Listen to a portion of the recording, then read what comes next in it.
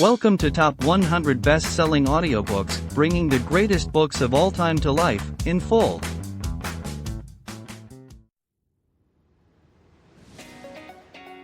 Hello dear listener. If you're here, it's probably because you're as passionate about books and the knowledge and wisdom they bring as we are. So you might also want to own this book or any other from this podcast in physical form, either to add to your personal library or to gift it to a friend. That's why we've included a link in the description, where you can get it at a discount and with shipping to almost anywhere in the world. Also, if you make your purchase through these links, the editors of this podcast will receive a small commission, which helps support us in continuing to upload more and more audiobooks for free. Let's make the world a better place through books, together. Pigeon Publishing House presents Northanger Abbey. Author, Jane Austen. Volume 1. Advertisement by the authoress to Northanger Abbey. This little work was finished in the year 1803 and intended for immediate publication. It was disposed of to a bookseller. It was even advertised, and why the business proceeded no farther, the author has never been able to learn. That any bookseller should think it worth while to purchase what he did not think it worth while to publish seems extraordinary. But with this, neither the author nor the public have any other concern than as some observation is necessary upon those parts of the work which 13 years have made comparatively obsolete. The public are entreated to bear in mind that 13 years have passed since it was finished, many more since it was begun, and that during that period, places, manners, books, and opinions have undergone considerable changes. Chapter 1. No one who had ever seen Catherine Morland in her infancy would have supposed her born to be an heroine. Her situation in life, the character of her father and mother, her own person and disposition were all equally against her. Her father was a clergyman, without being neglected or poor, and a very respectable man, though his name was Richard I, and he had never been handsome. He had a considerable independence, besides 2 good livings, and he was not in the least addicted to locking up his daughters. Her mother was a woman of useful plain sense, with a good temper, and, what is more remarkable, with a good constitution. She had 3 sons before Catherine was born, and instead of dying and bringing the latter into the world, as any body might expect, she still lived to have 6 children more, to see them growing up around her, and to enjoy excellent health herself. A family of 10 children will be always called a fine family, where there are heads and arms and legs enough for the number, but the Morlands had little other right to the word, for they were in general very plain, and Catherine, for many years of her life, as plain as any. She had a thin, awkward figure, a sallow skin without color, dark lank hair, and strong features, so much for her person, and not less unpropitious for heroism seemed her mind. She was fond of all boys' plays too, and greatly preferred cricket not merely to dolls, but to the more heroic enjoyments of infancy, nursing a dormouse, feeding a canary bird, or watering a rose bush. Indeed, she had no taste for a garden, and if she gathered flowers at all, it was chiefly for the pleasure of mischief, at least so it was conjectured from her always preferring those which she was forbidden to take. Such were her propensities. Her abilities were quite as extraordinary. She never could learn or understand anything before she was taught, and sometimes not even then, for she was often inattentive and occasionally stupid. Her mother was 3 months in teaching her only to repeat the beggar's petition, 3, and after all, her next sister, Sally, could say it better than she did. Not that Catherine was always stupid, by no means. She learnt the fable of the hare and many friends, for as quickly as any girl in England. Her mother wished her to learn music, and Catherine was sure she should like it, for she was very fond of tinkling the keys of the old forlorn spinet. So, at 8 years old she began. She learned a year, and could not bear it, and Mrs. Morland, who did not insist on her daughters being accomplished in spite of incapacity or distaste, allowed her to leave off. The day which dismissed the music master was one of the happiest of Catherine's life. Her taste for drawing was not superior, though whenever she could obtain the outside of a letter from her mother, or seize upon any other odd piece of paper, she did what she could in that way, by drawing houses and trees, hens and chickens, all very much like one another. Writing and accounts she was taught by her father, French by her mother. Her proficiency in either was not remarkable, and she shirked her lessons in both whenever she could. What a strange, unaccountable character, for with all these symptoms of profligacy at 10 years old, she had neither a bad heart nor a bad temper, was seldom stubborn, scarcely ever quarrelsome, and very kind to the little ones. With few interruptions of tyranny, she was moreover noisy and wild, hated confinement and cleanliness, and loved nothing so well in the world as rolling down the green slope at the back of the house. Such was Catherine Morland at 10. At 15, appearances were mending. She began to curl her hair and long for balls. Her complexion improved. Her features were softened by plumpness and color. Her eyes gained more animation, and her figure more consequence. Her love of dirt gave way to an inclination for finery, and she grew clean as she grew smart. She had now the pleasure of sometimes hearing her father and mother remark on her personal improvement. Catherine grows quite a good-looking girl. She is almost pretty today, were words which caught her ears now and then, and how welcome were the sounds. To look almost pretty is an acquisition of higher delight to a girl who has been looking plain the first 15 years of her life than a beauty from her cradle can ever receive. Mrs. Morland was a very good woman, and wished to see her children everything they ought to be, but her time was so much occupied in lying in and teaching the little ones that her elder daughters were inevitably left to shift for themselves. And it was not very wonderful that Catherine, who had by nature nothing heroic about her, should prefer cricket, baseball, riding on horseback, and running about the country at the age of 14 to books.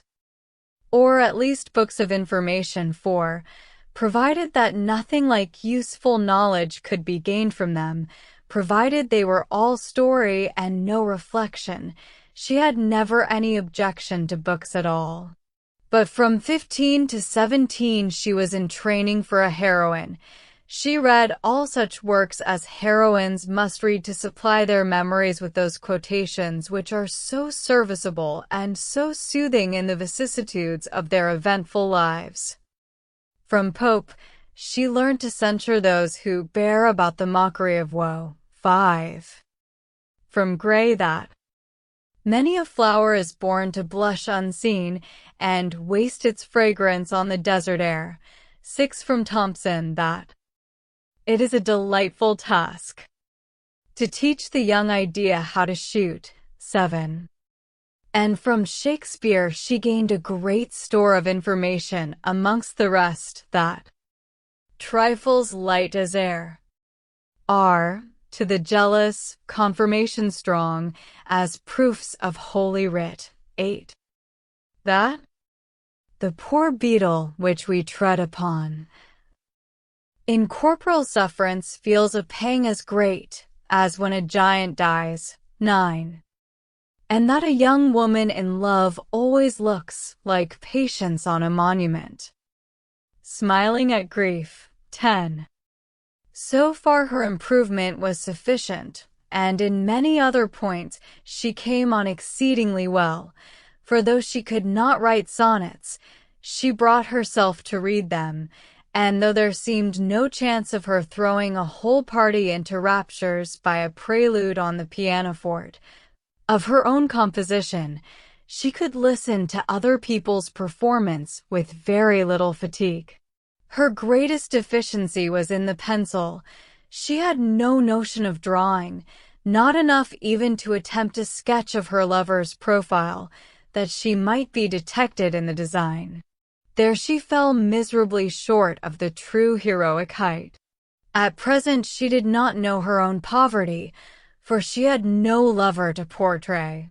She had reached the age of 17 without having seen one amiable youth who could call forth her sensibility, without having inspired one real passion, and without having excited even any admiration but what was very moderate and very transient. This was strange indeed.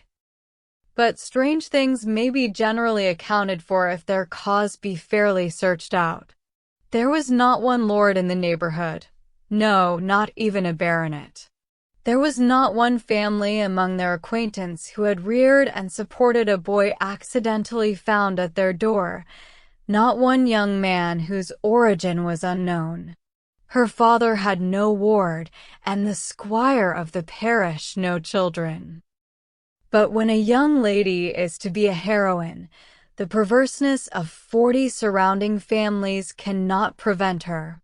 Something must and will happen to throw a hero in her way.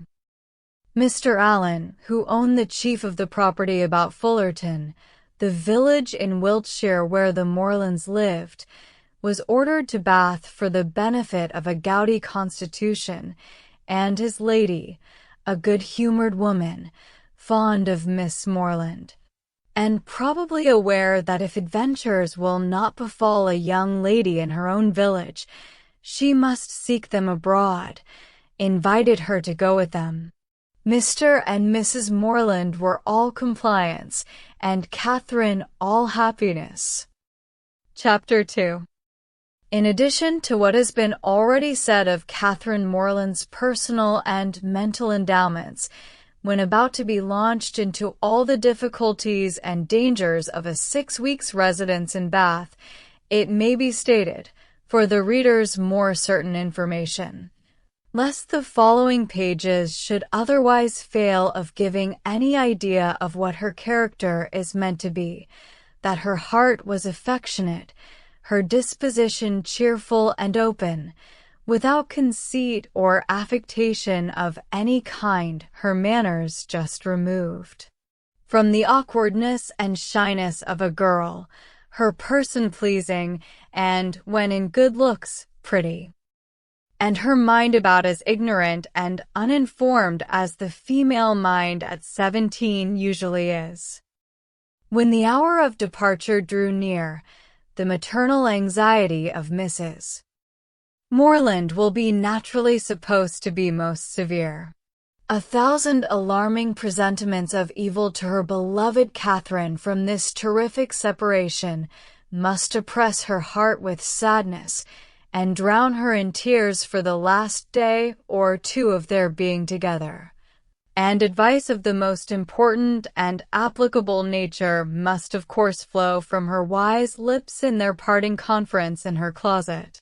Cautions against the violence of such noblemen and baronets as delight in forcing young ladies away to some remote farm, house, must, at such a moment, relieve the fullness of her heart. Who would not think so? But Mrs. Morland knew so little of lords and baronets that she entertained no notion of their general mischievousness, and was wholly unsuspicious of danger to her daughter from their machinations. Her cautions were confined to the following points. I beg, Catherine, you will always wrap yourself up very warm about the throat when you come from the rooms at night, and I wish you would try to keep some account of the money you spend. I will give you this little book on purpose. Sally, or rather Sarah, for what young lady of common gentility will reach the age of 16 without altering her name as far as she can, must from situation be at this time the intimate friend and confidant of her sister. It is remarkable, however, that she neither insisted on Catherine's writing by every post, nor exacted her promise of transmitting the character of every new acquaintance, nor a detail of every interesting conversation that Bath might produce. Everything indeed relative to this important journey was done, on the part of the Morlands, with a degree of moderation and composure which seemed rather consistent with the common feelings of common life than with the refined susceptibilities, the tender emotions which the first separation of a heroine from her family ought always to excite. Her father, instead of giving her an unlimited order on his banker, or even putting £100 bank bill into her hands, gave her only 10 guineas and promised her more when she wanted it. Under these unpromising auspices, the parting took place and the journey began. It was performed with suitable quietness and uneventful safety. Neither robbers nor tempests befriended them, nor one lucky overturn to introduce them to the hero. Nothing more alarming occurred than a fear on Mrs. Allen's side of having once left her clogs behind her at an inn, and that fortunately proved to be groundless. They arrived at Bath. Catherine was all eager delight. Her eyes were here, there, everywhere, as they approached its fine and striking environs, and afterwards drove through those streets which conducted them to the hotel. She was come to be happy, and she felt happy already. They were soon settled in comfortable lodgings in Pulteney Street. It is now expedient to give some description of Mrs. Allen, that the reader may be able to judge in what manner her actions will hereafter tend to promote the general distress of the work, and how she will, probably, contribute to reduce poor Catherine to all the desperate wretchedness of which a last volume is capable, whether by her imprudence, vulgarity, or jealousy, whether by intercepting her letters, ruining her character, or turning her out of doors. Mrs. Allen was one of that numerous class of females whose society can raise no other emotion than surprise at there being any men in the world who could like them well enough to marry them. She had neither beauty, genius, accomplishment, nor manner. The air of a gentlewoman, a great deal of quiet, inactive good temper, and a trifling turn of mind were all that could account for her being the choice of a sensible, intelligent man, like Mr. Allen. In one respect, she was admirably fitted to introduce a young lady into public, being as fond of going everywhere and seeing everything herself as any young lady could be. Dress was her passion. She had a most harmless delight in being fine, and our heroine's entree into life could not take place till after 3 or 4 days had been spent in learning what was mostly worn, and her chaperone was provided with a dress of the newest fashion. Catherine, too, made some purchases herself, and when all these matters were arranged, the important evening came which was to usher her into the upper rooms. Her hair was cut and dressed by the best hand, her clothes put on with care, and both Mrs. Allen and her maid declared she looked quite as she should do. With such encouragement, Catherine hoped at least to pass uncensured through the crowd. As for admiration, it was always very welcome when it came, but she did not depend on it. Mrs. Allen was so long in dressing that they did not enter the ballroom till late. The season was full, when the room crowded, and the two ladies squeezed in as well as they could. As for Mr. Allen, he repaired directly to the card room and left them to enjoy a mob by themselves. With more care for the safety of her new gown than for the comfort of her protégée, Mrs. Allen made her way through the throng of men by the door, as swiftly as the necessary caution would allow. Catherine, however, kept close at her side and linked her arm too firmly within her friend's to be torn asunder by any common effort of a struggling assembly. But to her utter amazement, she found that to proceed along the room was by no means the way to disengage themselves from the crowd. It seemed rather to increase as they went on, whereas she had imagined that when once fairly within the door, they should easily find seats and be able to watch the dances with perfect convenience. But this was far from being the case, and though by unwearied diligence they gained even the top of the room, their situation was just the same. They saw nothing of the dancers, but the high feathers of some of the ladies. Still they moved on, something better was yet in view, and by a continued exertion of strength and ingenuity, they found themselves at last in the passage behind the highest bench. Here there was something less of crowd than below, and hence Miss Moreland had a comprehensive view of all the company beneath her, and of all the dangers of her late passage through them. It was a splendid sight, and she began, for the first time that evening, to feel herself at a ball. She longed to dance, but she had not an acquaintance in the room. Mrs. Allen did all that she could do in such a case by saying very placidly, every now and then, "I wish you could dance, my dear. I wish you could get a partner." For some time her young friend felt obliged to her for these wishes, but they were repeated so often, and proved so totally ineffectual, that Catherine grew tired at last, and would thank her no more. They were not long able, however, to enjoy the repose of the eminence they had so laboriously gained. Everybody was shortly in motion for tea, and they must squeeze out like the rest. Catherine began to feel something of disappointment. She was tired of being continually pressed against by people, the generality of whose faces possessed nothing to interest, and with all of whom she was so wholly unacquainted, that she could not relieve the irksomeness of imprisonment by the exchange of a syllable with any of her fellow captives, and when at last arrived in the tea-room, she felt yet more the awkwardness of having no party to join, no acquaintance to claim, no gentleman to assist them. They saw nothing of Mr. Allen, and after looking about them in vain for a more eligible situation, were obliged to sit down at the end of a table, at which a large party were already placed, without having anything to do there, or anybody to speak to except each other. Mrs. Allen congratulated herself, as soon as they were seated, on having preserved her gown from injury.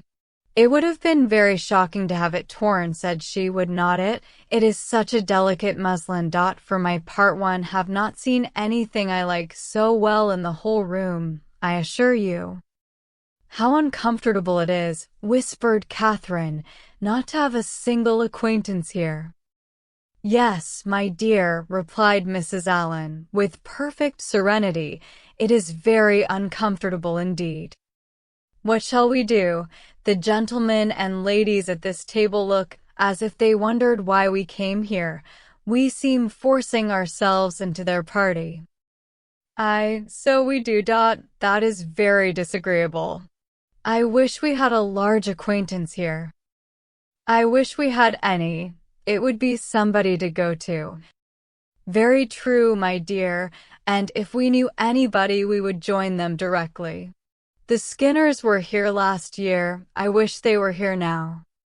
"Had not we better go away as it is? Here are no tea things for us, you see." No more there are, indeed. How very provoking. But I think we had better sit still, for one gets so tumbled in such a crowd.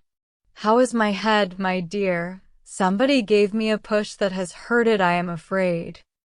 No, indeed, it looks very nice. But, dear Mrs. Allen, are you sure there is nobody you know in all this multitude of people? I think you must know somebody. I don't, upon my word. I wish I did. I wish I had a large acquaintance here with all my heart, and then I should get you a partner. I should be so glad to have you dance. There goes a strange-looking woman. What an odd gown she has got on, how old-fashioned it is. Look at the back. After some time they received an offer of tea from one of their neighbors. It was thankfully accepted, and this introduced a light conversation with the gentleman who offered it, which was the only time that anybody spoke to them during the evening, till they were discovered and joined by Mr. Allen when the dance was over. "Well, Miss Morland," said he directly, "I hope you have had an agreeable ball." "Very agreeable indeed," she replied, vainly endeavoring to hide a great yawn. "I wish she had been able to dance," said his wife. "I wish we could have got a partner for her. I have been saying how glad I should be if the Skinners were here this winter instead of last, or if the Perrys had come, as they talked of once, she might have danced with George Perry. I am so sorry she has not had a partner." "We shall do better another evening, I hope," was Mr. Allen's consolation. The company began to disperse when the dancing was over enough to leave space for the remainder to walk about in some comfort, and now was the time for a heroine, who had not yet played a very distinguished part in the events of the evening, to be noticed and admired. Every 5 minutes, by removing some of the crowd, gave greater openings for her charms. She was now seen by many young men who had not been near her before. Not one, however, started with rapturous wonder on beholding her.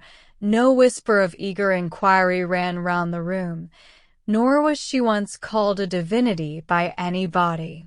Yet Catherine was in very good looks, and had the company only seen her 3 years before, they would now have thought her exceedingly handsome. She was looked at, however, and with some admiration, for, in her own hearing, 2 gentlemen pronounced her to be a pretty girl. Such words had their due effect. She immediately thought the evening pleasanter than she had found it before. Her humble vanity was contented.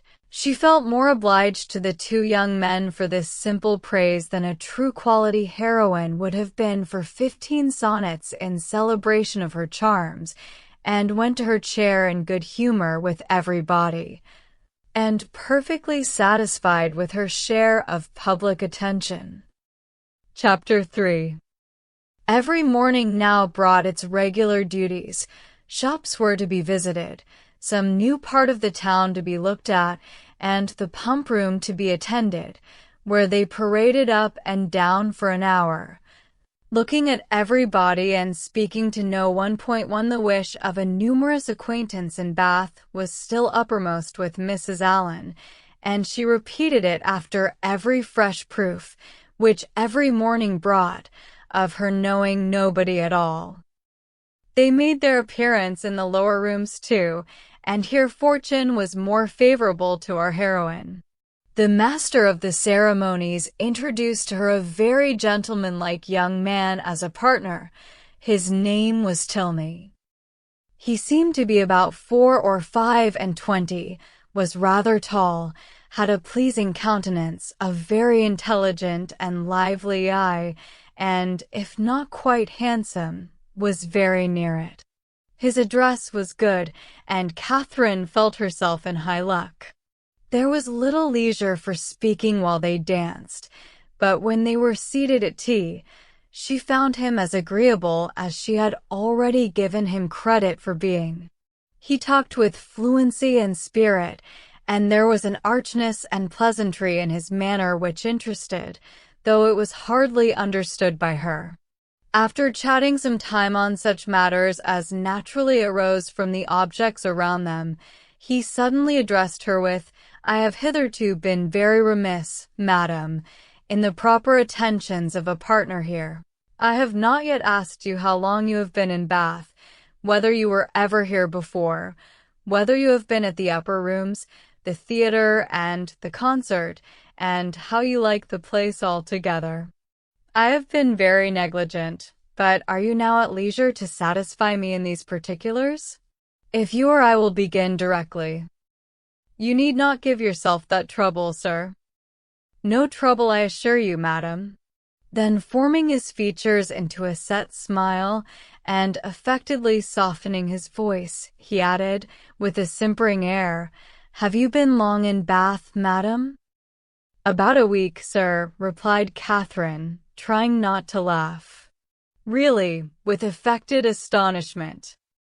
"Why should you be surprised, sir?" "Why, indeed," said he in his natural tone, but some emotion must appear to be raised by a reply, and surprise is more easily assumed, and not less reasonable than any other. Now let us go on. Were you never here before, madam?" "Never, sir." "Indeed. Have you yet honored the upper rooms?" "Yes, sir, I was there last Monday." "Have you been to the theatre?" "Yes, sir, I was at the play on Tuesday." "To the concert?" "Yes, sir, on Wednesday." "And are you altogether pleased with Bath?" "Yes, I like it very well." Now I must give one smirk, and then we may be rational again. Catherine turned away her head, not knowing whether she might venture to laugh. "I see what you think of me," said he gravely. "I shall make but a poor figure in your journal tomorrow." "My journal?" "Yes, I know exactly what you will say. Friday. Went to the lower rooms. Wore my sprigged muslin robe with blue trimmings, 3 plain black shoes. Appeared to much advantage, but was strangely harassed by a queer, half-witted man, who would make me dance with him, and distress me by his nonsense. Indeed, I shall say no such thing. Shall I tell you what you ought to say?" "If you please." "I danced with a very agreeable young man, introduced by Mr. Kingford, had a great deal of conversation with him, seems a most extraordinary genius, hope I may know more of him." "That, madam, is what I wish you to say. But perhaps I keep no journal. Perhaps you are not sitting in this room, and I am not sitting by you. These are points in which a doubt is equally possible. Not keep a journal. How are your absent cousins to understand the tenor of your life in Bath without one? How are the civilities and compliments of every day to be related as they ought to be, unless noted down every evening in a journal? How are your various dresses to be remembered, and the particular state of your complexion, and curl of your hair to be described in all their diversities, without having constant recourse to a journal? My dear madam, I am not so ignorant of young ladies' ways as you wish to believe me. It is this delightful habit of journalizing which largely contributes to form the easy style of writing for which ladies are so generally celebrated. Everybody allows that the talent of writing agreeable letters is peculiarly female. Nature may have done something, but I am sure it must be essentially assisted by the practice of keeping a journal." "I have sometimes thought," said Catherine, doubtingly, "whether ladies do write so much better letters than gentlemen. That is, I should not think the superiority was always on our side. As far as I have had opportunity of judging, it appears to me that the usual style of letter writing among women is faultless, except in 3 particulars." "And what are they?" "A general deficiency of subject, a total inattention to stops, and a very frequent ignorance of grammar." Upon my word, I need not have been afraid of disclaiming the compliment. You do not think too highly of us in that way. I should no more lay it down as a general rule that women write better letters than men, than that they sing better duets or draw better landscapes. In every power of which taste is the foundation, excellence is pretty fairly divided between the sexes. They were interrupted by Mrs. Allen. "My dear Catherine," said she, "do take this pin out of my sleeve. I am afraid it has torn a hole already. I shall be quite sorry if it has, for this is a favorite gown, though it cost but 9 shillings a yard." "That is exactly what I should have guessed it, madam," said Mr. Tilney, looking at the muslin. "Do you understand muslins, sir?" "Particularly well. I always buy my own cravats, and am allowed to be an excellent judge, and my sister has often trusted me in the choice of a gown. I bought one for her the other day, and it was pronounced to be a prodigious bargain by every lady who saw it. I gave but 5 shillings a yard for it, and a true Indian muslin." Mrs. Allen was quite struck by his genius. "Men commonly take so little notice of those things," said she.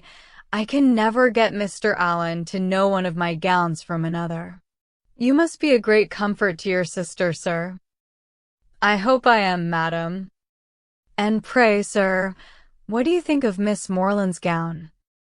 "It is very pretty, madam," said he, gravely examining it, "but I do not think it will wash well. I am afraid it will fray." "How can you," said Catherine, laughing, "be so," she had almost said, strange. "I am quite of your opinion, sir," replied Mrs. Allen, "and so I told Miss Morland when she bought it. But then you know, madam, muslin always turns to some account or other. Miss Morland will get enough out of it for a handkerchief, or a cap, or a cloak. Muslin can never be said to be wasted. I have heard my sister say so 40 times, when she has been extravagant in buying more than she wanted, or careless in cutting it to pieces. Bath is a charming place, sir. There are so many good shops here. We are sadly off in the country. Not but what we have very good shops in Salisbury, but it is so far to go. 8 miles is a long way. Mr. Allen says it is 9, measured 9. But I am sure it cannot be more than 8, and it is such a fag, I come back tired to death.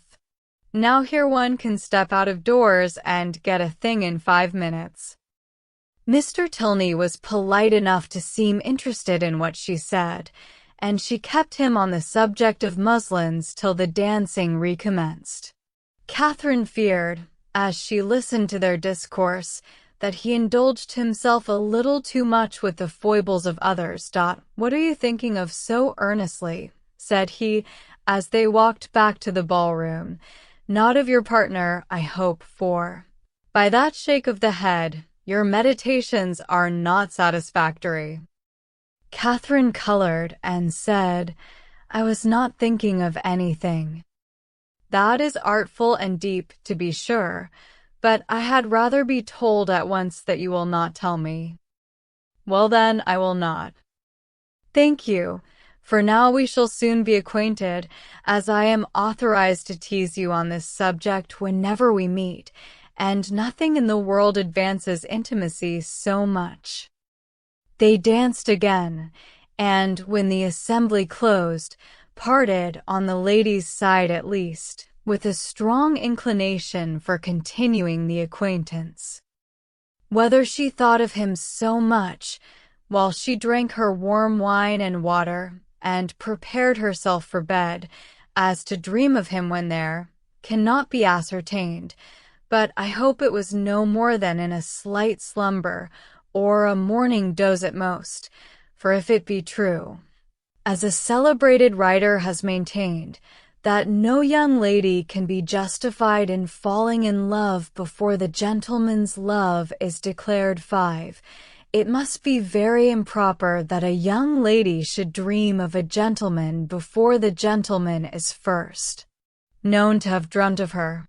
How proper Mr. Tilney might be as a dreamer or a lover had not yet perhaps entered Mr. Allen's head, but that he was not objectionable as a common acquaintance for his young charge he was on inquiry satisfied, for he had early in the evening taken pains to know who her partner was, and had been assured of Mr. Tilney's being a clergyman, and of a very respectable family in Gloucestershire.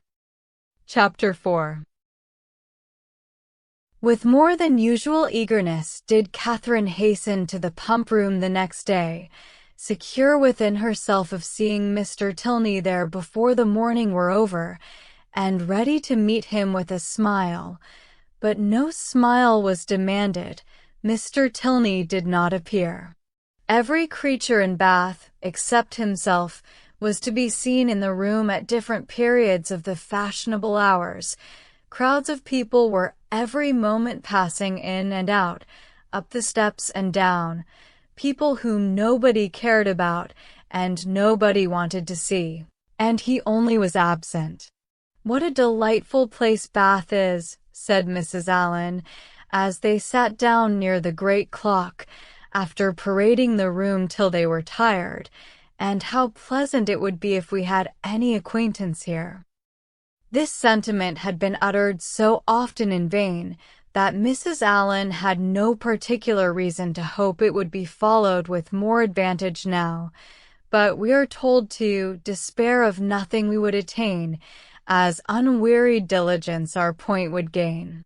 And the unwearied diligence with which she had every day wished for the same thing was at length to have its just reward, for hardly had she been seated 10 minutes before a lady of about her own age, who was sitting by her, and had been looking at her attentively for several minutes, addressed her with great complaisance in these words: "I think, madam, I cannot be mistaken.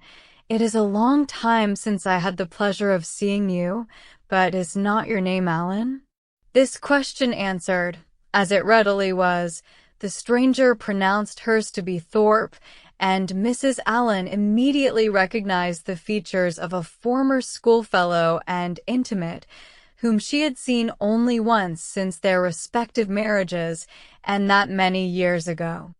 Their joy on this meeting was very great, as well it might, since they had been contented to know nothing of each other for the last 15 years.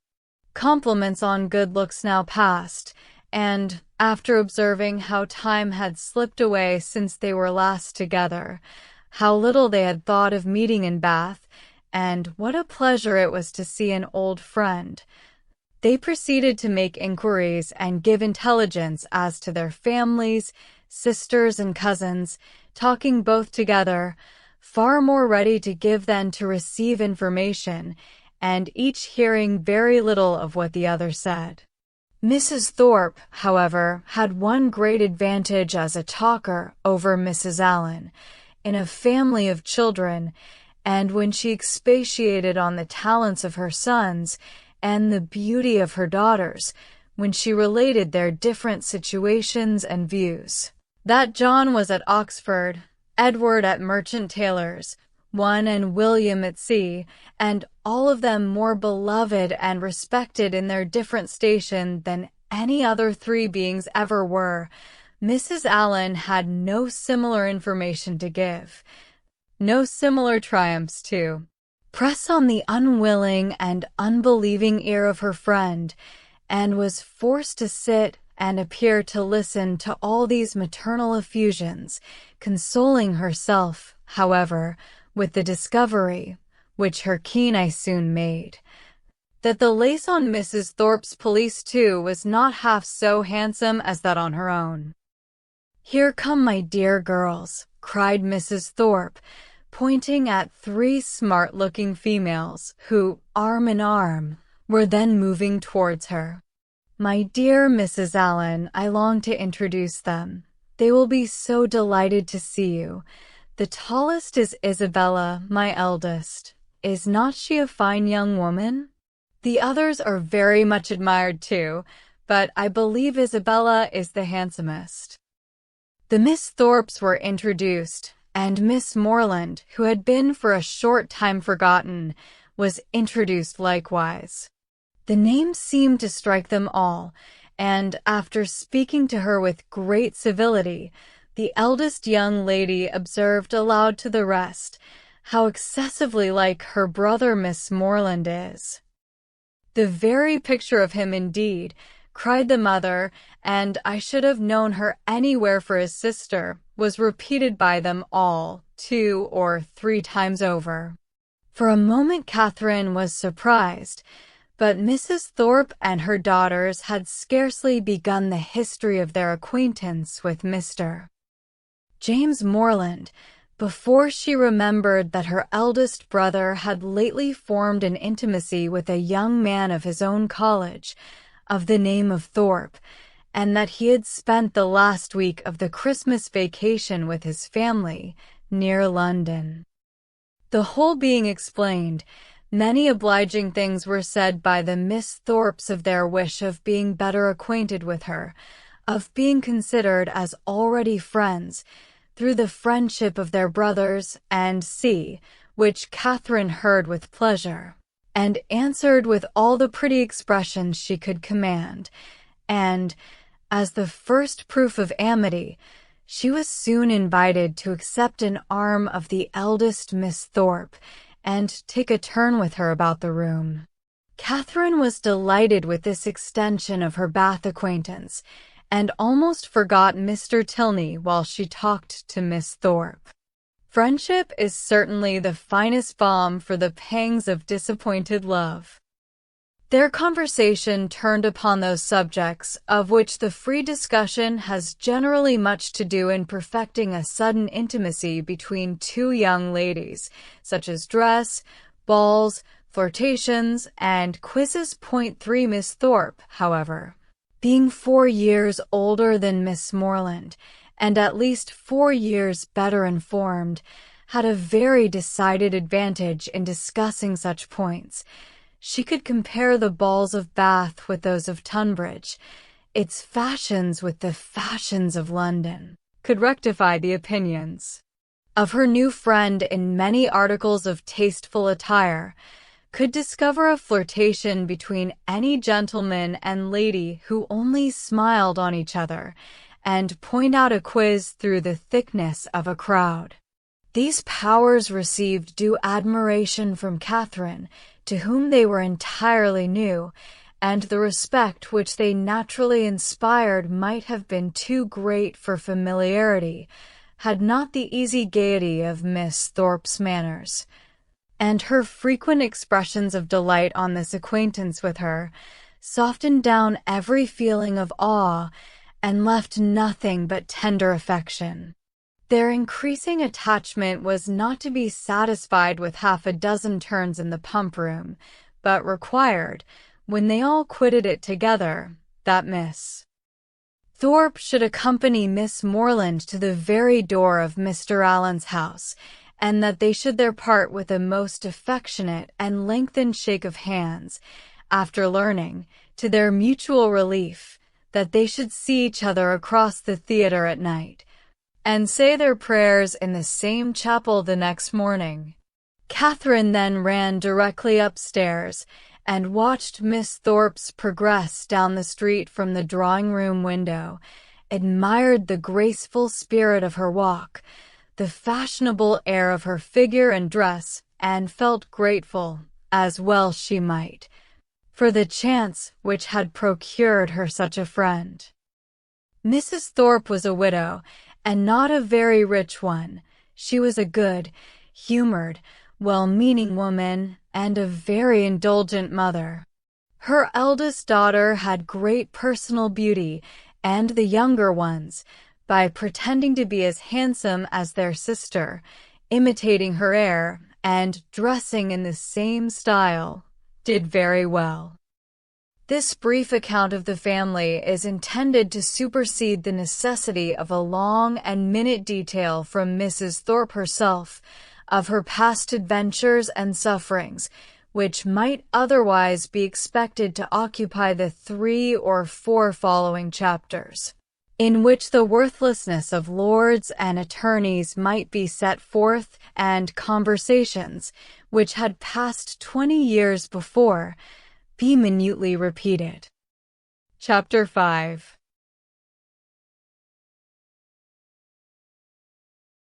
Catherine was not so much engaged at the theatre that evening in returning the nods and smiles of Miss Thorpe, though they certainly claimed much of her leisure, as to forget to look with an inquiring eye for Mr. Tilney in every box which her eye could reach. But she looked in vain. Mr. Tilney was no fonder of the play than the pump-room. She hoped to be more fortunate the next day, and when her wishes for fine weather were answered by seeing a beautiful morning, she hardly felt a doubt of it, for a fine Sunday in Bath empties every house of its inhabitants, and all the world appears on such an occasion to walk about and tell their acquaintance what a charming day it is. As soon as divine service was over, the Thorpes and Allens eagerly joined each other, and after staying long enough in the pump-room to discover that the crowd was insupportable, and that there was not a genteel face to be seen, which everybody discovers every Sunday throughout the season, they hastened away to the Crescent to breathe the fresh air of better company. Here Catherine and Isabella, arm in arm, again tasted the sweets of friendship in an unreserved conversation, they much and with much enjoyment, but again was Catherine disappointed in her hope of re-seeing her partner. He was nowhere to be met with. Every search for him was equally unsuccessful in morning lounges or evening assemblies, neither at the upper nor lower rooms, at dressed or undressed balls, was he perceivable, nor among the walkers, the horsemen, or the cockle drivers of the morning. His name was not in the pump-room book, and curiosity could do no more. He must be gone from Bath. Yet he had not mentioned that his stay would be so short. This sort of mysteriousness, which is always so becoming in a hero, threw a fresh grace in Catherine's imagination around his person and manners, and increased her anxiety to know more of him. From the Thorpes she could learn nothing, for they had been only 2 days in Bath before they met with Mrs. Allen. It was a subject, however, in which she often indulged with her fair friend, from whom she received every possible encouragement to continue to think of him, and his impression on her fancy was not suffered therefore to weaken. Isabella was very sure that he must be a charming young man, and was equally sure that he must have been delighted with her dear Catherine, and would therefore shortly return. She liked him the better for being a clergyman, for she must confess herself very partial to the profession, and something like a sigh escaped her as she said it. Perhaps Catherine was wrong in not demanding the cause of that gentle emotion, but she was not experienced enough in the finesse of love, or the duties of friendship, to know when delicate raillery was properly called for, or when a confidence should be forced. Mrs. Allen was now quite happy, quite satisfied with Bath. She had found some acquaintance, had been so lucky too as to find in them the family of a most worthy old friend, and, as the completion of good fortune, had found these friends by no means so expensively dressed as herself. Her daily expressions were no longer, "I wish we had some acquaintance in Bath." They were changed into, "How glad I am we have met with Mrs. Thorpe."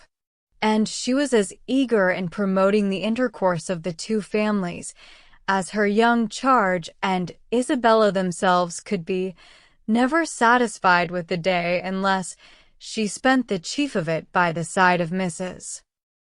Thorpe, in what they called conversation, but in which there was scarcely ever any exchange of opinion, and not often any resemblance of subject, for Mrs. Thorpe talked chiefly of her children, and Mrs. Allen of her gowns.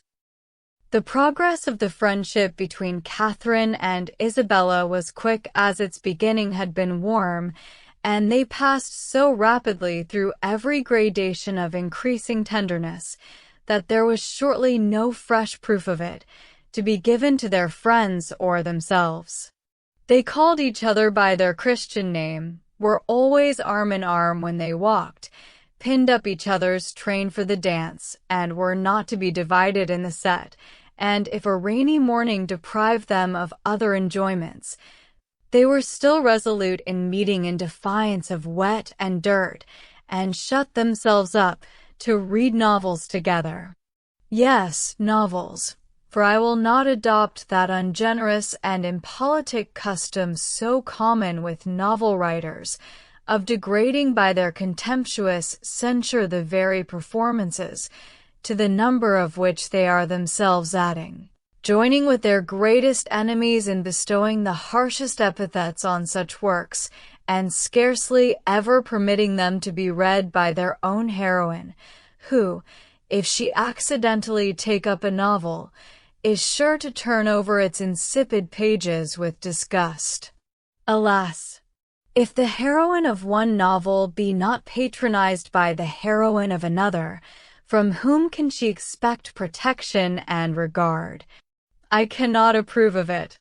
Let us leave it to the reviewers to abuse such effusions of fancy at their leisure, and over every new novel to talk in threadbare strains of the trash with which the press now groans. Let us not desert one another. We are an injured body. Although our productions have afforded more extensive and unaffected pleasure than those of any other literary corporation in the world, no species of composition has been so much decried. From pride, ignorance, or fashion, our foes are almost as many as our readers. And while the abilities of the 900th abridger of the history of England, or of the man who collects and publishes in a volume some dozen lines of Milton, Pope, and Prior, with a paper from the Spectator and a chapter from Sterne, are eulogized by 1,000 pens, there seems almost a general wish of decrying the capacity and undervaluing the labor of the novelist, and of slighting the performances which have only genius, wit, and taste to recommend them.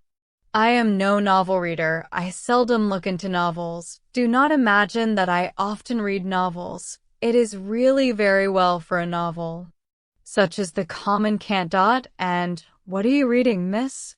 Oh, it is only a novel, replies the young lady, while she lays down her book with affected indifference or momentary shame. It is only Cecilia, or Camilla, or Belinda, or, in short, only some work in which the greatest powers of the mind are displayed, in which the most thorough knowledge of human nature, the happiest delineation of its varieties, the liveliest effusions of wit and humor are conveyed to the world in the best chosen language.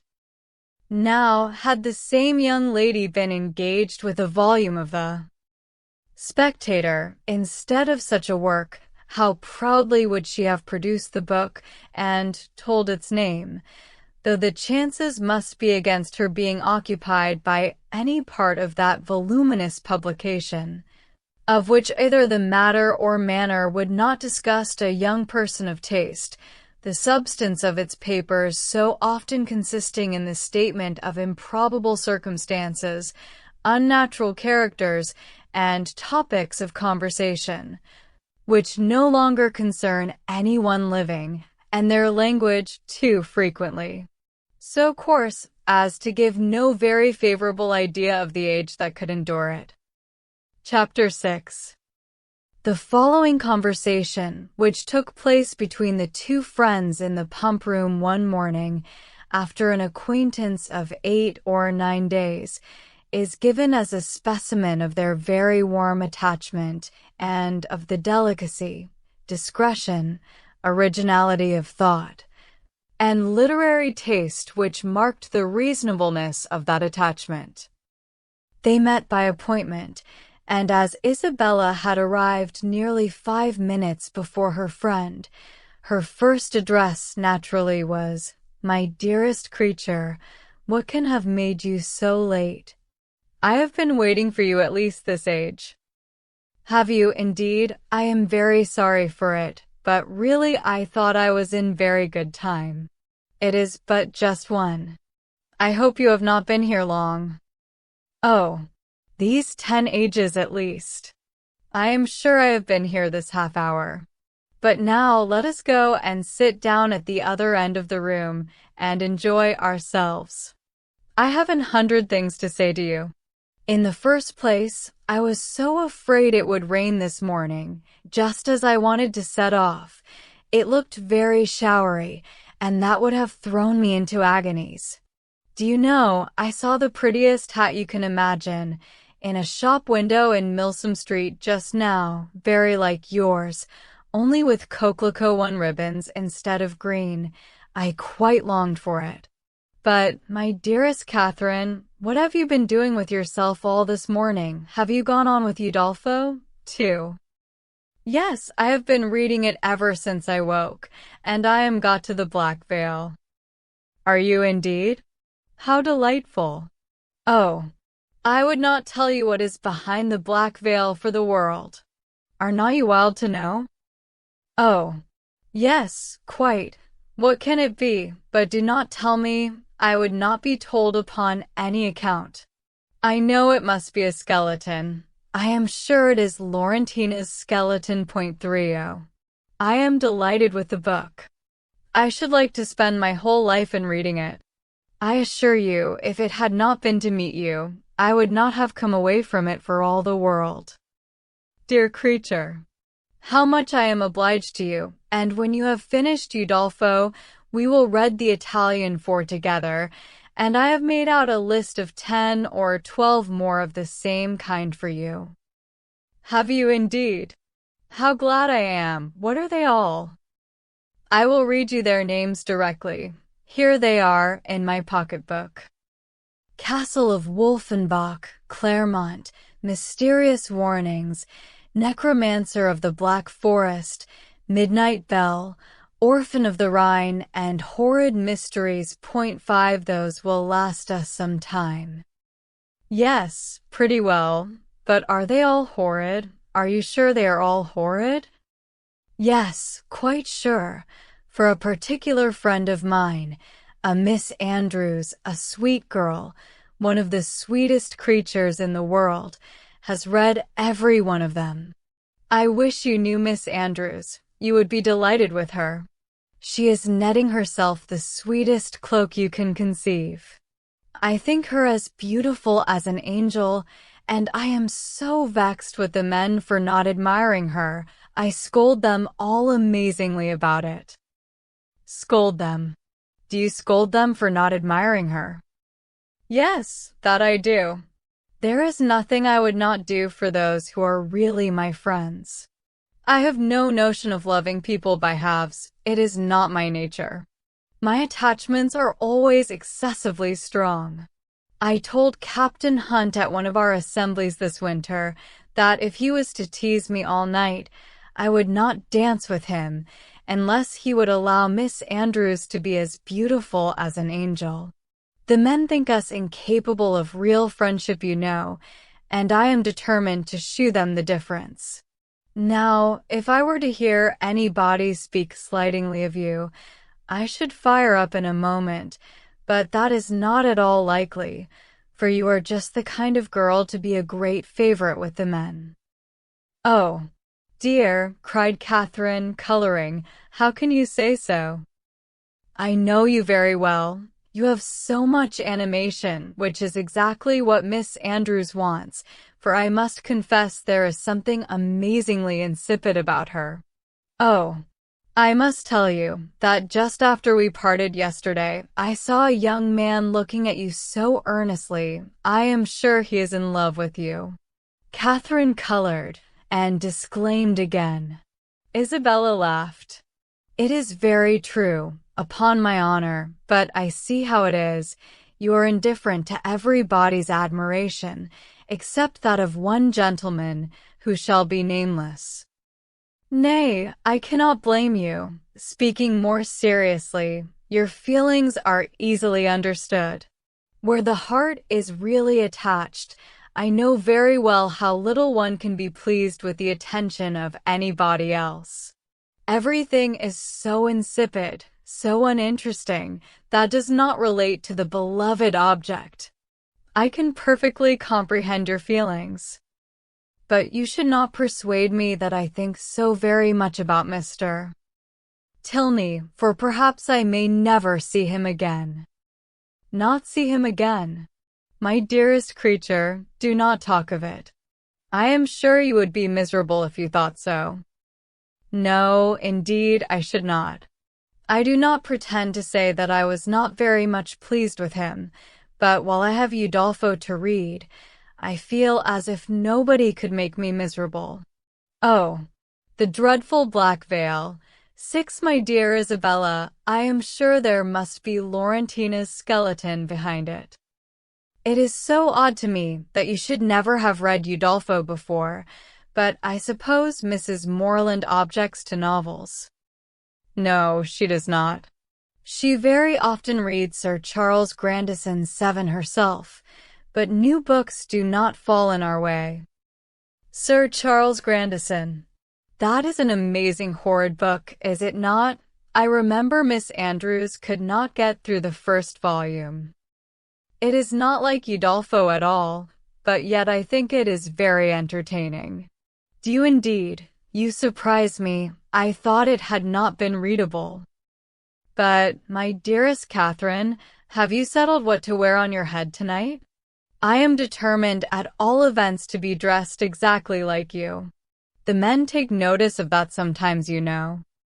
But it does not signify if they do, said Catherine, very innocently. Signify? Oh, heavens! I make it a rule never to mind what they say. They are very often amazingly impertinent if you do not treat them with spirit and make them keep their distance. Are they? Well, I never observed that. They always behave very well to me. Oh, they give themselves such airs. They are the most conceited creatures in the world, and think themselves of so much importance. By the by, though I have thought of it 100 times, I have always forgot to ask you what is your favorite complexion in a man. Do you like them best dark or fair? I hardly know. I never much thought about it. Something between both, I think. Brown, not fair, and not very dark. Very well, Catherine. That is exactly he. I have not forgot your description of Mr. Tilney, a brown skin, with dark eyes and rather dark hair. Well, my taste is different. I prefer light eyes, and as to complexion, do you know, I like a sallow better than any other. You must not betray me, if you should ever meet with one of your acquaintance answering that description. Betray you? What do you mean? Nay, do not distress me. I believe I have said too much. Let us drop the subject. Catherine, in some amazement, complied, and after remaining a few moments silent, was on the point of reverting to what interested her at that time rather more than anything else in the world, Laurentina's skeleton, when her friend prevented her by saying, "For heaven's sake, let us move away from this end of the room. Do you know, there are 2 odious young men who have been staring at me this half-hour. They really put me quite out of countenance. Let us go and look at the arrivals. They will hardly follow us there." Away they walked to the book, and while Isabella examined the names, it was Catherine's employment to watch the proceedings of these alarming young men. They are not coming this way, are they? I hope they are not so impertinent as to follow us. Pray let me know if they are coming. I am determined I will not look up. In a few moments, Catherine, with unaffected pleasure, assured her that she need not be longer uneasy, as the gentleman had just left the pump room.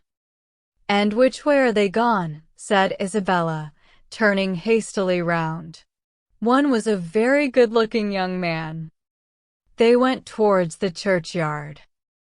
"Well, I am amazingly glad I have got rid of them. And now, what say you to going to Edgar's Buildings with me and looking at my new hat? You said you should like to see it."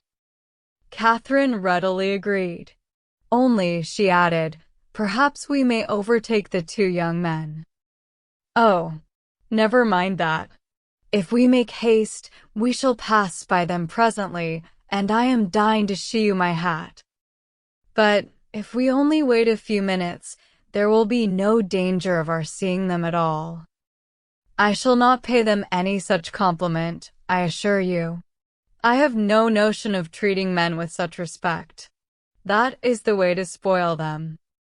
Catherine had nothing to oppose against such reasoning, and therefore, to shew the independence of Miss Thorpe and her resolution of humbling the sex, they set off immediately as fast as they could walk, in pursuit of the two young men. Chapter 7. Half a minute conducted them through the pump yard to the archway, opposite Union Passage, but here they were stopped. Everybody acquainted with Bath may remember the difficulties of crossing Cheap Street at this point. It is indeed a street of so impertinent a nature, so unfortunately connected with the great London and Oxford roads, and the principal inn of the city, that a day never passes in which parties of ladies, however important their business, whether in quest of pastry, millinery, or even, as in the present case, of young men, are not detained on one side or other by carriages, horsemen, or carts. This evil had been felt and lamented, at least 3 times a day, by Isabella since her residence in Bath, and she was now fated to feel and lament it once more, for at the very moment of coming opposite to Union Passage, and within view of the two gentlemen who were proceeding through the crowds and threading the gutters of that interesting alley, they were prevented crossing by the approach of a gig, driven along on bad pavement by a most knowing-looking coachman with all the vehemence that could most fitly endanger the lives of himself, his companion, and his horse. "Oh, these odious gigs," said Isabella, looking up, "how I detest them." But this detestation, though so just, was of short duration, for she looked again and exclaimed, "Delightful! Mr. Morland and my brother! Good heaven, 'tis James!" was uttered at the same moment by Catherine, and, on catching the young men's eyes, the horse was immediately checked with a violence which almost threw him on his haunches, and the servant having now scampered up, the gentleman jumped out, and the equipage was delivered to his care. Catherine, by whom this meeting was wholly unexpected, received her brother with the liveliest pleasure, and he, being of a very amiable disposition, and sincerely attached to her, gave every proof on his side of equal satisfaction, which he could have leisure to do, while the bright eyes of Miss Thorpe were incessantly challenging his notice, and to her his devoirs were speedily paid, with a mixture of joy and embarrassment which might have informed Catherine, had she been more expert in the development of other people's feelings, and less simply engrossed by her own, that her brother thought her friend quite as pretty as she could do herself. John Thorpe, who in the meantime had been giving orders about the horses, soon joined them, and from him she directly received the amends which were her due, for while he slightly and carelessly touched the hand of Isabella, on her he bestowed a whole scrape one and half a short bow.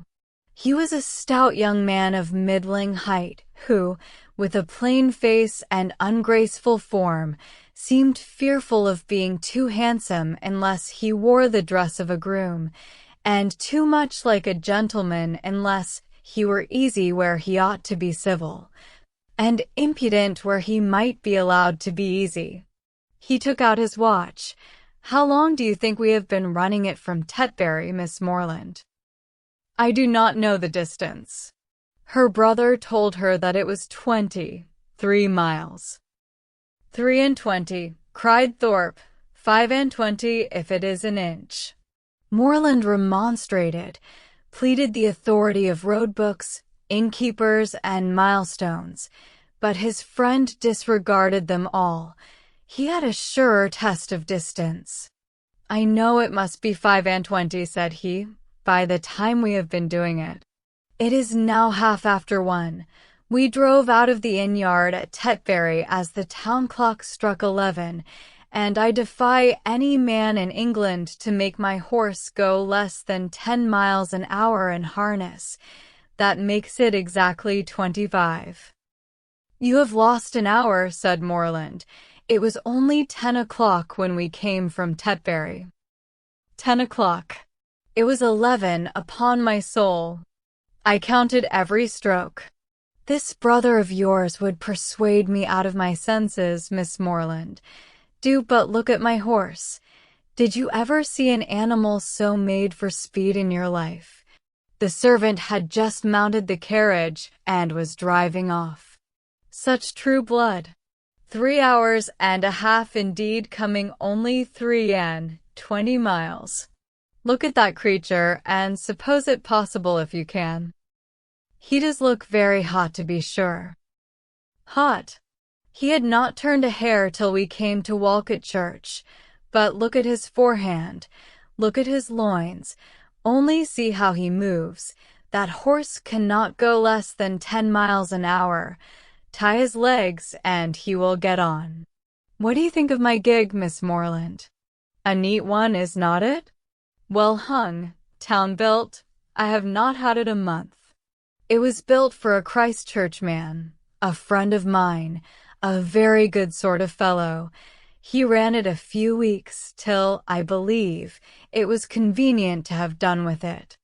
I happened just then to be looking out for some light thing of the kind, though I had pretty well determined on a quickle too, but I chanced to meet him on Magdalen Bridge, as he was driving into Oxford, last term. "Ah, Thorpe," said he, "do you happen to want such a little thing as this?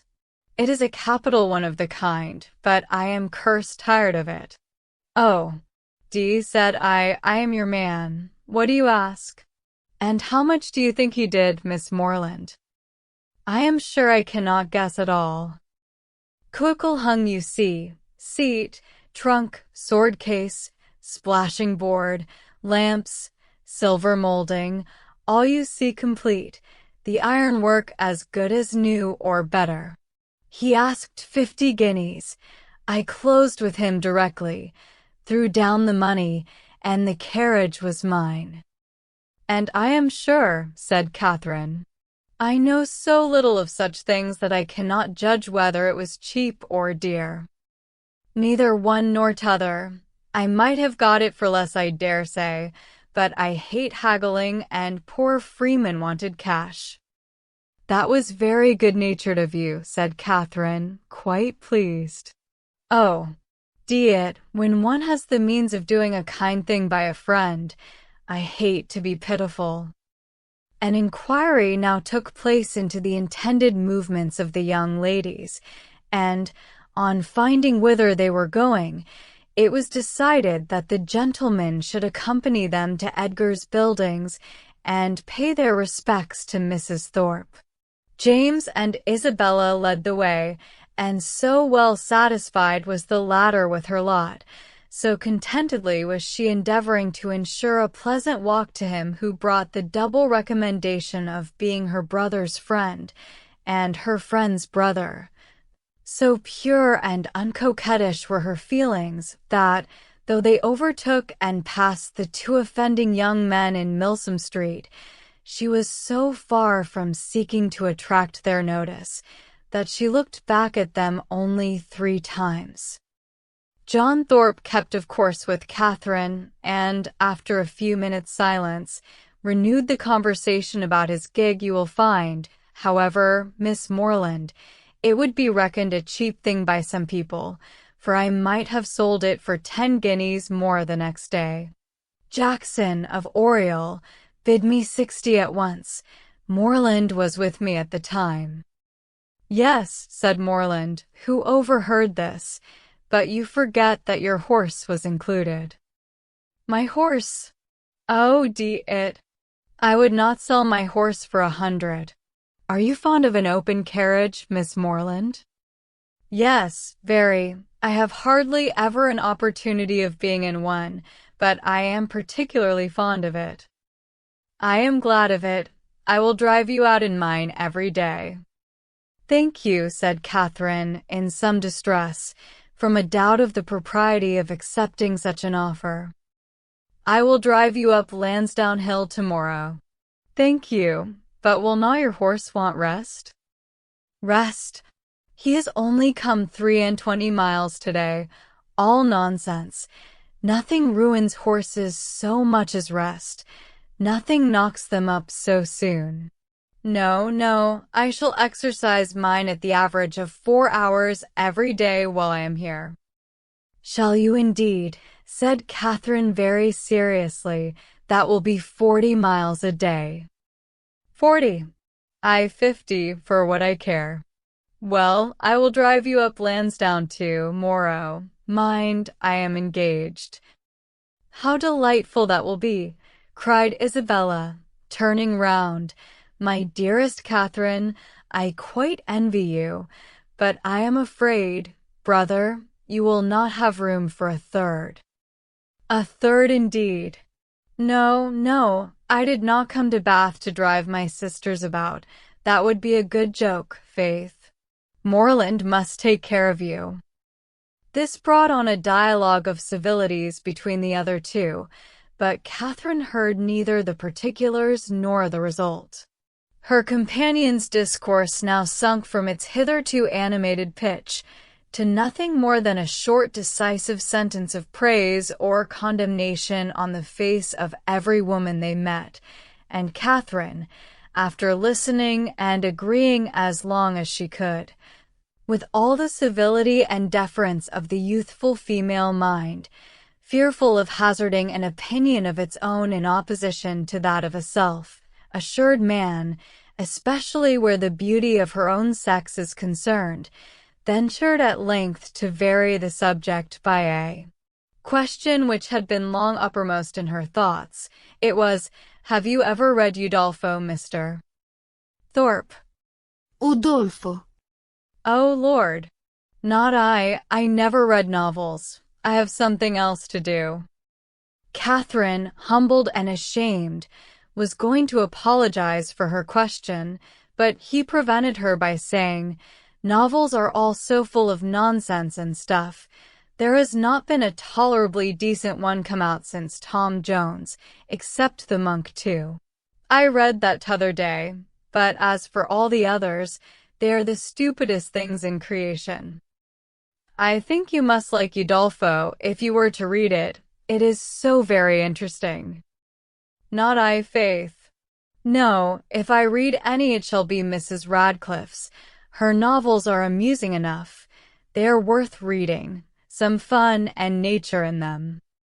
"Udolpho was written by Mrs. Radcliffe," said Catherine, with some hesitation, from the fear of mortifying him. "No, sure, was it?" I remember, so it was. I was thinking of that other stupid book, written by that woman they make such a fuss about, she who married the French emigrant." "I suppose you mean Camilla?" "Yes, that's the book. Such unnatural stuff. An old man playing at see-saw. I took up the first volume once and looked it over, but I soon found it would not do. Indeed, I guessed what sort of stuff it must be before I saw it. As soon as I heard she had married an emigrant, I was sure I should never be able to get through it. I have never read it. You had no loss, I assure you. It is the horridest nonsense you can imagine. There is nothing in the world in it but an old man's playing at sea, saw, and learning Latin. Upon my soul there is not. 3. This critique, the justness of which was unfortunately lost on poor Catherine, brought them to the door of Mrs. Thorpe's lodgings, and the feelings of the discerning and unprejudiced reader of Camilla gave way to the feelings of the dutiful and affectionate son, as they met Mrs. Thorpe, who had descried them from above, in the passage. "Ah, mother, how do you do?" said he, giving her a hearty shake of the hand. "Where did you get that quiz of a hat? It makes you look like an old witch. Here is Morland, and I come to stay a few days with you, so you must look out for a couple of good beds somewhere near." And this address seemed to satisfy all the fondest wishes of the mother's heart, for she received him with the most delighted and exulting affection. On his 2 younger sisters, he then bestowed an equal portion of his fraternal tenderness, for he asked each of them how they did, and observed that they both looked very ugly. These manners did not please Catherine, but he was James's friend and Isabella's brother, and her judgment was further bought off by Isabella's assuring her, when they withdrew to see the new hat, that John thought her the most charming girl in the world, and by John's engaging her before they parted to dance with him that evening.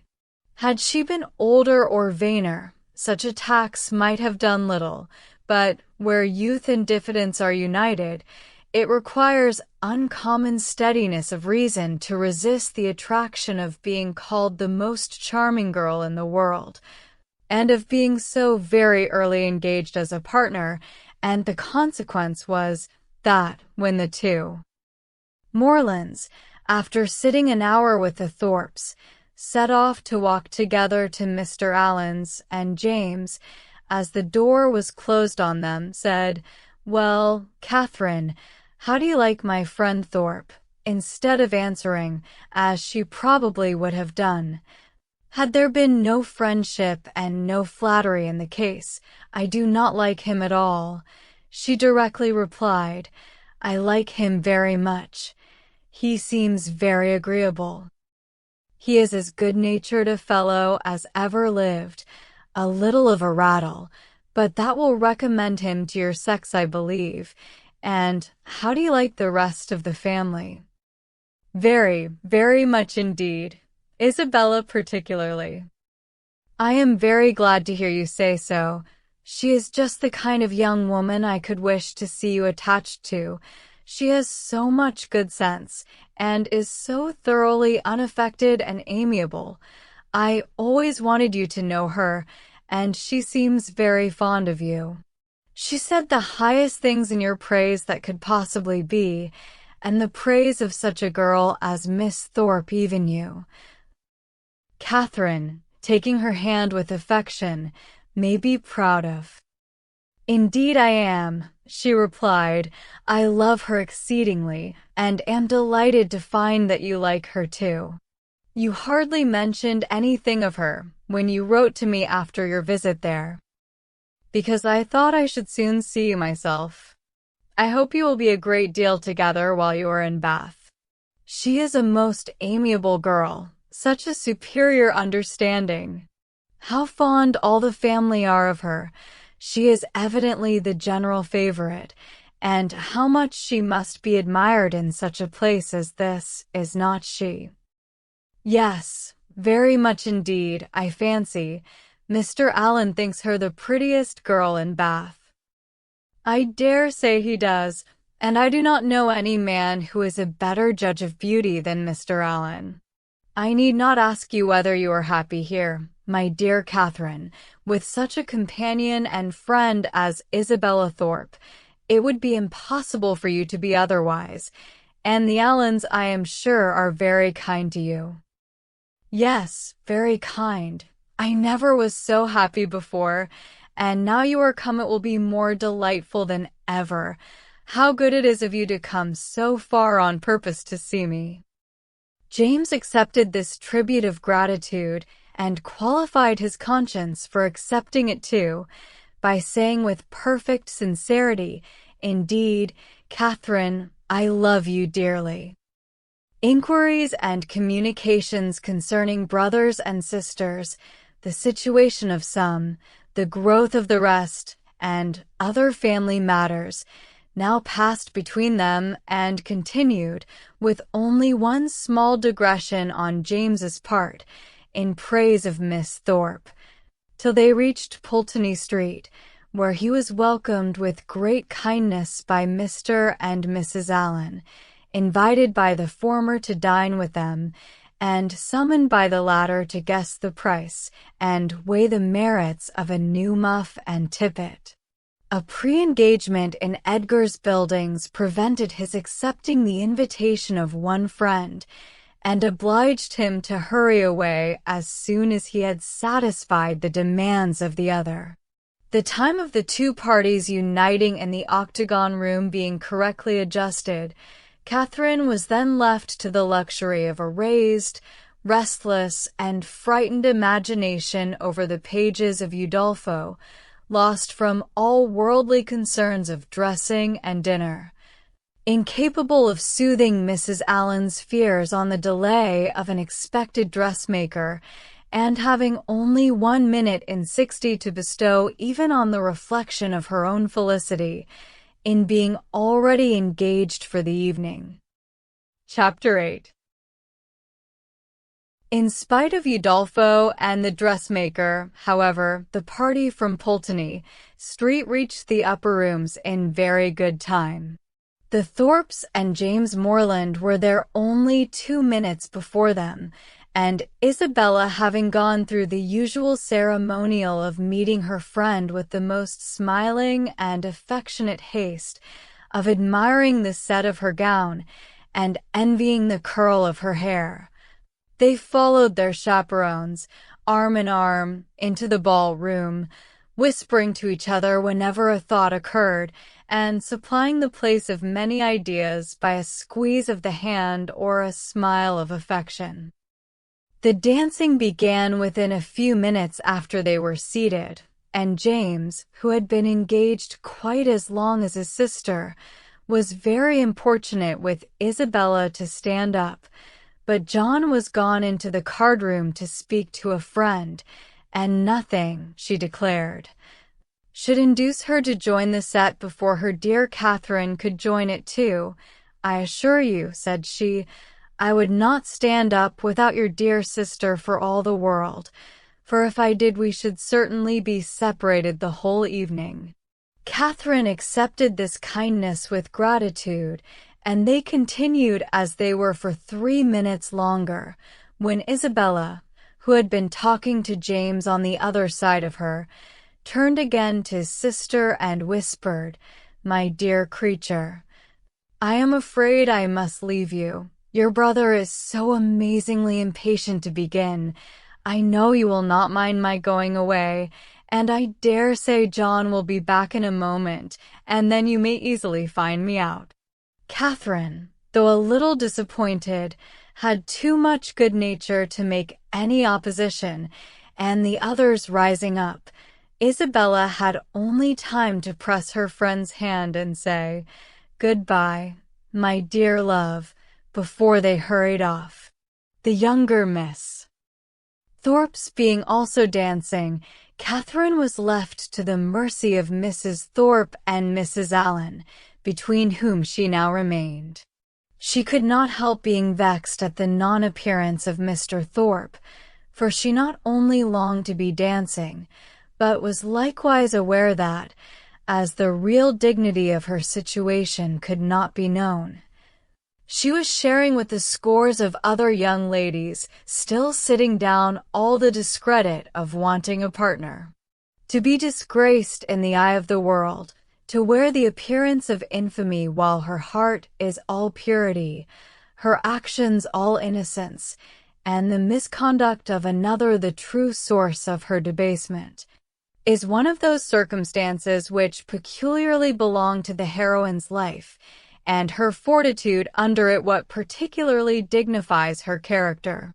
Catherine had fortitude too. She suffered, but no murmur passed her lips.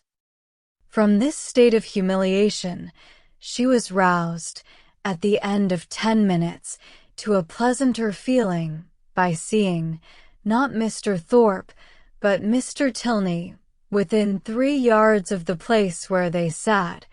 He seemed to be moving that way, but he did not see her.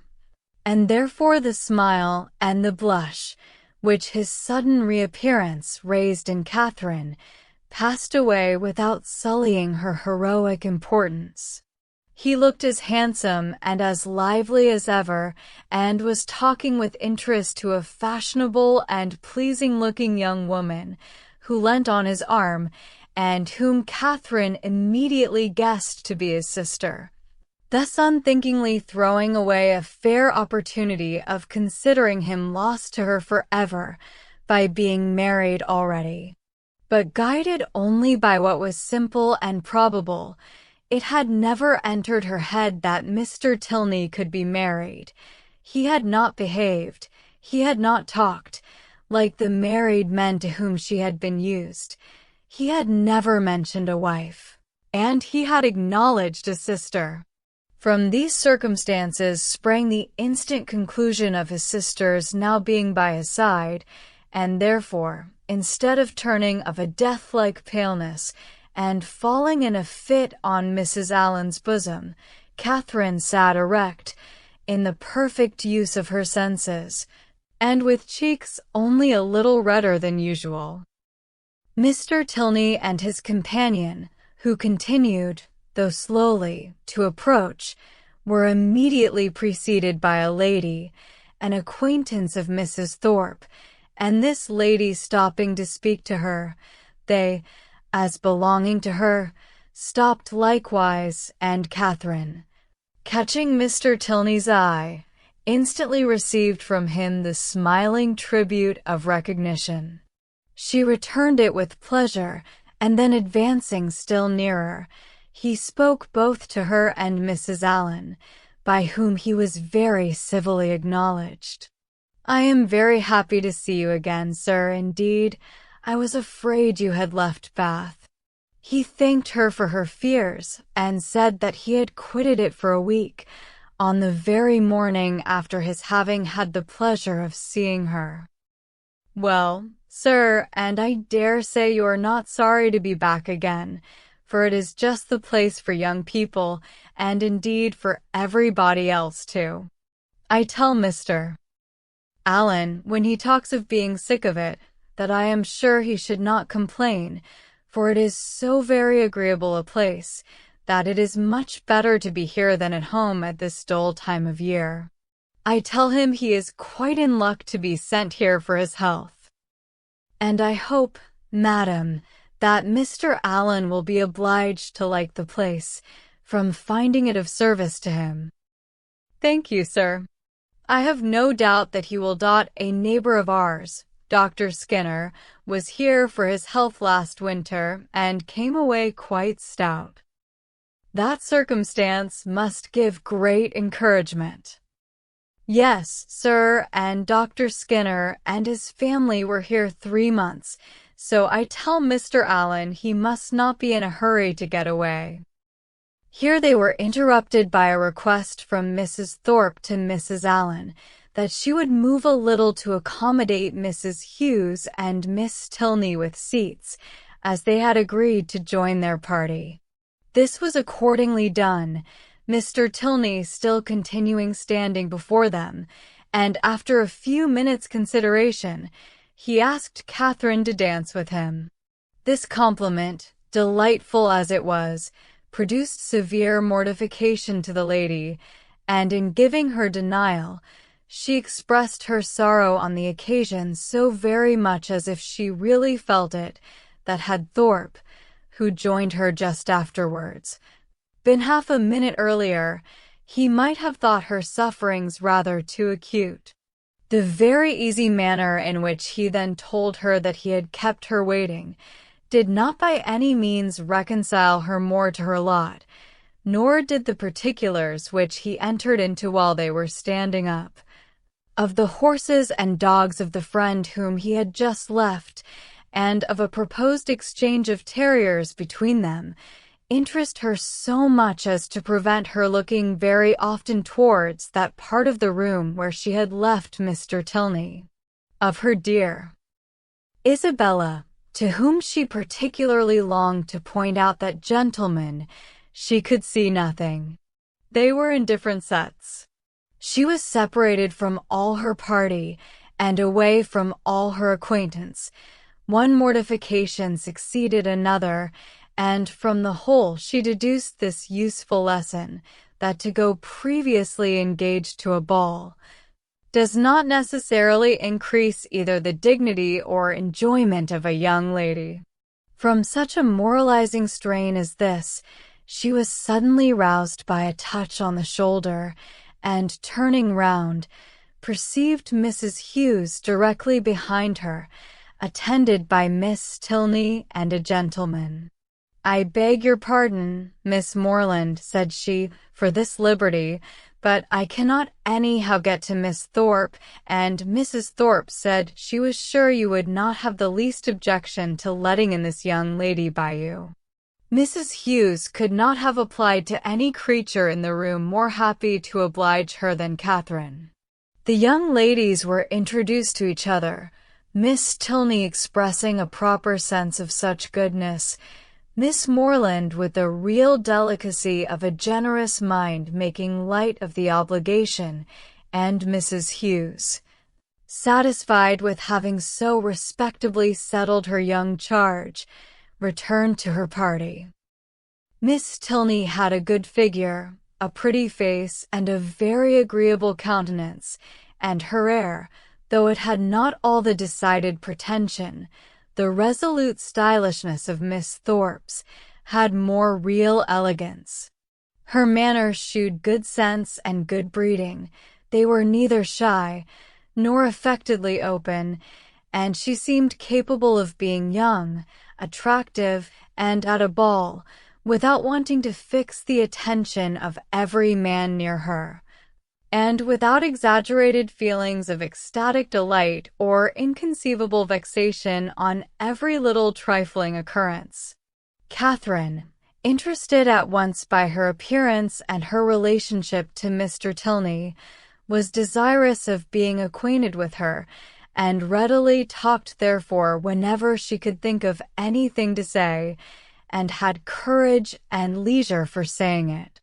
But the hindrance thrown in the way of a very speedy intimacy, by the frequent want of one or more of these requisites, prevented their doing more than going through the first rudiments of an acquaintance, by informing themselves how well the other liked Bath, how much she admired its buildings and surrounding country, whether she drew, or played, or sang, and whether she was fond of riding on horseback. The 2 dances were scarcely concluded before Catherine found her arm gently seized by her faithful Isabella, who in great spirits exclaimed, "At last I have got you. My dearest creature, I have been looking for you this hour. What could induce you to come into this set, when you knew I was in the other? I have been quite wretched without you. My dear Isabella, how is it possible for me to get at you? I could not even see where you were. So I told your brother all the time, but he would not believe me. Do go and see for her, Mr. Morland, said I, but all in vain. He would not stir an inch. Was not it so, Mr. Morland? But you men are all so immoderately lazy. I have been scolding him to such a degree, my dear Catherine, you would be quite amazed. You know I never stand upon ceremony with such people. Look at that young lady with the white beads round her head, whispered Catherine, detaching her friend from James. It is Mr. Tilney's sister. Oh, heavens! You don't say so. Let me look at her this moment. What a delightful girl. I never saw anything half so beautiful. But where is her all-conquering brother? Is he in the room? Point him out to me this instant, if he is. I die to see him. Mr. Moreland, you are not to listen. We are not talking about you. But what is all this whispering about? What is going on? There now, I knew how it would be. You men have such restless curiosity. Talk of the curiosity of women, indeed, 'tis nothing. But be satisfied, for you are not to know anything at all of the matter. And is that likely to satisfy me, do you think? Well, I declare I never knew anything like you. What can it signify to you, what we are talking of? Perhaps we are talking about you, therefore I would advise you not to listen, or you may happen to hear something not very agreeable. In this commonplace chatter, which lasted some time, the original subject seemed entirely forgotten, and though Catherine was very well pleased to have it dropped for a while, she could not avoid a little suspicion at the total suspension of all Isabella's impatient desire to see Mr. Tilney. When the orchestra struck up a fresh dance, James would have led his fair partner away, but she resisted. "I tell you, Mr. Moreland," she cried, "I would not do such a thing for all the world." "How can you be so teasing? Only conceive, my dear Catherine, what your brother wants me to do. He wants me to dance with him again, though I tell him that it is a most improper thing and entirely against the rules. It would make us the talk of the place if we were not to change partners." "Upon my honor," said James, "in these public assemblies it is as often done as not." "Nonsense! How can you say so? But when you men have a point to carry, you never stick at anything. My sweet Catherine, do support me. Persuade your brother how impossible it is. Tell him that it would quite shock you to see me do such a thing, now would not it?" "No, not at all. But if you think it wrong, you had much better change." "There," cried Isabella, "you hear what your sister says, and yet you will not mind her. Well, remember that it is not my fault if we set all the old ladies in Bath in a bustle. Come along, my dearest Catherine, for heaven's sake, and stand by me." And off they went, to regain their former place. John Thorpe, in the meanwhile, had walked away, and Catherine, ever willing to give Mr. Tilney an opportunity of repeating the agreeable request which had already flattered her once, made her way to Mrs. Allen and Mrs. Thorpe as fast as she could, in the hope of finding him still with them, a hope which, when it proved to be fruitless, she felt to have been highly unreasonable. "Well, my dear," said Mrs. Thorpe, impatient for praise of her son, "I hope you have had an agreeable partner." "Very agreeable, madam." "I am glad of it. John has charming spirits, has not he?" "Did you meet Mr. Tilney, my dear?" said Mrs. Allen. "No, where is he?" "He was with us just now, and said he was so tired of lounging about that he was resolved to go and dance, so I thought perhaps he would ask you if he met with you." "Where can he be?" said Catherine, looking round, but she had not looked round long before she saw him leading a young lady to the dance. He has got a partner. I wish he had asked you," said Mrs. Allen, and after a short silence, she added, "He is a very agreeable young man." "Indeed he is, Mrs. Allen," said Mrs. Thorpe, smiling complacently. "I must say it, though I am his mother, that there is not a more agreeable young man in the world." This inapplicable answer might have been too much for the comprehension of many, but it did not puzzle Mrs. Allen, for after only a moment's consideration, she said, in a whisper to Catherine, I dare say she thought I was speaking of her son. Catherine was disappointed and vexed. She seemed to have missed by so little the very object she had had in view, and this persuasion did not incline her to a very gracious reply, when John Thorpe came up to her soon afterwards and said, "Well, Miss Morland, I suppose you and I are to stand up and jig it together again." "Oh, no, I am much obliged to you. Our 2 dances are over, and, besides, I am tired, and do not mean to dance any more." "Do not you? Then let us walk about and quiz people. Come along with me, and I will show you the 4 greatest quizzes won in the room, my 2 younger sisters and their partners. I have been laughing at them this half-hour." Again Catherine excused herself, and at last he walked off to quiz his sisters by himself. The rest of the evening she found very dull. Mr. Tilney was drawn away from their party at tea to attend that of his partner. Miss Tilney, though belonging to it, did not sit near her, and James and Isabella were so much engaged in conversing together that the latter had no leisure to bestow more on her friend than one smile, one squeeze, and one "Dearest Catherine." Chapter 9. The progress of Catherine's unhappiness from the events of the evening was as follows. It appeared first in a general dissatisfaction with everybody about her, while she remained in the rooms, which speedily brought on considerable weariness and a violent desire to go home. This, on arriving in Pulteney Street, took the direction of extraordinary hunger, and when that was appeased, changed into an earnest longing to be in bed. Such was the extreme point of her distress. For when there she immediately fell into a sound sleep which lasted 9 hours, and from which she awoke perfectly revived, in excellent spirits, with fresh hopes and fresh schemes. The first wish of her heart was to improve her acquaintance with Miss Tilney, and almost her first resolution, to seek her for that purpose, in the pump room at noon.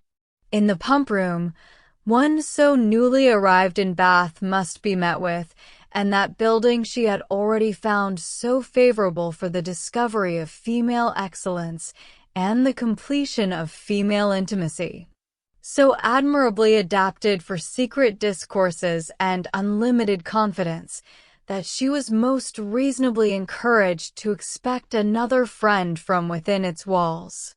Her plan for the morning thus settled, she sat quietly down to her book after breakfast, resolving to remain in the same place and the same employment till the clock struck 1:1, and from habitude very little incommoded by the remarks and ejaculations of Mrs. Allen, whose vacancy of mind and incapacity for thinking were such, that as she never talked a great deal, so she could never be entirely silent, and, therefore, while she sat at her work, if she lost her needle or broke her thread, if she heard a carriage in the street, or saw a speck upon her gown, she must observe it aloud, whether there were any one at leisure to answer her or not. At about 12:30, a remarkably loud rap drew her in haste to the window, and scarcely had she time to inform Catherine of there being 2 open carriages at the door, in the first only a servant, her brother driving Miss Thorpe in the second, before John Thorpe came running upstairs, calling out, "Well, Miss Morland, here I am. Have you been waiting long? We could not come before. The old devil of a coachmaker was such an eternity finding out a thing fit to be got into, and now it is 10,000 to 1, but they break down before we are out of the street. How do you do, Mrs. Allen? A famous ball last night, was not it?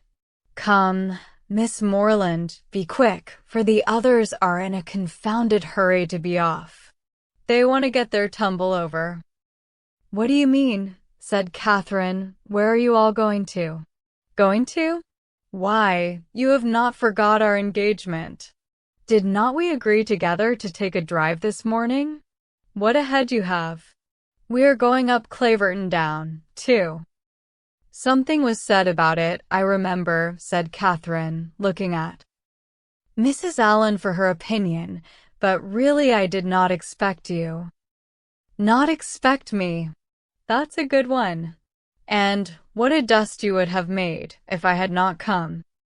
Catherine's silent appeal to her friend, meanwhile, was entirely thrown away, for Mrs. Allen, not being at all in the habit of conveying any expression herself by a look, was not aware of its being ever intended by anybody else, and Catherine, whose desire of seeing Miss Tilney again could at that moment bear a short delay in favor of a drive, and who thought there could be no impropriety in her going with Mr. Thorpe, as Isabella was going at the same time with James, was therefore obliged to speak plainer.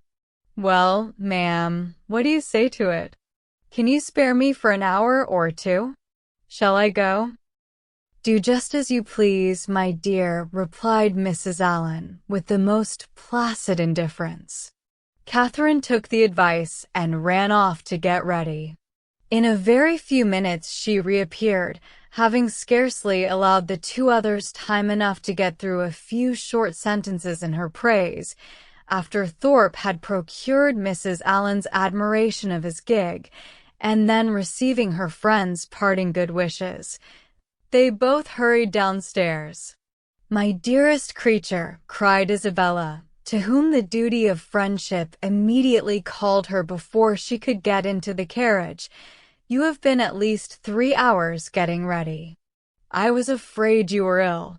What a delightful ball we had last night. I have 1,000 things to say to you, but make haste and get in, for I long to be off. Catherine followed her orders and turned away, but not too soon to hear her friend exclaim aloud to James, "What a sweet girl she is! I quite dote on her."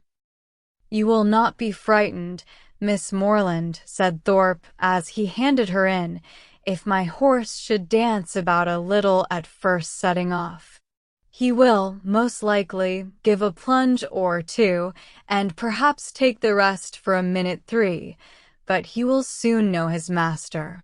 He is full of spirits, playful as can be, but there is no vice in him." Catherine did not think the portrait a very inviting one, but it was too late to retreat, and she was too young to own herself frightened, so, resigning herself to her fate, and trusting to the animal's boasted knowledge of its owner, she sat peaceably down, and saw Thorpe sit down by her. Everything being then arranged, the servant who stood at the horse's head was bid in an important voice to let him go, and off they went in the quietest manner imaginable, without a plunge or a caper, or anything like one.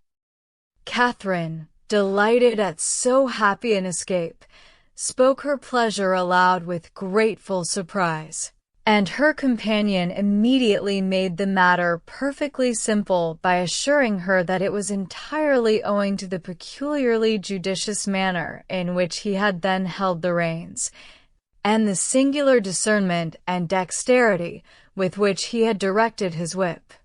Catherine, though she could not help wondering that with such perfect command of his horse, he should think it necessary to alarm her with a relation of its tricks, congratulated herself sincerely on being under the care of so excellent a coachman, and perceiving that the animal continued to go on in the same quiet manner, without shewing the smallest propensity towards any unpleasant vivacity, and, considering its inevitable pace was 10 miles an hour, by no means alarmingly fast, gave herself up to all the enjoyment of air and exercise of the most invigorating kind, in a fine mild day of February, with the consciousness of safety. A silence of several minutes succeeded their first short dialogue. It was broken by Thorpe's saying very abruptly, "Old Alan is as rich as a Jew, is not he?" Catherine did not understand him, and he repeated his question, adding in explanation, "Old Alan, the man you are with." "Oh, Mr. Allen, you mean?" "Yes, I believe he is very rich." "And no children at all?" "No, not any." "A famous thing for his next heirs." "He is your godfather, is not he?" "My godfather, no." "But you are always very much with them." "Yes, very much." That is what I meant. He seems a good kind of old fellow enough, and has lived very well in his time, I dare say. He is not gouty for nothing. Does he drink his bottle a day now?" "His bottle a day? No." "Why should you think of such a thing?" "He is a very temperate man, and you could not fancy him in liquor last night." "Lord help you, you women are always thinking of men's being in liquor. Why you do not suppose a man is overset by a bottle? I am sure of this, that if everybody was to drink their bottle a day, there would not be half the disorders in the world there are now. It would be a famous good thing for us all." "I cannot believe it." "Oh, Lord, it would be the saving of thousands.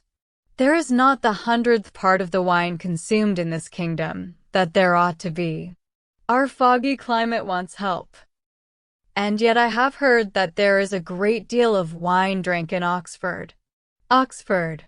There is no drinking at Oxford now, I assure you. Nobody drinks there. You would hardly meet with a man who goes beyond his 4 pints at the utmost.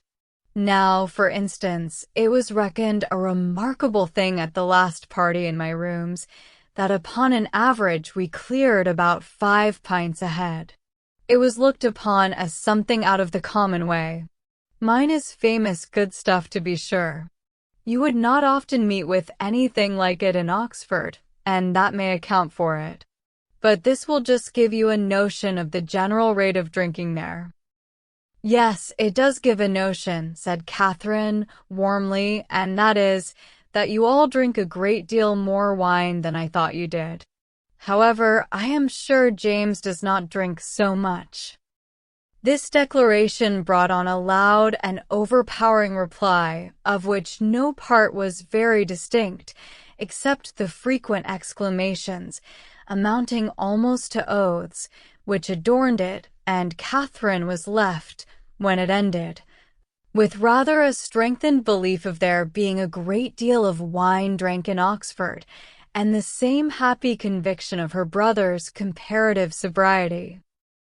Thorpe's ideas then all reverted to the merits of his own equipage, and she was called on to admire the spirit and freedom with which his horse moved along, and the ease which his paces, as well as the excellence of the springs, gave the motion of the carriage. She followed him in all his admiration as well as she could. To go before or beyond him was impossible. His knowledge and her ignorance of the subject, his rapidity of expression, and her diffidence of herself put that out of her power. She could strike out nothing new in commendation, but she readily echoed whatever he chose to assert. And it was finally settled between them without any difficulty that his equipage was altogether the most complete of its kind in England, his carriage the neatest, his horse the best goer, and himself the best coachman. "You do not really think?" Mr. Thorpe said. Catherine, venturing after some time to consider the matter as entirely decided, and to offer some little variation on the subject, that James's gig will break down. "Break down? Oh, Lord! Did you ever see such a little titipy thing in your life? There is not a sound piece of iron about it. The wheels have been fairly worn out these 10 years at least, and as for the body, upon my soul, You might shake it to pieces yourself with a touch.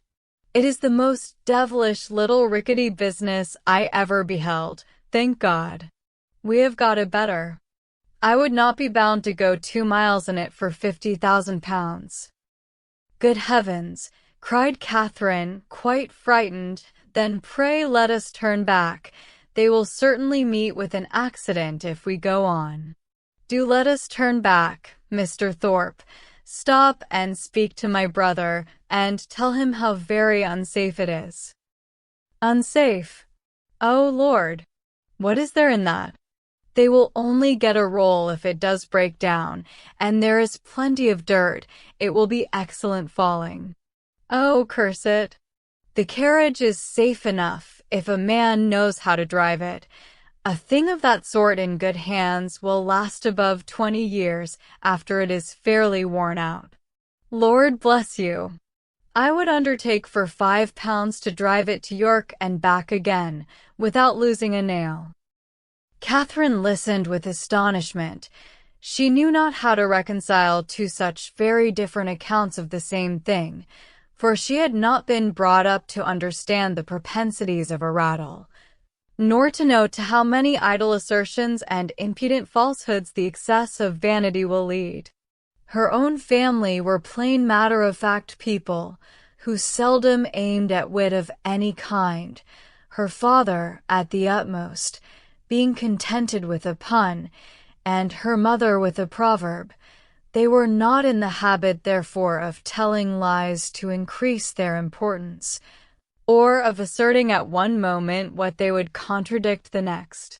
She reflected on the affair for some time in much perplexity, and was more than once on the point of requesting from Mr. Thorpe a clearer insight into his real opinion on the subject, but she checked herself, because it appeared to her that he did not excel in giving those clearer insights, in making those things plain which he had before made ambiguous, and, joining to this, the consideration that he would not really suffer his sister and his friend to be exposed to a danger from which he might easily preserve them, she concluded at last that he must know the carriage to be in fact perfectly safe, and therefore would alarm herself no longer. By him the whole matter seemed entirely forgotten, and all the rest of his conversation, or rather talk, began and ended with himself and his own concerns. He told her of horses which he had bought for a trifle and sold for incredible sums, of racing matches, in which his judgment had infallibly foretold the winner, of shooting parties, in which he had killed more birds, though without having one good shot, than all his companions together, and described to her some famous day's sport with the foxhounds, in which his foresight and skill in directing the dogs had repaired the mistakes of the most experienced huntsmen, and in which the boldness of his riding, though it had never endangered his own life for a moment, had been constantly leading others into difficulties, which he calmly concluded had broken the necks of many. Little as Catherine was in the habit of judging for herself, and unfixed as were her general notions of what men ought to be, she could not entirely repress a doubt, while she bore with the effusions of his endless conceit, of his being altogether completely agreeable. It was a bold surmise, for he was Isabella's brother, and she had been assured by James that his manners would recommend him to all her sex, but in spite of this, the extreme weariness of his company, which crept over her before they had been out an hour, and which continued unceasingly to increase till they stopped in Pulteney Street again, induced her, in some small degree, to resist such high authority, and to distrust his powers of giving universal pleasure. When they arrived at Mrs. Allen's door, the astonishment of Isabella was hardly to be expressed, on finding that it was too late in the day for them to attend her friend into the house. Past 3 o'clock, it was inconceivable, incredible, impossible. And she would neither believe her own watch, nor her brother's, nor the servants'. She would believe no assurance of it founded on reason or reality, till Morland produced his watch and ascertained the fact. To have doubted a moment longer then would have been equally inconceivable, incredible, and impossible, and she could only protest over and over again that no 2 hours and a half had ever gone off so swiftly before, as Catherine was called on to confirm. Catherine could not tell a falsehood even to please Isabella, but the latter was spared the misery of her friend's dissenting voice by not waiting for her answer. Her own feelings entirely engrossed her. Her wretchedness was most acute on finding herself obliged to go directly home. It was ages since she had had a moment's conversation with her dearest Catherine, and, though she had such thousands of things to say to her, it appeared as if they were never to be together again. So, with smiles of most exquisite misery, and the laughing eye of utter despondency, she bade her friend adieu and went on.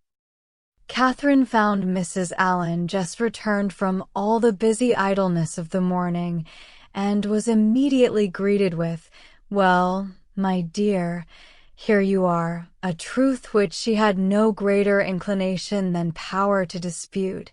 "And I hope you have had a pleasant airing?" "Yes, ma'am, I thank you. We could not have had a nicer day." So Mrs. Thorpe said, "She was vastly pleased at your all going." "You have seen Mrs. Thorpe, then?" "Yes, I went to the pump room as soon as you were gone, and there I met her, and we had a great deal of talk together. She says there was hardly any veal to be got at market this morning. It is so uncommonly scarce." "Did you see anybody else of our acquaintance?" "Yes. We agreed to take a turn in the Crescent, and there we met Mrs. Hughes and Mr. and Miss Tilney walking with her." "Did you indeed? And did they speak to you?" "Yes, we walked along the Crescent together for half an hour." "They seem very agreeable people." Miss Tilney was in a very pretty spotted muslin, and I fancy, by what I can learn, that she always dresses very handsomely. Mrs. Hughes talked to me a great deal about the family. "And what did she tell you of them?"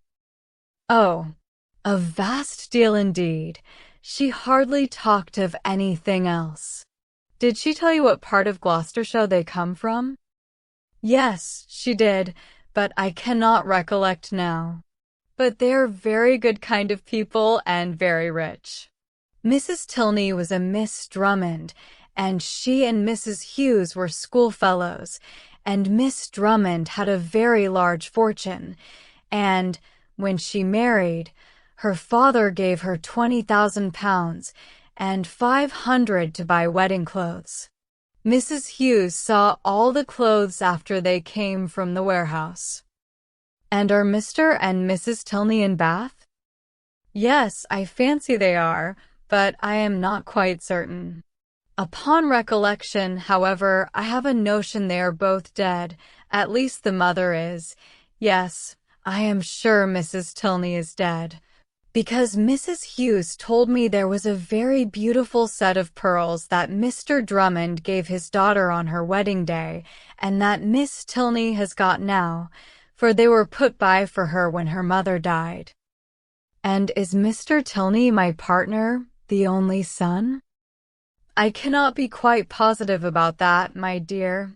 I have some idea he is, but, however, he is a very fine young man, Mrs. Hughes says, and likely to do very well."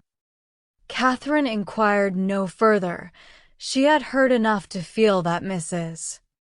Allen had no real intelligence to give, and that she was most particularly unfortunate herself in having missed such a meeting with both brother and sister.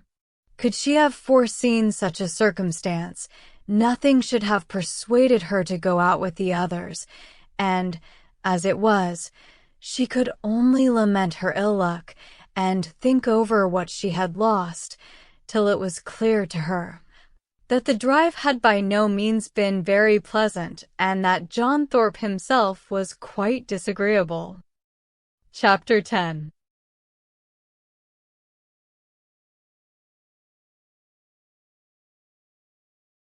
The Allens, Thorpes, and Morlands all met in the evening at the theatre, and, as Catherine and Isabella sat together, there was then an opportunity for the latter to utter some few of the many thousand things which had been collecting within her for communication, in the immeasurable length of time which had divided them. O heavens! "My beloved Catherine, have I got you at last?" was her address on Catherine's entering the box and sitting by her.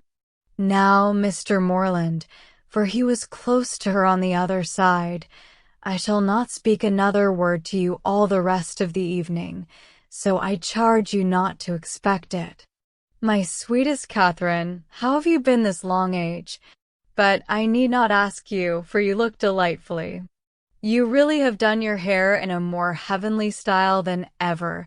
You mischievous creature, do you want to attract everybody? I assure you, my brother is quite in love with you already, and as for Mr. Tilney, but that is a settled thing. Even your modesty cannot doubt his attachment now. His coming back to Bath makes it too plain. Oh, what would not I give to see him? I really am quite wild with impatience.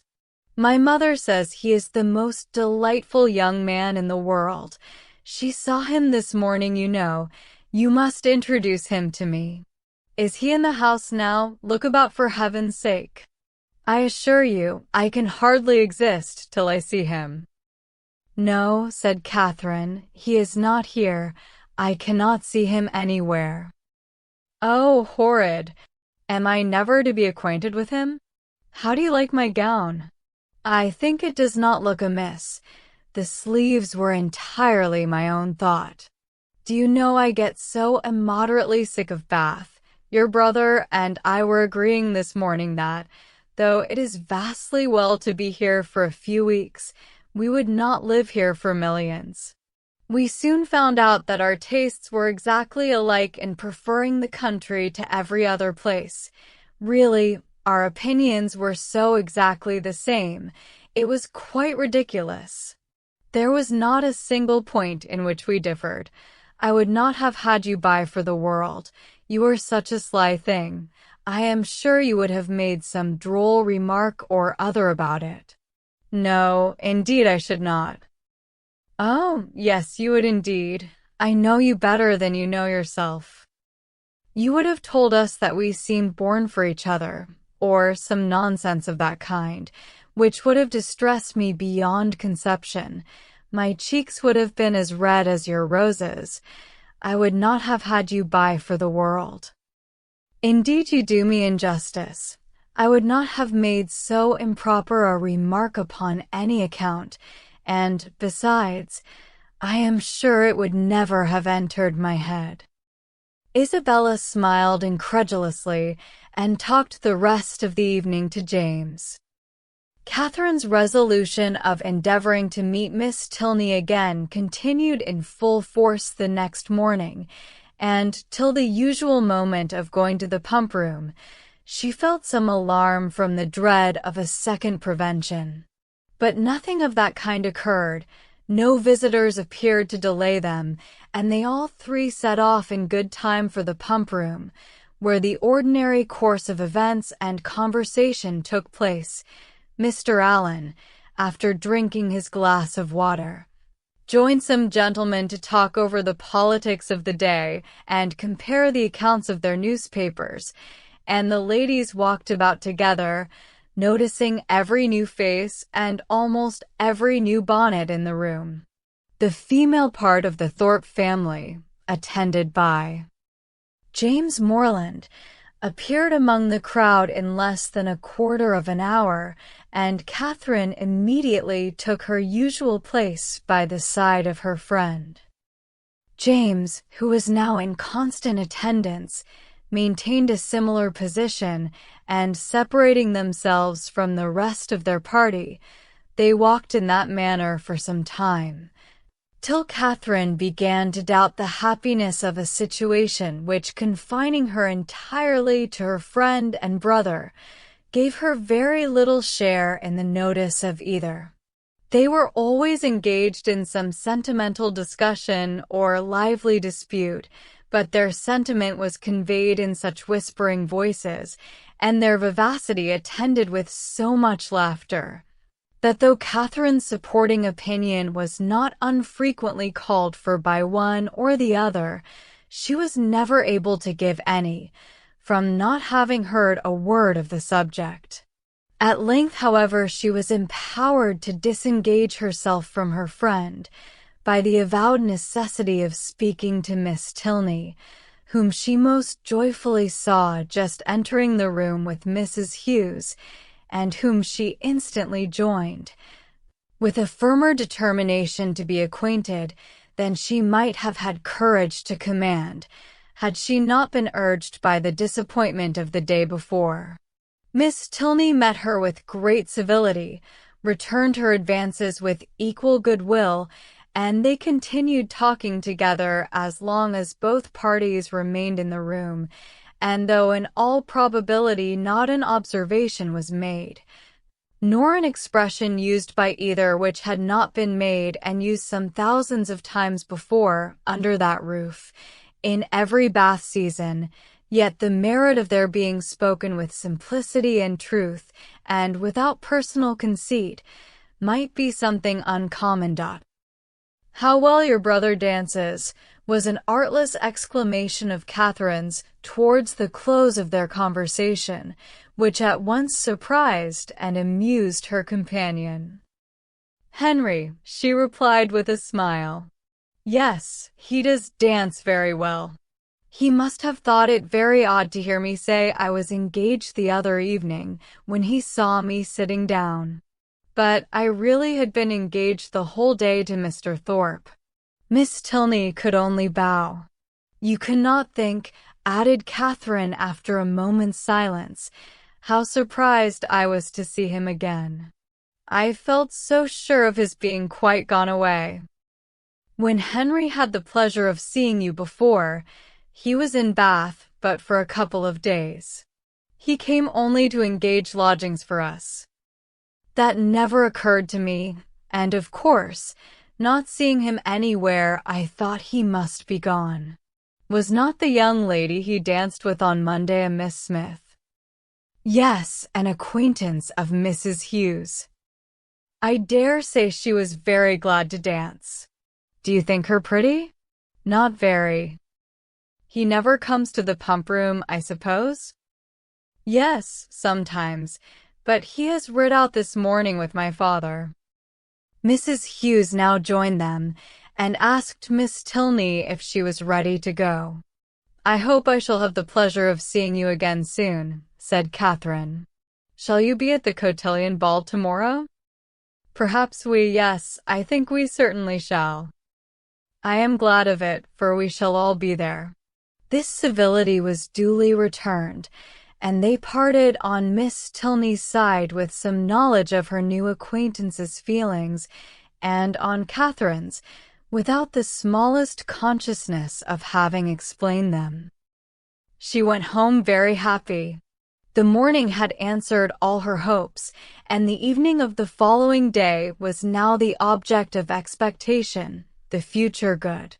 What gown and what headdress she should wear on the occasion became her chief concern. She cannot be justified in it. Dress is at all times a frivolous distinction, and excessive solicitude about it often destroys its own aim. Catherine knew all this very well. Her great-aunt had read her a lecture on the subject only the Christmas before, and yet she lay awake 10 minutes on Wednesday night debating between her spotted and her tamboured one muslin, and nothing but the shortness of the time prevented her buying a new one for the evening.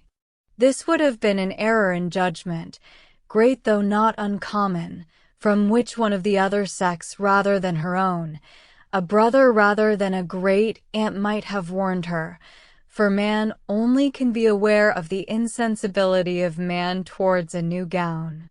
It would be mortifying to the feelings of many ladies, could they be made to understand how little the heart of man is affected by what is costly or new in their attire, how little it is biased by the texture of their muslin, and how unsusceptible of peculiar tenderness towards the spotted, the sprigged, the mole, or the jaconet-point-2 woman is fine for her own satisfaction alone.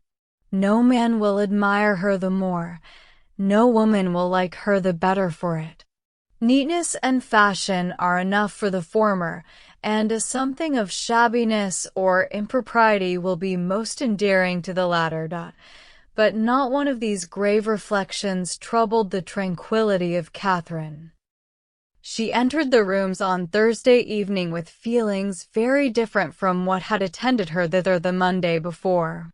She had then been exulting in her engagement to Thorpe, and was now chiefly anxious to avoid his sight, lest he should engage her again, for though she could not, dared not expect that Mr. Tilney should ask her a third time to dance, her wishes, hopes, and plans all centered in nothing less. Every young lady may feel for my heroine in this critical moment, for every young lady has at some time or other known the same agitation.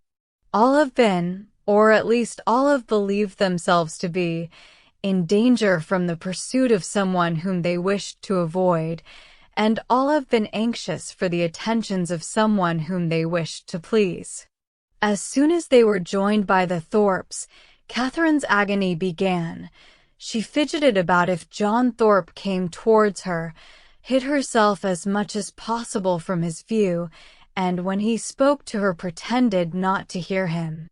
The cotillions were over, the country dancing beginning, and she saw nothing of the Tilneys. "Do not be frightened, my dear Catherine," whispered Isabella, "but I am really going to dance with your brother again. I declare positively it is quite shocking. I tell him he ought to be ashamed of himself, but you and John must keep us in countenance. Make haste, my dear creature, and come to us. John is just walked off, but he will be back in a moment." Catherine had neither time nor inclination to answer. The others walked away. John Thorpe was still in view, and she gave herself up for lost. That she might not appear, however, to observe or expect him, she kept her eyes intently fixed on her fan, and a self-condemnation for her folly, in supposing that among such a crowd they should even meet with the Tilneys in any reasonable time, had just passed through her mind, when she suddenly found herself addressed and again solicited to dance by Mr. Tilney himself. With what sparkling eyes and ready motion she granted his request, and with how pleasing a flutter of heart she went with him to the set, may be easily imagined. To escape, and, as she believed, so narrowly escape John Thorpe, and to be asked, so immediately on his joining her, asked by Mr. Tilney, as if he had sought her on purpose, it did not appear to her that life could supply any greater felicity. Scarcely had they worked themselves into the quiet possession of a place, however, when her attention was claimed by John Thorpe, who stood behind her. "Heyday, Miss Morland," said he, "what is the meaning of this? I thought you and I were to dance together. I wonder you should think so, for you never asked me. That is a good one, by Jove. I asked you as soon as I came into the room, and I was just going to ask you again, but when I turned round, you were gone. This is a cursed shabby trick.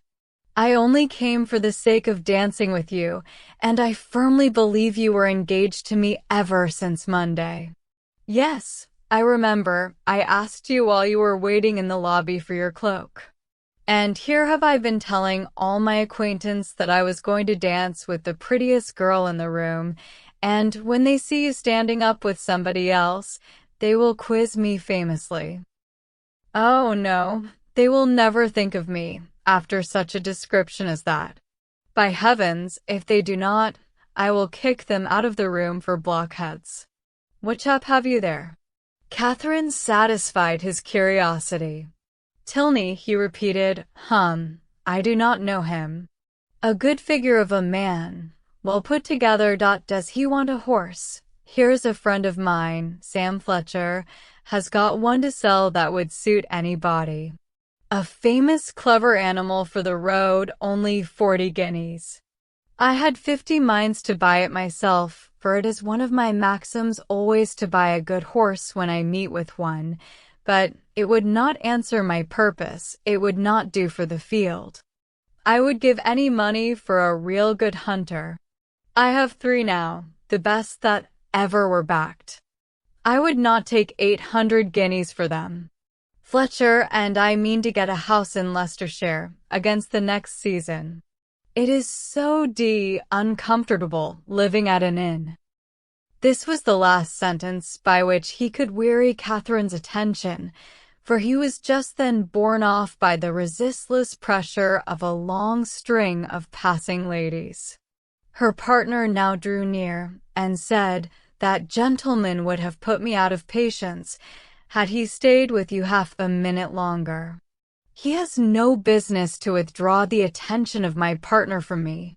We have entered into a contract of mutual agreeableness for the space of an evening, and all our agreeableness belongs solely to each other for that time.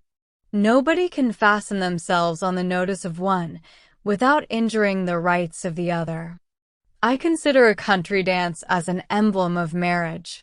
Fidelity and complaisance are the principal duties of both, and those men who do not choose to dance or marry themselves have no business with the partners or wives of their neighbors. But they're such very different things that you think they cannot be compared together. To be sure not. People that marry can never part, but must go and keep house together. People that dance only stand opposite each other in a long room for half an hour. And such is your definition of matrimony and dancing. Taken in that light, certainly, their resemblance is not striking, but I think I could place them in such a view.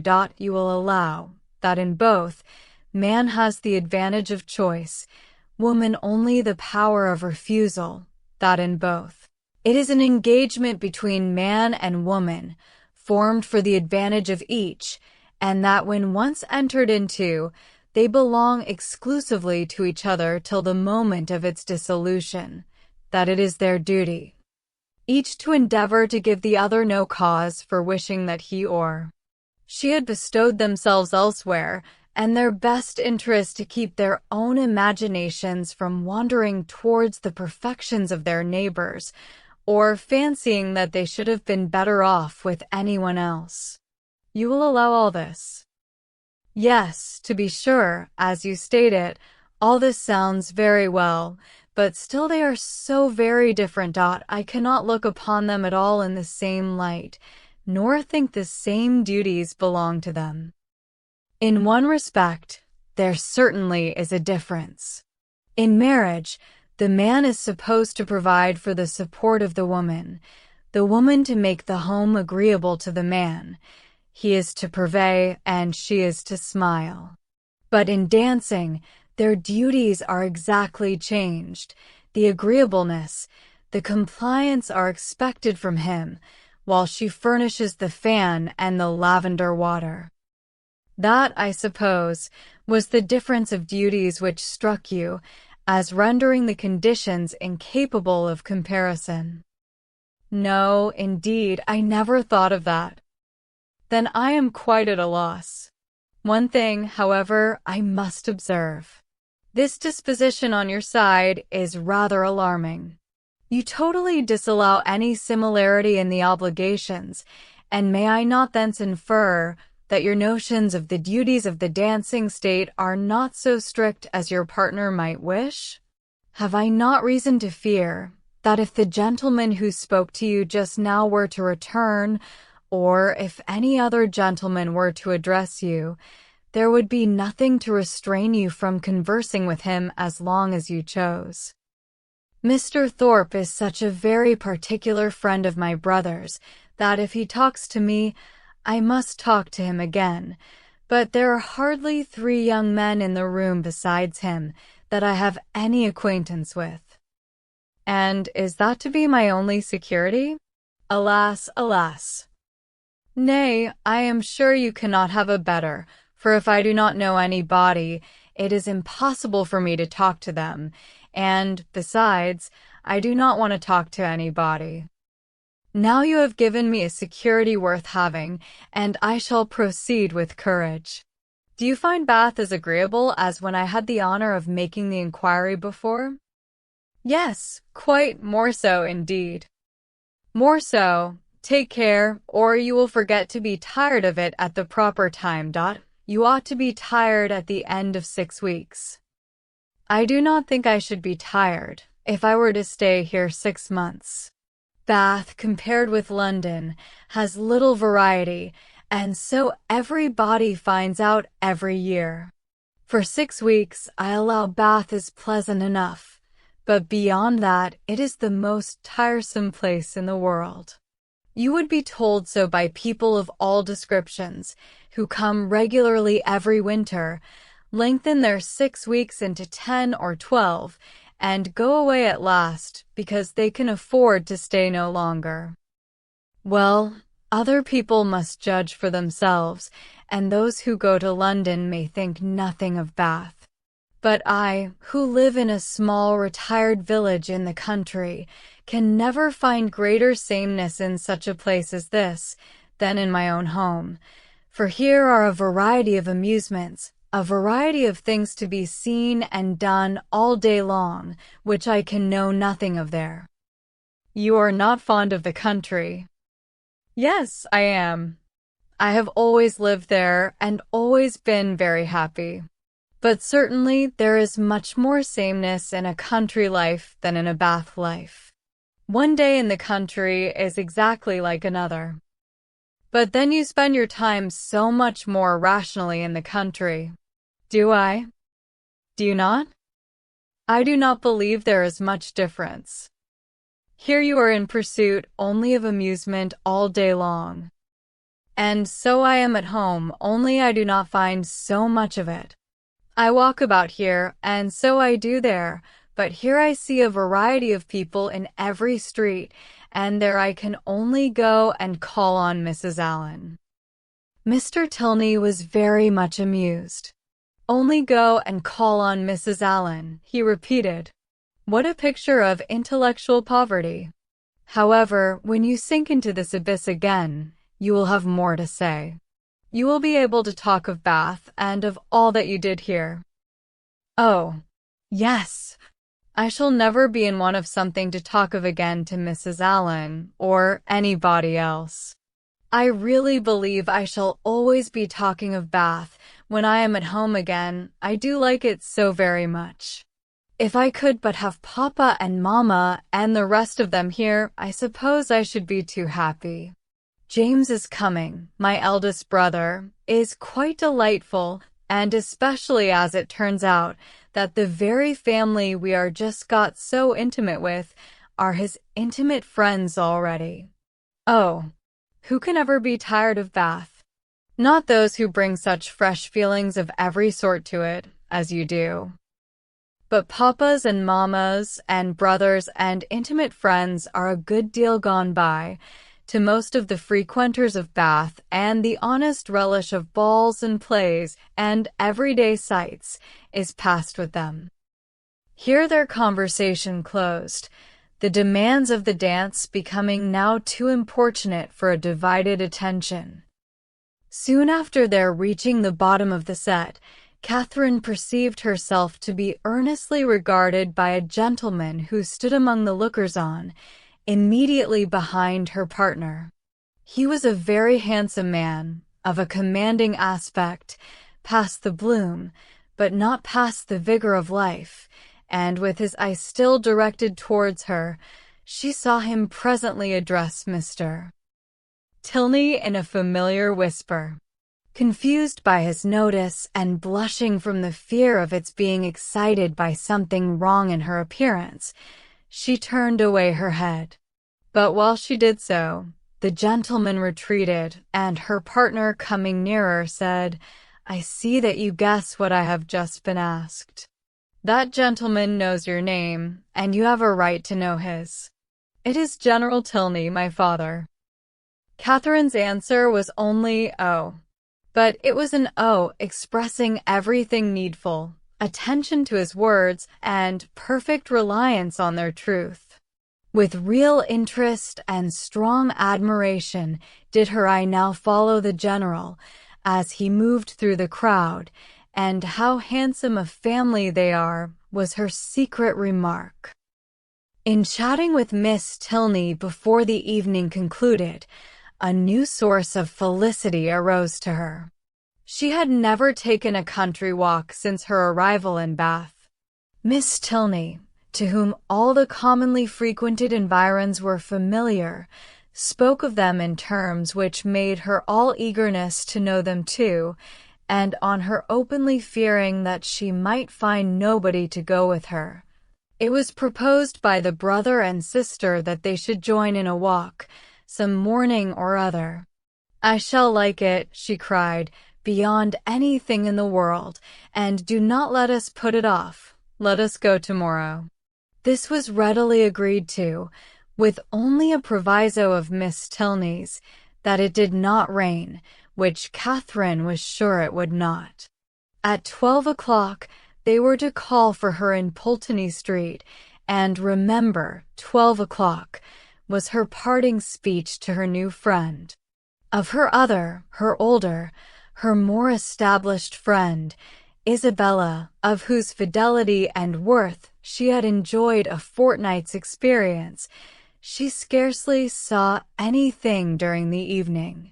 Yet, though longing to make her acquainted with her happiness, she cheerfully submitted to the wish of Mr. Allen, which took them rather early away, and her spirits danced within her, as she danced in her chair all the way home.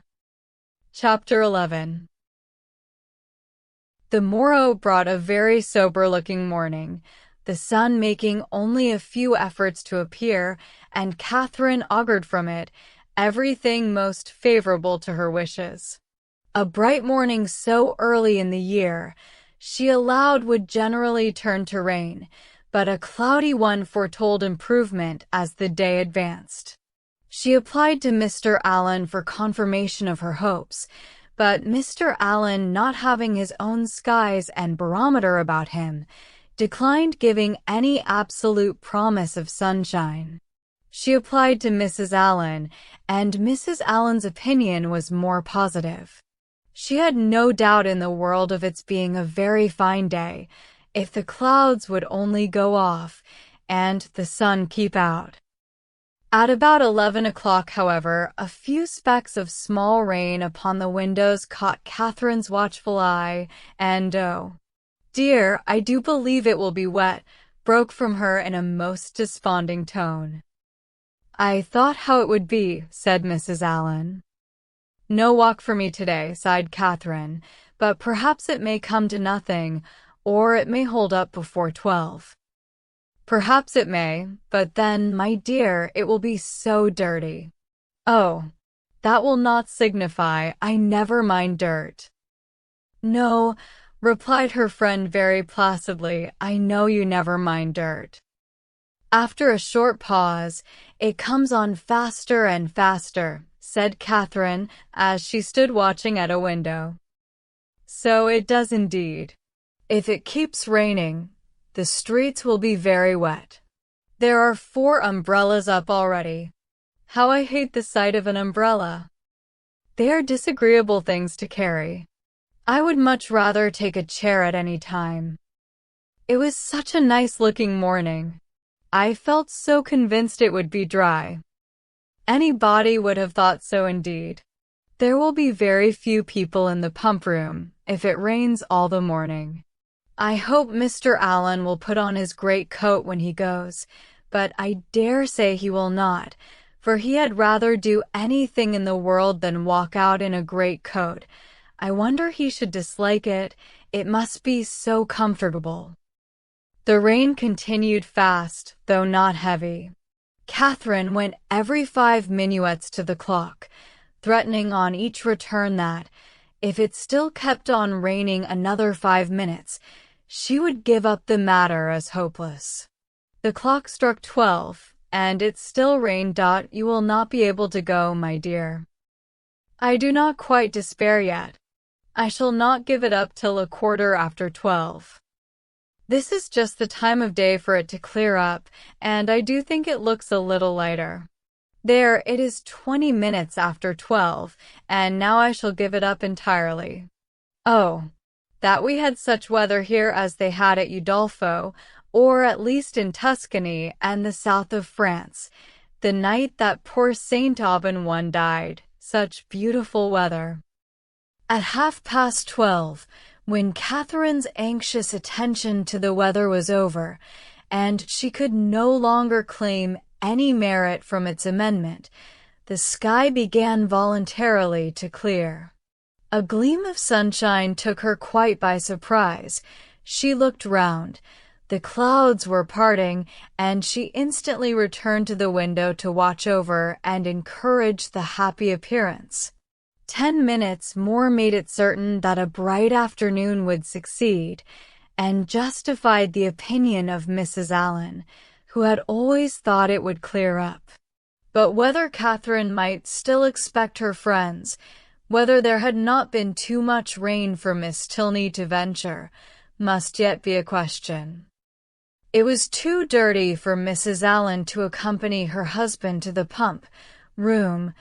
He accordingly set off by himself, and Catherine had barely watched him down the street when her notice was claimed by the approach of the same 2 open carriages, containing the same 3 people that had surprised her so much a few mornings back.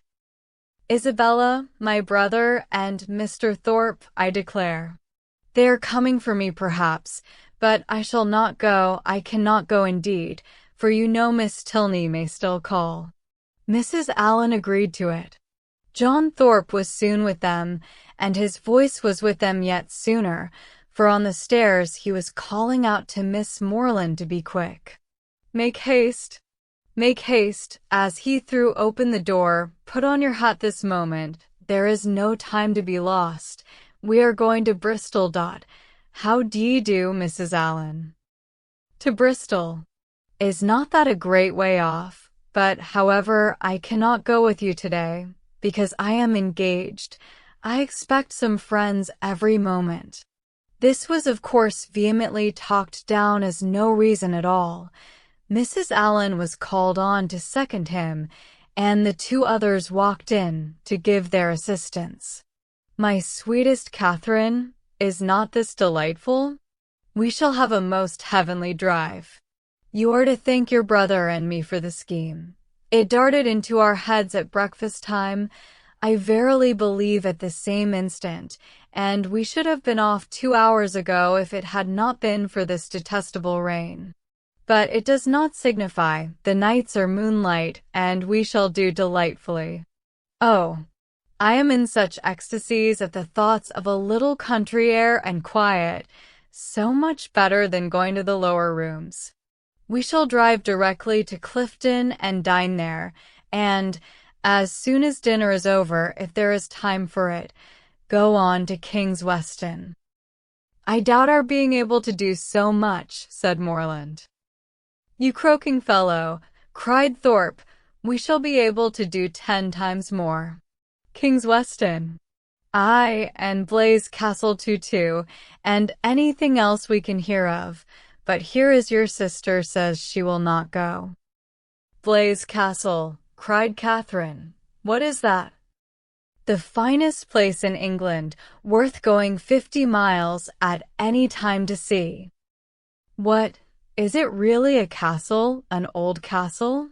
The oldest in the kingdom. But is it like what one reads of? Exactly the very same. But now really, are there towers and long galleries? By dozens. Then I should like to see it, but I cannot go. Not go, my beloved creature, what do you mean? I cannot go, because looking down as she spoke, fearful of Isabella's smile, I expect Miss Tilney and her brother to call on me to take a country walk. They promised to come at 12, only it rained, but now, as it is so fine, I dare say they will be here soon. Not they indeed, cried Thorpe, for, as we turned into Broad Street, I saw them. Does he not drive a phaeton with bright chestnuts? I do not know indeed.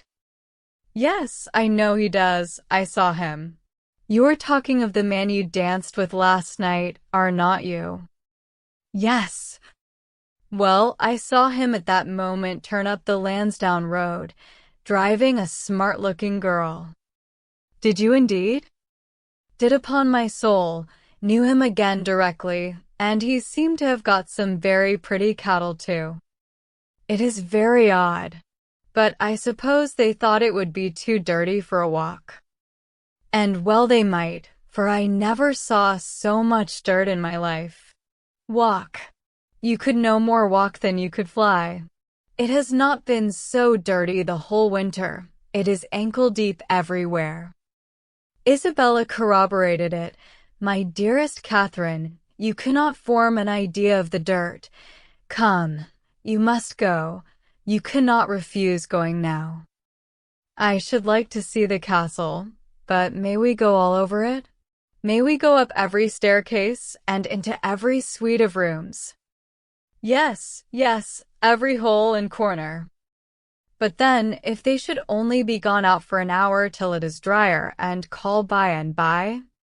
Make yourself easy. There is no danger of that, for I heard Tilney hallooing to a man who was just passing by on horseback that they were going as far as Wick Rocks. Then I will. Shall I go, Mrs. Allen? Just as you please, my dear. Mrs. Allen, you must persuade her to go, was the general cry. Mrs. Allen was not inattentive to it. Well, my dear, said she, suppose you go. And in 2 minutes they were off. Catherine's feelings, as she got into the carriage, were in a very unsettled state, divided between regret for the loss of one great pleasure and the hope of soon enjoying another, almost its equal in degree, however unlike in kind. She could not think the Tilneys had acted quite well by her in so readily giving up their engagement without sending her any message of excuse. It was now but an hour later than the time fixed on for the beginning of their walk, and, in spite of what she had heard of the prodigious accumulation of dirt in the course of that hour, she could not from her own observation help thinking that they might have gone with very little inconvenience. To feel herself slighted by them was very painful. On the other hand, the delight of exploring an edifice like Udolpho, as her fancy represented Blaise Castle to be, was such a counterpoise of good as might console her for almost anything. They passed briskly down Pulteney Street and through Laura Place, without the exchange of many words. Thorpe talked to his horse, and she meditated, by turns, on broken promises and broken arches, phaetons and false hangings, Tilneys and trapdoors. As they entered Argyle Buildings, however, she was roused by this address from her companion. Who is that girl who looked at you so hard as she went by? Who? Where? On the right-hand pavement. She must be almost out of sight now. Catherine looked round and saw Miss Tilney leaning on her brother's arm, walking slowly down the street. She saw them both looking back at her. Stop, stop, Mr. Thorpe, she impatiently cried. It is Miss Tilney. It is indeed. How could you tell me they were gone? Stop, stop. I will get out this moment and go to them. But to what purpose did she speak? Thorpe only lashed his horse into a brisker trot. The Tilneys, who had soon ceased to look after her, were in a moment out of sight round the corner of Laura Place, and in another moment she was herself whisked into the market place. Still, however, and during the length of another street, she entreated him to stop. Pray stop, Mr. Thorpe. I cannot go on. I will not go on. I must go back to Miss Tilney. But Mr. Thorpe only laughed, smacked his whip, encouraged his horse, made odd noises, and drove on, and Catherine, angry and vexed as she was, having no power of getting away, was obliged to give up the point and submit. Her reproaches, however, were not spared. How could you deceive me so, Mr. Thorpe? How could you say that you saw them driving up the Lansdowne Road? I would not have had it happen so for the world. They must think it so strange, so rude of me, to go by them, too, without saying a word. You do not know how vexed I am. I shall have no pleasure at Clifton, nor in anything else. I had rather, 10,000 times rather, get out now and walk back to them. How could you say you saw them driving out in a phaeton? Thorpe defended himself very stoutly, declared he had never seen two men so much alike in his life, and would hardly give up the point of its having been Tilney himself. Their drive, even when this subject was over, was not likely to be very agreeable. Catherine's complaisance was no longer what it had been in their former airing. She listened reluctantly, and her replies were short.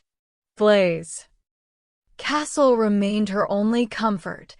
Towards that, she still looked at intervals with pleasure, though rather than be disappointed of the promised walk, and especially rather than be thought ill of by the Tilneys, she would willingly have given up all the happiness which its walls could supply, the happiness of a progress through a long suite of lofty rooms, exhibiting the remains of magnificent furniture, though now for many years deserted, the happiness of being stopped in their way along narrow, winding vaults, by a low, grated door, or even of having their lamp, their only lamp, extinguished by a sudden gust of wind, and of being left in total darkness. In the meanwhile, they proceeded on their journey without any mischance, and were within view of the town of Keynsham, when a halloo from Morland, who was behind them, made his friend pull up, to know what was the matter. The others then came close enough for conversation, and Morland said, "We had better go back. Thorpe, it is too late to go on today. Your sister thinks so as well as I. We have been exactly an hour coming from Pulteney Street, very little more than 7 miles, and, I suppose, we have at least 8 more to go. It will never do. We set out a great deal too late. We had much better put it off till another day and turn round." "It is all one to me," replied Thorpe rather angrily, and instantly turning his horse, they were on their way back to Bath. "If your brother had not got such a beast to drive," said he soon afterwards, "we might have done it very well. My horse would have trotted to Clifton within the hour, if left to himself, and I have almost broke my arm with pulling him into that cursed broken-winded jade's pace. Morland is a fool for not keeping a horse and gig of his own." "No, he is not," said Catherine warmly, "for I am sure he could not afford it." "And why cannot he afford it?" "Because he has not money enough." "And whose fault is that?" "Nobody's, that I know of." Thorpe then said something in the loud, incoherent way to which he had often recourse about its being a thing to be miserly, and that if people who rolled in money could not afford things, he did not know who could, which Catherine did not even endeavor to understand. Disappointed of what was to have been the consolation for her first disappointment, she was less and less disposed either to be agreeable herself or to find her companion so, and they returned to Pulteney Street without her speaking 20 words. As she entered the house, the footman told her that a gentleman and lady had called and inquired for her a few minutes after her setting off, that, when he told them she was gone out with Mr. Thorpe, the lady had asked whether any message had been left for her, and on his saying no, had felt for a card, but said she had none about her, and went away. Pondering over these heart-rending tidings, Catherine walked slowly upstairs. At the head of them she was met by Mr. Allen, who, on hearing the reason of their speedy return, said, "I am glad your brother had so much sense. I am glad you are come back." It was a strange, wild scheme. They all spent the evening together at Thorpe's. Catherine was disturbed and out of spirits, but Isabella seemed to find a pool of commerce, 3 in the fate of which she shared, by private partnership with Morland, a very good equivalent for the quiet and country air of an inn at Clifton. Her satisfaction, too, in not being at the lower rooms, was spoken more than once. "How I pity the poor creatures that are going there. How glad I am that I am not amongst them. I wonder whether it will be a full ball or not. They have not begun dancing yet. I would not be there for all the world. It is so delightful to have an evening now and then to oneself. I dare say it will not be a very good ball. I know the Mitchells will not be there. I am sure I pity everybody that is. But I dare say, Mr. Morland, you long to be at it, do not you? I am sure you do. Well, pray do not let anybody here be a restraint on you. I dare say we could do very well without you, but you men think yourselves of such consequence."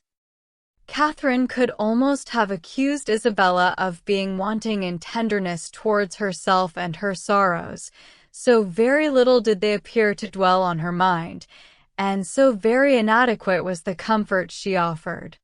"Do not be so dull, my dearest creature," she whispered. "You will quite break my heart." It was amazingly shocking to be sure, but the Tilneys were entirely to blame. Why were not they more punctual? It was dirty, indeed, but what did that signify? I am sure, John, and I should not have minded it. I never mind going through anything where a friend is concerned.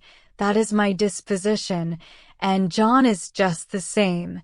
He has amazing strong feelings. Good heavens! What a delightful hand you have got. Kings, I vow. I never was so happy in my life. I would 50 times rather you should have them than myself. And now I may dismiss my heroine to the sleepless couch, which is the true heroine's portion, to a pillow strewed with thorns and wet with tears. And lucky may she think herself, if she get another good night's rest in the course of the next 3 months. Chapter 12. "Mrs. Allen," said Catherine the next morning, "will there be any harm in my calling on Miss Tilney today? I shall not be easy till I have explained everything." "Go by all means, my dear. Only put on a white gown.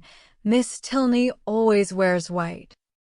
Catherine cheerfully complied, and being properly equipped, was more impatient than ever to be at the pump room, that she might inform herself of General Tilney's lodgings, for though she believed they were in Milsom Street, she was not certain of the house, and Mrs. Allen's wavering convictions only made it more doubtful.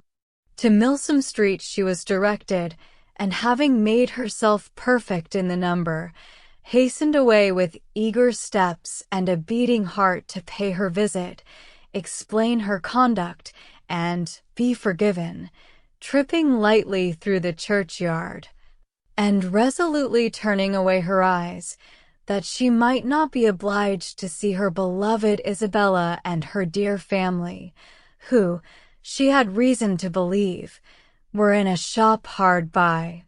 She reached the house without any impediment, looked at the number, knocked at the door, and inquired for Miss Tilney. The man believed Miss Tilney to be at home, but was not quite certain. Would she be pleased to send up her name? She gave her card.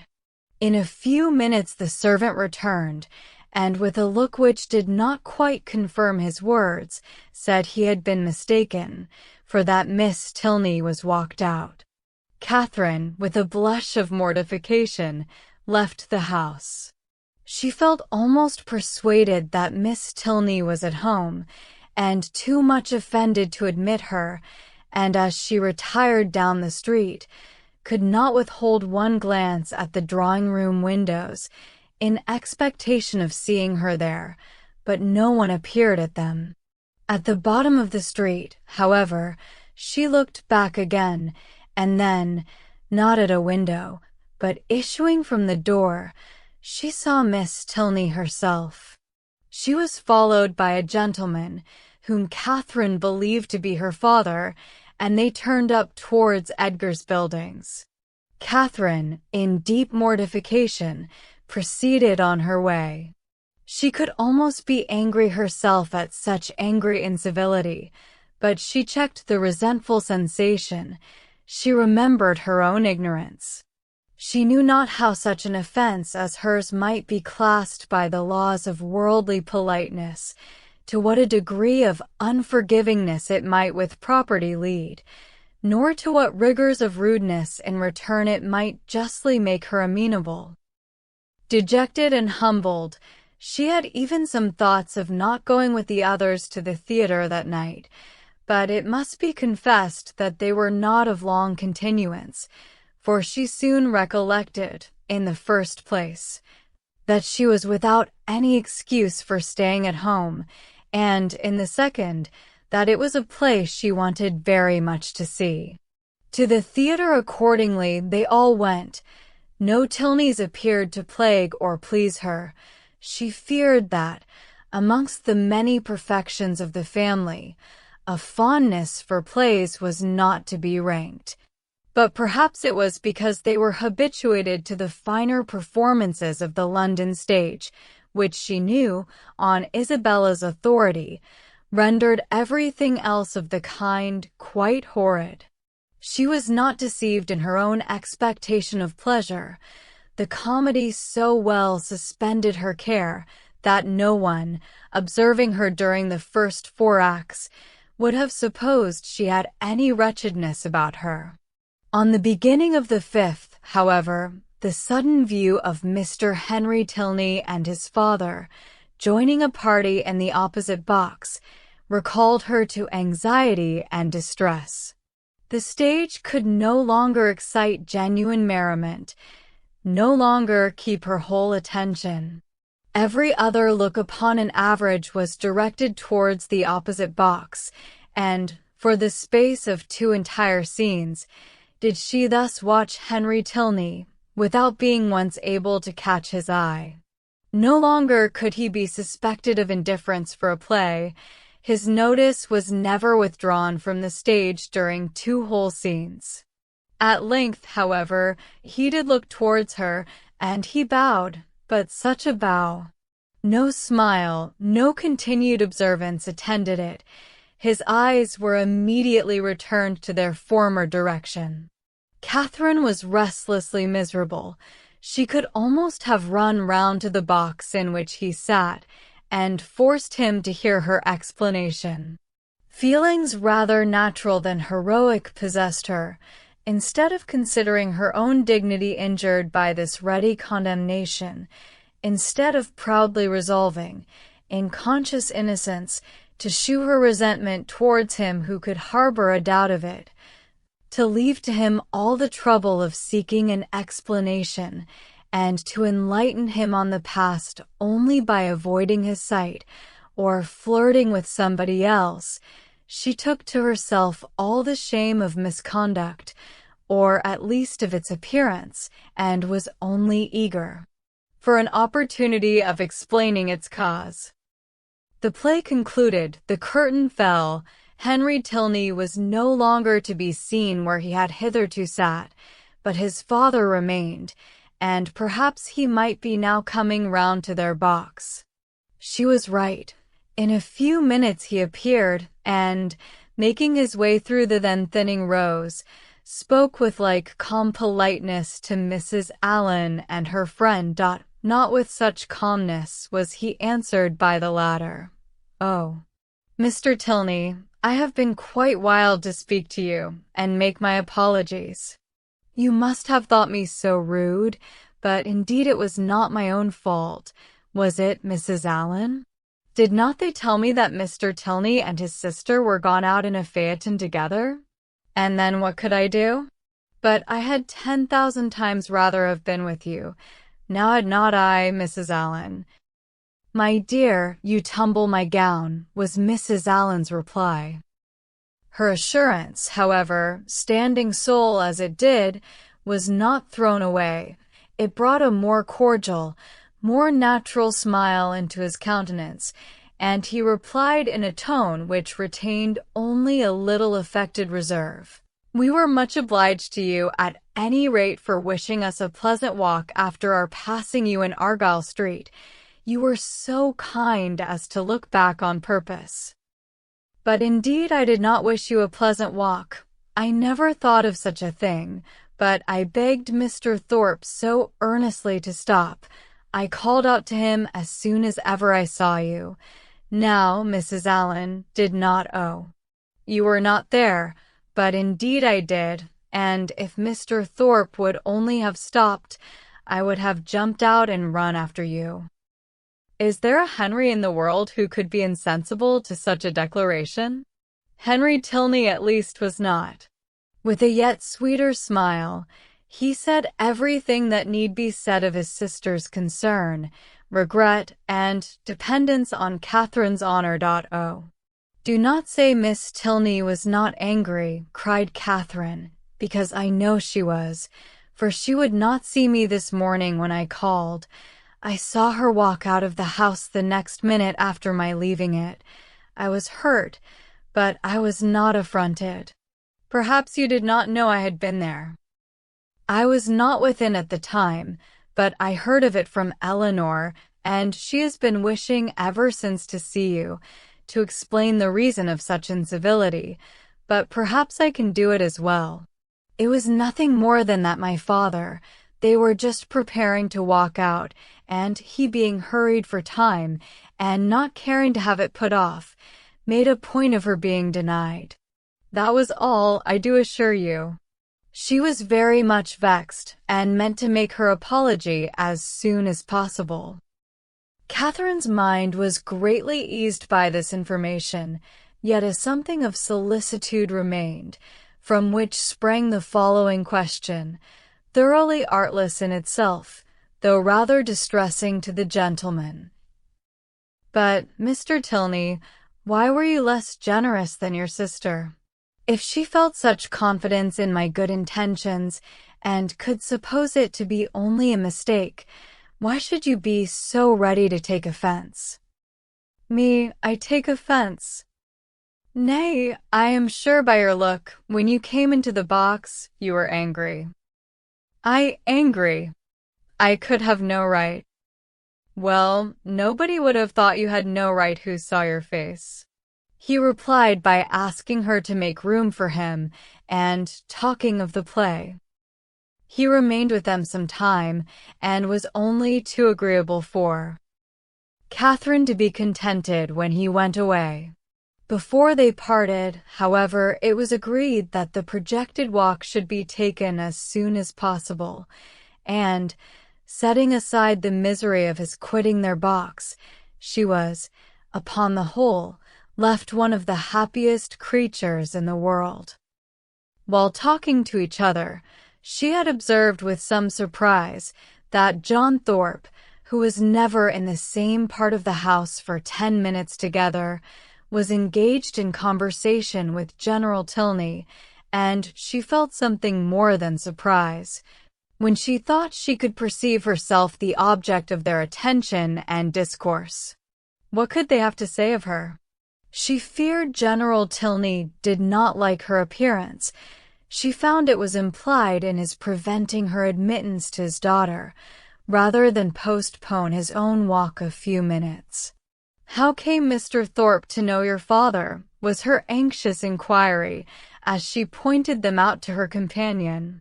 He knew nothing about it, but his father, like every military man, had a very large acquaintance. When the entertainment was over, Thorpe came to assist them in getting out.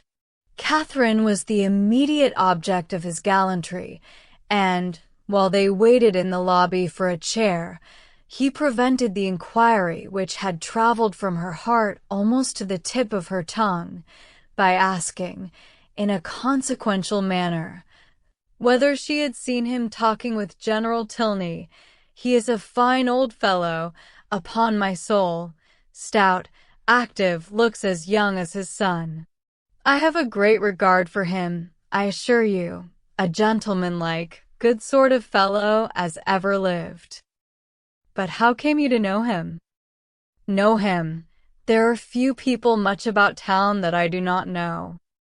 I have met him forever at the Bedford. One and I knew his face again today the moment he came into the billiard room.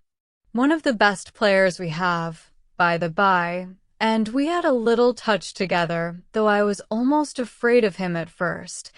The odds were 5-4 against me, and if I had not made one of the cleanest strokes that perhaps ever was made in this world. I took his ball exactly, but I could not make you understand it without a table. However, I did beat him. A very fine fellow, as rich as a Jew. I should like to dine with him. I dare say he gives famous dinners. But what do you think we have been talking of, you?"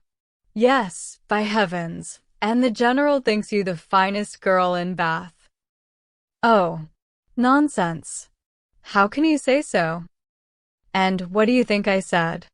Lowering his voice, "Well done, General," said I am quite of your mind." Here Catherine, who was much less gratified by his admiration than by General Tilney's, was not sorry to be called away by Mr. Allen. Thorpe, however, would see her to her chair, and, till she entered it, continued the same kind of delicate flattery, in spite of her entreating him to have done. That General Tilney, instead of disliking, should admire her, was very delightful, and she joyfully thought that there was not one of the family whom she need now fear to meet. The evening had done more, much more, for her than could have been expected. Chapter 13. Monday, Tuesday, Wednesday, Thursday, Friday, and Saturday have now passed in review before the reader. The events of each day, its hopes and fears, mortifications and pleasures have been separately stated, and the pangs of Sunday only now remain to be described, and close the week. The Clifton scheme had been deferred, not relinquished, and on the afternoon's crescent of this day, it was brought forward again. In a private consultation between Isabella and James, the former of whom had particularly set her heart upon going, and the latter no less anxiously placed his upon pleasing her, it was agreed that, provided the weather were fair, the party should take place on the following morning, and they were to set off very early, in order to be at home in good time.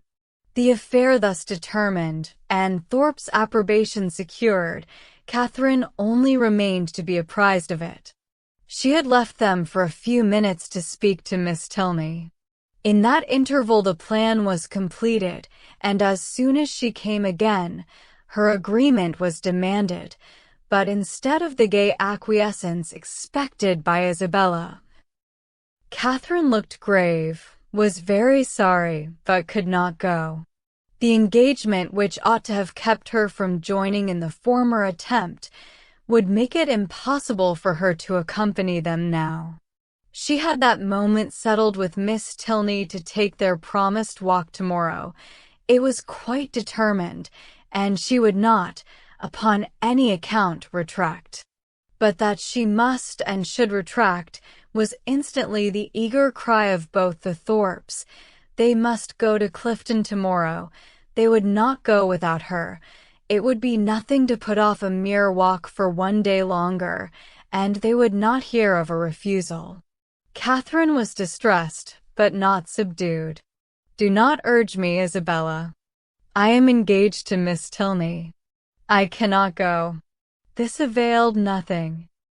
The same arguments assailed her again. She must go, she should go, and they would not hear of a refusal. It would be so easy to tell Miss Tilney that you had just been reminded of a prior engagement and must only beg to put off the walk till Tuesday. No, it would not be easy. I could not do it. There has been no prior engagement. But Isabella became only more and more urgent, calling on her in the most affectionate manner, addressing her by the most endearing names. She was sure her dearest, sweetest Catherine would not seriously refuse such a trifling request to a friend who loved her so dearly. She knew her beloved Catherine to have so feeling a heart, so sweet a temper, to be so easily persuaded by those she loved. But all in vain. Catherine felt herself to be in the right, and though pained by such tender, such flattering supplication, could not allow it to influence her. Isabella then tried another method. She reproached her with having more affection for Miss Tilney, though she had known her so little a while, than for her best and oldest friends, with being grown cold and indifferent, in short, towards herself. "I cannot help being jealous, Catherine, when I see myself slighted for strangers, I, who love you so excessively. When once my affections are placed, it is not in the power of anything to change them. But I believe my feelings are stronger than any body's. I am sure they are too strong for my own peace, and to see myself supplanted in your friendship by strangers does cut me to the quick, I own." These Tilneys seemed to swallow up everything else. Catherine thought this reproach equally strange and unkind. Was it the part of a friend thus to expose her feelings to the notice of others? Isabella appeared to her ungenerous and selfish, regardless of everything but her own gratification. These painful ideas crossed her mind, though she said nothing. Isabella, in the meanwhile, had applied her handkerchief to her eyes, and Morland, miserable at such a sight, could not help saying, "Nay, Catherine, I think you cannot stand out any longer now.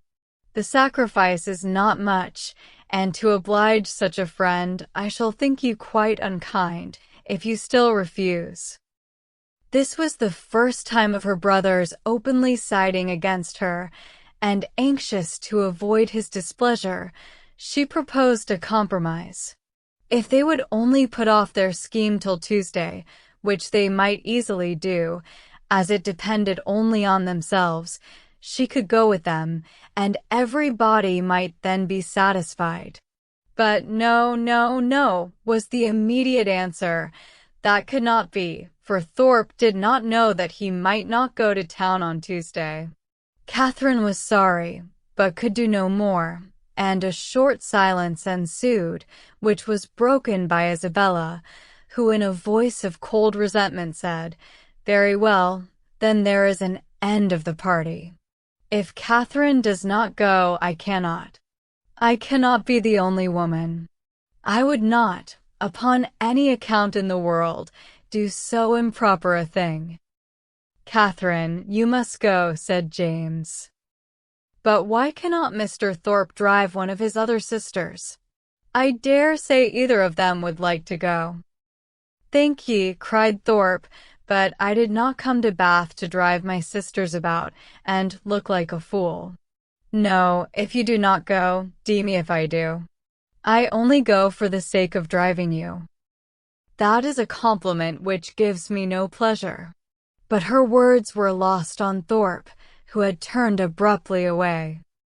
The three others still continued together, walking in a most uncomfortable manner to poor Catherine. Sometimes not a word was said. Sometimes she was again attacked with supplications or reproaches, and her arm was still linked within Isabella's, though their hearts were at war. At one moment she was softened, at another irritated, always distressed, but always steady. I did not think you had been so obstinate, Catherine, said James. You were not used to be so hard to persuade. You once were the kindest, best tempered of my sisters. I hope I am not less so now, she replied, very feelingly, but indeed I cannot go. If I am wrong, I am doing what I believe to be right. I suspect, said Isabella, in a low voice, there is no great struggle. Catherine's heart swelled. She drew away her arm, and Isabella made no opposition. Thus passed a long 10 minutes, till they were again joined by Thorpe, who, coming to them with a gay look, said, Well, I have settled the matter, and now we may all go tomorrow with a safe conscience. I have been to Miss Tilney and made your excuses. You have not, cried Catherine. I have, upon my soul, left her this moment. Told her you had sent me to say that having just recollected a prior engagement of going to Clifton with us tomorrow, you could not have the pleasure of walking with her till Tuesday. She said very well. Tuesday was just as convenient to her, so there is an end of all our difficulties. A pretty good thought of mine, hey? Isabella's countenance was once more all smiles and good humor, and James too looked happy again. A most heavenly thought indeed. Now, my sweet Catherine, all our distresses are over. You are honorably acquitted, and we shall have a most delightful party. This will not do, said Catherine. I cannot submit to this. I must run after Miss Tilney directly and set her right. Isabella, however, caught hold of one hand, Thorpe of the other, and remonstrances poured in from all three. Even James was quite angry. When everything was settled, when Miss Tilney herself said that Tuesday would suit her as well, it was quite ridiculous, quite absurd to make any further objection. I do not care. Mr. Thorpe had no business to invent any such message. If I had thought it right to put it off, I could have spoken to Miss Tilney myself. This is only doing it in a ruder way, and how do I know that Mr. Thorpe Hash may be mistaken again, perhaps. He led me into one act of rudeness by his mistake on Friday. Let me go, Mr. Thorpe. Isabella, do not hold me. Thorpe told her it would be in vain to go after the Tilneys. They were turning the corner into Brock Street when he had overtaken them and were at home by this time. Then I will go after them, said Catherine. Wherever they are I will go after them. It does not signify talking. If I could not be persuaded into doing what I thought wrong, I never will be tricked into it. And with these words she broke away and hurried off. Thorpe would have darted after her, but Morland withheld him. Let her go, if she will go. She is as obstinate as one. Thorpe never finished the simile, for it could hardly have been a proper one. Away walked Catherine in great agitation, as fast as the crowd would permit her, fearful of being pursued, yet determined to persevere.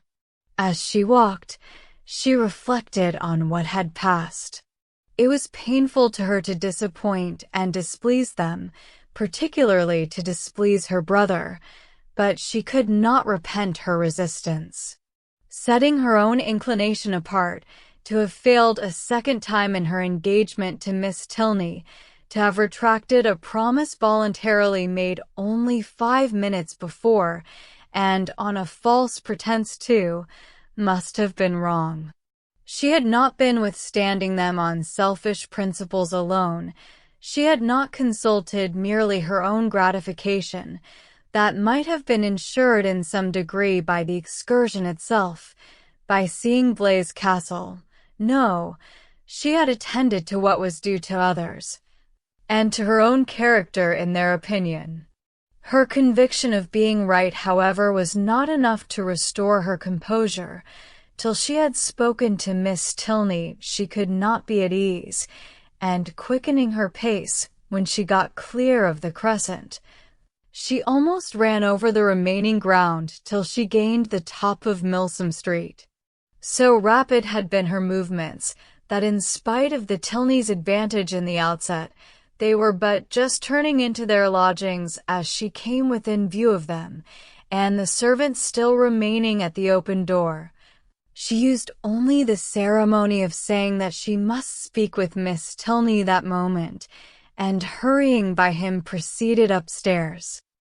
Then, opening the first door before her, which happened to be the right, she immediately found herself in the drawing-room with General Tilney, his son and daughter. Her explanation, defective only in being, from her irritation of nerves and shortness of breath, no explanation at all, was instantly given. "I am come in a great hurry. It was all a mistake. I never promised to go. I told them from the first I could not go. I ran away in a great hurry to explain it. I did not care what you thought of me. I would not stay for the servant." The business, however, though not perfectly elucidated by this speech, soon ceased to be a puzzle. Catherine found that John Thorpe had given the message, and Miss Tilney had no scruple in owning herself greatly surprised by it. But whether her brother had still exceeded her in resentment, Catherine, though she instinctively addressed herself as much to one as to the other in her vindication, had no means of knowing. Whatever might have been felt before her arrival, her eager declarations immediately made every look and sentence as friendly as she could desire. The affair thus happily settled, she was introduced by Miss Tilney to her father, and received by him with such ready, such solicitous politeness as recalled Thorpe's information to her mind, and made her think with pleasure that he might be sometimes depended on. To such anxious attention was the general's civility carried, that not aware of her extraordinary swiftness in entering the house, he was quite angry with the servant whose neglect had reduced her to open the door of the apartment herself. What did William mean by it? He should make a point of inquiring into the matter. And if Catherine had not most warmly asserted his innocence, it seemed likely that William would lose the favor of his master forever, if not his place, by her rapidity. After sitting with them a quarter of an hour, she rose to take leave, and was then most agreeably surprised by General Tilney's asking her if she would do his daughter the honor of dining and spending the rest of the day with her. Miss Tilney added her own wishes. Catherine was greatly obliged, but it was quite out of her power. Mr. and Mrs. Allen would expect her back every moment. The general declared he could say no more. The claims of Mr. and Mrs. Allen were not to be superseded, but on some other day he trusted, when longer notice could be given, they would not refuse to spare her to her friend. Oh, no, Catherine was sure they would not have the least objection, and she should have great pleasure in coming. The general attended her himself to the street door, saying everything gallant as they went downstairs, admiring the elasticity of her walk, which corresponded exactly with the spirit of her dancing, and making her one of the most graceful beaux she had ever beheld. When they parted, Catherine, delighted by all that had passed, proceeded gaily to Pulteney Street, walking, as she concluded, with great elasticity, though she had never thought of it before. She reached home without seeing anything more of the offended party, and now that she had been triumphant throughout, had carried her point, and was secure of her walk, she began, as the flutter of her spirits subsided, to doubt whether she had been perfectly right. A sacrifice was always noble, and if she had given way to their entreaties, she should have been spared the distressing idea of a friend displeased, a brother angry, and a scheme of great happiness to both destroyed, perhaps through her means. To ease her mind, and ascertain by the opinion of an unprejudiced person what her own conduct had really been, she took occasion to mention before Mr. Allen the half-settled scheme of her brother and the Thorpes for the following day. Mr. Allen caught at it directly. "Well," said he, "and do you think of going too?" "No, I had just engaged myself to walk with Miss Tilney before they told me of it, and therefore you know I could not go with them, could I?" "No, certainly not, and I am glad you do not think of it. These schemes are not at all the thing. Young men and women driving about the country in open carriages. Now and then it is very well, but going to inns and public places together, it is not right, and I wonder Mrs. Thorpe should allow it. I am glad you do not think of going. I am sure Mrs. Morland would not be pleased. Mrs. Allen, are not you of my way of thinking? Do not you think these kind of projects objectionable?" "Yes, very much so indeed. Open carriages are nasty things. A clean gown is not 5 minutes wearing them. You are splashed getting in and getting out, and the wind takes your hair and your bonnet in every direction. I hate an open carriage myself." "I know you do, but that is not the question. Do not you think it has an odd appearance if young ladies are frequently driven about in them by young men to whom they are not even related?" "Yes, my dear, a very odd appearance indeed. I cannot bear to see it." "Dear madam," cried Catherine, "then why did not you tell me so before? I am sure if I had known it to be improper, I would not have gone with Mr. Thorpe at all, but I always hoped you would tell me if you thought I was doing wrong." "And so I should, my dear, you may depend on it, for as I told Mrs. Morland at parting, I would always do the best for you in my power. But one must not be over-particular. Young people will be young people, as your good mother says herself. You know I wanted you, when we first came, not to buy that sprigged muslin, but you would. Young people do not like to be always thwarted. But this was something of real consequence, and I do not think you would have found me hard to persuade. As far as it has gone hitherto, there is no harm done," said Mr. Allen, "and I would only advise you, my dear, not to go out with Mr. Thorpe any more." "That is just what I was going to say," added his wife. Catherine, relieved for herself, felt uneasy for Isabella, and after a moment's thought, asked Mr. Allen whether it would not be both proper and kind in her to write to Miss Thorpe, and explain the indecorum of which she must be as insensible as herself, for she considered that Isabella might otherwise perhaps be going to Clifton the next day, in spite of what had passed. Mr. Allen, however, discouraged her from doing any such thing. "You had better leave her alone, my dear. she is old enough to know what she is about, and if not, has a mother to advise her. Mrs. Thorpe is too indulgent beyond a doubt, but however, you had better not interfere. She and your brother choose to go, and you will be only getting ill will." Catherine submitted, and though sorry to think that Isabella should be doing wrong, felt greatly relieved by Mr. Allen's approbation of her own conduct, and truly rejoiced to be preserved by his advice from the danger of falling into such an error herself. Her escape from being one of the party to Clifton was now an escape indeed, for what would the Tilneys have thought of her if she had broken her promise to them in order to do what was wrong in itself? If she had been guilty of one breach of propriety, only to enable her to be guilty of another? Chapter 14. The next morning was fair, and Catherine almost expected another attack from the assembled party. With Mr. Allen to support her, she felt no dread of the event, but she would gladly be spared a contest where victory itself was painful, and was heartily rejoiced therefore at neither seeing nor hearing anything of them.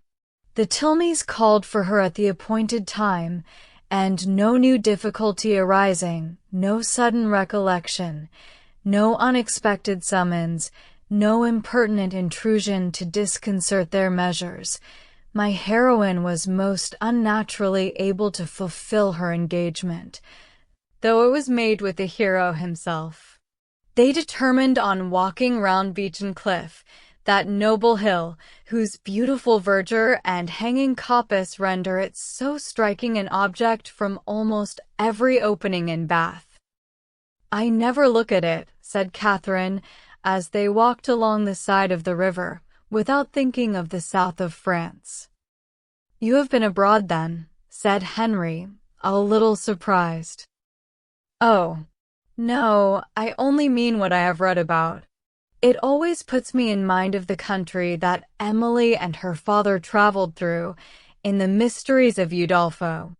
But you never read novels, I dare say." "Why not?" "Because they are not clever enough for you. Gentlemen read better books. The person, be it gentleman or lady, who has not pleasure in a good novel, must be intolerably stupid. I have read all Mrs. Radcliffe's works, and most of them with great pleasure. The Mysteries of Udolpho, when I had once begun it, I could not lay down again. I remember finishing it in 2 days, my hair standing on end the whole time." "Yes," added Miss Tilney, "and I remember that you undertook to read it aloud to me, and that when I was called away for only 5 minutes to answer a note, instead of waiting for me, you took the volume into the Hermitage Walk, and I was obliged to stay till you had finished it." "Thank you, Eleanor. A most honorable testimony. You see, Miss Morland, the injustice of your suspicions. Here was I, in my eagerness to get on, refusing to wait only 5 minutes for my sister, breaking the promise I had made of reading it aloud, and keeping her in suspense at a most interesting part, by running away with the volume, which, you are to observe, was her own, particularly her own. I am proud when I reflect on it, and I think it must establish me in your good opinion." "I am very glad to hear it indeed, and now I shall never be ashamed of liking Udolpho myself. But I really thought before, young men despised novels amazingly." "It is amazingly. It may well suggest amazement if they do, for they read nearly as many as women. I myself have read hundreds and hundreds. Do not imagine that you can cope with me in a knowledge of Julius and Louisa's. If we proceed to particulars and engage in the never-ceasing inquiry of have you read this, and have you read that, I shall soon leave you as far behind me as, what shall I say, I want an appropriate simile, as far as your friend Emily herself left per Valancourt when she went with her aunt into Italy. Point 1. Consider how many years I have had the start of you. I had entered on my studies at Oxford, while you were a good little girl working your sampler at home. Not very good, I am afraid. But now really, do not you think Udolpho the nicest book in the world? The nicest, by which I suppose you mean the neatest. Point 2. That must depend upon the binding. Henry, said Miss Tilney, you are very impertinent. Miss Morland, he is treating you exactly as he does his sister. He is forever finding fault with me for some incorrectness of language, and now he is taking the same liberty with you. The word nicest, as you used it, did not suit him, and you had better change it as soon as you can, or we shall be overpowered with Johnson and Blair 3 all the rest of the way. I am sure, cried Catherine, I did not mean to say anything wrong. But it is a nice book, and why should not I call it so? Very true, said Henry, and this is a very nice day, and we are taking a very nice walk, and you are two very nice young ladies. Oh, it is a very nice word indeed. It does for everything. Originally, perhaps it was applied only to express neatness, propriety, delicacy, or refinement. People were nice in their dress, in their sentiments, or their choice. But now every commendation on every subject is comprised in that one word. While, in fact, cried his sister, it ought only to be applied to you, without any commendation at all. You are more nice than wise. Come, Miss Morland, let us leave him to meditate over our faults in the utmost propriety of diction, while we praise Udolpho in whatever terms we like best. It is a most interesting work. You are fond of that kind of reading. To say the truth, I do not much like any other. Indeed. That is, I can read poetry and plays and things of that sort, and do not dislike travels. But history, real solemn history, I cannot be interested in. Can you? Yes, I am fond of history. I wish I were too. I read it a little as a duty, but it tells me nothing that does not either vex or weary me. The quarrels of popes and kings, with wars or pestilences, in every page, the men also good for nothing, and hardly any women at all. It is very tiresome, and yet I often think it odd that it should be so dull, for a great deal of it must be invention. The speeches that are put into the heroes' mouths, their thoughts and designs, the chief of all this must be invention, and invention is what delights me in other books. Historians, you think, said Miss Tilney, are not happy in their flights of fancy. They display imagination without raising interest. I am fond of history, and am very well contented to take the false with the true. In the principal facts they have sources of intelligence in former histories and records, which may be as much depended on, I conclude, as anything that does not actually pass under one's own observation, and as for the little embellishments you speak of, they are embellishments, and I like them as such. If a speech be well drawn up, I read it with pleasure, by whomsoever it may be made, and probably with much greater, if the production of Mr. Hume or Mr. Robertson, than if the genuine words of Caractacus, Agricola, or Alfred the Great. 4. You are fond of history, and so are Mr. Allen and my father, and I have 2 brothers who do not dislike it. So many instances within my small circle of friends is remarkable.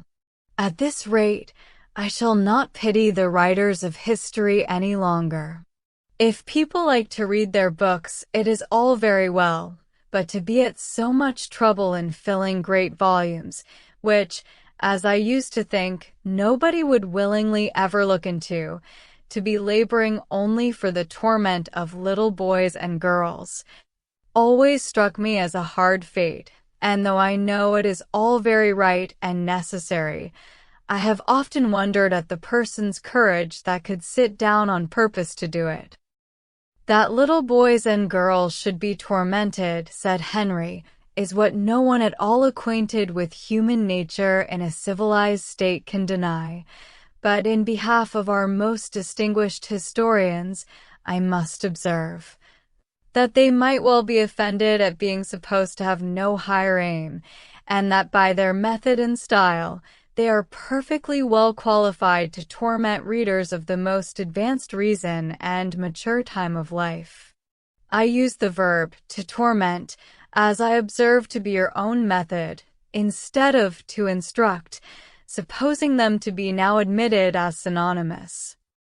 You think me foolish to call instruction a torment, but if you had been as much used as myself to hear poor little children first learning their letters, and then learning to spell, if you had ever seen how stupid they can be for a whole morning together, and how tired my poor mother is at the end of it, as I am in the habit of seeing almost every day of my life at home, you would allow that to torment and to instruct might sometimes be used as synonymous words.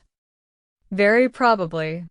But historians are not accountable for the difficulty of learning to read, and even you yourself, who do not altogether seem particularly friendly to very severe, very intense application, may perhaps be brought to acknowledge that it is very well worth while to be tormented for 2 or 3 years of one's life, for the sake of being able to read all the rest of it. Consider, if reading had not been taught, Mrs. Radcliffe would have written in vain, or perhaps might not have written at all. Catherine assented, and a very warm panegyric from her on that lady's merits closed the subject. The Tilneys were soon engaged in another on which she had nothing to say. They were viewing the country with the eyes of persons accustomed to drawing, and decided on its capability of being formed into pictures with all the eagerness of real taste. Here Catherine was quite lost. She knew nothing of drawing, nothing of taste, and she listened to them with an attention which brought her little profit, for they talked in phrases which conveyed scarcely any idea to her. The little which she could understand, however, appeared to contradict the very few notions she had entertained on the matter before. It seemed as if a good view were no longer to be taken from the top of an high hill, and that a clear blue sky was no longer a proof of a fine day. She was heartily ashamed of her ignorance. A misplaced shame. Where people wish to attach, they should always be ignorant. To come with a well-informed mind is to come with an inability of administering to the vanity of others, which a sensible person would always wish to avoid. A woman especially, if she have the misfortune of knowing anything, should conceal it as well as she can. The advantages of natural folly in a beautiful girl have been already set forth by the capital pen of a sister author, 5, and to her treatment of the subject I will only add in justice to men, that though to the larger and more trifling part of the sex, imbecility in females is a great enhancement of their personal charms, there is a portion of them too reasonable and too well informed themselves to desire anything more in woman than ignorance. But Catherine did not know her own advantages, did not know that a good-looking girl, with an affectionate heart and a very ignorant mind, cannot fail of attracting a clever young man, unless circumstances are particularly untoward. In the present instance, she confessed and lamented her want of knowledge, declared that she would give anything in the world to be able to draw, and a lecture on the picturesque immediately followed, in which his instructions were so clear that she soon began to see beauty in everything admired by him, and her attention was so earnest that he became perfectly satisfied of her having a great deal of natural taste. He talked of foregrounds, distances and second distances, side screens and perspectives, lights and shades, and Catherine was so hopeful a scholar that when they gained the top of Beechen Cliff, she voluntarily rejected the whole city of Bath as unworthy to make part of a landscape. Delighted with her progress and fearful of wearying her with too much wisdom at once, Henry suffered the subject to decline, and by an easy transition from a piece of rocky fragment and the withered oak which he had placed near its summit, to oaks in general, to forests, the enclosure of them, waste lands, crown lands, and government, he shortly found himself arrived at politics, and from politics, it was an easy step to silence. The general pause which succeeded his short disquisition on the state of the nation was put an end to by Catherine, who, in rather a solemn tone of voice, uttered these words, "I have heard that something very shocking indeed will soon come out in London." Miss Tilney, to whom this was chiefly addressed, was startled, and hastily replied, "Indeed, and of what nature?" "That I do not know, nor who is the author. I have only heard that it is to be more horrible than anything we have met with yet." "Good heaven, where could you hear of such a thing?" "A particular friend of mine had an account of it in a letter from London yesterday. It is to be uncommonly dreadful. I shall expect murder and everything of the kind." "You speak with astonishing composure. But I hope your friend's accounts have been exaggerated, and if such a design is known beforehand, proper measures will undoubtedly be taken by government to prevent its coming to effect." "Government," said Henry, endeavoring not to smile, "neither desires nor dares to interfere in such matters. There must be murder, and government cares not how much." The ladies stared. He laughed and added, "Come, shall I make you understand each other, or leave you to puzzle out an explanation as you can?" "No, I will be noble. I will prove myself a man, no less by the generosity of my soul than the clearness of my head. I have no patience with such of my sex as disdain to let themselves sometimes down to the comprehension of yours. Perhaps the abilities of women are neither sound nor acute, neither vigorous nor keen. Perhaps they may want observation, discernment, judgment, fire, genius, and wit. Miss Morland, do not mind what he says, but have the goodness to satisfy me as to this dreadful riot." "Riot? What riot?" "My dear Eleanor, the riot is only in your own brain. The confusion there is scandalous.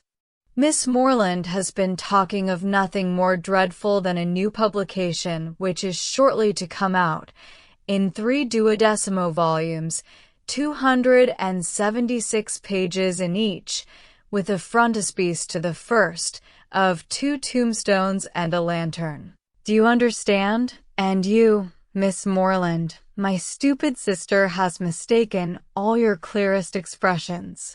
You talked of expected horrors in London, and instead of instantly conceiving, as any rational creature would have done, that such words could relate only to a circulating library, she immediately pictured to herself a mob of 3,000 men assembling in St. George's Fields, the Bank attacked, the Tower threatened, the streets of London flowing with blood, a detachment of the 12th Light Dragoons, the hopes of the nation, called up from Northampton 7 to quell the insurgents, and the gallant Captain Frederick Tilney, in the moment of charging at the head of his troop, knocked off his horse by a brickbat from an upper window. Forgive her stupidity. The fears of the sister have added to the weakness of the woman, but she is by no means a simpleton in general." Catherine looked grave. "And now, Henry," said Miss Tilney, "that you have made us understand each other, you may as well make Miss Moreland understand yourself, unless you mean to have her think you intolerably rude to your sister, and a great brute in your opinion of women in general. Miss Moreland is not used to your odd ways. I shall be most happy to make her better acquainted with them." "No doubt, but that is no explanation of the present." "What am I to do?" "You know what you ought to do. Clear your character handsomely before her. Tell her that you think very highly of the understanding of women." "Miss Moreland, I think very highly of the understanding of all the women in the world, especially of those, whoever they may be, with whom I happen to be in company." "That is not enough. Be more serious." "Miss Moreland, no one can think more highly of the understanding of women than I do. In my opinion, nature has given them so much that they never find it necessary to use more than half." "We shall get nothing more serious from him now, Miss Moreland. He is not in a sober mood. But I do assure you that he must be entirely misunderstood if he can ever appear to say an unjust thing of any woman at all, or an unkind one of me." It was no effort to Catherine to believe that Henry Tilney could never be wrong. His manner might sometimes surprise, but his meaning must always be just, and what she did not understand, she was almost as ready to admire as what she did. The whole walk was delightful, and though it ended too soon, its conclusion was delightful too. Her friends attended her into the house, and Miss Tilney, before they parted, addressing herself with respectful form, as much to Mrs. Allen as to Catherine, petitioned for the pleasure of her company to dinner on the day after the next. No difficulty was made on Mrs. Allen's side, and the only difficulty on Catherine's was in concealing the excess of her pleasure. The morning had passed away so charmingly as to banish all her friendship and natural affection, for no thought of Isabella or James had crossed her during their walk. When the Tilneys were gone, she became amiable again, but she was amiable for some time to little effect. Mrs. Allen had no intelligence to give that could relieve her anxiety. She had heard nothing of any of them. Towards the end of the morning, however, Catherine, having occasion for some indispensable yard of ribbon which must be bought without a moment's delay, walked out into the town, and in Bond Street overtook the second Miss Thorpe. As she was loitering towards Edgar's Buildings between two of the sweetest girls in the world, who had been her dear friends all the morning, from her she soon learned that the party to Clifton had taken place. "They set off at 8 this morning," said Miss, and I am sure I do not envy them their drive. "I think you and I are very well off to be out of the scrape. It must be the dullest thing in the world, for there is not a soul at Clifton at this time of year. Belle went with your brother, and John drove Maria." Catherine spoke the pleasure she really felt on hearing this part of the arrangement. "Oh, yes," rejoined the other, "Maria is gone. She was quite wild to go. She thought it would be something very fine. I cannot say I admire her taste, and for my part one was determined from the first not to go, if they pressed me ever so much." Catherine, a little doubtful of this, could not help answering, "I wish you could have gone too. It is a pity you could not all go." "Thank you, but it is quite a matter of indifference to me. Indeed, I would not have gone on any account. I was saying so to Emily and Sophia when you overtook us." Catherine was still unconvinced, but glad that and should have the friendship of an Emily and a Sophia to console her, she bade her adieu without much uneasiness, and returned home, pleased that the party had not been prevented by her refusing to join it, and very heartily wishing that it might be too pleasant to allow either James or Isabella to resent her resistance any longer. Chapter 15.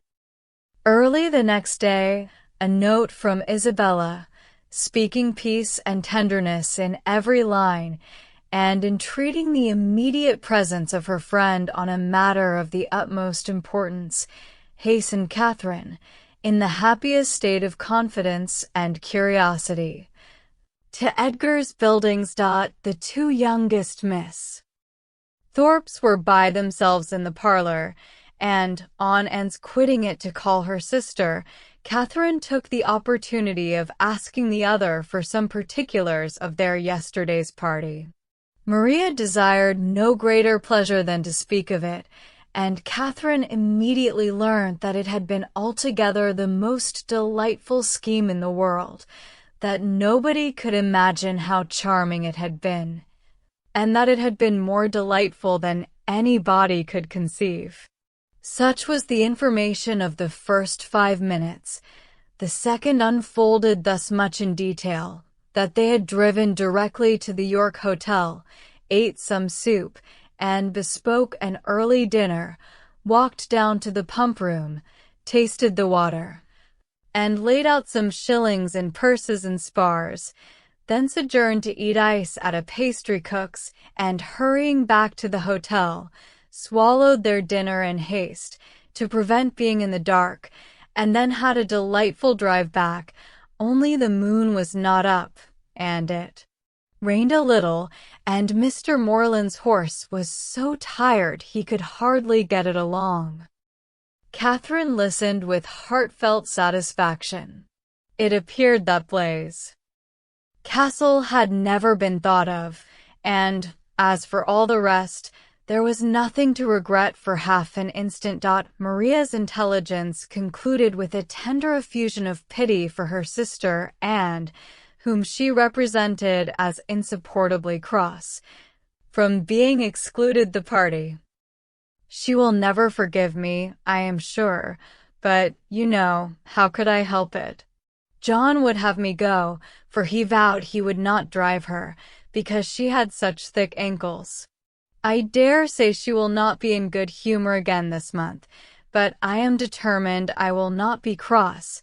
It is not a little matter that puts me out of temper. Isabella now entered the room with so eager a step, and a look of such happy importance, as engaged all her friends' notice. Maria was without ceremony sent away, and Isabella, embracing Catherine, thus began, "Yes, my dear Catherine, it is so indeed. Your penetration has not deceived you. Oh, that arch eye of yours, it sees through everything." Catherine replied only by a look of wondering ignorance. "Nay, my beloved, sweetest friend," continued the other, "compose yourself. I am amazingly agitated, as you perceive. Let us sit down and talk in comfort. Well, and so you guessed it the moment you had my note? Sly creature, oh. My dear Catherine, you alone who know my heart can judge of my present happiness. Your brother is the most charming of men. I only wish I were more worthy of him. But what will your excellent father and mother say? Oh, heavens! When I think of them I am so agitated." Catherine's understanding began to awake. An idea of the truth suddenly darted into her mind, and, with the natural blush of so new an emotion, she cried out, "Good heaven, my dear Isabella, what do you mean? Can you really be in love with James?" This bold surmise, however, she soon learnt comprehended but half the fact. The anxious affection which she was accused of having continually watched in Isabella's every look and action had, in the course of their yesterday's party, received the delightful confession of an equal love. Her heart and faith were alike engaged to James. Never had Catherine listened to anything so full of interest, wonder, and joy. Her brother and her friend engaged, new to such circumstances, the importance of it appeared unspeakably great, and she contemplated it as one of those grand events of which the ordinary course of life can hardly afford a return. The strength of her feelings she could not express. The nature of them, however, contented her friend. The happiness of having such a sister was their first effusion, and the fair ladies mingled in embraces and tears of joy. Delighting, however, as Catherine sincerely did in the prospect of the connection, it must be acknowledged that Isabella far surpassed her in tender anticipations. You will be so infinitely dearer to me, my Catherine, than either Anne or Maria. I feel that I shall be so much more attached to my dear Morland's family than to my own. This was a pitch of friendship beyond Catherine. You are so like your dear brother, continued Isabella, that I quite dote on you the first moment I saw you. But so it always is with me. The first moment settles everything. The very first day that Morland came to us last Christmas, the very first moment I beheld him, my heart was irrecoverably gone. I remember I wore my yellow gown, with my hair done up in braids, and when I came into the drawing-room and John introduced him, I thought I never saw anybody so handsome before. Here Catherine secretly acknowledged the power of love, for, though exceedingly fond of her brother and partial to all his endowments, she had never in her life thought him handsome. I remember, too, Miss Andrews drank tea with us that evening and wore her puce-colored sarcenet, and she looked so heavenly that I thought your brother must certainly fall in love with her. I could not sleep a wink all night for thinking of it. Oh, Catherine, the many sleepless nights I have had on your brother's account, I would not have you suffer half what I have done. I am grown wretchedly thin, I know, but I will not pain you by describing my anxiety. You have seen enough of it. I feel that I have betrayed myself perpetually, so unguarded in speaking of my partiality for the church, but my secret I was always sure would be safe with you. Catherine felt that nothing could have been safer, but ashamed of an ignorance little expected, she dared no longer contest the point, nor refuse to have been as full of arch penetration and affectionate sympathy as Isabella chose to consider her. Her brother, she found, was preparing to set off with all speed to Fullerton, to make known his situation and ask consent, and here was a source of some real agitation to the mind of Isabella. Catherine endeavored to persuade her, as she was herself persuaded, that her father and mother would never oppose their son's wishes. It is impossible, said she, for parents to be more kind or more desirous of their children's happiness. I have no doubt of their consenting immediately. Morland says exactly the same, replied Isabella, and yet I dare not expect it. My fortune will be so small, they never can consent to it. Your brother, who might marry anybody. Here Catherine again discerned the force of love. Indeed, Isabella, you are too humble. The difference of fortune can be nothing to signify. Oh, my sweet Catherine, in your generous heart, I know it would signify nothing, but we must not expect such disinterestedness in many. As for myself, I am sure I only wish our situations were reversed. Had I the command of millions, were I mistress of the whole world, your brother would be my only choice. This charming sentiment, recommended as much by sense as novelty, gave Catherine a most pleasing remembrance of all the heroines of her acquaintance, and she thought her friend never looked more lovely than in uttering the grand idea. "I am sure they will consent," was her frequent declaration. "I am sure they will be delighted with you." "For my own part," said Isabella, "my wishes are so moderate that the smallest income in nature would be enough for me. Where people are really attached, poverty itself is wealth. Grandeur I detest. I would not settle in London for the universe. A cottage in some retired village would be ecstasy. There are some charming little villas about Richmond." "Richmond," cried Catherine, "you must settle near Fullerton. You must be near us." "I am sure I shall be miserable if we do not. If I can but be near you, I shall be satisfied. But this is idle talking. I will not allow myself to think of such things till we have your father's answer. Morland says that by sending it tonight to Salisbury, we may have it tomorrow. Tomorrow. I know I shall never have courage to open the letter. I know it will be the death of me." A reverie succeeded this conviction, and when Isabella spoke again, it was to resolve on the quality of her wedding gown. Their conference was put an end to by the anxious young lover himself, who came to breathe his parting sigh before he set off for Wiltshire. Catherine wished to congratulate him, but knew not what to say, and her eloquence was only in her eyes. From them, however, the 8 parts of speech shone out most expressively, and James could combine them with ease. Impatient for the realization of all that he hoped at home, his adieus were not long, and they would have been yet shorter, had he not been frequently detained by the urgent entreaties of his fair one that he would go.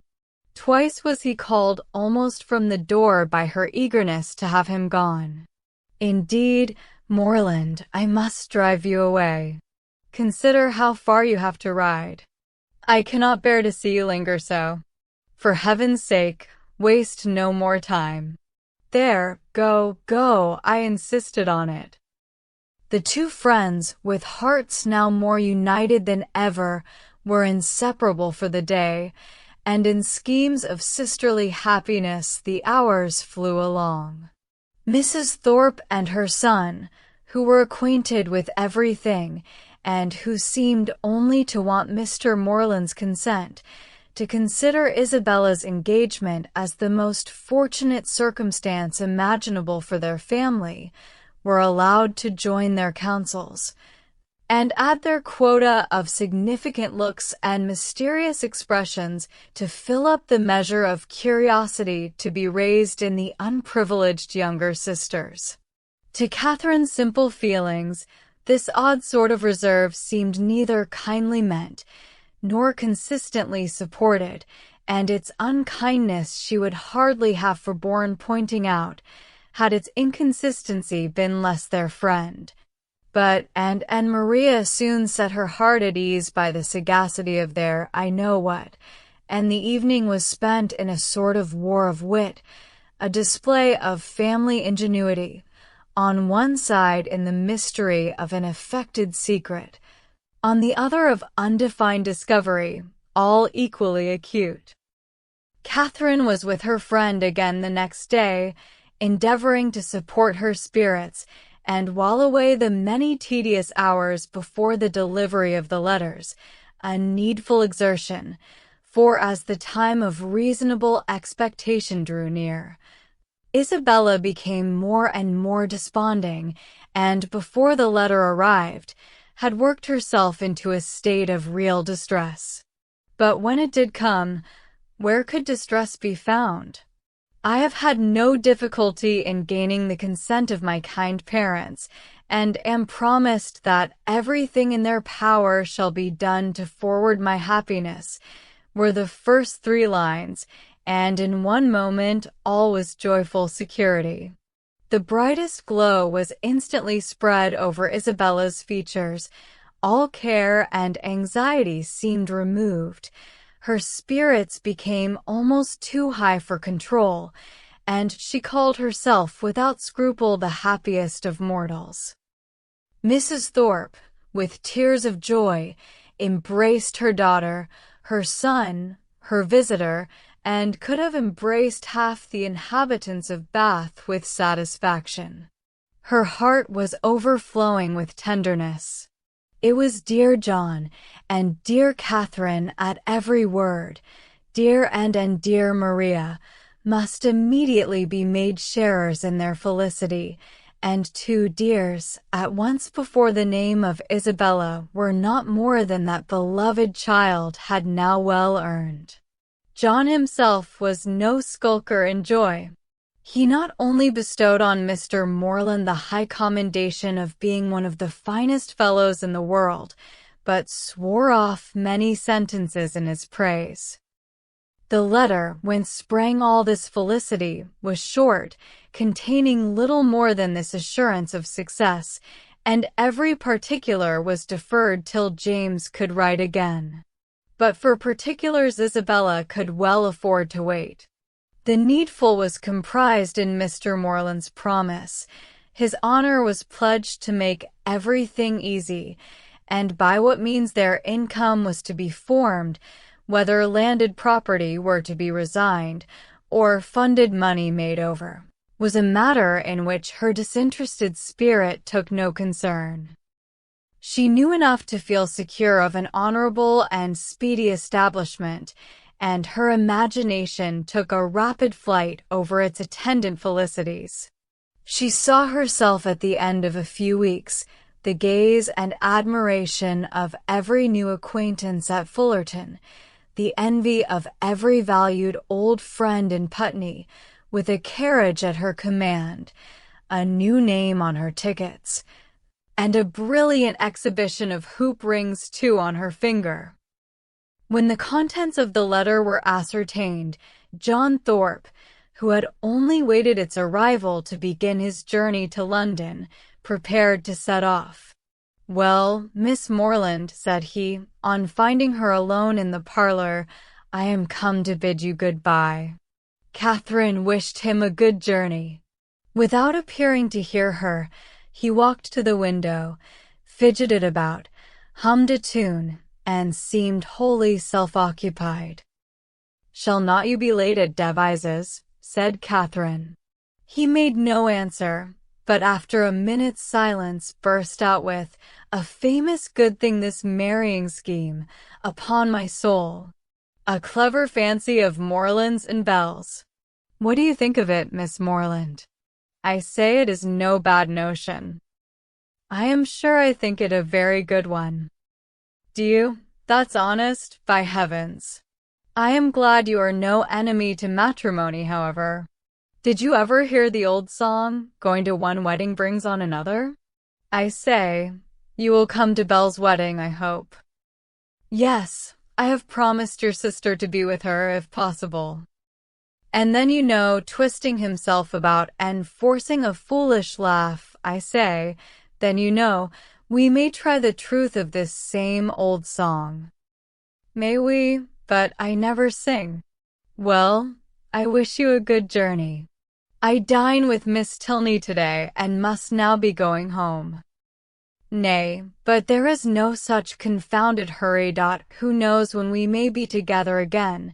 Not but that I shall be down again by the end of a fortnight, and a devilish long fortnight it will appear to me."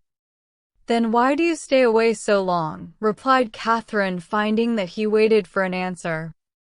"That is kind of you, however, kind and good-natured. I shall not forget it in a hurry. But you have more good nature, and all that, than anybody living, I believe. A monstrous deal of good nature, and it is not only good nature, but you have so much of everything, and then you have such, upon my soul, I do not know anybody like you." "Oh, dear, There are a great many people like me, I dare say, only a great deal better. Good morning to you. But I say, Miss Morland, I shall come and pay my respects at Fullerton before it is long, if not disagreeable. Pray do. My father and mother will be very glad to see you. And I hope, Miss Morland, you will not be sorry to see me. Oh, dear, not at all. There are very few people I am sorry to see. Company is always cheerful. That is just my way of thinking. Give me but a little cheerful company. Let me only have the company of the people I love. Let me only be where I like and with whom I like, and the devil take the rest, say I. And I am heartily glad to hear you say the same. But I have a notion, Miss Morland, you and I think pretty much alike upon most matters. Perhaps we may, but it is more than I ever thought of. And as to most matters, to say the truth, there are not many that I know my own mind about. By Jove, no more do I. It is not my way to bother my brains with what does not concern me. My notion of things is simple enough. Let me only have the girl I like, say I, with a comfortable house over my head, and what care I for all the rest? Fortune is nothing. I am sure of a good income of my own, and if she had not a penny, why, so much the better. Very true. I think like you there. If there is a good fortune on one side, there can be no occasion for any on the other. No matter which has it, so that there is enough. I hate the idea of one great fortune looking out for another. And to marry for money I think the wickedest thing in existence. Good day. We shall be very glad to see you at Fullerton whenever it is convenient. And away she went. It was not in the power of all his gallantry to detain her longer. With such news to communicate, and such a visit to prepare for, her departure was not to be delayed by anything in his nature to urge, and she hurried away, leaving him to the undivided consciousness of his own happy address and her explicit encouragement. The agitation which she had herself experienced on first learning her brother's engagement made her expect to raise no inconsiderable emotion in Mr. and Mrs. Allen by the communication of the wonderful event. How great was her disappointment!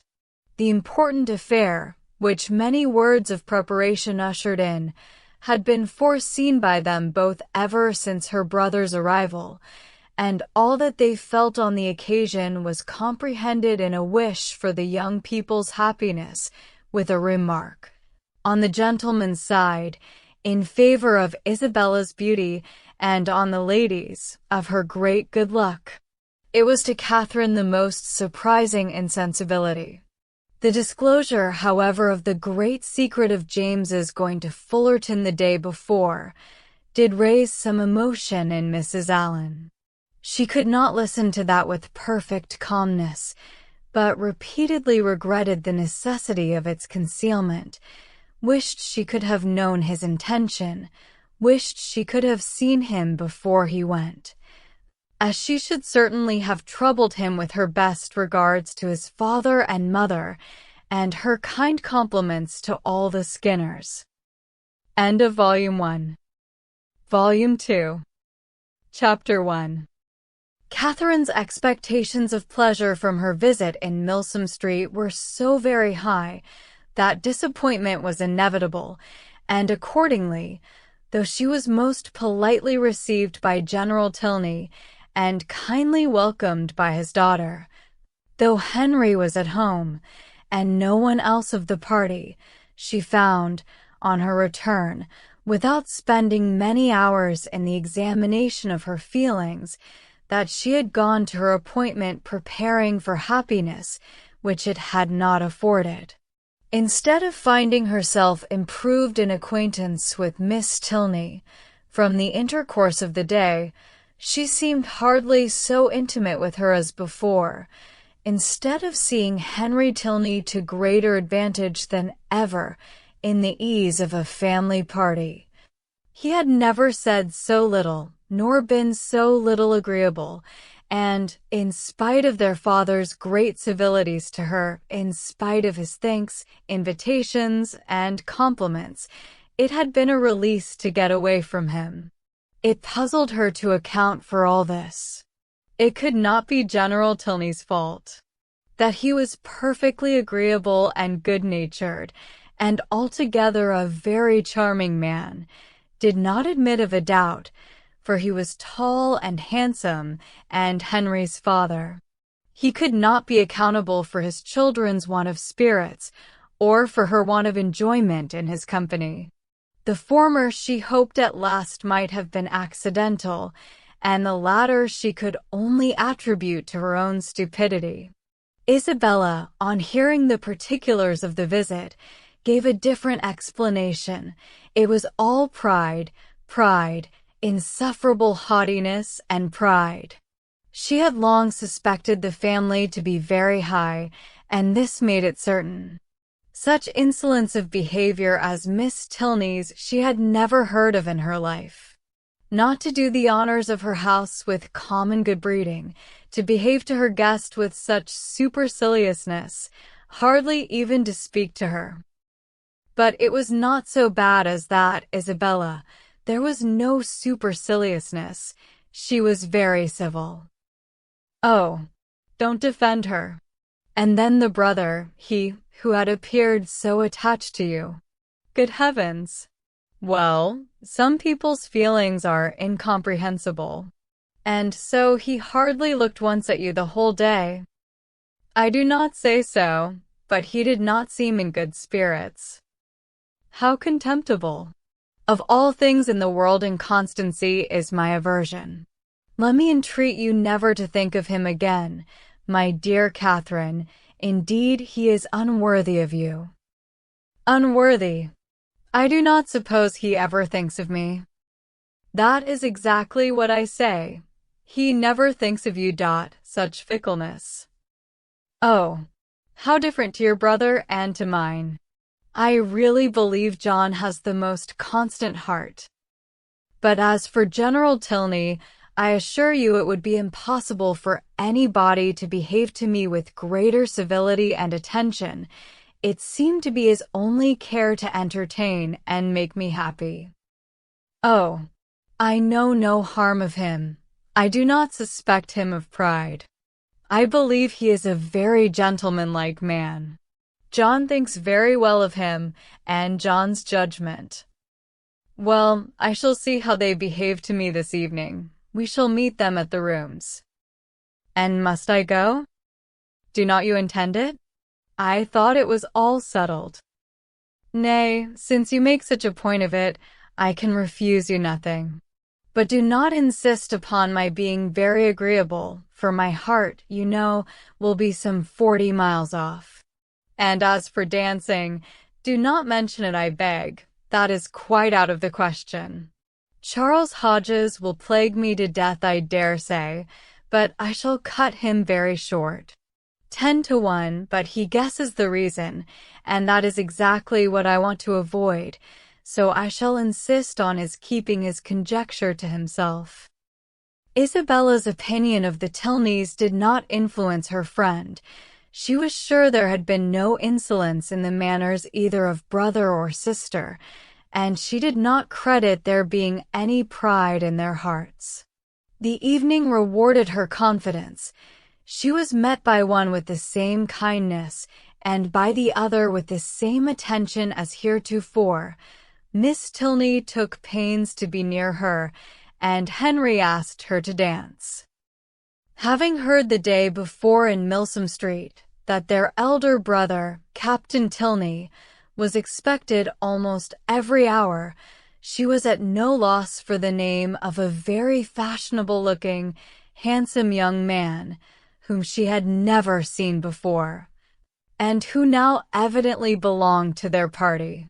She looked at him with great admiration, and even supposed it possible that some people might think him handsomer than his brother, though, in her eyes, his air was more assuming and his countenance less prepossessing.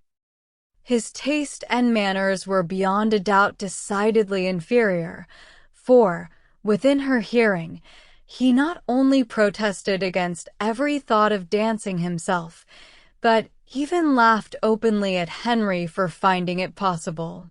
From the latter circumstance it may be presumed that, whatever might be our heroine's opinion of him, his admiration of her was not of a very dangerous kind, not likely to produce animosities between the brothers, nor persecutions to the lady. He cannot be the instigator of the 3 villains in horsemen's greatcoats, by whom she will hereafter be forced into a traveling chaise and 4, which will drive off with incredible speed. Catherine, meanwhile, undisturbed by presentiments of such an evil, or of any evil at all, except that of having but a short set to dance down, enjoyed her usual happiness with Henry Tilney, listening with sparkling eyes to everything he said, and, in finding him irresistible, becoming so herself. At the end of the first dance, Captain Tilney came towards them again, and, much to Catherine's dissatisfaction, pulled his brother away. They retired whispering together, and, though her delicate sensibility did not take immediate alarm, and lay it down as fact that Captain Tilney must have heard some malevolent misrepresentation of her, which he now hastened to communicate to his brother, in the hope of separating them forever, she could not have her partner conveyed from her sight without very uneasy sensations.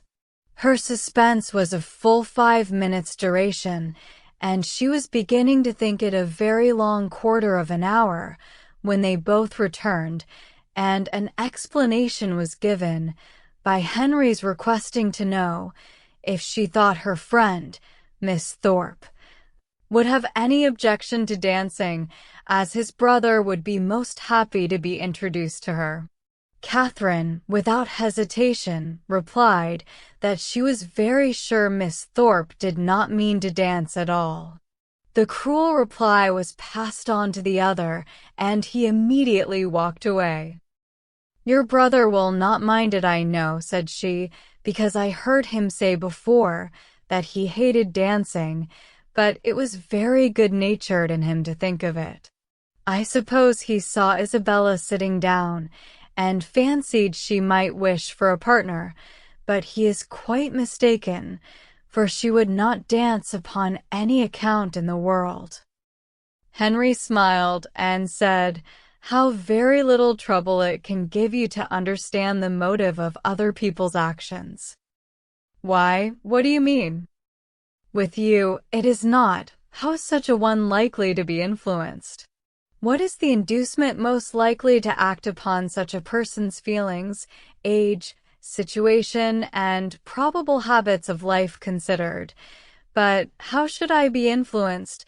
What would be my inducement in acting so and so?" "I do not understand you." "Then we are on very unequal terms, for I understand you perfectly well." "Me? Yes, I cannot speak well enough to be unintelligible." "Bravo! An excellent satire on modern language. But pray tell me what you mean." "Shall I indeed? Do you really desire it, but you are not aware of the consequences? It will involve you in a very cruel embarrassment, and certainly bring on a disagreement between us." "No, no, it shall not do either. I am not afraid." "Well then, I only meant that your attributing my brother's wish of dancing with Miss Thorpe to good nature alone convinced me of your being superior in good nature yourself to all the rest of the world."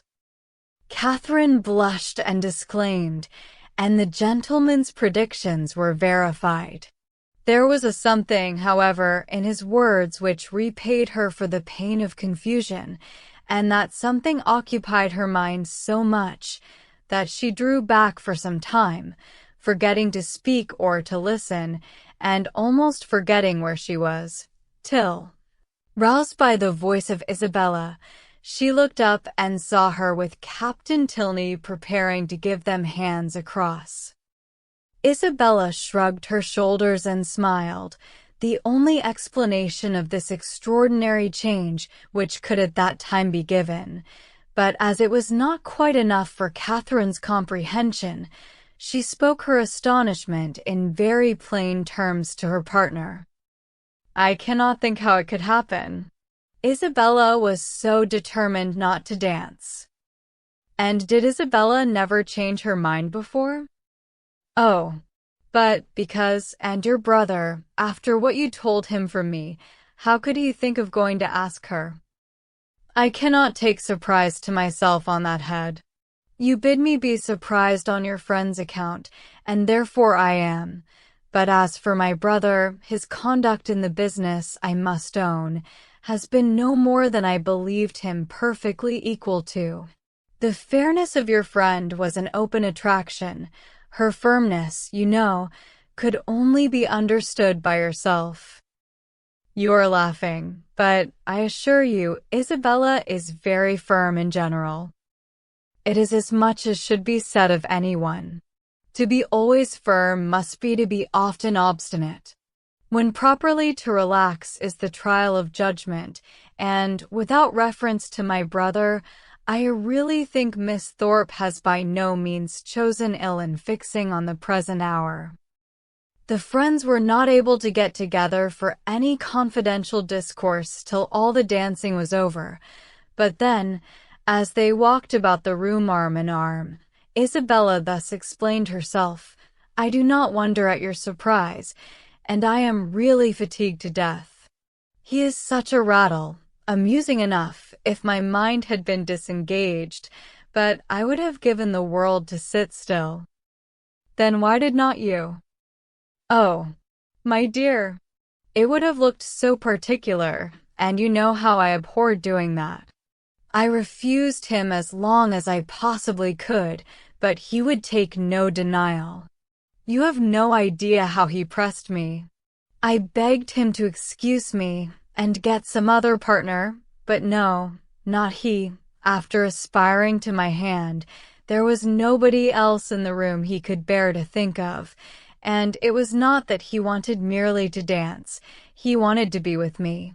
Oh, such nonsense. I told him he had taken a very unlikely way to prevail upon me, for, of all things in the world, I hated fine speeches and compliments, and so then I found there would be no peace if I did not stand up.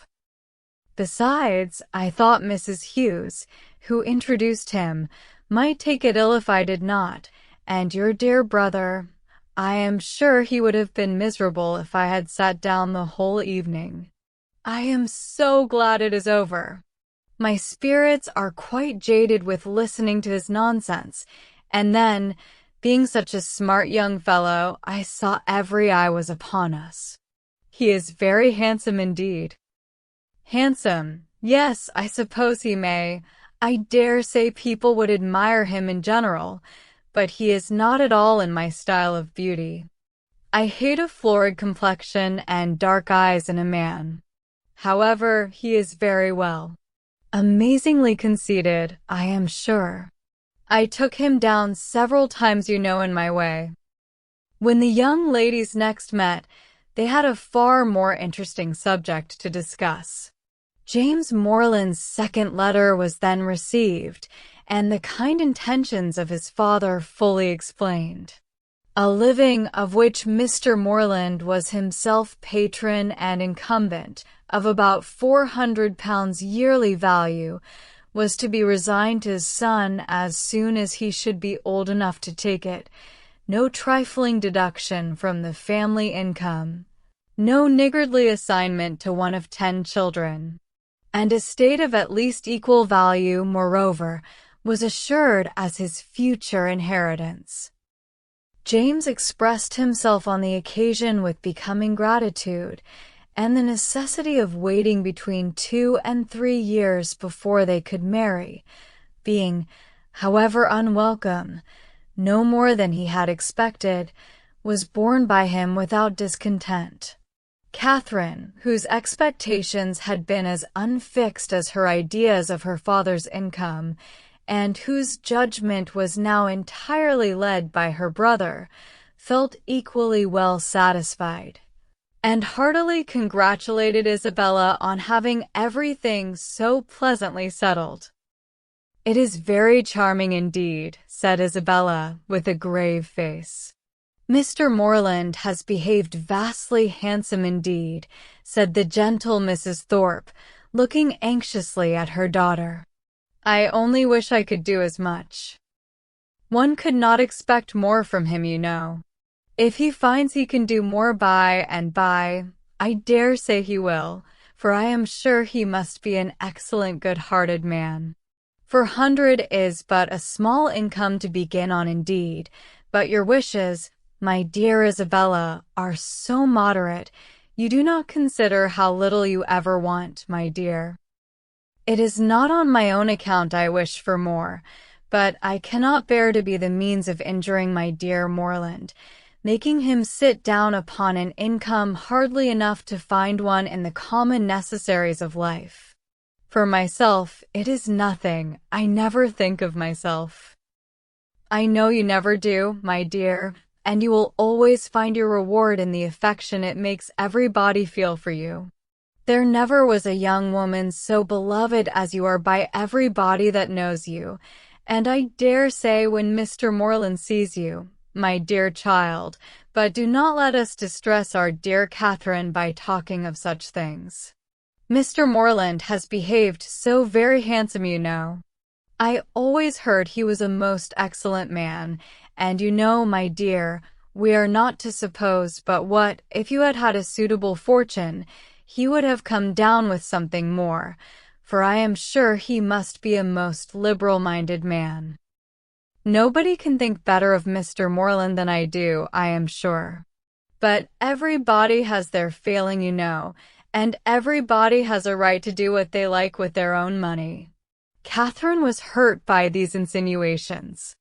"I am very sure," said she, "that my father has promised to do as much as he can afford." Isabella recollected herself. "As to that, my sweet Catherine, there cannot be a doubt, and you know me well enough to be sure that a much smaller income would satisfy me. It is not the want of more money that makes me just at present a little out of spirits. I hate money, and if our union could take place now upon only £50 a year, I should not have a wish unsatisfied." "Ah, my Catherine, you have found me out. There's the sting. The long, endless 2 years and half that are to pass before your brother can hold the living." Yes, my darling Isabella," said Mrs. Thorpe, "we perfectly see into your heart. You have no disguise. We perfectly understand the present vexation, and everybody must love you the better for such a noble, honest affection." Catherine's uncomfortable feelings began to lessen. She endeavored to believe that the delay of the marriage was the only source of Isabella's regret, and when she saw her at their next interview as cheerful and amiable as ever, endeavored to forget that she had for a minute thought otherwise. James soon followed his letter, and was received with the most gratifying kindness. Chapter 2. The Allens had now entered on the 6th week of their stay in Bath, and whether it should be the last was for some time a question to which Catherine listened with a beating heart. To have her acquaintance with the Tilneys end so soon was an evil which nothing could counterbalance. Her whole happiness seemed at stake, while the affair was in suspense, and everything secured when it was determined that the lodging should be taken for another fortnight. What this additional fortnight was to produce to her beyond the pleasure of sometimes seeing Henry Tilney made but a small part of Catherine's speculation. Once or twice, indeed, Since James's engagement had taught her what could be done, she had got so far as to indulge in a secret perhaps, but in general the felicity of being with him for the present bounded her views. The present was now comprised in another 3 weeks, and her happiness being certain for that period, the rest of her life was at such a distance as to excite but little interest.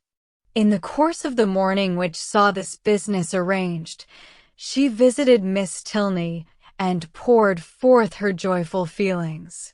It was doomed to be a day of trial. No sooner had she expressed her delight in Mr. Allen's lengthened stay than Miss Tilney told her of her father's having just determined upon quitting Bath by the end of another week. Here was a blow. The past suspense of the morning had been ease and quiet to the present disappointment. Catherine's countenance fell, and in a voice of most sincere concern she echoed Miss Tilney's concluding words, "By the end of another week."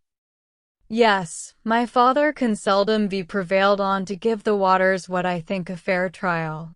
He has been disappointed of some friend's arrival whom he expected to meet here, and as he is now pretty well, is in a hurry to get home."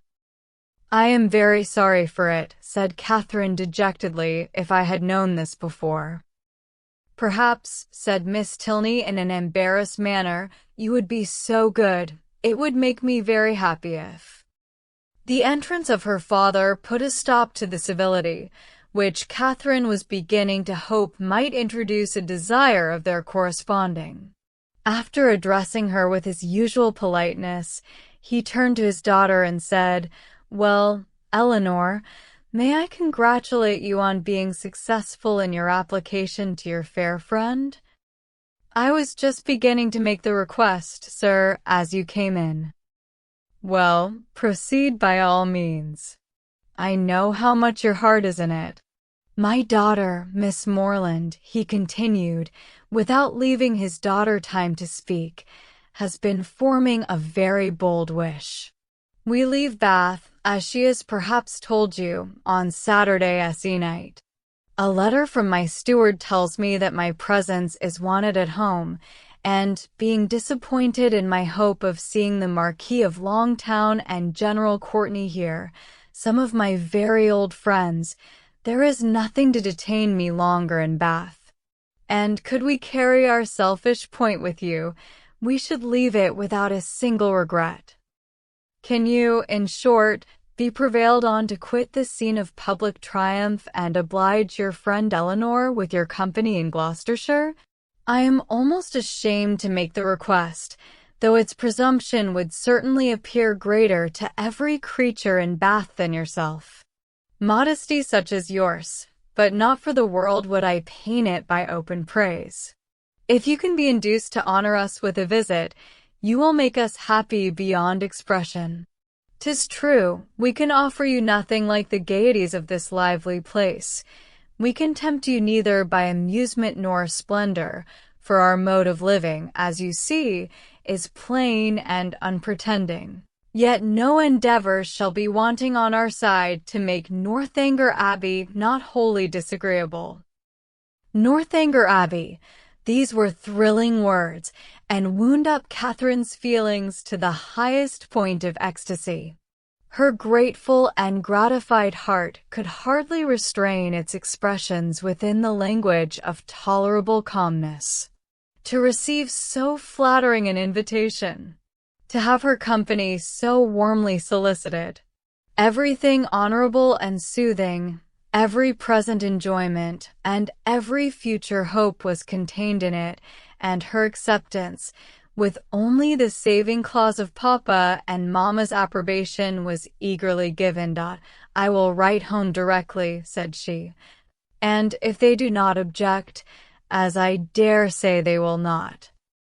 General Tilney was not less sanguine, having already waited on her excellent friends in Pulteney Street, and obtained their sanction of his wishes. "Since they can consent to part with you," said he, "we may expect philosophy from all the world."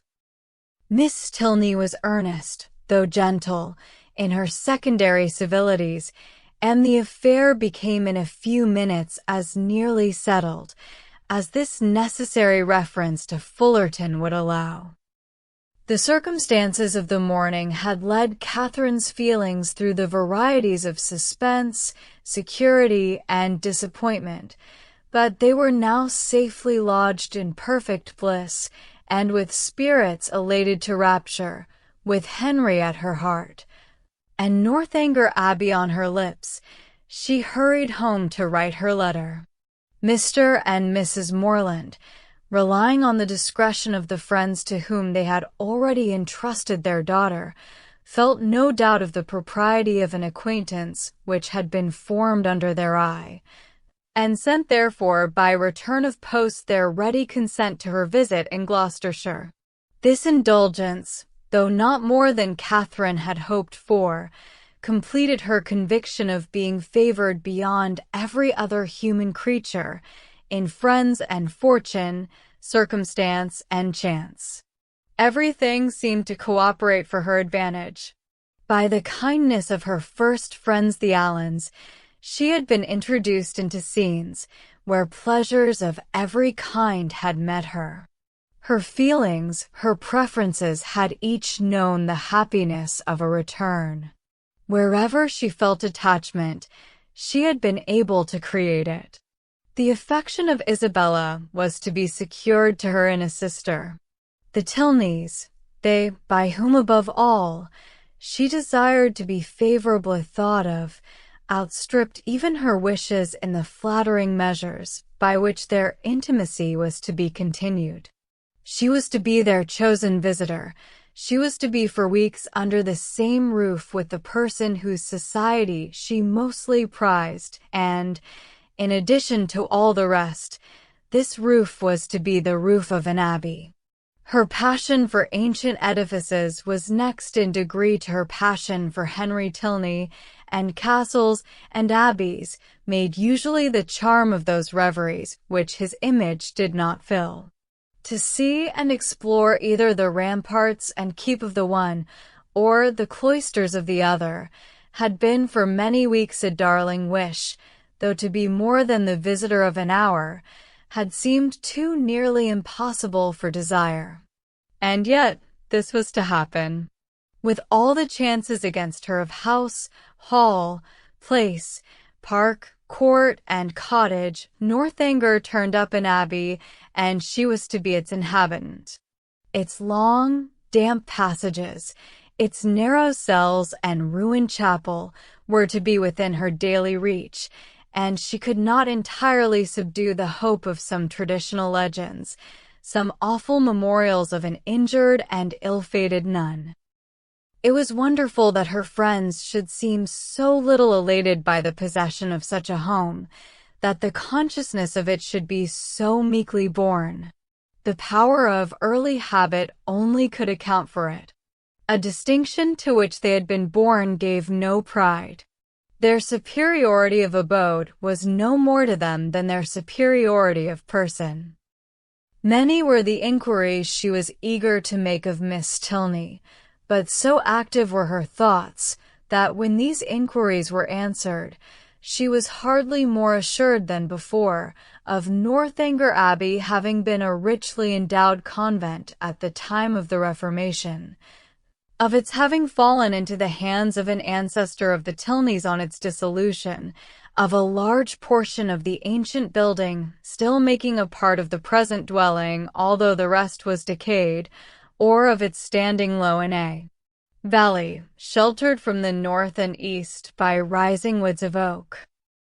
Chapter 3. With a mind thus full of happiness, Catherine was hardly aware that 2 or 3 days had passed away without her seeing Isabella for more than a few minutes together. She began first to be sensible of this and to sigh for her conversation as she walked along the pump room one morning by Mrs. Allen's side, without anything to say or to hear, and scarcely had she felt a 5 minutes' longing of friendship before the object of it appeared, and inviting her to a secret conference, led the way to a seat.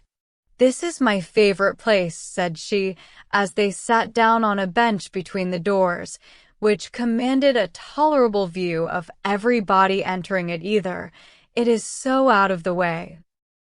Catherine, observing that Isabella's eyes were continually bent towards one door or the other, as in eager expectation, and remembering how often she had been falsely accused of being arch, thought the present a fine opportunity for being really so, and therefore gaily said, "Do not be uneasy, Isabella. James will soon be here." "Pshaw, my dear creature," she replied, "do not think me such a simpleton as to be always wanting to confine him to my elbow. It would be hideous to be always together. We should be the jest of the place. And so you are going to Northanger. I am amazingly glad of it. It is one of the finest old places in England, I understand. I shall depend upon a most particular description of it.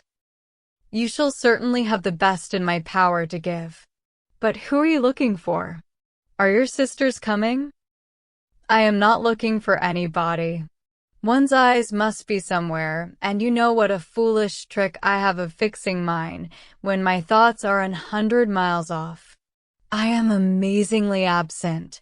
I believe I am the most absent creature in the world. Tilney says it is always the case with minds of a certain stamp." "But I thought, Isabella, you had something in particular to tell me?" "Oh, yes, and so I have. But here is a proof of what I was saying. My poor head! I had quite forgot it. Well, the thing is this, I have just had a letter from John. You can guess the contents." "No, indeed, I cannot." "My sweet love, do not be so abominably affected. What can he write about but yourself? You know he is over head and ears in love with you." "With me, dear Isabella." "Nay, my sweetest Catherine, this is being quite absurd. Modesty and all that is very well in its way, but really a little common honesty is sometimes quite as becoming. I have no idea of being so overstrained. It is fishing for compliments. His attentions were such as a child must have noticed. And it was but half an hour before he left Bath that you gave him the most positive encouragement. He says so in this letter, says that he as good as made you an offer, and that you received his advances in the kindest way, and now he wants me to urge his suit, and say all manner of pretty things to you. So it is in vain to affect ignorance." Catherine, with all the earnestness of truth, expressed her astonishment at such a charge, protesting her innocence of every thought of Mr. Thorpe's being in love with her, and the consequent impossibility of her having ever intended to encourage him. As to any attentions on his side, I do declare, upon my honor, I never was sensible of them for a moment, except just his asking me to dance the first day of his coming. And as to making me an offer, or anything like it, there must be some unaccountable mistake. I could not have misunderstood a thing of that kind, you know, and, as I ever wish to be believed, I solemnly protest that no syllable of such a nature ever passed between us.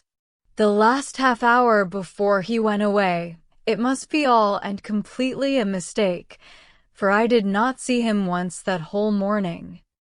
But that you certainly did, for you spent the whole morning in Edgar's Buildings. It was the day your father's consent came, and I am pretty sure that you and John were alone in the parlor, some time before you left the house. Are you? Well, if you say it, it was so, I dare say, but for the life of me, I cannot recollect it. I do remember now being with you, and seeing him as well as the rest, but that we were ever alone for 5 minutes, however, it is not worth arguing about, for whatever might pass on his side, you must be convinced, by my having no recollection of it, that I never thought, nor expected, nor wished for anything of the kind from him. I am excessively concerned that he should have any regard for me, but indeed it has been quite unintentional on my side. I never had the smallest idea of it. Pray undeceive him as soon as you can, and tell him I beg his pardon, that is, I do not know what I ought to say, but make him understand what I mean, in the properest way. I would not speak disrespectfully of a brother of yours, Isabella, I am sure, but you know very well that if I could think of one man more than another, he is not the person. Isabella was silent. My dear friend, you must not be angry with me. I cannot suppose your brother cares so very much about me. And, you know, we shall still be sisters. Yes, yes, with a blush. There are more ways than one of our being sisters, but where am I wandering to? Well, my dear Catherine, the case seems to be that you are determined against poor John, is not it so? I certainly cannot return his affection, and as certainly never meant to encourage it.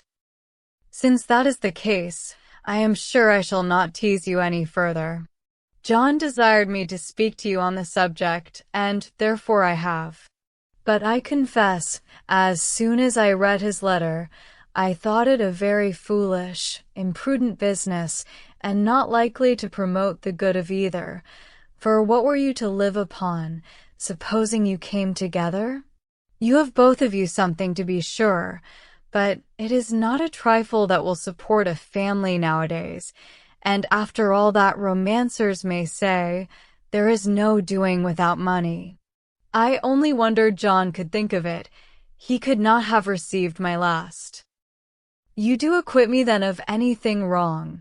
You are convinced that I never meant to deceive your brother, never suspected him of liking me till this moment? Oh, as to that, answered Isabella laughingly, I do not pretend to determine what your thoughts and designs in time past may have been. All that is best known to yourself.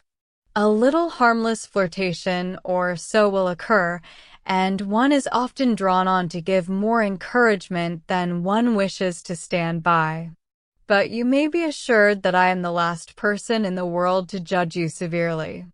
All those things should be allowed for in youth and high spirits.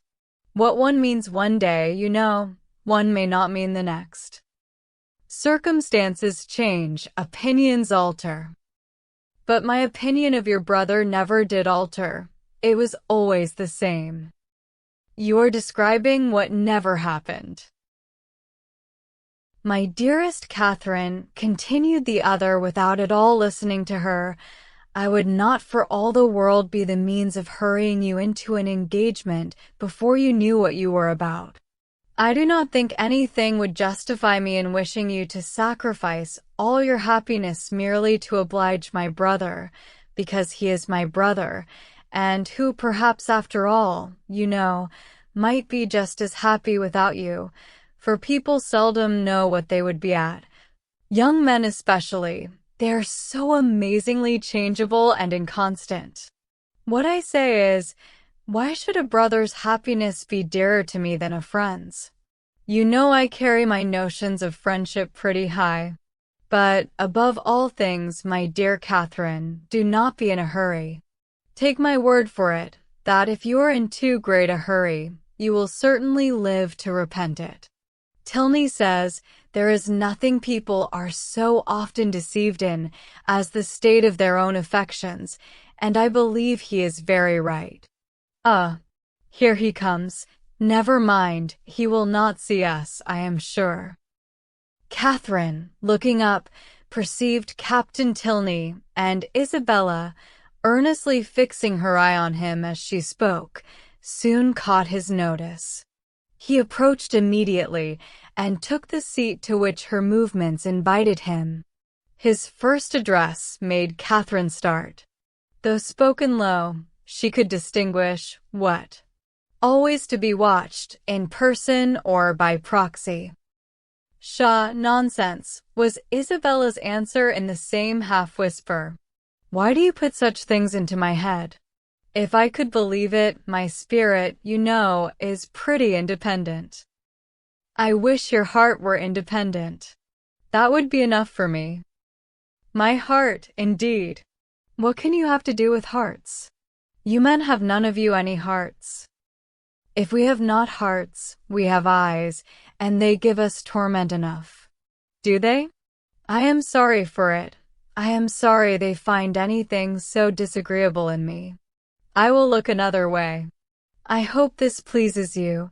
Turning her back on him, "I hope your eyes are not tormented now." "Never more so, for the edge of a blooming cheek is still in view, at once too much and too little." Catherine heard all this, and, quite out of countenance, could listen no longer. Amazed that Isabella could endure it, and jealous for her brother, she rose up, and saying she should join Mrs. Allen, proposed their walking. But for this Isabella shewed no inclination. She was so amazingly tired, and it was so odious to parade about the pump room, and if she moved from her seat she should miss her sisters. She was expecting her sisters every moment, so that her dearest Catherine must excuse her, and must sit quietly down again. But Catherine could be stubborn too, and Mrs. Allen just then coming up to propose their returning home, she joined her and walked out of the pump room, leaving Isabella still sitting with Captain Tilney. With much uneasiness did she thus leave them.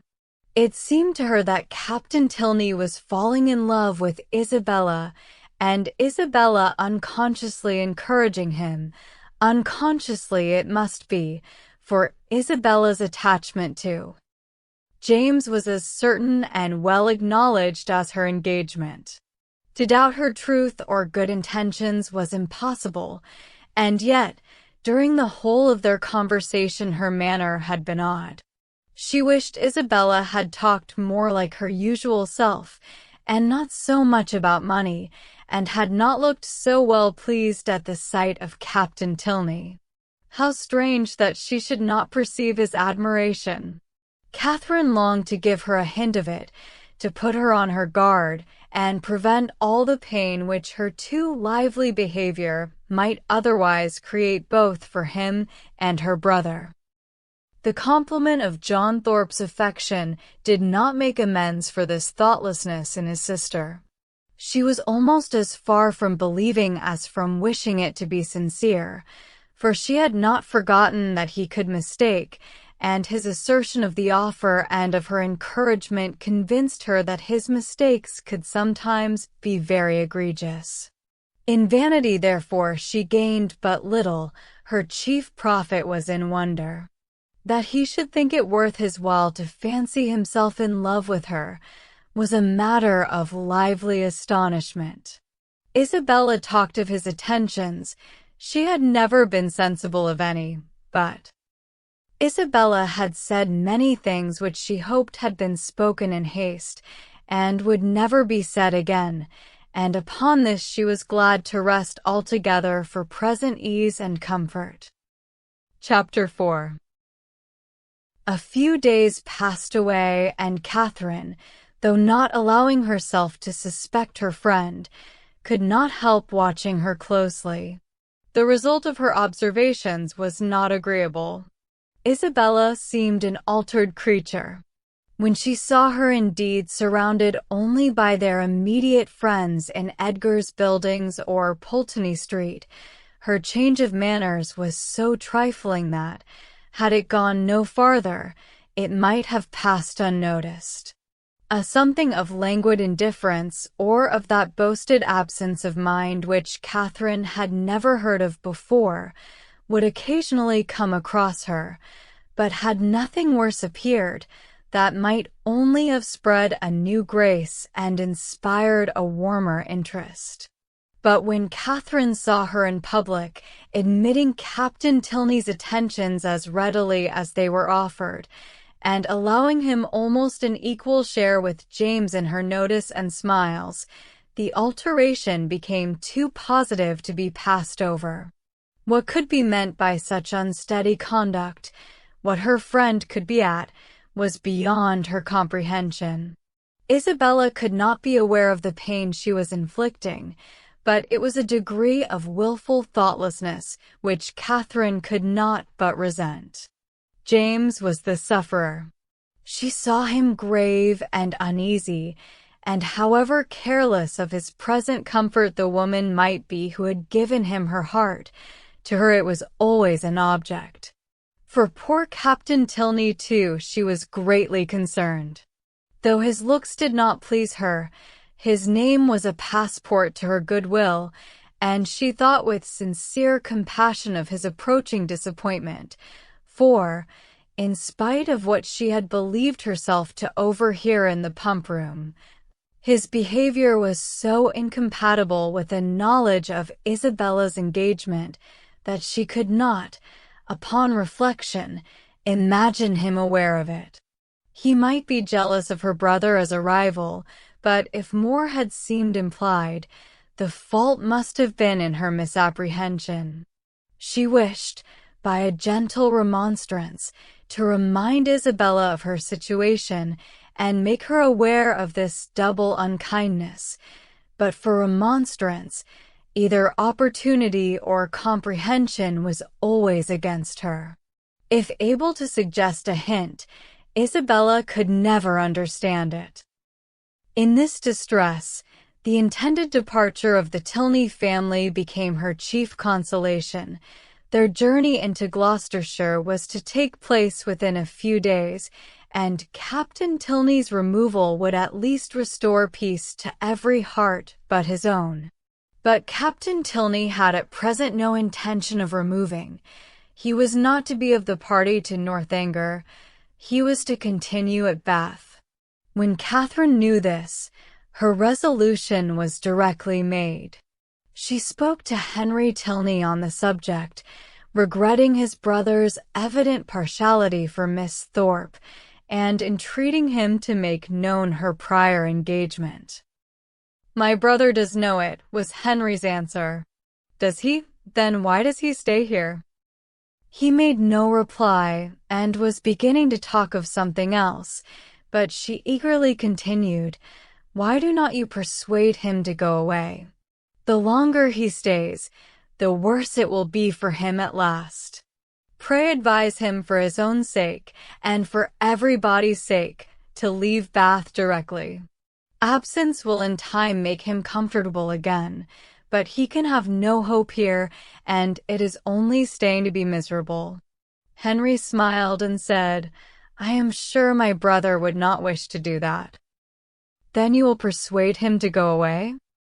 "Persuasion is not at command, but pardon me if I cannot even endeavor to persuade him. I have myself told him that Miss Thorpe is engaged. He knows what he is about, and must be his own master." "No, he does not know what he is about," cried Catherine. "He does not know the pain he is giving my brother. Not that James has ever told me so, but I am sure he is very uncomfortable." "And are you sure it is my brother's doing?" "Yes, very sure."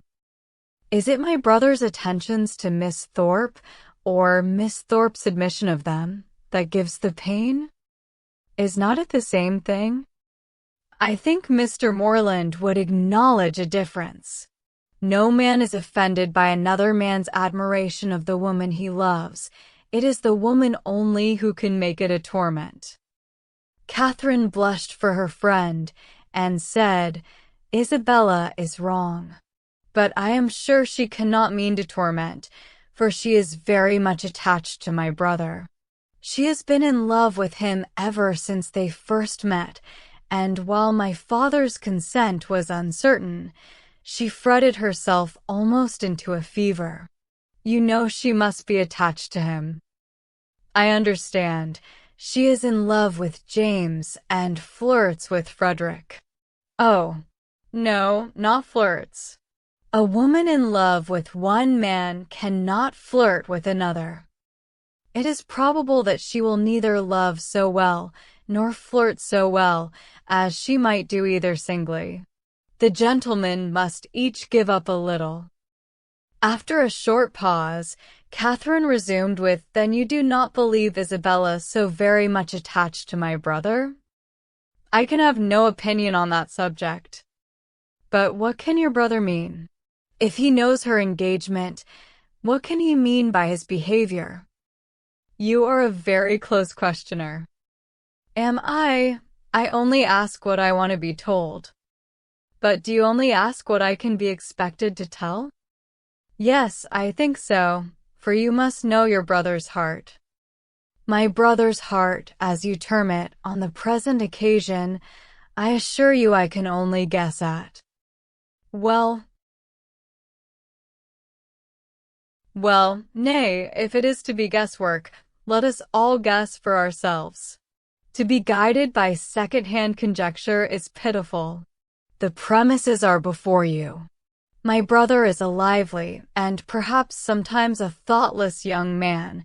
He has had about a week's acquaintance with your friend, and he has known her engagement almost as long as he has known her. "Well," said Catherine, after some moments' consideration, "you may be able to guess at your brother's intentions from all this, but I am sure I cannot." "But is not your father uncomfortable about it? Does not he want Captain Tilney to go away?" "Sure, if your father were to speak to him, he would go." "My dear Miss Morland," said Henry, "in this amiable solicitude for your brother's comfort, may you not be a little mistaken? Are you not carried a little too far? Would he thank you, either on his own account or Miss Thorpe's, for supposing that her affection, or at least her good behavior, is only to be secured by her seeing nothing of Captain Tilney? Is he safe only in solitude, or is her heart constant to him only when unsolicited by anyone else? He cannot think this, and you may be sure that he would not have you think it. I will not say, do not be uneasy, because I know that you are so at this moment, but be as little uneasy as you can. You have no doubt of the mutual attachment of your brother and your friend. Depend upon it, therefore, that real jealousy never can exist between them. Depend upon it that no disagreement between them can be of any duration. Their hearts are open to each other, as neither heart can be to you. They know exactly what is required and what can be borne, and you may be certain that one will never tease the other beyond what is known to be pleasant." Perceiving her still to look doubtful and grave, he added, "Though Frederick does not leave Bath with us, he will probably remain but a very short time, perhaps only a few days behind us. His leave of absence will soon expire, and he must return to his regiment. And what will then be their acquaintance? The mess room will drink Isabella Thorpe for a fortnight, and she will laugh with your brother over poor Tilney's passion for a month." Catherine would contend no longer against comfort. She had resisted its approaches during the whole length of a speech, but it now carried her captive. Henry Tilney must know best. She blamed herself for the extent of her fears, and resolved never to think so seriously on the subject again. Her resolution was supported by Isabella's behavior in their parting interview.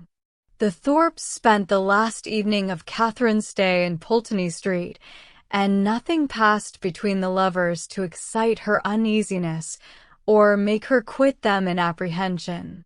James was in excellent spirits, and Isabella most engagingly placid. Her tenderness for her friend seemed rather the first feeling of her heart, but that at such a moment was allowable, and once she gave her lover a flat contradiction, and once she drew back her hand, but Catherine remembered Henry's instructions, and placed it all to judicious affection. The embraces, tears, and promises of the parting fair ones may be fancied. Chapter 5.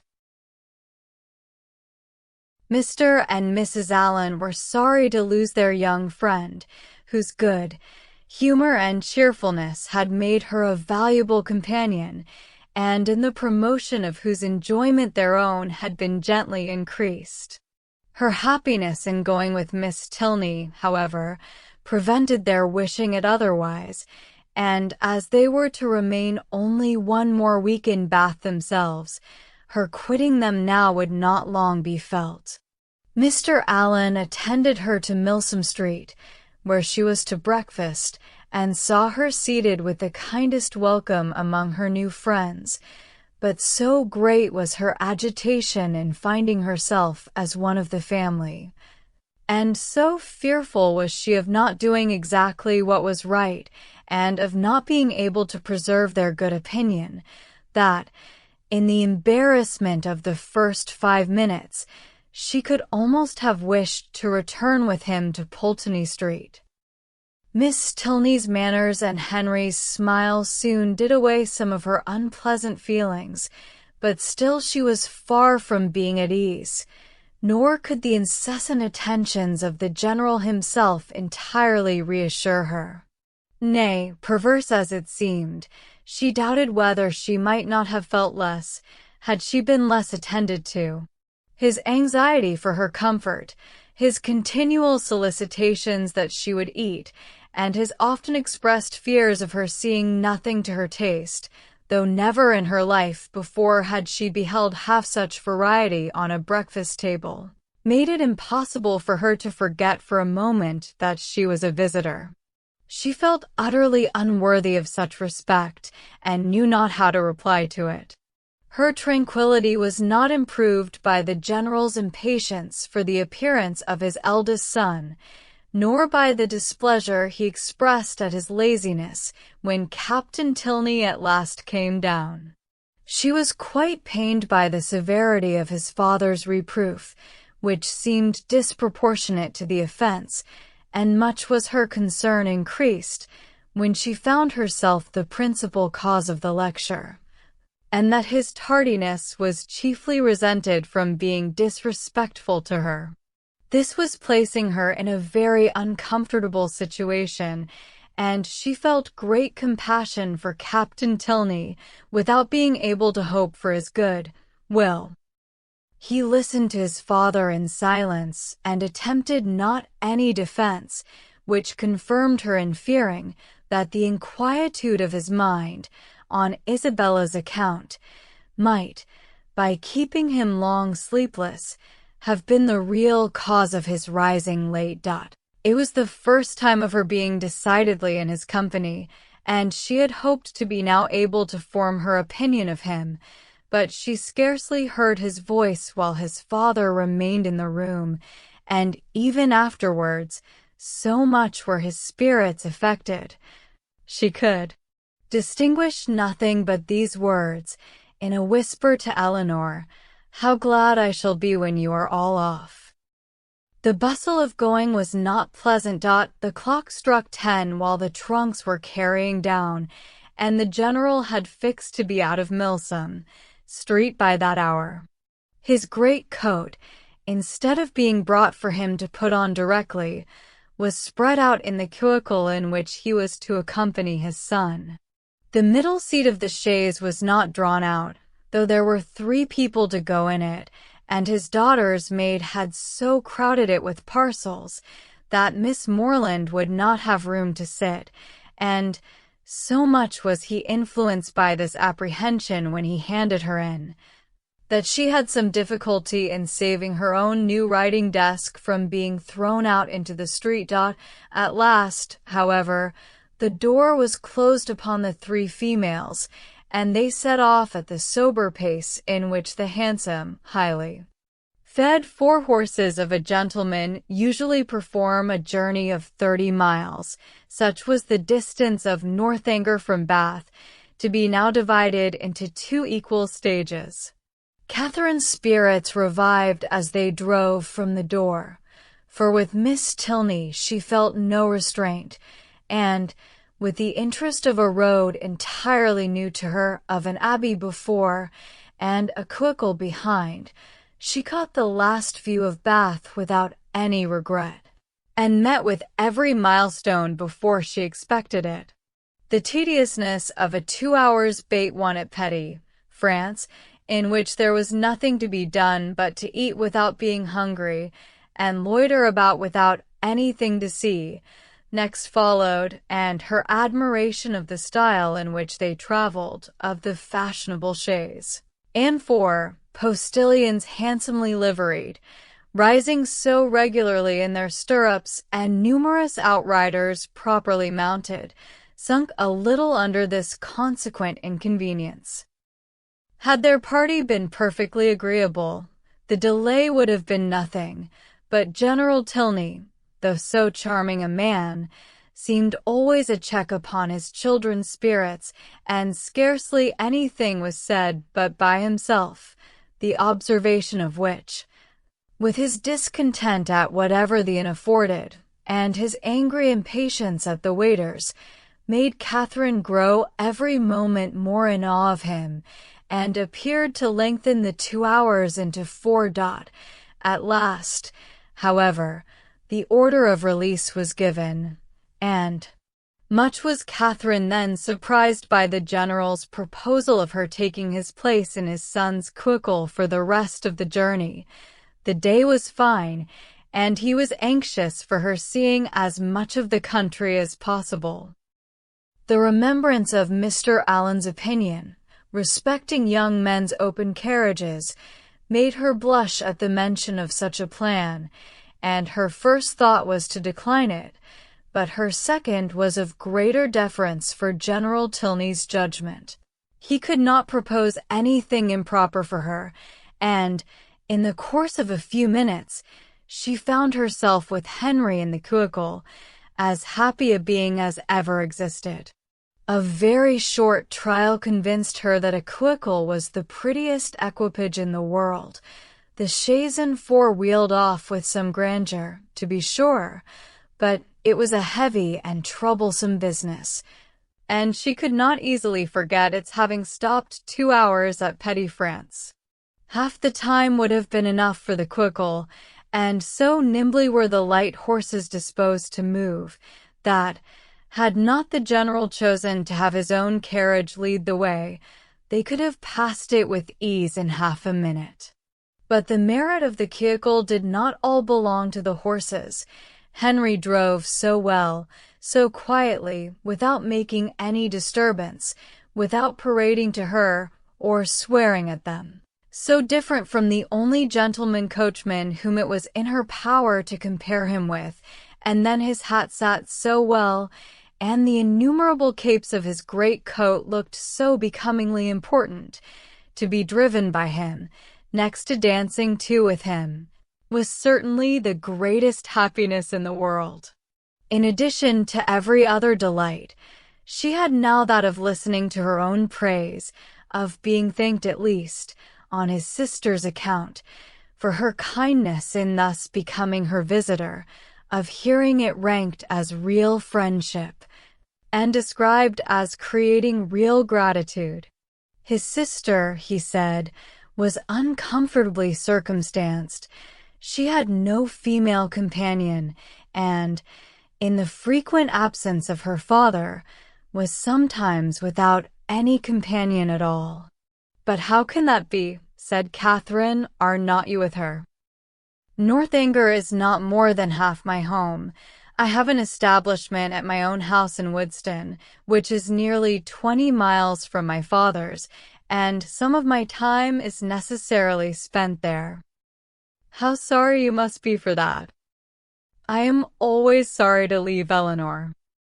"Yes, but besides your affection for her, you must be so fond of the Abbey. After being used to such a home as the Abbey, an ordinary parsonage house must be very disagreeable." He smiled and said, "You have formed a very favorable idea of the Abbey." "To be sure I have. Is not it a fine old place, just like what one reads about?" And are you prepared to encounter all the horrors that a building such as what one reads about may produce? Have you a stout heart, nerves fit for sliding panels and tapestry? Oh, yes, I do not think I should be easily frightened, because there would be so many people in the house, and besides, it has never been uninhabited and left deserted for years, and then the family come back to it unawares, without giving any notice, as generally happens. 3. No, certainly not. We shall not have to explore our way into a hall dimly lighted by the expiring embers of a wood fire, nor be obliged to spread our beds on the floor of a room without windows, doors, or furniture. 4. But you must be aware that when a young lady is, by whatever means, introduced into a dwelling of this kind, she is always lodged apart from the rest of the family. 5. While they snugly repair to their own end of the house, she is formally conducted by Dorothy, the ancient housekeeper, up a different staircase and along many gloomy passages, into an apartment never used since some cousin or kin died in it about 20 years before. 6. Can you stand such a ceremony as this? Will not your mind misgive you, when you find yourself in this gloomy chamber, too lofty and extensive for you, with only the feeble rays of a single lamp to take in its size, its walls hung with tapestry exhibiting figures as large as life, and the bed, of dark green stuff or purple velvet, presenting even a funereal appearance. 7. Will not your heart sink within you? Oh, but this will not happen to me, I am sure. How fearfully will you examine the furniture of your apartment, and what will you discern? Not tables, toilettes, wardrobes, or drawers, but on one side perhaps the remains of a broken lute, on the other a ponderous chest which no efforts can open, and over the fireplace the portrait of some handsome warrior, whose features will so incomprehensibly strike you that you will not be able to withdraw your eyes from it. Dorothy, meanwhile, no less struck by your appearance, gazes on you in great agitation, and drops a few unintelligible hints. 8. To raise your spirits, moreover, she gives you reason to suppose that the part of the abbey you inhabit is undoubtedly haunted, and informs you that you will not have a single domestic within call. With this parting cordial she curtsies off. You listen to the sound of her receding footsteps as long as the last echo can reach you, and when, with fainting spirits, you attempt to fasten your door, you discover, with increased alarm, that it has no lock. 9. Oh, Mr. Tilney, how frightful! This is just like a book, but it cannot really happen to me. I am sure your housekeeper is not really Dorothy. Well, what then? Nothing further to alarm perhaps may occur the first night. After surmounting your unconquerable horror of the bed, you will retire to rest and get a few hours' unquiet slumber. But on the second, or at farthest the third night after your arrival, you will probably have a violent storm. 10. Peals of thunder so loud as to seem to shake the edifice to its foundation will roll round the neighboring mountains, and during the frightful gusts of wind which accompany it, you will probably think you discern, for your lamp is not extinguished, one part of the hanging more violently agitated than the rest. 11. Unable, of course, to repress your curiosity in so favorable a moment for indulging it, you will instantly arise, and throwing your dressing gown around you, proceed to examine this mystery. After a very short search, you will discover a division in the tapestry so artfully constructed as to defy the minutest inspection, and, on opening it, a door will immediately appear, which door being only secured by massy bars and a padlock, you will, after a few efforts, succeed in opening, and, with your lamp in your hand, will pass through it into a small vaulted room. No, indeed, I should be too much frightened to do any such thing. What? Not when Dorothy has given you to understand that there is a secret subterraneous communication between your apartment and the chapel of St. Anthony, scarcely 2 miles off 12. Could you shrink from so simple an adventure? No, you will proceed into this small vaulted room, and through this into several others, without perceiving anything very remarkable in either.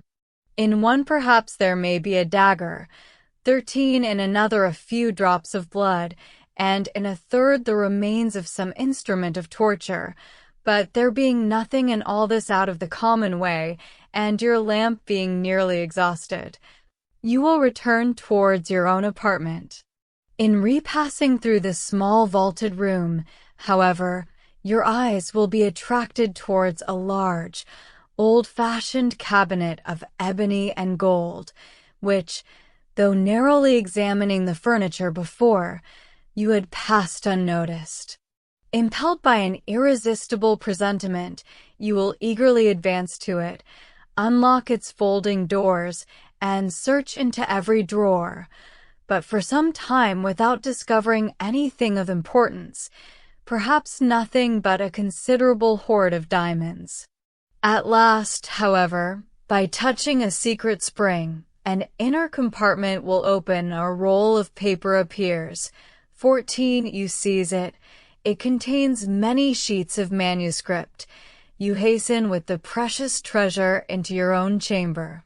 But scarcely have you been able to decipher, thou, whomsoever thou mayst be, into whose hands these memoirs of the wretched Matilda 15 may fall, when your lamp suddenly expires in the socket, and leaves you in total darkness. 16. No, do not say so. Well, go on. But Henry was too much amused by the interest he had raised to be able to carry it farther. He could no longer command solemnity either of subject or voice, and was obliged to entreat her to use her own fancy in the perusal of Matilda's woes. Catherine, recollecting herself, grew ashamed of her eagerness, and began earnestly to assure him that her attention had been fixed without the smallest apprehension of really meeting with what he related. Miss Tilney, she was sure, would never put her into such a chamber as he had described. She was not at all afraid. As they drew near the end of their journey, her impatience for a sight of the Abbey, for some time suspended by his conversation on subjects very different, returned in full force, and every bend in the road was expected with solemn awe to afford a glimpse of its massy walls of grey stone, rising amidst a grove of ancient oaks, with the last beams of the sun playing in beautiful splendor on its high Gothic windows. 17, but so low did the building stand that she found herself passing through the great gates of the lodge into the very grounds of Northanger without having discerned even an antique chimney. She knew not that she had any right to be surprised, but there was a something in this mode of approach which she certainly had not expected.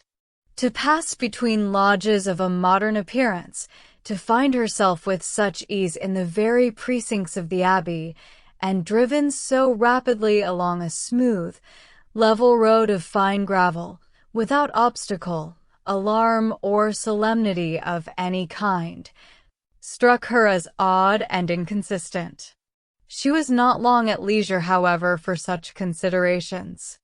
A sudden scud of rain driving full in her face made it impossible for her to observe anything further, and fixed all her thoughts on the welfare of her new straw bonnet, and she was actually under the Abbey walls, was springing, with Henry's assistance, from the carriage, was beneath the shelter of the old porch, and had even passed on to the hall, where her friend and the general were waiting to welcome her, without feeling one awful foreboding of future misery to herself or one moment's suspicion of any past scenes of horror being acted within the solemn edifice. The breeze had not seemed to waft the sighs of the murdered to her. It had wafted nothing worse than a thick mizzling rain, and having given a good shake to her habit, she was ready to be shown into the common drawing-room and capable of considering where she was. An abbey. Yes, it was delightful to be really in an abbey, but she doubted, as she looked round the room, whether anything within her observation would have given her the consciousness. The furniture was in all the profusion and elegance of modern taste. The fireplace, where she had expected the ample width and ponderous carving of former times, was contracted to a Rumford, with slabs of plain though handsome marble, and ornaments over it of the prettiest English china. 18 The windows, to which she looked with peculiar dependence, from having heard the general talk of his preserving them in their Gothic form with reverential care, were yet less what her fancy had portrayed.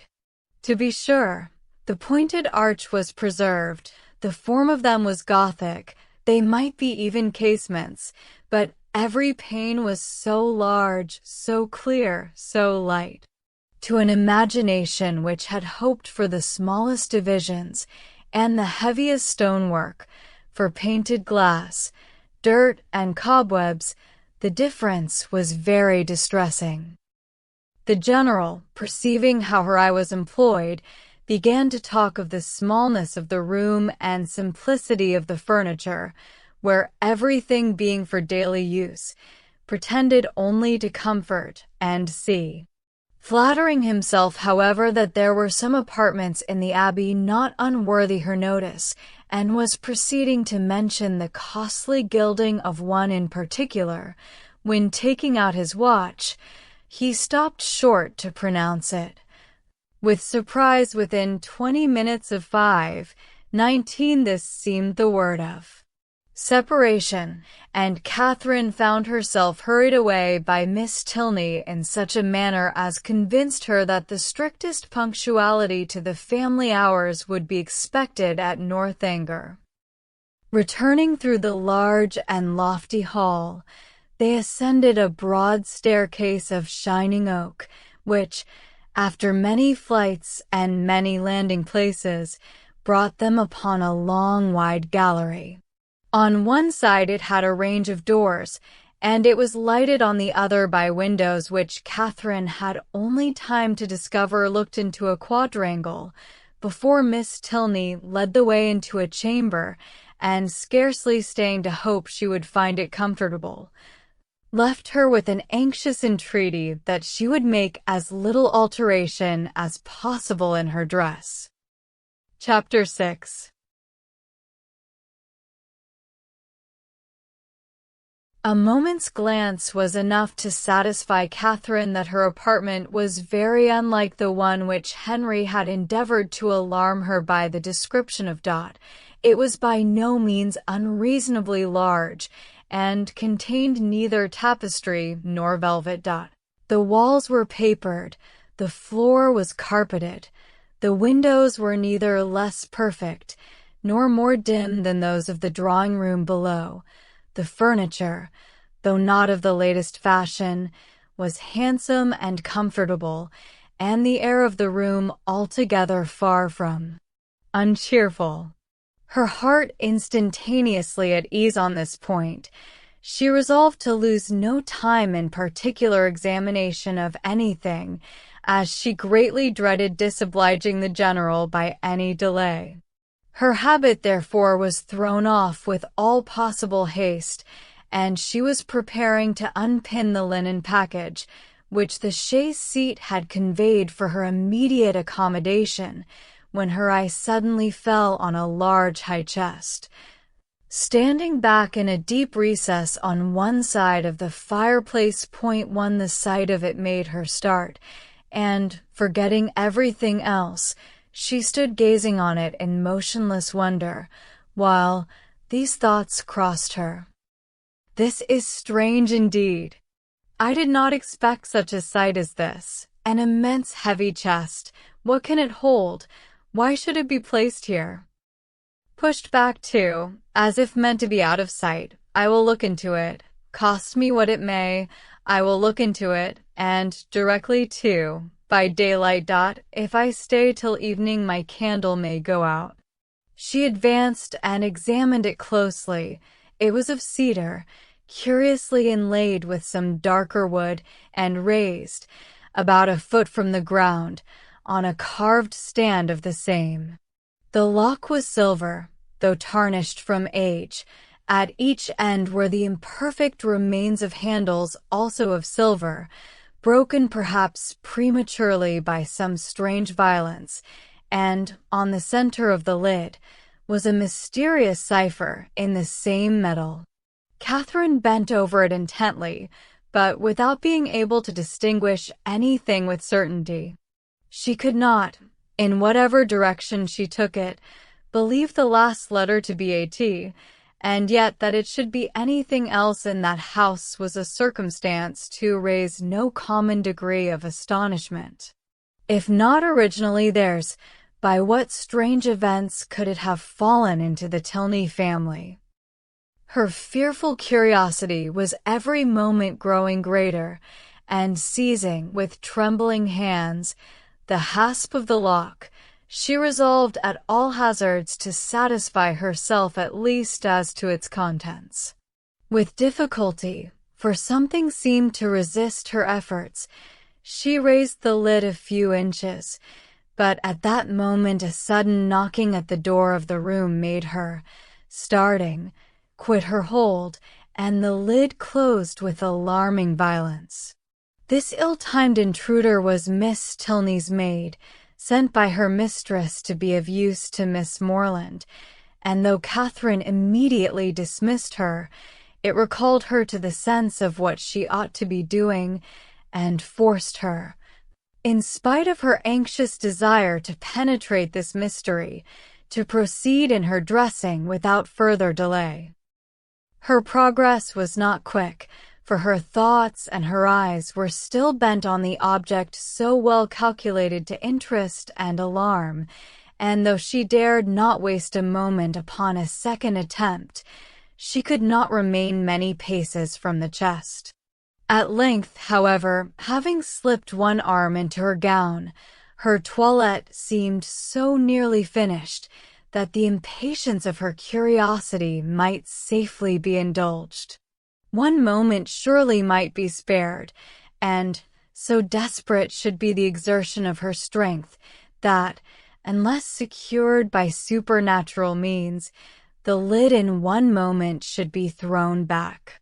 With this spirit she sprang forward, and her confidence did not deceive her. Her resolute effort threw back the lid, and gave to her astonished eyes the view of a white cotton counterpane, properly folded, reposing at one end of the chest in undisputed possession. She was gazing on it with the first blush of surprise, when Miss Tilney, anxious for her friends being ready, entered the room, and to the rising shame of having harbored for some minutes an absurd expectation, was then added the shame of being caught in so idle a search. "That is a curious old chest, is not it?" said Miss Tilney, as Catherine hastily closed it and turned away to the glass. "It is impossible to say how many generations it has been here. How it came to be first put in this room I know not, but I have not had it moved, because I thought it might sometimes be of use in holding hats and bonnets. The worst of it is that its weight makes it difficult to open. In that corner, however, it is at least out of the way." Catherine had no leisure for speech, being at once blushing, tying her gown, and forming wise resolutions with the most violent dispatch. Miss Tilney gently hinted her fear of being late, and in half a minute they ran downstairs together, in an alarm not wholly unfounded, for General Tilney was pacing the drawing-room, his watch in his hand, and having, on the very instant of their entering, pulled the bell with violence, ordered dinner to be on table directly. Catherine trembled at the emphasis with which he spoke, and sat pale and breathless, in a most humble mood, concerned for his children, and detesting old chests, and the general, recovering his politeness as he looked at her, spent the rest of his time in scolding his daughter for so foolishly hurrying her fair friend, who was absolutely out of breath from haste, when there was not the least occasion for hurry in the world. But Catherine could not at all get over the double distress of having involved her friend in a lecture and been a great simpleton herself, till they were happily seated at the dinner table, when the general's complacent smiles and a good appetite of her own restored her to peace. The dining parlor was a noble room, suitable in its dimensions to a much larger drawing-room than the one in common use, and fitted up in a style of luxury and expense which was almost lost on the unpracticed eye of Catherine, who saw little more than its spaciousness and the number of their attendants. Of the former, she spoke aloud her admiration, and the general, with a very gracious countenance, acknowledged that it was by no means an ill-sized room, and further confessed that, though as careless on such subjects as most people, he did look upon a tolerably large eating-room as one of the necessaries of life. He supposed, however, that she must have been used to much better-sized apartments at Mr. Allen's. No, indeed, was Catherine's honest assurance. Mr. Allen's dining parlor was not more than half as large, and she had never seen so large a room as this in her life. The general's good humor increased. Why, as he had such rooms, he thought it would be simple not to make use of them, but, upon his honor, he believed there might be more comfort in rooms of only half their size. Mr. Allen's house, he was sure, must be exactly of the true size for rational happiness. The evening passed without any further disturbance, and, in the occasional absence of General Tilney, with much positive cheerfulness. It was only in his presence that Catherine felt the smallest fatigue from her journey, and even then, even in moments of languor or restraint, a sense of general happiness preponderated, and she could think of her friends in Bath without one wish of being with them. The night was stormy. The wind had been rising at intervals the whole afternoon, and by the time the party broke up, it blew and rained violently. Catherine, as she crossed the hall, listened to the tempest with sensations of awe, and, when she heard it rage round a corner of the ancient building and close with sudden fury a distant door, felt for the first time that she was really in an abbey. Yes, these were characteristic sounds. They brought to her recollection a countless variety of dreadful situations and horrid scenes, which such buildings had witnessed, and such storms ushered in, and most heartily did she rejoice in the happier circumstances attending her entrance within walls so solemn. She had nothing to dread from midnight assassins or drunken gallants. Henry had certainly been only in jest in what he had told her that morning. In a house so furnished and so guarded, she could have nothing to explore or to suffer, and might go to her bedroom as securely as if it had been her own chamber at Fullerton. Thus wisely fortifying her mind, as she proceeded upstairs, she was enabled, especially on perceiving that Miss Tilney slept only 2 doors from her, to enter her room with a tolerably stout heart, and her spirits were immediately assisted by the cheerful blaze of a wood fire. "How much better is this," said she, as she walked to the fender, "how much better to find a fire ready lit, than to have to wait shivering in the cold till all the family are in bed, as so many poor girls have been obliged to do, and then to have a faithful old servant frightening one by coming in with a faggot. How glad I am that Northanger is what it is. If it had been like some other places, I do not know that, in such a night as this, I could have answered for my courage, but now, to be sure, there is nothing to alarm one. She looked round the room. The window curtains seemed in motion. It could be nothing but the violence of the wind penetrating through the divisions of the shutters, and she stepped boldly forward, carelessly humming a tune, to assure herself of its being so, peeped courageously behind each curtain, saw nothing on either low window seat to scare her, and on placing a hand against the shutter, felt the strongest conviction of the wind's force.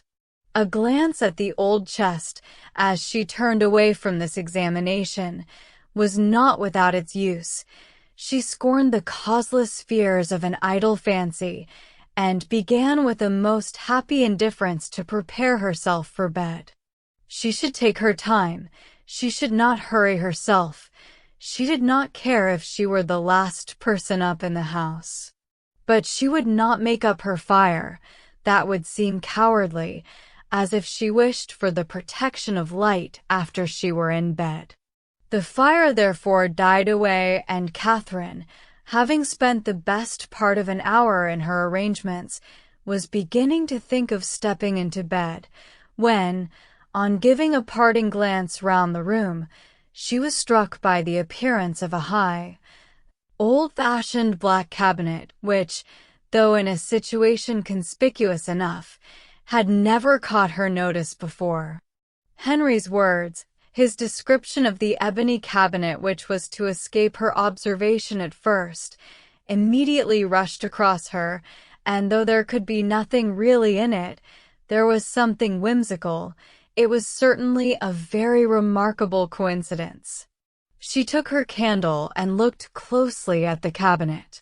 It was not absolutely ebony and gold, but it was Japan, 3 black and yellow Japan of the handsomest kind, and as she held her candle, the yellow had very much the effect of gold. The key was in the door, and she had a strange fancy to look into it, not however with the smallest expectation of finding anything, but it was so very odd after what Henry had said. In short, she could not sleep till she had examined it. So, placing the candle with great caution on a chair, she seized the key with a very tremulous hand and tried to turn it, but it resisted her utmost strength. Alarmed, but not discouraged, she tried it another way. A bolt flew, and she believed herself successful, but how strangely mysterious! The door was still immovable. She paused a moment in breathless wonder. The wind roared down the chimney, the rain beat in torrents against the windows, and everything seemed to speak the awfulness of her situation. To retire to bed, however, unsatisfied on such a point, would be vain, since sleep must be impossible with the consciousness of a cabinet so mysteriously closed in her immediate vicinity. Again, therefore, she applied herself to the key, and after moving it in every possible way for some instants with the determined celerity of hope's last effort, the door suddenly yielded to her hand. Her heart leaped with exultation at such a victory, and having thrown open each folding door, the second being secured only by bolts of less wonderful construction than the lock, though in that her eye could not discern anything unusual, a double range of small drawers appeared in view, with some larger drawers above and below them, and in the center a small door, closed also with a lock and key, secured in all probability a cavity of importance. Catherine's heart beat quick, but her courage did not fail her. With a cheek flushed by hope and an eye straining with curiosity, her fingers grasped the handle of a drawer and drew it forth. It was entirely empty. With less alarm and greater eagerness, she seized a second, a third, a fourth. Each was equally empty. Not one was left unsearched, and in not one was anything found. Well read in the art of concealing a treasure, the possibility of false linings to the drawers did not escape her, and she felt round each with anxious acuteness in vain.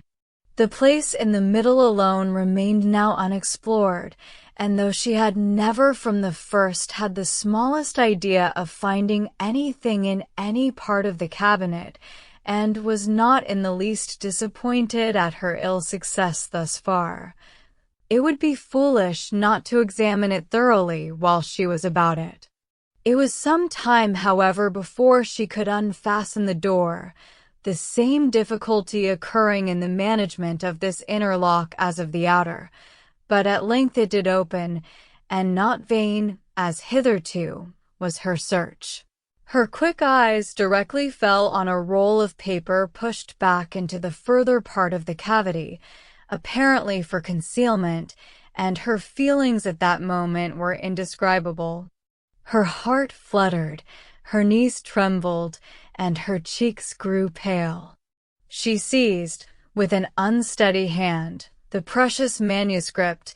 For half a glance sufficed to ascertain written characters, and while she acknowledged with awful sensations this striking exemplification of what Henry had foretold, resolved instantly to peruse every line before she attempted to rest. The dimness of the light her candle emitted made her turn to it with alarm, but there was no danger of its sudden extinction. It had yet some hours to burn, and that she might not have any greater difficulty in distinguishing the writing than what its ancient date might occasion, she hastily snuffed it. Alas! It was snuffed and extinguished in one. A lamp could not have expired with more awful effect. Catherine, for a few moments, was motionless with horror. It was done completely. Not a remnant of light in the wick could give hope to the rekindling breath. Darkness impenetrable and immovable filled the room. A violent gust of wind, rising with sudden fury, added fresh horror to the moment. Catherine trembled from head to foot. In the pause which succeeded, a sound like receding footsteps and the closing of a distant door struck on her affrighted ear. Human nature could support no more. A cold sweat stood on her forehead, the manuscript fell from her hand, and groping her way to the bed, she jumped hastily in, and sought some suspension of agony by creeping far underneath the clothes. To close her eyes in sleep that night, she felt must be entirely out of the question. With a curiosity so justly awakened, and feelings in every way so agitated, repose must be absolutely impossible. The storm too abroad so dreadful. She had not been used to feel alarm from wind, but now every blast seemed fraught with awful intelligence. The manuscript so wonderfully found, so wonderfully accomplishing the morning's prediction, how was it to be accounted for? What could it contain? To whom could it relate? By what means could it have been so long concealed? And how singularly strange that it should fall to her lot to discover it. Till she had made herself mistress of its contents, however, she could have neither response nor comfort, and with the sun's first rays she was determined to peruse it. But many were the tedious hours which must yet intervene. She shuddered, tossed about in her bed, and envied every quiet sleeper. The storm still raged, and various were the noises, more terrific even than the wind, which struck at intervals on her startled ear. The very curtains of her bed seemed at one moment in motion, and at another the lock of her door was agitated, as if by the attempt of somebody to enter. Hollow murmurs seemed to creep along the gallery, and more than once her blood was chilled by the sound of distant moans. Hour after hour passed away, and the wearied Catherine had heard 3 proclaimed by all the clocks in the house before the tempest subsided, or she unknowingly fell fast asleep. Chapter 7. The housemaid's folding back her window shutters at 8 o'clock the next day was the sound which first roused Catherine, and she opened her eyes, wondering that they could ever have been closed. On objects of cheerfulness, her fire was already burning, and a bright morning had succeeded the tempest of the night. Instantaneously, with the consciousness of existence, returned her recollection of the manuscript, and springing from the bed in the very moment of the maid's going away, she eagerly collected every scattered sheet which had burst from the roll on its falling to the ground, and flew back to enjoy the luxury of their perusal on her pillow. She now plainly saw that she must not expect a manuscript of equal length with the generality of what she had shuddered over in books, for the roll, seeming to consist entirely of small disjointed sheets, was altogether but of trifling size, and much less than she had supposed it to be at first. Her greedy eye glanced rapidly over a page. She started at its import. Could it be possible, or did not her sense play her false? An inventory of linen, in coarse and modern characters, seemed all that was before her. If the evidence of sight might be trusted, she held a washing bill in her hand. She seized another sheet and saw the same articles with little variation. A third, a fourth, and a fifth presented nothing new. Shirts, stockings, cravats, and waistcoats faced her in each. 2 others, penned by the same hand, marked an expenditure scarcely more interesting in letters, hair powder, shoestring, and breeches. Ballpoint 1 and the larger sheet, which had enclosed the rest, seemed by its first cramped 2-line to poultice chestnut mare. A farrier's bill. Such was the collection of papers, left perhaps, as she could then suppose, by the negligence of a servant in the place whence she had taken them, which had filled her with expectation and alarm, and robbed her of half her night's rest. She felt humbled to the dust. Could not the adventure of the chest have taught her wisdom? A corner of it, catching her eye as she lay, seemed to rise up in judgment against her. Nothing could now be clearer than the absurdity of her recent fancies. To suppose that a manuscript of many generations back could have remained undiscovered in a room such as that, so modern, so habitable, or that she should be the first to possess the skill of unlocking a cabinet, the key of which was open to all. How could she have so imposed on herself? Heaven forbid that Henry Tilney should ever know her folly. And it was in a great measure his own doing, for had not the cabinet appeared so exactly to agree with his description of her adventures, she should never have felt the smallest curiosity about it. This was the only comfort that occurred. Impatient to get rid of those hateful evidences of her folly, those detestable papers then scattered over the bed, she rose directly, and folding them up as nearly as possible in the same shape as before, returned them to the same spot within the cabinet, with a very hearty wish that no untoward accident might ever bring them forward again, to disgrace her even with herself. Why the locks should have been so difficult to open, however, was still something remarkable, for she could now manage them with perfect ease.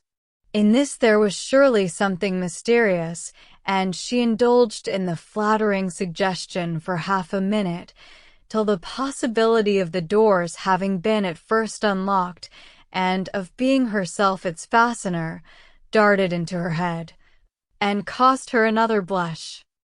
She got away as soon as she could from a room in which her conduct produced such unpleasant reflections, and found her way with all speed to the breakfast parlor, as it had been pointed out to her by Miss Tilney the evening before.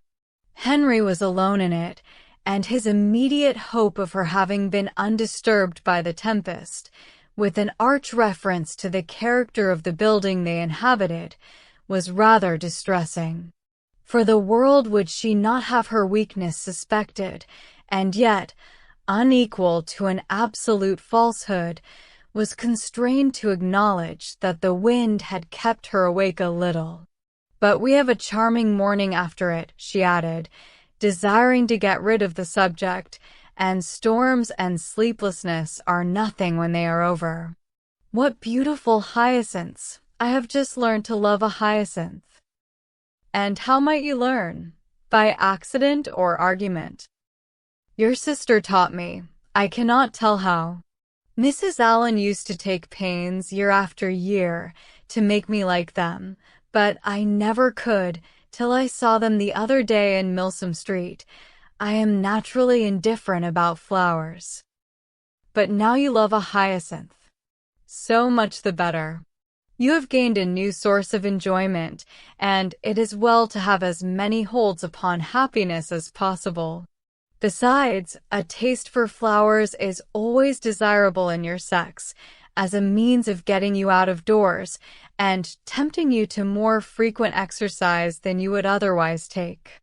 And though the love of a hyacinth may be rather domestic, who can tell, the sentiment once raised, but you may in time come to love a rose.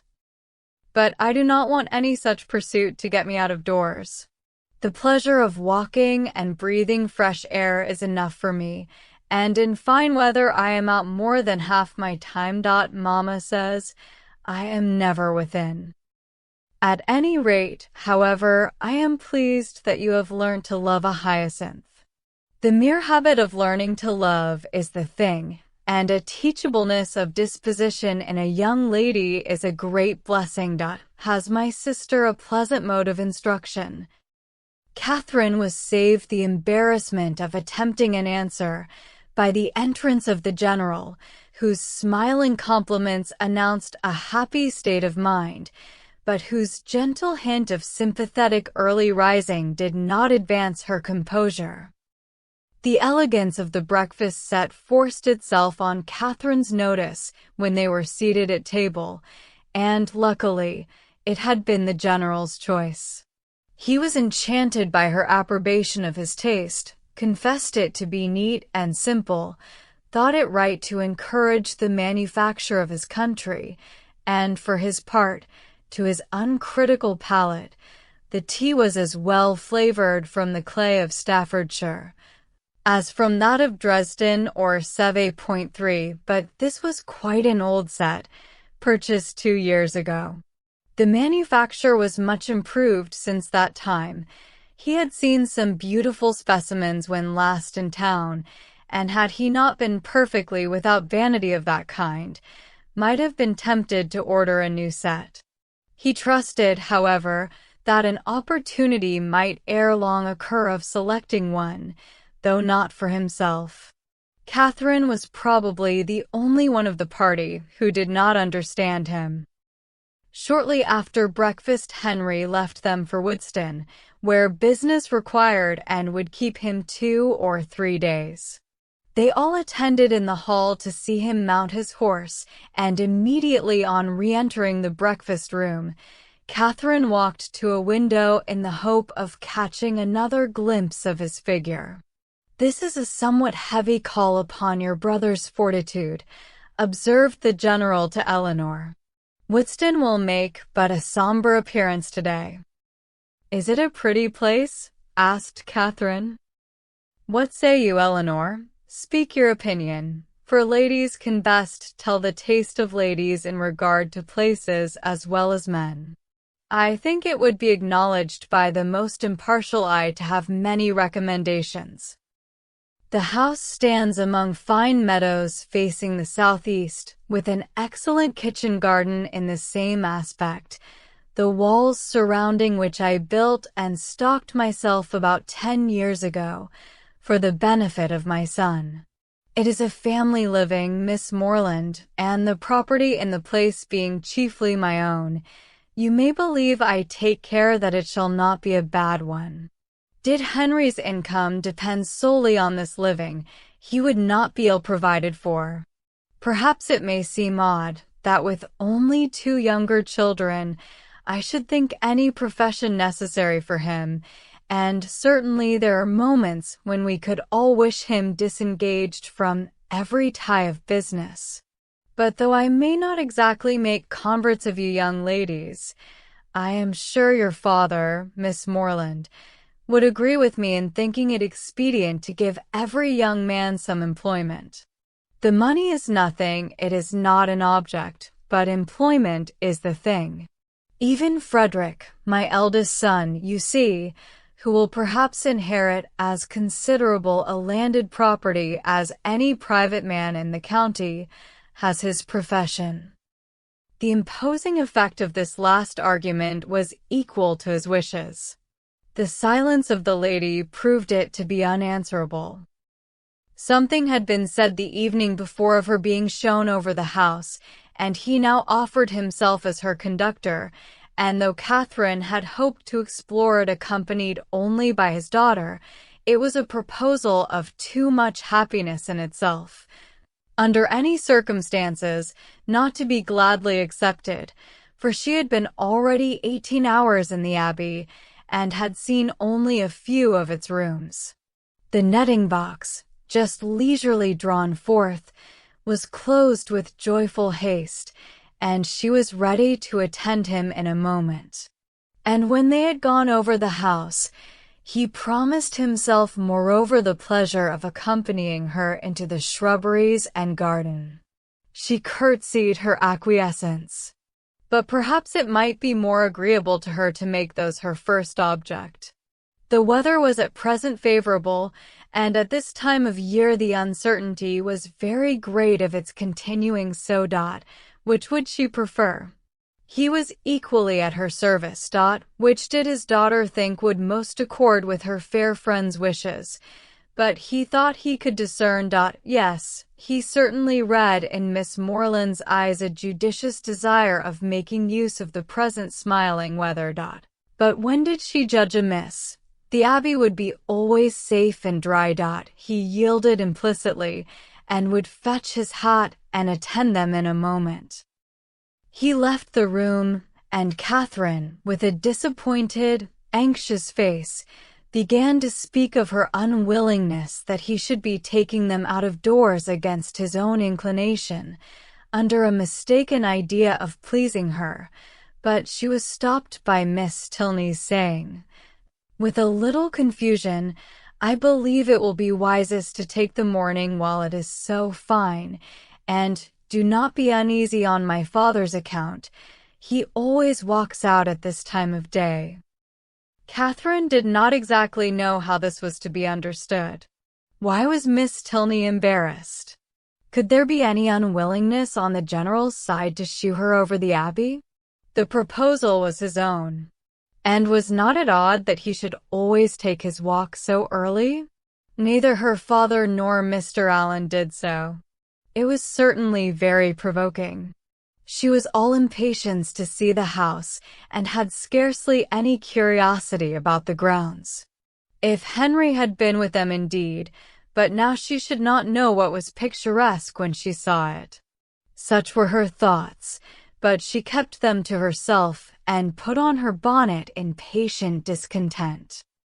She was struck, however, beyond her expectation, by the grandeur of the Abbey, as she saw it for the first time from the lawn. The whole building enclosed a large court, and 2 sides of the quadrangle, rich in Gothic ornaments, stood forward for admiration.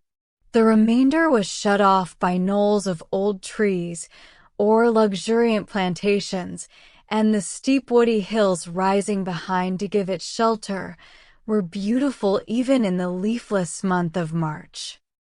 Catherine had seen nothing to compare with it, and her feelings of delight were so strong that, without waiting for any better authority, she boldly burst forth in wonder and praise.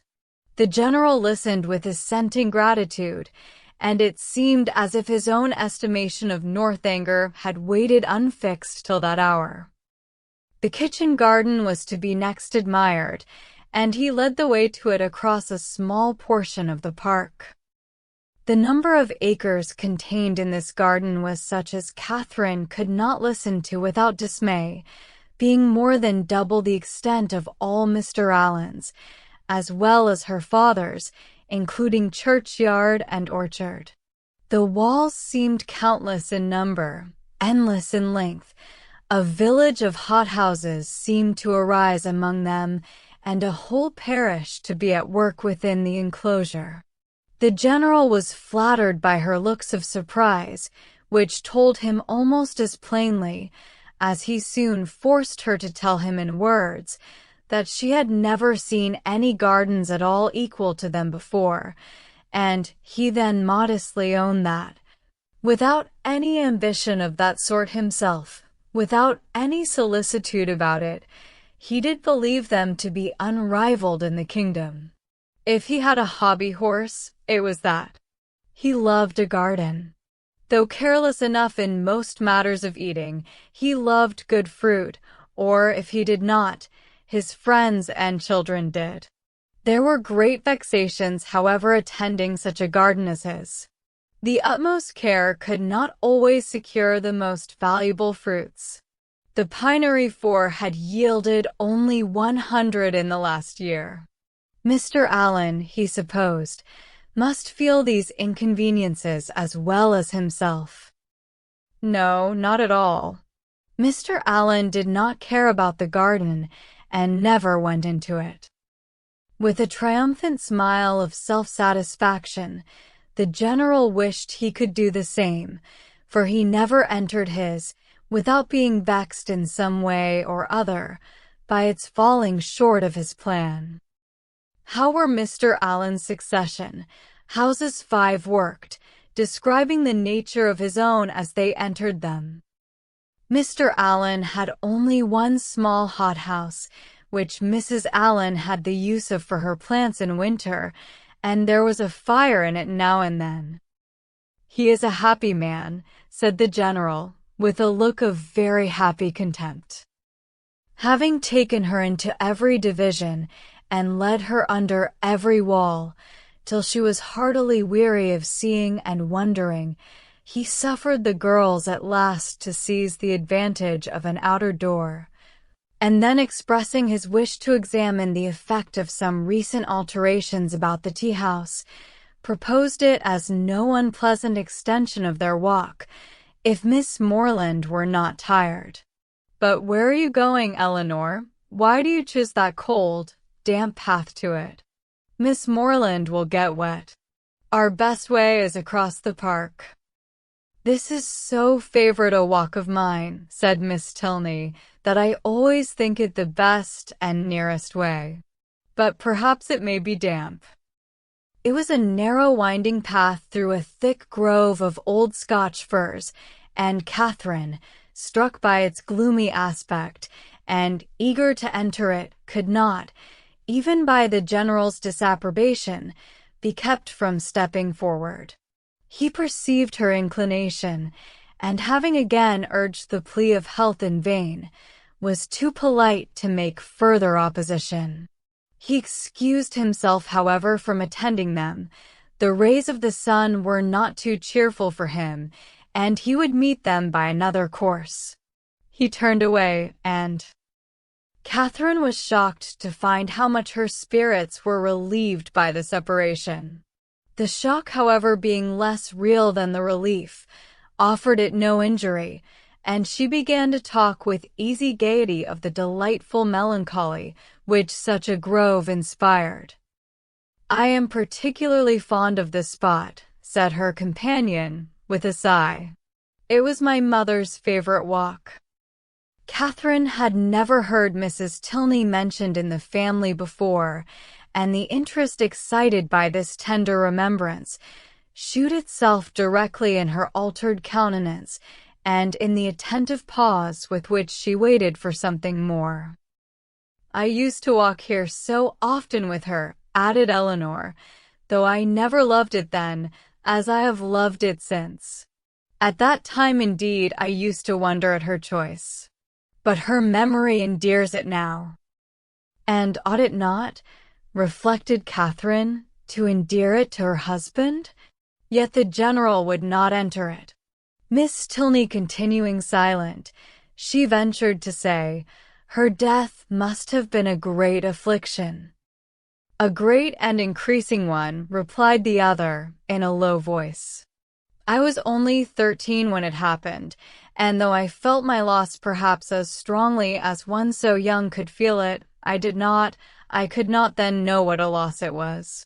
She stopped for a moment, and then added, with great firmness, "I have no sister, you know, and though my brothers are very affectionate, and Henry is a great deal here, which I am most thankful for, it is impossible for me not to be often solitary.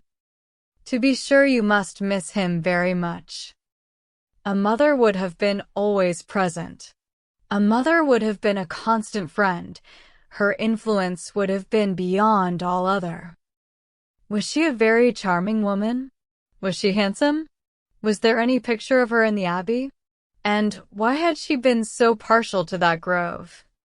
Was it from dejection of spirits?" Were questions now eagerly poured forth. The first 3 received a ready affirmative, the 2 others were passed by, and Catherine's interest in the deceased Mrs. Tilney augmented with every question, whether answered or not. Of her unhappiness in marriage, she felt persuaded. The general certainly had been an unkind husband. He did not love her walk. Could he therefore have loved her? And besides, handsome as he was, there was a something in the turn of his features which spoke his not having behaved well to her. Her picture, I suppose, blushing at the consummate art of her own question, hangs in your father's room? No, it was intended for the drawing-room, but my father was dissatisfied with the painting, and for some time it had no place. Soon after her death I obtained it for my own, and hung it in my bedchamber, where I shall be happy to shew it you. It is very like. Here was another proof. A portrait, very like, of a departed wife, not valued by the husband. He must have been dreadfully cruel to her. Catherine attempted no longer to hide from herself the nature of the feelings which, in spite of all his attentions, he had previously excited, and what had been terror and dislike before was now absolute aversion. Yes, aversion. His cruelty to such a charming woman made him odious to her. She had often read of such characters which Mr. Allen had been used to call unnatural and overdrawn, but here was proof positive of the contrary. She had just settled this point when the end of the path brought them directly upon the general, and in spite of all her virtuous indignation, she found herself again obliged to walk with him, listen to him, and even to smile when he smiled. Being no longer able, however, to receive pleasure from the surrounding objects, she soon began to walk with lassitude. The general perceived it, and with a concern for her health, which seemed to reproach her for her opinion of him, was most urgent for returning with his daughter to the house. He would follow them in a quarter of an hour. Again they parted, but Eleanor was called back in half a minute to receive a strict charge against taking her friend round the Abbey till his return. This second instance of his anxiety to delay what she so much wished for struck Catherine as very remarkable. Chapter 8 An hour passed away before the general came in, spent, on the part of his young guest, in no very favorable consideration of his character. This lengthened absence, these solitary rambles, did not speak a mind at ease, or a conscience void of reproach. At length he appeared, and, whatever might have been the gloom of his meditations, he could still smile with them. Miss Tilney, understanding in part her friend's curiosity to see the house, soon revived the subject, and her father being, contrary to Catherine's expectations, unprovided with any pretense for further delay, beyond that of stopping 5 minutes to order refreshments to be in the room by their return, was at last ready to escort them. They set forward, and, with a grandeur of air, a dignified step, which caught the eye, but could not shake the doubts of the well-read Catherine, he led the way across the hall, through the common drawing-room and one useless antechamber, into a room magnificent both in size and furniture, the real drawing-room, used only with company of consequence. It was very noble, very grand, very charming, was all that Catherine had to say.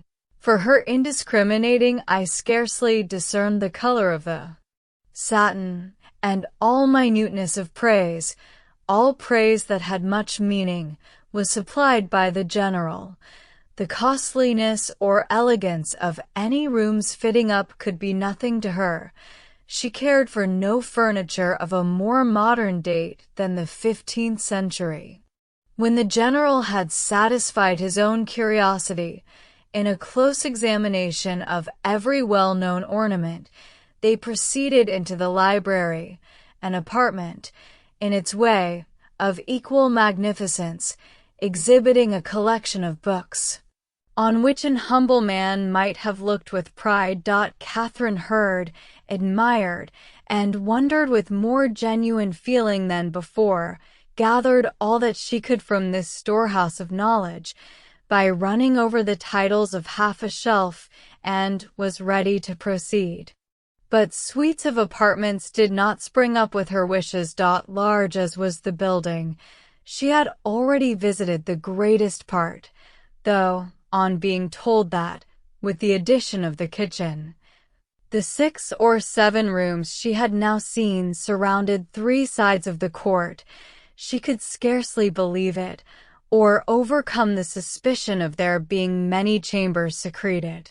It was some relief, however, that they were to return to the rooms in common use, by passing through a few of less importance, looking into the court, which, with occasional passages, not wholly unintricate, connected the different sides.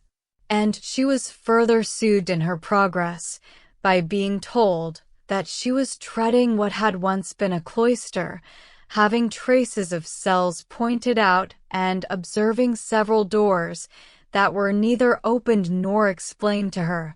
1. By finding herself successively in a billiard room and in the general's private apartment without comprehending their connection, or being able to turn aright when she left them, and lastly, by passing through a dark little room, owning Henry's authority, and strewed with his litter of books, guns, and greatcoats. From the dining-room of which, though already seen, and always to be seen at 5 o'clock, the general could not forego the pleasure of pacing out the length, for the more certain information of Miss Morland, as to what she neither doubted nor cared for. They proceeded by quick communication to the kitchen, the ancient kitchen of the convent, rich in the massy walls and smoke of former days, and in the stoves and hot closets of the present. The general's improving hand had not loitered here. Every modern invention to facilitate the labor of the cooks had been adopted within this, their spacious theater, and, when the genius of others had failed, his own had often produced the perfection wanted. His endowments of this spot alone might at any time have placed him high among the benefactors of the convent. With the walls of the kitchen ended all the antiquity of the abbey, the fourth side of the quadrangle having, on account of its decaying state, been removed by the general's father and the present erected in its place. All that was venerable ceased here. The new building was not only new, but declared itself to be so, intended only for offices, and enclosed behind by stable yards. No uniformity of architecture had been thought necessary. Catherine could have raved at the hand which had swept away what must have been beyond the value of all the rest, for the purposes of mere domestic economy, and would willingly have been spared the mortification of a walk through scenes so fallen, had the general allowed it. But if he had a vanity, it was in the arrangement of his offices, and as he was convinced that, to a mind like Miss Morland's, a view of the accommodations and comforts, by which the labors of her inferiors were softened, must always be gratifying, he should make no apology for leading her on.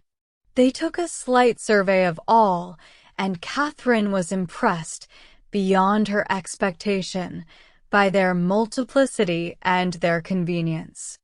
The purposes for which a few shapeless pantries and a comfortless scullery were deemed sufficient at Fullerton were here carried on in appropriate divisions, commodious and roomy. The number of servants continually appearing did not strike her less than the number of their offices. Wherever they went, some patent girl stopped to curtsy, or some footman in dishabille too sneaked off. Yet this was an abbey. How inexpressibly different in these domestic arrangements from such as she had read about, from abbeys and castles, in which, though certainly larger than Northanger, all the dirty work of the house was to be done by 2 pair of female hands at the utmost. How they could get through it all had often amazed Mrs. Allen, and when Catherine saw what was necessary here, she began to be amazed herself. They returned to the hall, that the chief staircase might be ascended, and the beauty of its wood and ornaments of rich carving might be pointed out. Having gained the top, they turned in an opposite direction from the gallery in which her room lay, and shortly entered one on the same plan, but superior in length and breadth. She was here shown successively into 3 large bedchambers, with their dressing rooms most completely and handsomely fitted up, everything that money and taste could do to give comfort and elegance to apartments had been bestowed on these, and, being furnished within the last 5 years, they were perfect in all that would be generally pleasing, and wanting in all that could give pleasure to Catherine.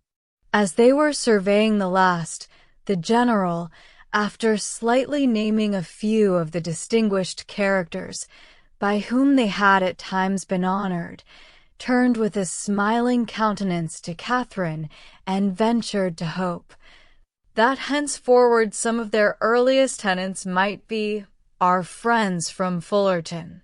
She felt the unexpected compliment and deeply regretted the impossibility of thinking well of a man so kindly disposed towards herself and so full of civility to all her family.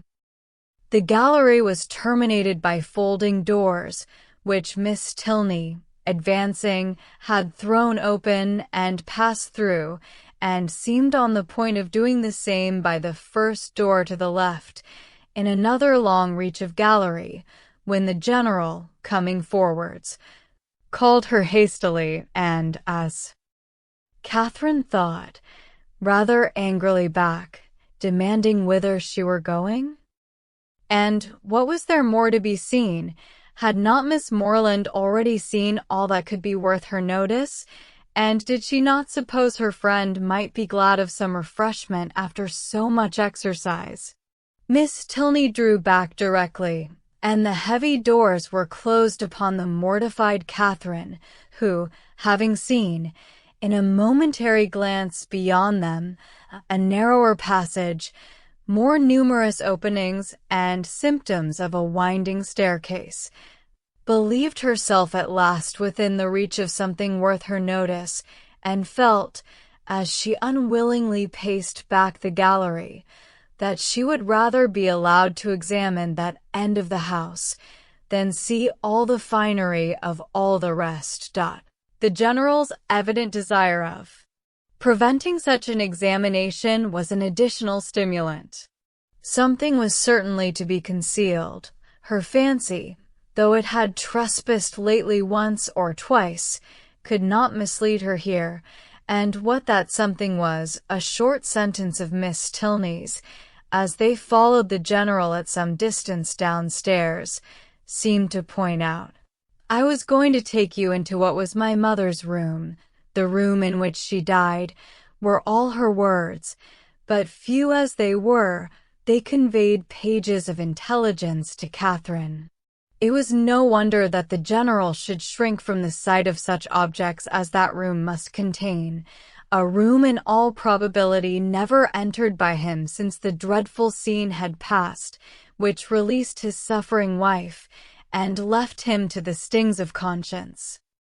She ventured, when next alone with Eleanor, to express her wish of being permitted to see it, as well as all the rest of that side of the house, and Eleanor promised to attend her there, whenever they should have a convenient hour. Catherine understood her. The general must be watched from home, before that room could be entered. It remains as it was, I suppose, said she, in a tone of feeling.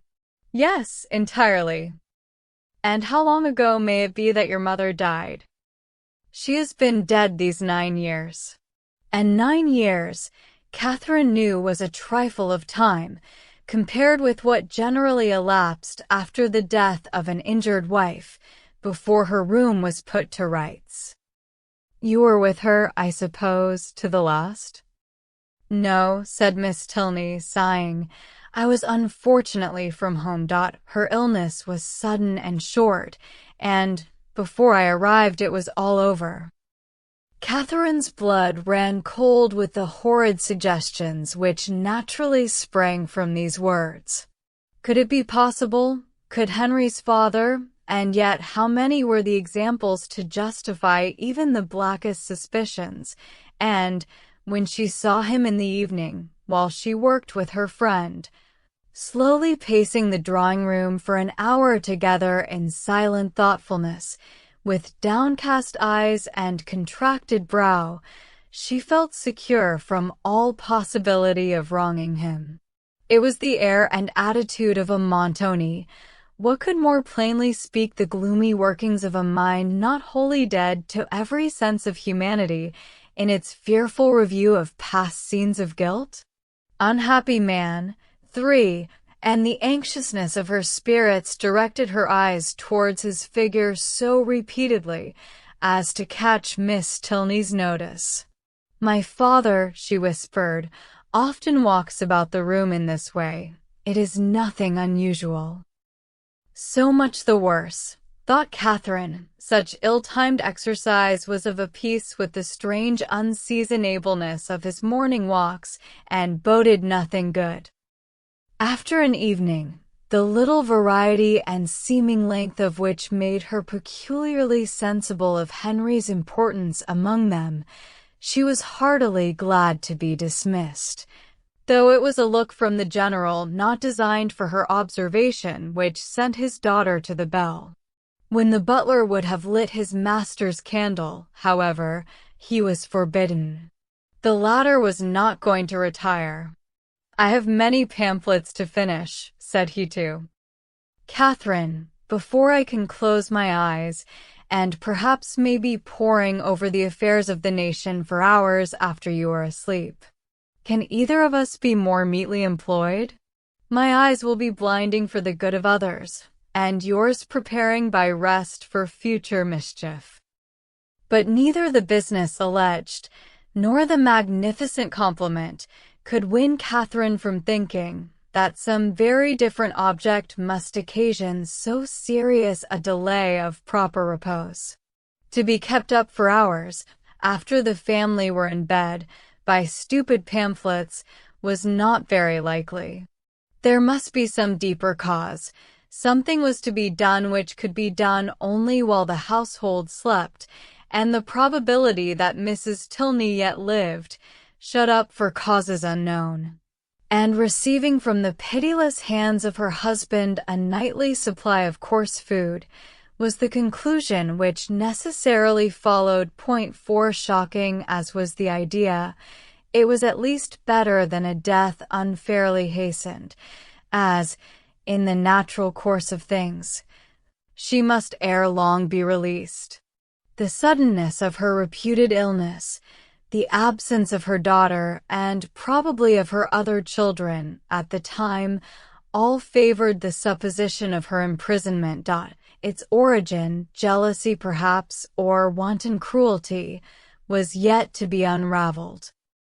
In revolving these matters while she undressed, it suddenly struck her as not unlikely that she might that morning have passed near the very spot of this unfortunate woman's confinement, might have been within a few paces of the cell in which she languished out her days.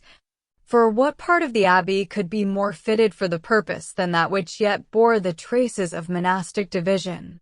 In the high-arched passage, paved with stone, which already she had trodden with peculiar awe, she well remembered the doors of which the general had given no account. To what might not those doors lead?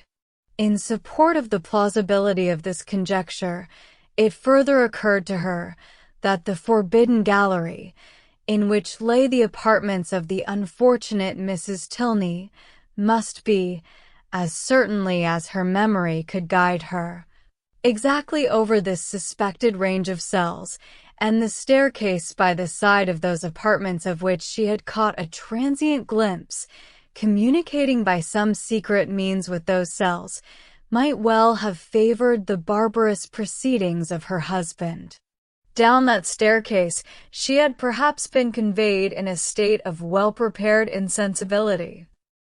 Catherine sometimes started at the boldness of her own surmises, and sometimes hoped or feared that she had gone too far, but they were supported by such appearances as made their dismissal impossible.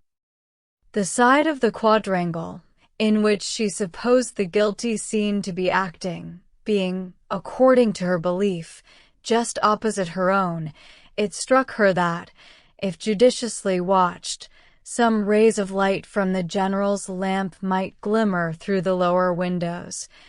As he passed to the prison of his wife, and twice before she stepped into bed, she stole gently from her room to the corresponding window in the gallery, to see if it appeared, but all abroad was dark, and it must yet be too early.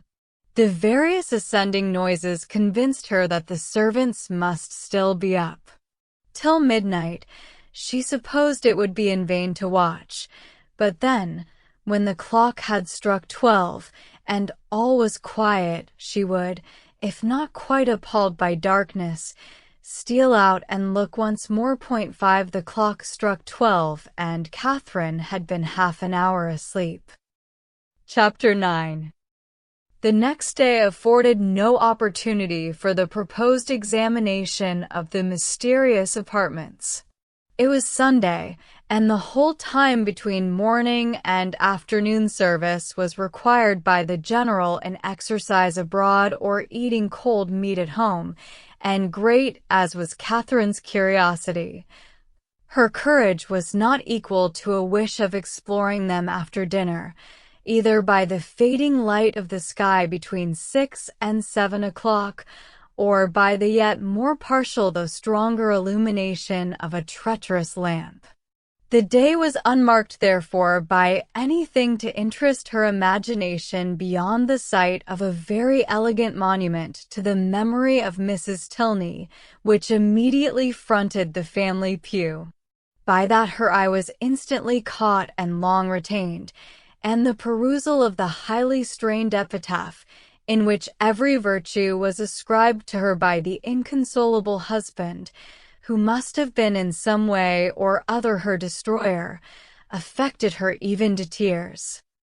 That the general, having erected such a monument, should be able to face it was not perhaps very strange, and yet that he could sit so boldly collected within its view, maintain so elevated an air, look so fearlessly around, nay, that he should even enter the church, seemed wonderful to Catherine.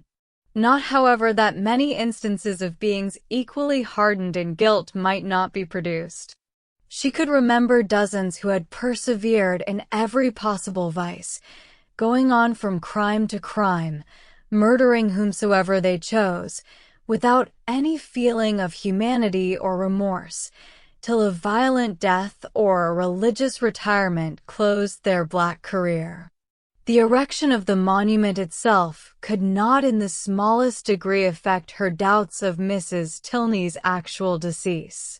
Were she even to descend into the family vault where her ashes were supposed to slumber, were she to behold the coffin in which they were said to be enclosed, what could it avail in such a case? Catherine had read too much not to be perfectly aware of the ease with which a waxen figure might be introduced, and a supposititious funeral carried on. 1. The succeeding morning promised something better. The general's early walk, ill-timed as it was in every other view, was favorable here, and when she knew him to be out of the house, she directly proposed to Miss Tilney the accomplishment of her promise. Eleanor was ready to oblige her, and Catherine reminding her as they went of another promise, their first visit in consequence was to the portrait in her bedchamber.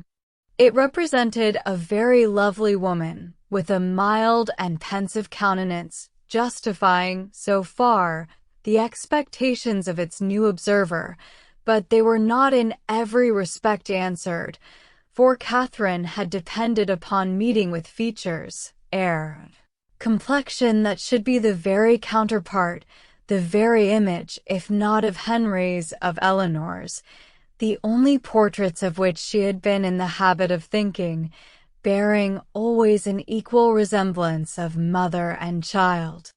A face once taken was taken for generations. But here she was obliged to look and consider and study for a likeness.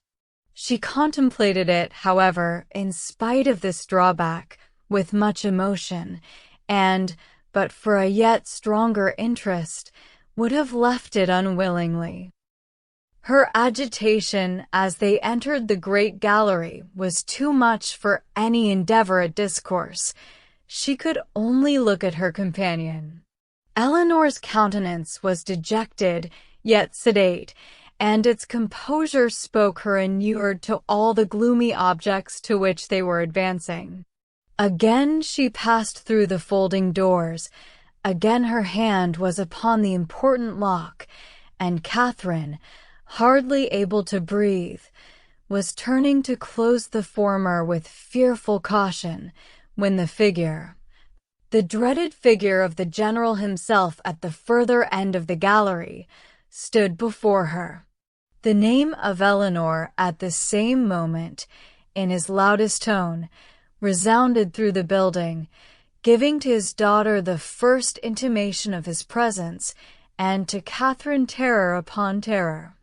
An attempt at concealment had been her first instinctive movement on perceiving him, yet she could scarcely hope to have escaped his eye, and when her friend, who with an apologizing look darted hastily by her, had joined and disappeared with him, she ran for safety to her own room, and, locking herself in, believed that she should never have courage to go down again.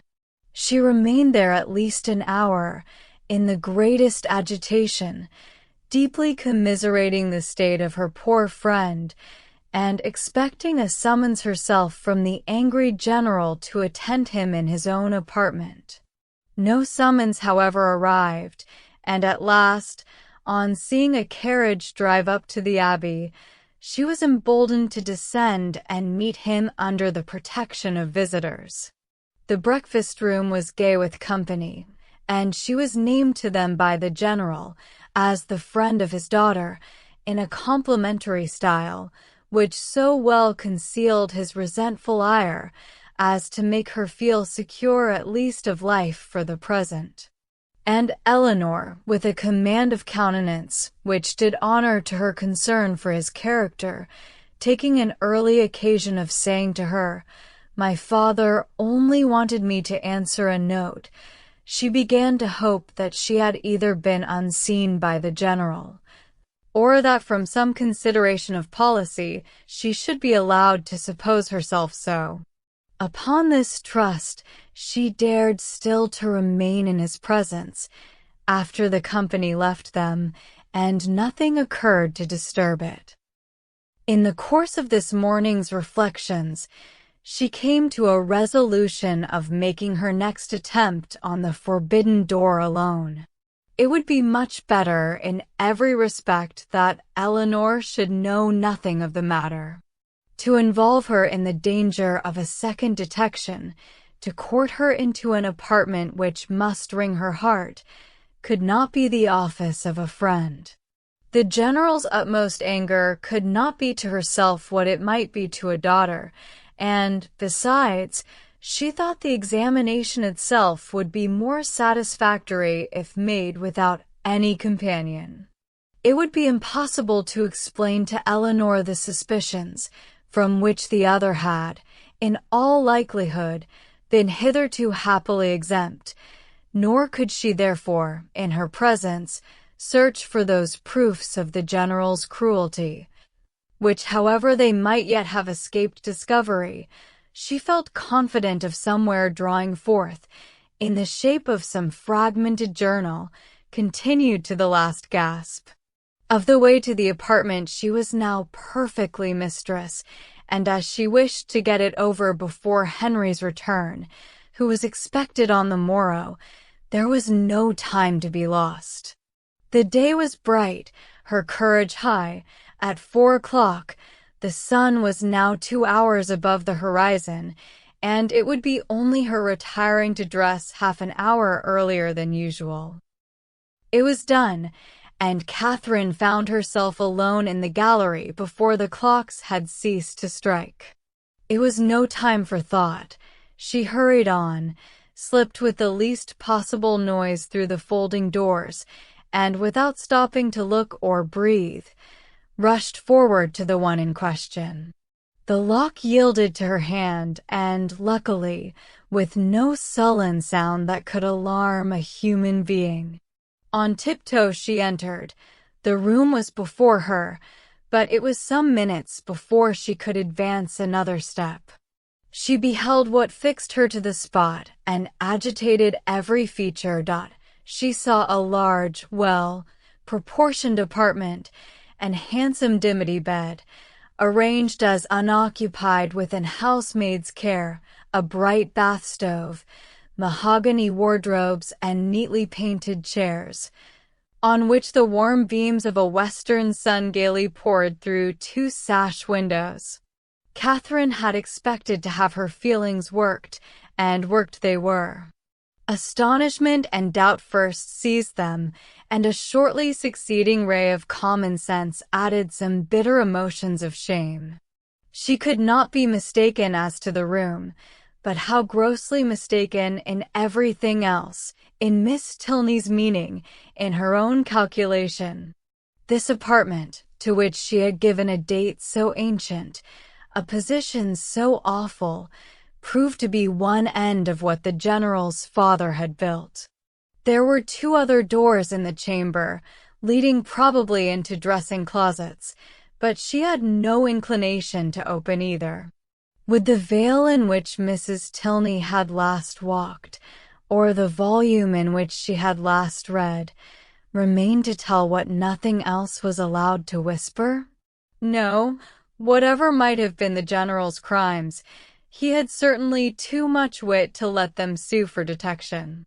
She was sick of exploring and desired but to be safe in her own room, with her own heart only privy to its folly, and she was on the point of retreating as softly as she had entered, when the sound of footsteps, she could hardly tell where, made her pause and tremble. To be found there, even by a servant, would be unpleasant, but by the general, and he seemed always at hand when least wanted, much worse. She listened. The sound had ceased, and resolving not to lose a moment, she passed through and closed the door. At that instant a door underneath was hastily opened. Someone seemed with swift steps to ascend the stairs, by the head of which she had yet to pass before she could gain the gallery. She had no power to move. With a feeling of terror not very definable, she fixed her eyes on the staircase, and in a few moments it gave Henry to her view. "Mr. Tilney," she exclaimed in a voice of more than common astonishment. He looked astonished too. "Good God," she continued, not attending to his address, "how came you here? How came you up that staircase?" "How came I up that staircase?" he replied, greatly surprised. "Because it is my nearest way from the stable yard to my own chamber, and why should I not come up it?" Catherine recollected herself, blushed deeply, and could say no more. He seemed to be looking in her countenance for that explanation which her lips did not afford. She moved on towards the gallery.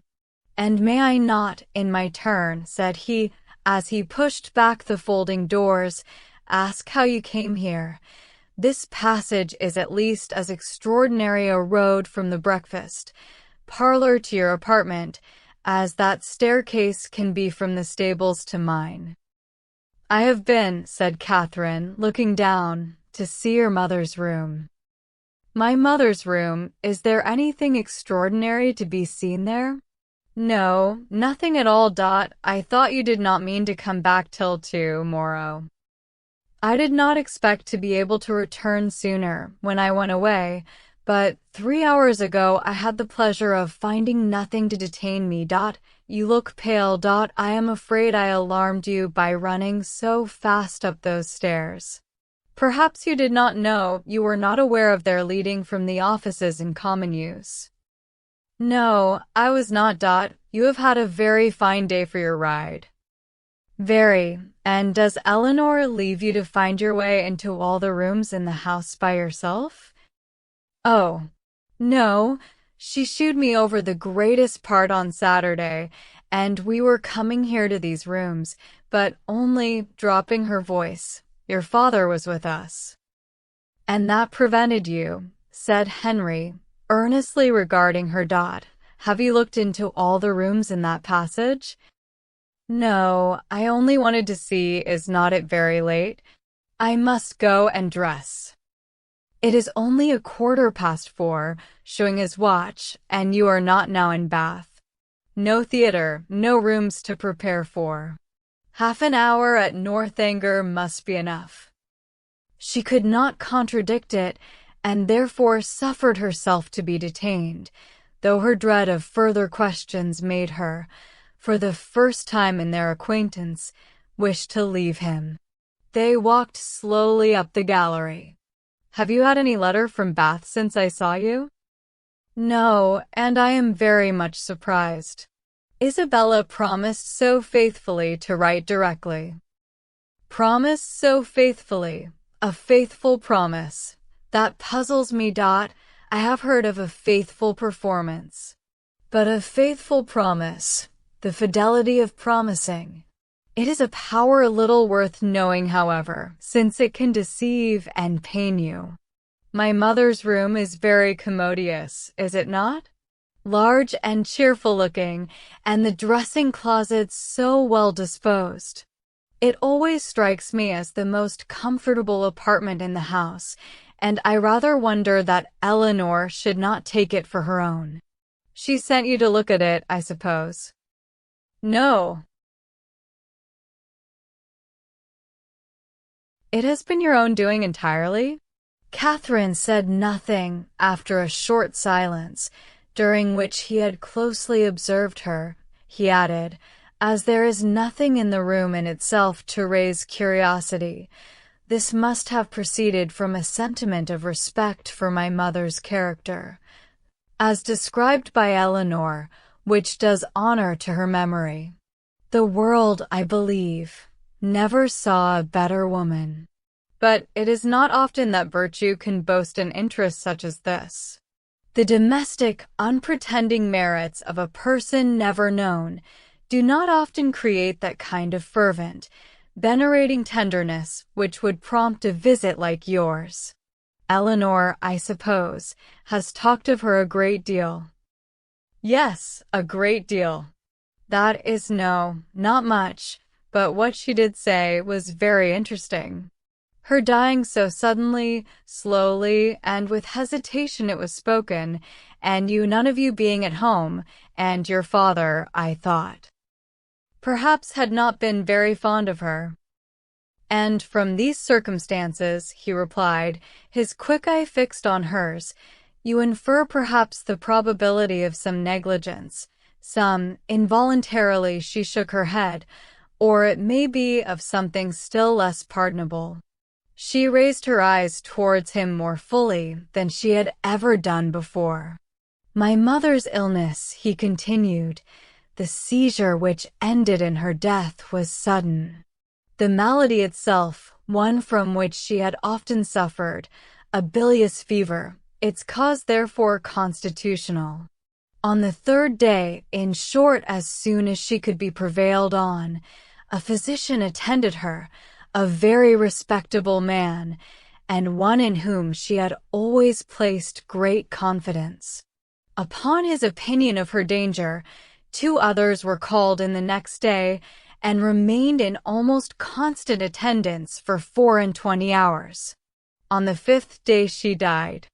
During the progress of her disorder, Frederick and I, we were both at home, saw her repeatedly, and from our own observation can bear witness to her having received every possible attention which could spring from the affection of those about her, or which her situation in life could command.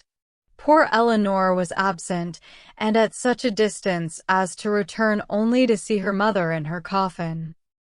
"But your father," said Catherine, "was he afflicted?" "For a time, greatly so. You have erred in supposing him not attached to her. He loved her, I am persuaded, as well as it was possible for him to. We have not all, the same tenderness of disposition, and I will not pretend to say that while she lived, she might not often have had much to bear, but though his temper injured her, his judgment never did. His value of her was sincere, and, if not permanently, he was truly afflicted by her death." "I am very glad of it," said Catherine. "It would have been very shocking." "If I understand you rightly, you had formed a surmise of such horror as I have hardly words to, dear Miss Morland. Consider the dreadful nature of the suspicions you have entertained." "What have you been judging from?" "Remembering the country and the age in which we live. Remember that we are English, that we are Christians. Consult your own understanding, your own sense of the probable, your own observation of what is passing around you. Does our education prepare us for such atrocities? Do our laws connive at them? Could they be perpetrated without being known, in a country like this, where social and literary intercourse is on such a footing, where every man is surrounded by a neighborhood of voluntary spies, and where roads and newspapers lay everything open? Dearest Miss Morland, what ideas have you been admitting?" They had reached the end of the gallery, and with tears of shame she ran off to her own room. Chapter 10. The visions of romance were over. Catherine was completely awakened. Henry's address, short as it had been, had more thoroughly opened her eyes to the extravagance of her late fancies than all their several disappointments had done. Most grievously was she humbled. Most bitterly did she cry. It was not only with herself that she was sunk, but with Henry. Her folly, which now seemed even criminal, was all exposed to him, and he must despise her forever. The liberty which her imagination had dared to take with the character of his father, could he ever forgive it? The absurdity of her curiosity and her fears, could they ever be forgotten? She hated herself more than she could express. She thought he had, once or twice before this fatal morning, shown something like affection for her Dot, but now. In short, she made herself as miserable as possible for about half an hour, went down when the clock struck 5, with a broken heart, and could scarcely give an intelligible answer to Eleanor's inquiry, if she was well. The formidable Henry soon followed her into the room, and the only difference in his behavior to her was that he paid her rather more attention than usual. Catherine had never wanted comfort more, and he looked as if he was aware of it. The evening wore away with no abatement of this soothing politeness, and her spirits were gradually raised to a modest tranquillity. She did not learn either to forget or defend the past, but she learned to hope that it would never transpire farther, and that it might not cost her Henry's entire regard. Her thoughts being still chiefly fixed on what she had with such causeless terror felt and done, nothing could shortly be clearer than that it had been all a voluntary, self-created delusion. Each trifling circumstance receiving importance from an imagination resolved on alarm, and everything forced to bend to one purpose by a mind which, before she entered the Abbey, had been craving to be frightened. She remembered with what feelings she had prepared for a knowledge of Northanger. She saw that the infatuation had been created, the mischief settled long before her quitting Bath, and it seemed as if the whole might be traced to the influence of that sort of reading which she had there indulged.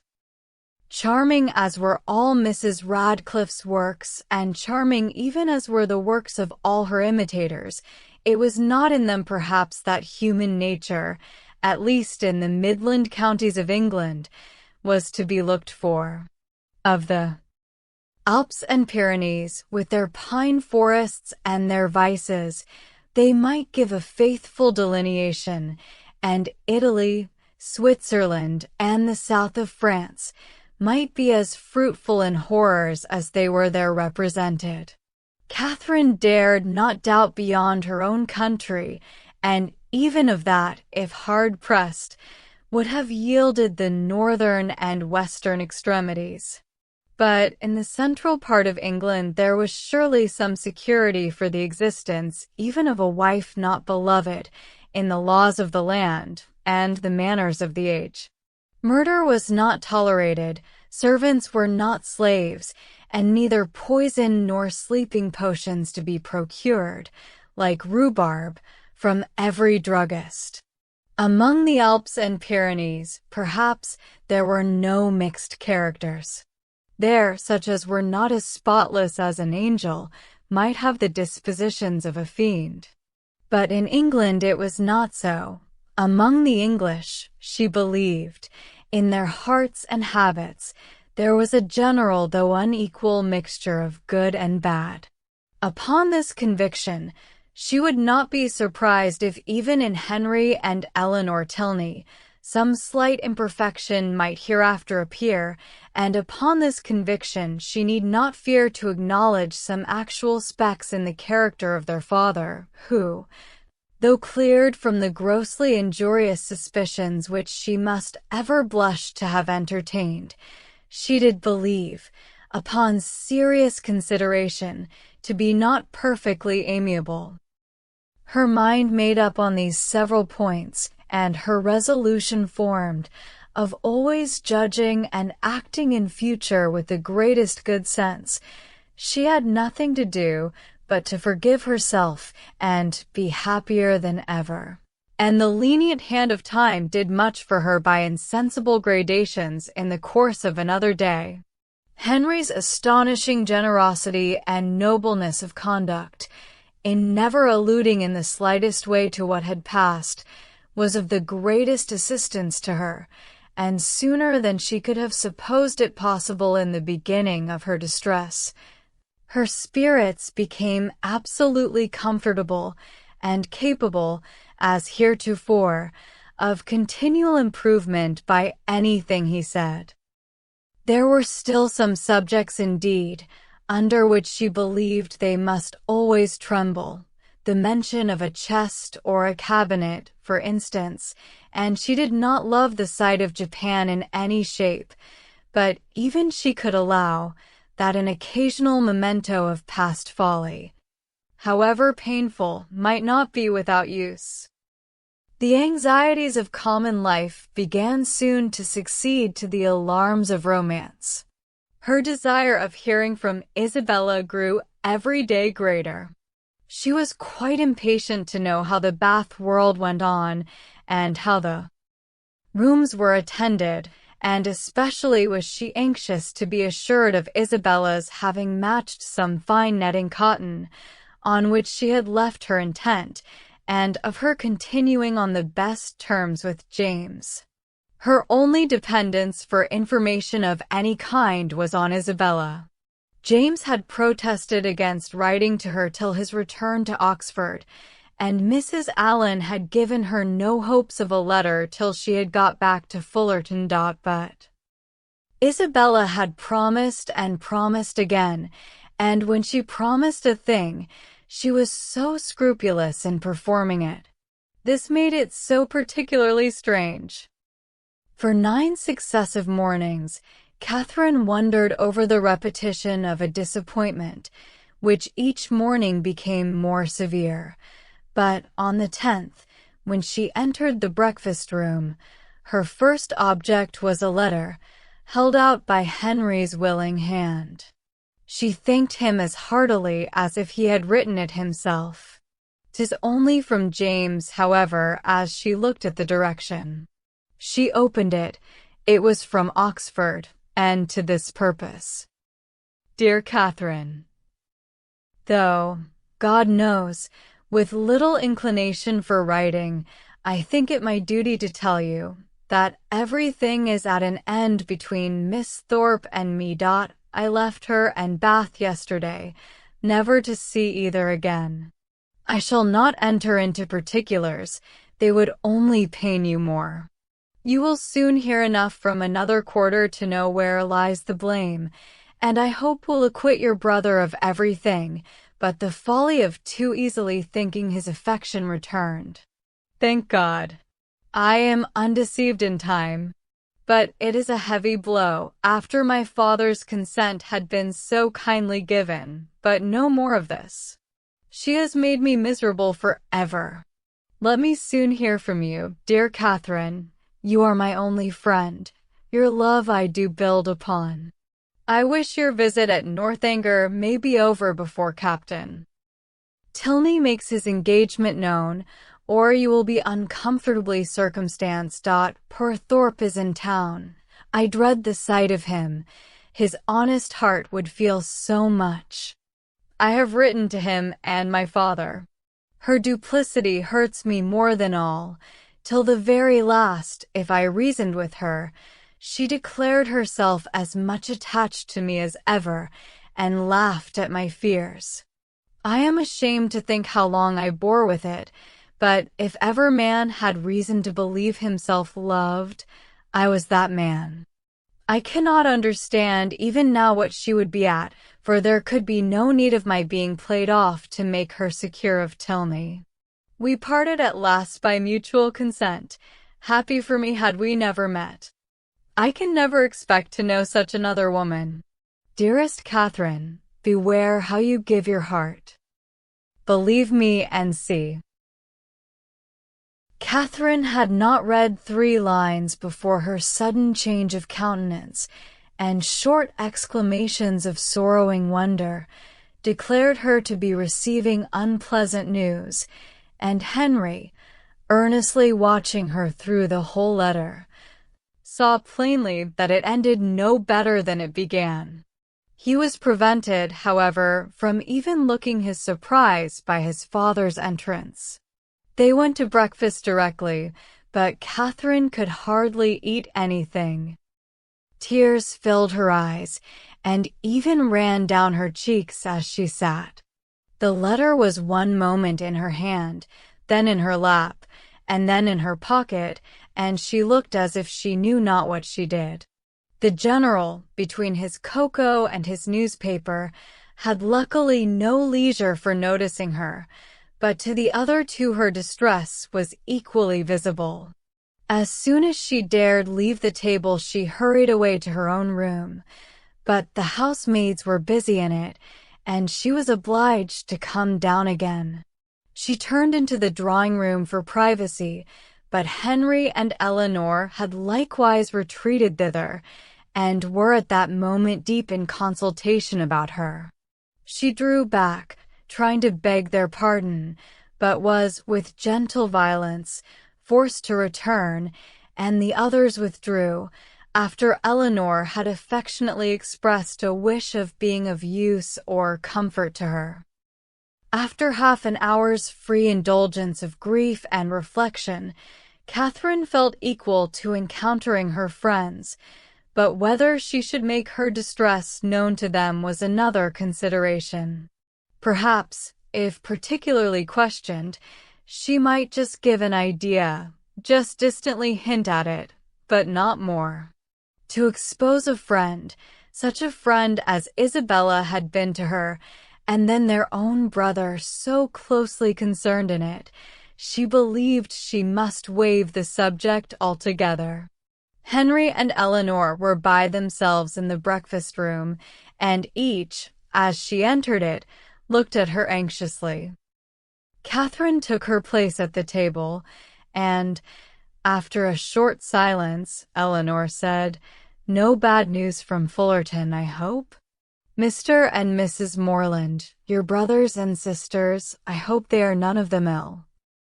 "No, I thank you," sighing as she spoke, "they are all very well. My letter was from my brother at Oxford." Nothing further was said for a few minutes, and then, speaking through her tears, she added, "I do not think I shall ever wish for a letter again." "I am sorry," said Henry, closing the book he had just opened. "If I had suspected the letter of containing anything unwelcome, I should have given it with very different feelings. It contains something worse than anybody could suppose. Poor James is so unhappy. You will soon know why." "To have so kind-hearted, so affectionate a sister," replied Henry, warmly, "must be a comfort to him under any distress." "I have one favor to beg," said Catherine, shortly afterwards, in an agitated manner, "that, if your brother should be coming here, you will give me notice of it, that I may go away." "Our brother, Frederick." "Yes, I am sure I should be very sorry to leave you so soon, but something has happened that would make it very dreadful for me to be in the same house with Captain Tilney."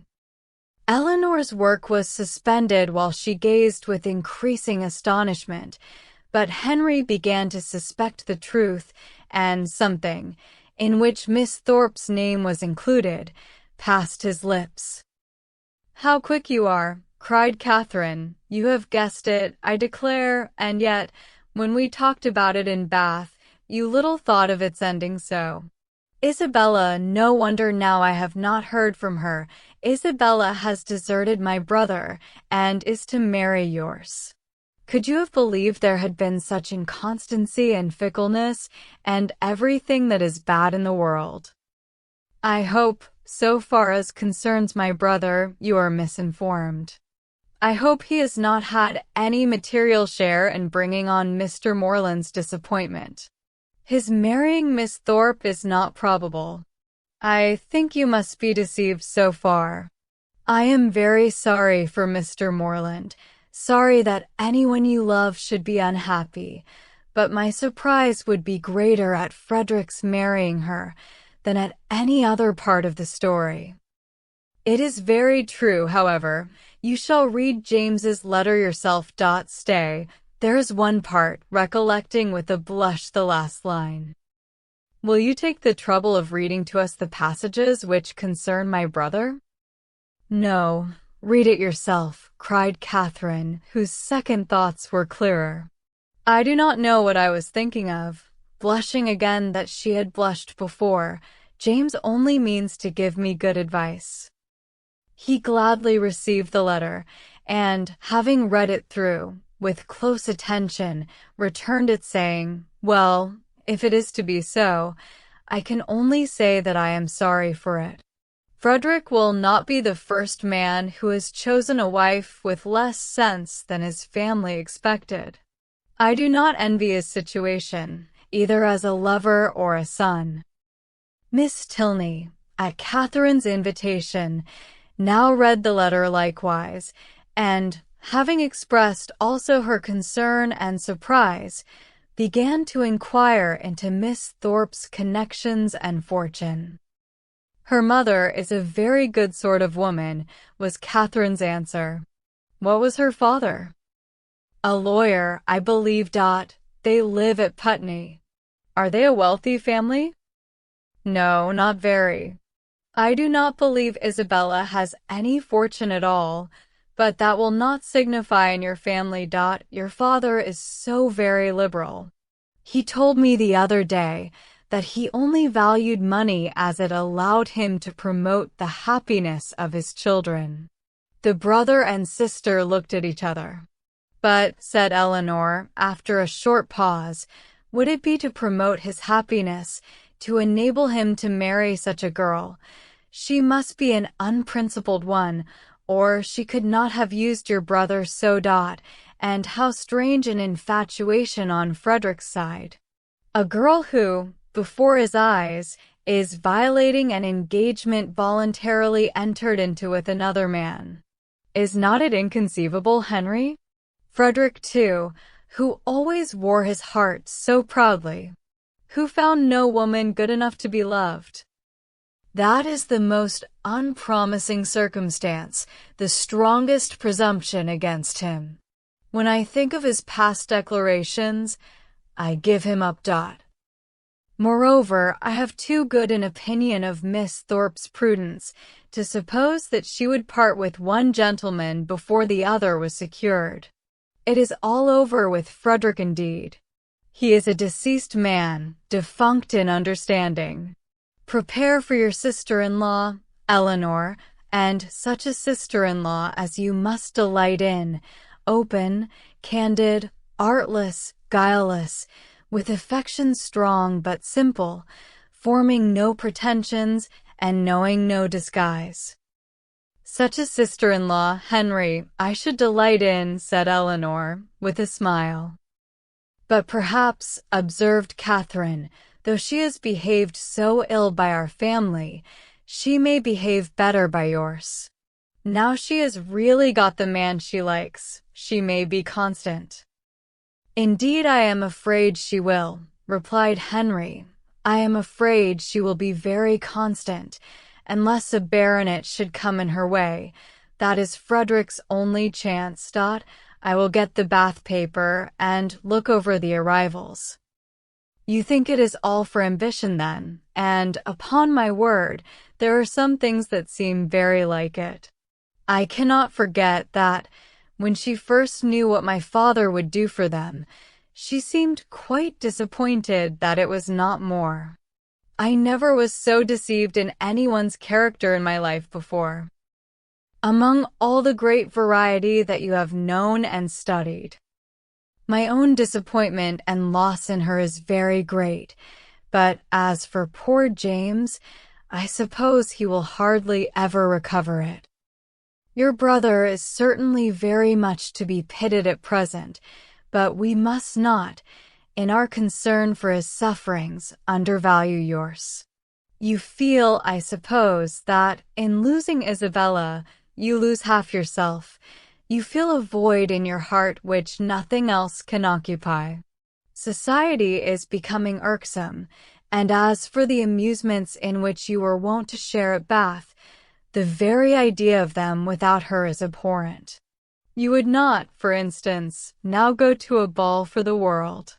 You feel that you have no longer any friend to whom you can speak with unreserve, on whose regard you can place dependence, or whose counsel, in any difficulty, you could rely on. You feel all this. No, said Catherine, after a few moments' reflection, I do not doubt. To say the truth, though I am hurt and grieved, that I cannot still love her, that I am never to hear from her, perhaps never to see her again, I do not feel so very, very much afflicted as one would have thought. You feel, as you always do, what is most to the credit of human nature. Such feeling ought to be investigated, that they may know themselves. Catherine, by some chance or other, found her spirits so very much relieved by this conversation that she could not regret her being led on, though so unaccountably, to mention the circumstance which had produced it. Chapter 11. From this time, the subject was frequently canvassed by the three young people, and Catherine found, with some surprise, that her two young friends were perfectly agreed in considering Isabella's want of consequence and fortune as likely to throw great difficulties in the way of her marrying their brother.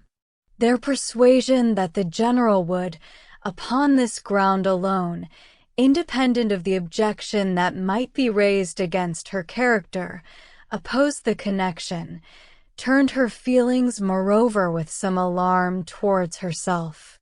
She was as insignificant and perhaps as portionless as Isabella, and if the heir of the Tilney property had not grandeur and wealth enough in himself, at what point of interest were the demands of his younger brother to rest?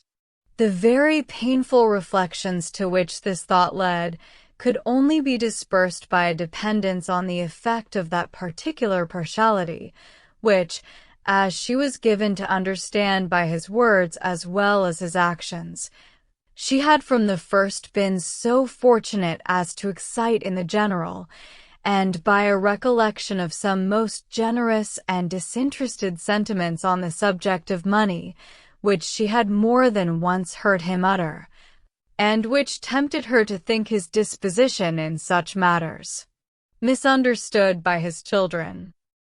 They were so fully convinced, however, that their brother would not have the courage to apply in person for his father's consent, and so repeatedly assured her that he had never in his life been less likely to come to Northanger than at the present time, that she suffered her mind to be at ease as to the necessity of any sudden removal of her own.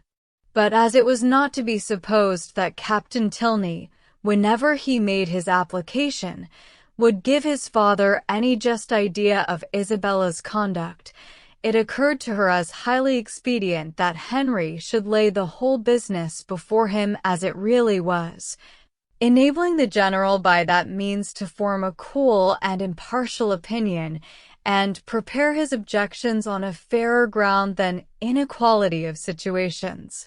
She proposed it to him accordingly, but he did not catch at the measure so eagerly as she had expected. "No," said he, "my father's hands need not be strengthened, and Frederick's confession of folly need not be forestalled. He must tell his own story. But he will tell only half of it. A quarter would be enough." A day or two passed away and brought no tidings of Captain Tilney. His brother and sister knew not what to think. Sometimes it appeared to them as if his silence would be the natural result of the suspected engagement, and at others that it was wholly incompatible with it. The general, meanwhile, though offended every morning by Frederick's remissness in writing, was free from any real anxiety about him, and had no more pressing solicitude than that of making Miss Morland's time at Northanger pass pleasantly. He often expressed his uneasiness on this head, feared the sameness of every day's society and employments would disgust her with the place, wished the Lady Frasers had been in the country, talked every now and then of having a large party to dinner, and once or twice began even to calculate the number of young dancing people in the neighborhood. But then it was such a dead time of year, no wildfowl, no game, and the Lady Frasers were not in the country. And it all ended, at last, in his telling Henry one morning that when he next went to Woodston, they would take him by surprise there some day or other, and eat their mutton with him. Henry was greatly honored and very happy, and Catherine was quite delighted with the scheme. "And when do you think, sir, I may look forward to this pleasure? I must be at Woodston on Monday to attend the parish meeting, and shall probably be obliged to stay 2 or 3 days. Well, we will take our chance some one of those days. There is no need to fix. You are not to put yourself at all out of your way. Whatever you may happen to have in the house will be enough. I think I can answer for the young ladies making allowance for a bachelor's table. Let me see. Monday will be a busy day with you. We will not come on Monday. And Tuesday will be a busy one with me. I expect my surveyor from Brockham with his report in the morning, and afterwards I cannot in decency fail attending the club. I really could not face my acquaintance if I stayed away now, for, as I am known to be in the country, it would be taken exceedingly amiss, and it is a rule with me, Miss Morland, never to give offense to any of my neighbors, if a small sacrifice of time and attention can prevent it. They are a set of very worthy men. They have half a buck from Northanger twice a year, and I dine with them whenever I can. Tuesday, therefore, we may say is out of the question. But on Wednesday, I think, Henry, you may expect us, and we shall be with you early, that we may have time to look about us. 2 hours and 3/4 will carry us to Woodston, I suppose. We shall be in the carriage by 10, so about 1/4 before 1 on Wednesday, you may look for us." A ball itself could not have been more welcome to Catherine than this little excursion, so strong was her desire to be acquainted with Woodston, and her heart was still bounding with joy, when Henry, about an hour afterwards, came booted and great-coated into the room where she and Eleanor were sitting, and said, "I am come, young ladies, in a very moralizing strain, to observe that our pleasures in this world are always to be paid for, and that we often purchase them at a great disadvantage, giving ready-moneyed actual happiness for a draught on the future that may not be honored. Witness myself at this present hour, because I am to hope for the satisfaction of seeing you at Woodston on Wednesday, which bad weather or 20 other causes may prevent. I must go away directly, 2 days before I intended it." "Go away," said Catherine, with a very long face, "and why?" "Why, how can you ask the question? Because no time is to be lost in frightening my old housekeeper out of her wits, because I must go and prepare a dinner for you, to be sure." "Oh, not seriously?" "Aye, and sadly too, for I had much rather stay." "But how can you think of such a thing, after what the General said, when he so particularly desired you not to give yourself any trouble, because anything would do?" Henry only smiled. I am sure it is quite unnecessary upon your sister's account and mine. You must know it to be so, and the general made such a point of your providing nothing extraordinary. Besides, if he had not said half so much as he did, he is always such an excellent dinner at home, that sitting down to a middling one for one day could not signify. I wish I could reason like you, for his sake and my own. Goodbye. As tomorrow is Sunday, Eleanor, I shall not return. He went, and, it being at any time a much simpler operation to Catherine to doubt her own judgment than Henry's, she was very soon obliged to give him credit for being right, however disagreeable to her his going. But the inexplicability of the general's conduct dwelt much on her thoughts.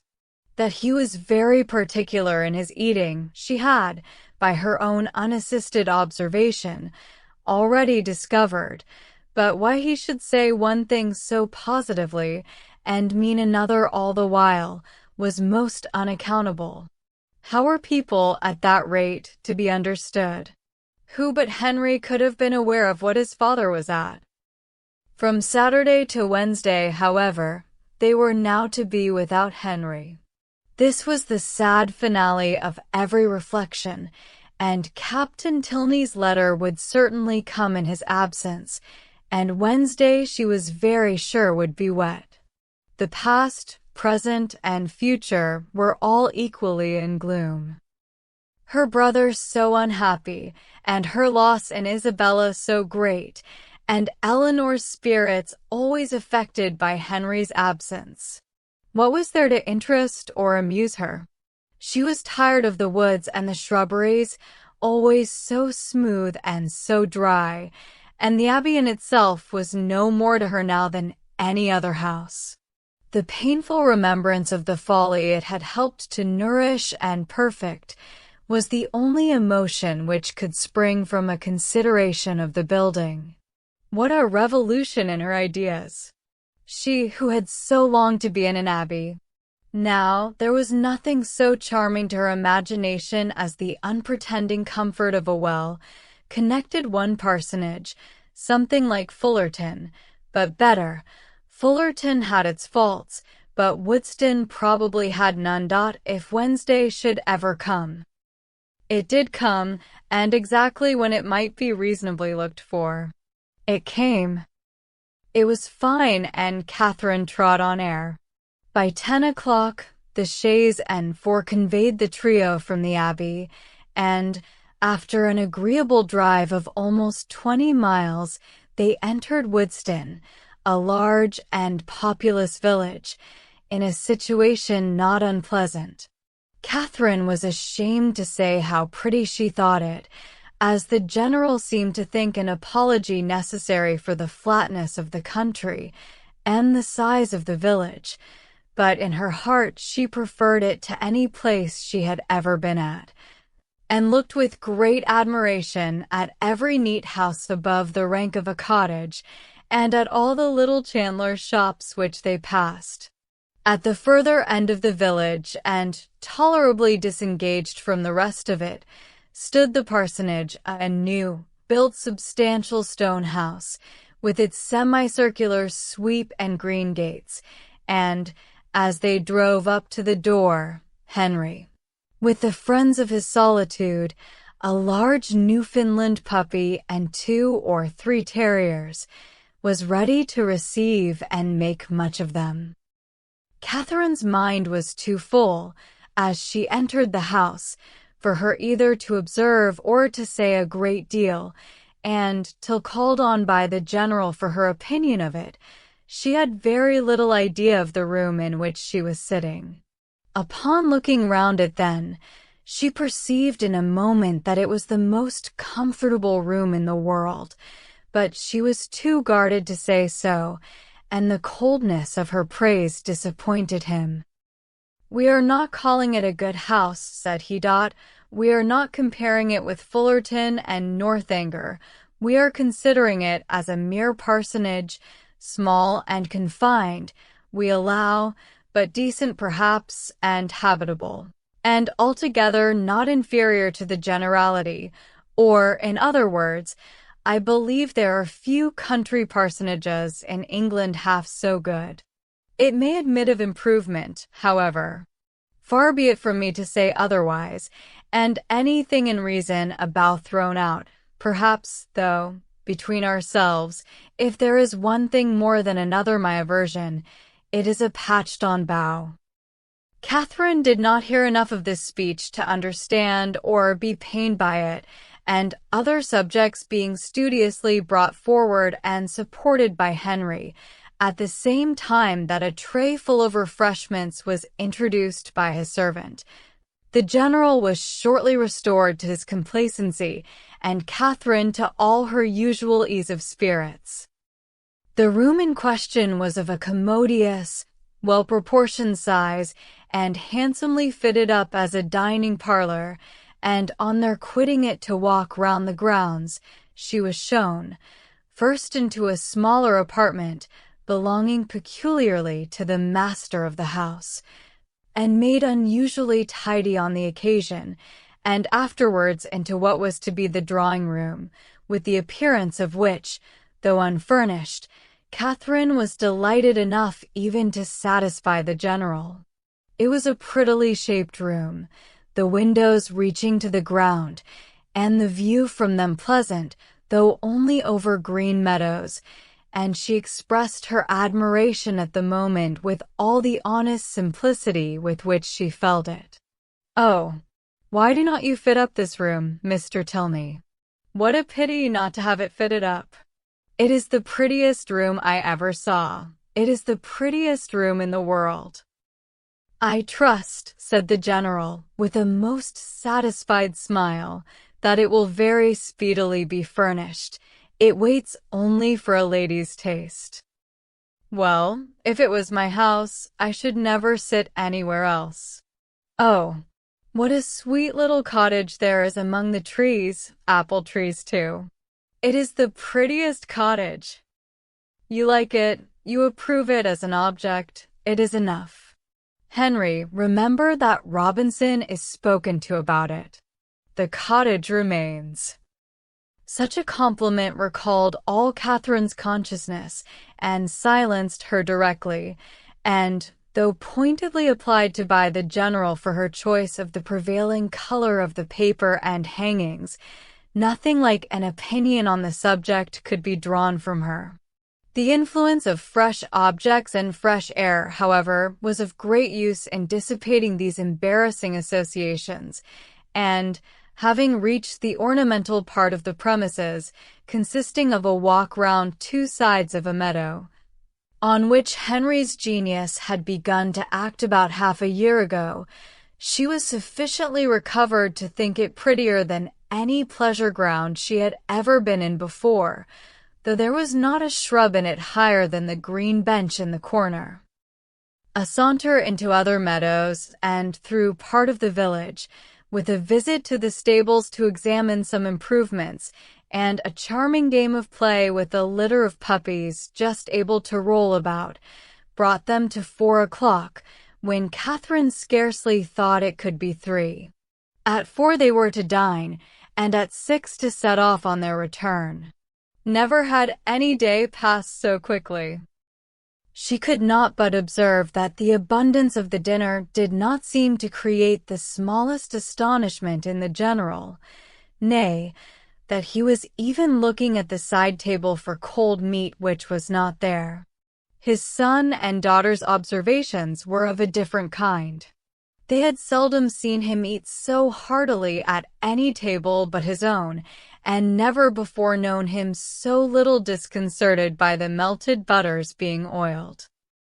At 6 o'clock, the general having taken his coffee, the carriage again received them, and so gratifying had been the tenor of his conduct throughout the whole visit, so well assured was her mind on the subject of his expectations that, could she have felt equally confident of the wishes of his son, Catherine would have quitted Woodston with little anxiety as to the how or the when she might return to it. Chapter 12. The next morning brought the following very unexpected letter from Isabella. Bath, April. My dearest Catherine, I received your 2 kind letters with the greatest delight, and have 1,000 apologies to make for not answering them sooner. I really am quite ashamed of my idleness, but in this horrid place one can find time for nothing. I have had my pen in my hand to begin a letter to you almost every day since you left Bath, but have always been prevented by some silly trifler or other. Pray write to me soon, and direct to my own home. Thank God. We leave this vile place tomorrow. Since you went away, I have had no pleasure in it. The dust is beyond anything, and every body one cares for is gone. I believe if I could see you I should not mind the rest, for you are dearer to me than any body can conceive. I am quite uneasy about your dear brother, not having heard from him since he went to Oxford, and am fearful of some misunderstanding.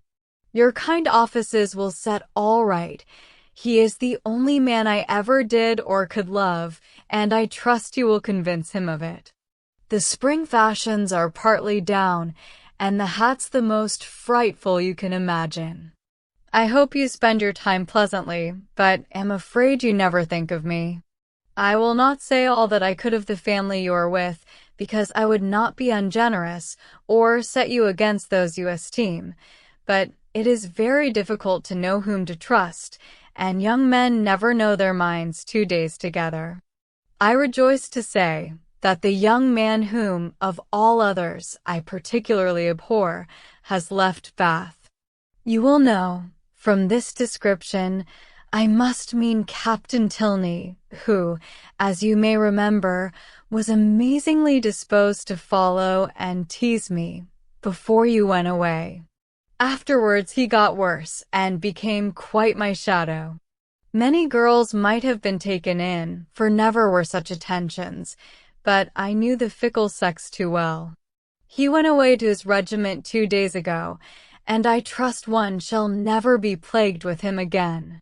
He is the greatest coxcomb I ever saw, and amazingly disagreeable. The last 2 days he was always by the side of Charlotte Davis. I pitied his taste, but took no notice of him. The last time we met was in Bath Street, and I turned directly into a shop that he might not speak to me. I would not even look at him. He went into the pump room afterwards, but I would not have followed him for all the world. Such a contrast between him and your brother. Pray send me some news of the latter. I am quite unhappy about him.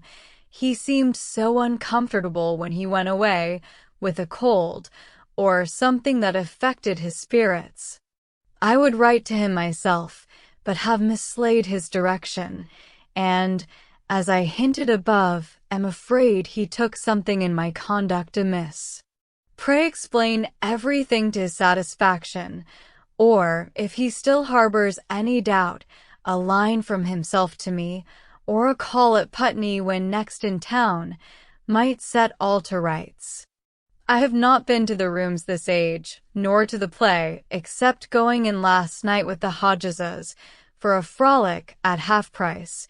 They teased me into it, and I was determined they should not say I shut myself up because Tilney was gone.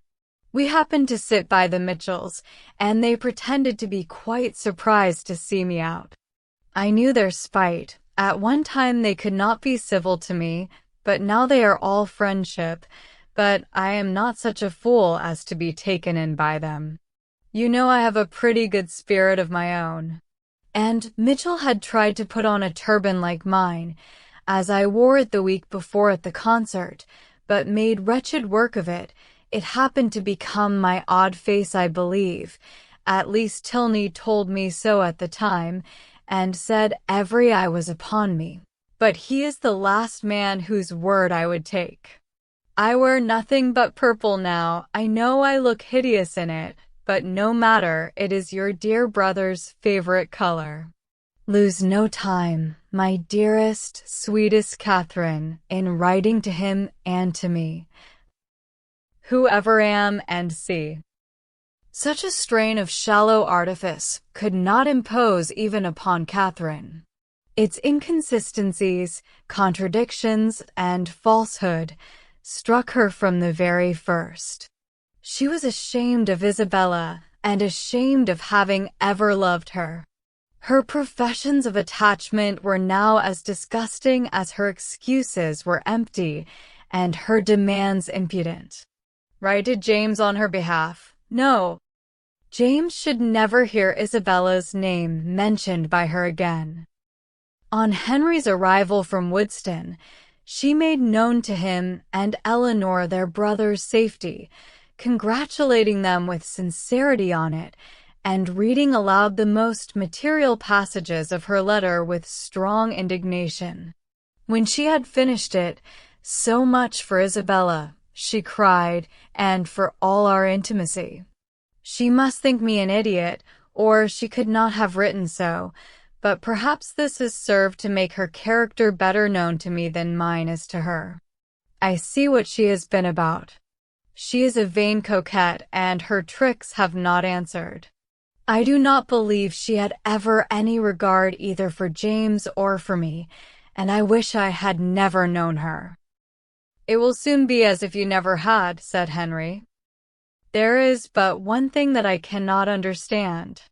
I see that she has had designs on Captain Tilney, which have not succeeded, but I do not understand what Captain Tilney has been about all this time. Why should he pay her such attentions as to make her quarrel with my brother, and then fly off himself? I have very little to say for Frederick's motives, such as I believe them to have been. He has his vanities as well as Miss Thorpe, and the chief difference is that, having a stronger head, they have not yet injured himself. If the effect of his behavior does not justify him with you, we had better not seek after the cause." "Then you do not suppose he ever really cared about her?" "I am persuaded that he never did." "And only made believe to do so for mischief's sake?" Henry bowed his assent. "Well, then, I must say that I do not like him at all. Though it has turned out so well for us, I do not like him at all. As it happens, there is no great harm done, because I do not think Isabella has any heart to lose. But suppose he had made her very much in love with him.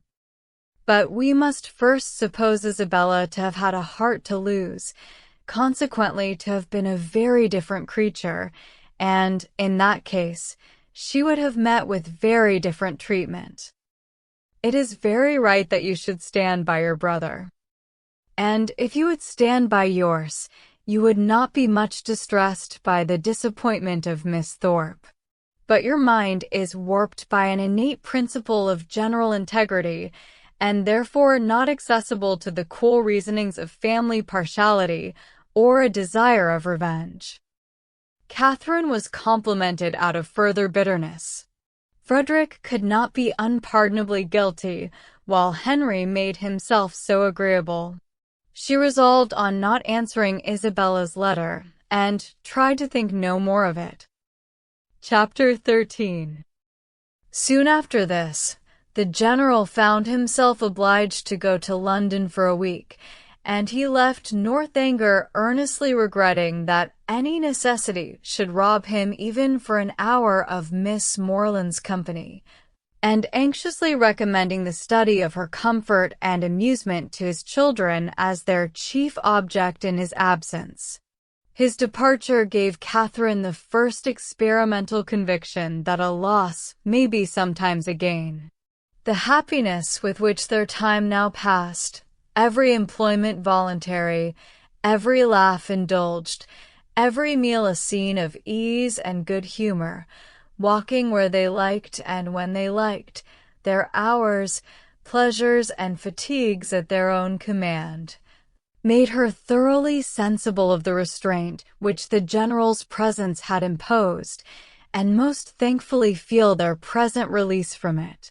Such ease and such delights made her love the place and the people more and more every day, and had it not been for a dread of its soon becoming expedient to leave the one, and an apprehension of not being equally beloved by the other, she would at each moment of each day have been perfectly happy. But she was now in the 4th week of her visit. Before the general came home, the 4th week would be turned, and perhaps it might seem an intrusion if she stayed much longer. This was a painful consideration whenever it occurred, and eager to get rid of such a weight on her mind, she very soon resolved to speak to Eleanor about it at once, propose going away, and be guided in her conduct by the manner in which her proposal might be taken. Aware that if she gave herself much time, she might feel it difficult to bring forward so unpleasant a subject, she took the first opportunity of being suddenly alone with Eleanor, and of Eleanor's being in the middle of a speech about something very different, to start forth her obligation of going away very soon. Eleanor looked and declared herself much concerned. She had hoped for the pleasure of her company for a much longer time, had been misled, perhaps by her wishes, to suppose that a much longer visit had been promised, and could not but think that if Mr. and Mrs. Morland were aware of the pleasure it was to her to have her there, they would be too generous to hasten her return. Catherine explained that, as to that, Papa and Mamma were in no hurry at all. As long as she was happy, they would always be satisfied. Then why, might she ask, in such a hurry herself to leave them? Oh, because she had been there so long. Nay, if you can use such a word, I can urge you no farther. If you think it long. Oh, no, I do not indeed. For my own pleasure, I could stay with you as long again. And it was directly settled that, till she had, her leaving them was not even to be thought of. In having this cause of uneasiness so pleasantly removed, the force of the other was likewise weakened.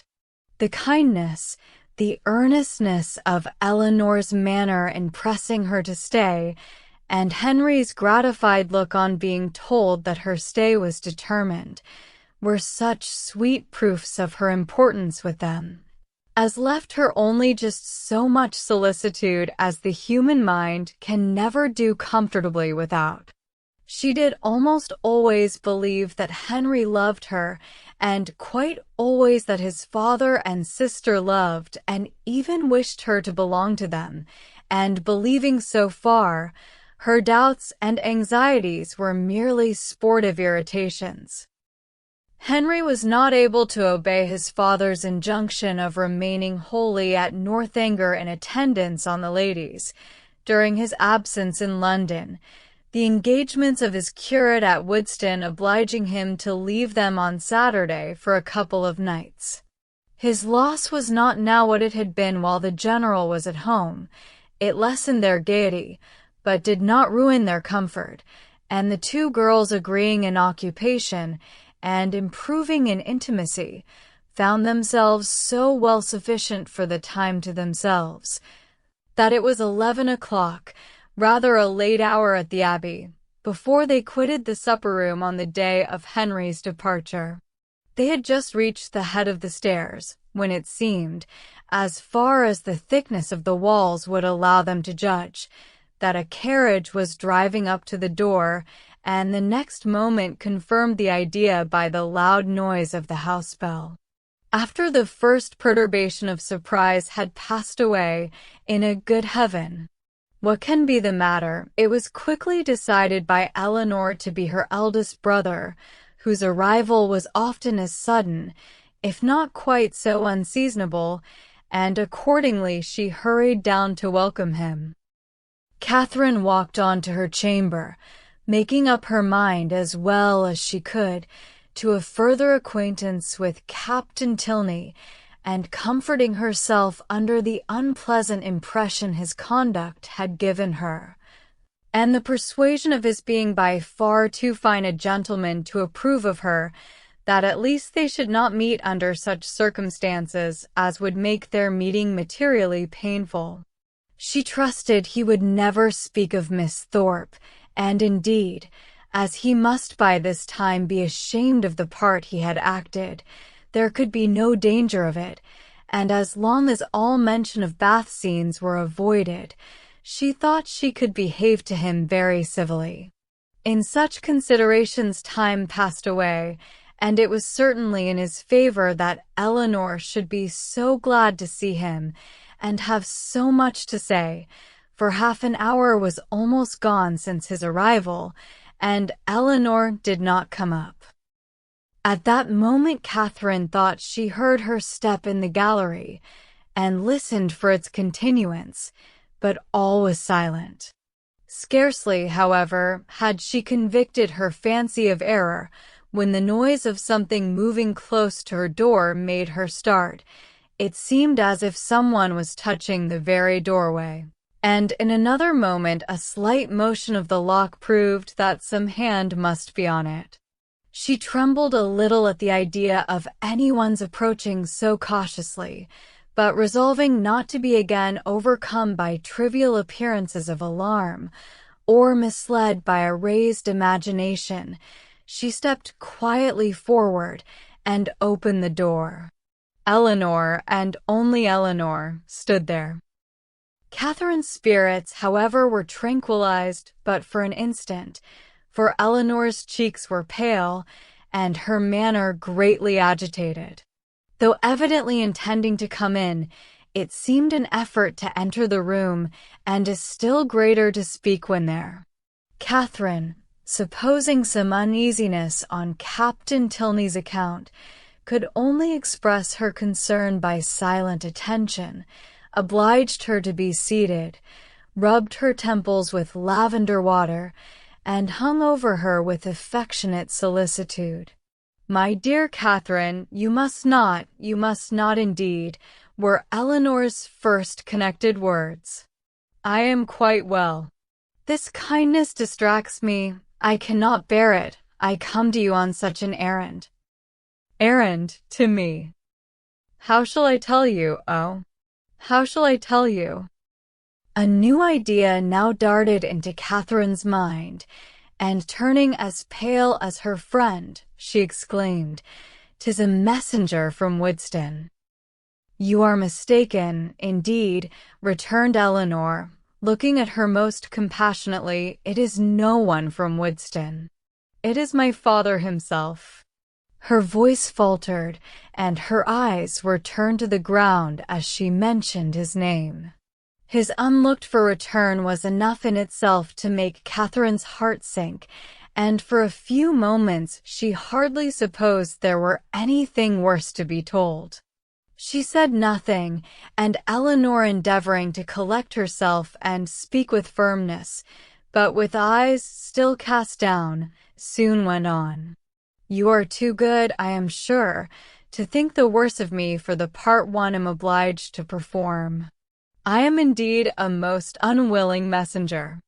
After what has so lately passed, so lately been settled between us, how joyfully, how thankfully on my side, as to your continuing here as I hoped for many, many weeks longer, how can I tell you that your kindness is not to be accepted, and that the happiness your company has hitherto given us is to be repaid by, but I must not trust myself with words. My dear Catherine, we are to part. My father has recollected an engagement that takes our whole family away on Monday. We are going to Lord Longtown's near Hereford for a fortnight. Explanation and apology are equally impossible. I cannot attempt either." "My dear Eleanor," cried Catherine, suppressing her feelings as well as she could, "do not be so distressed. A second engagement must give way to a first.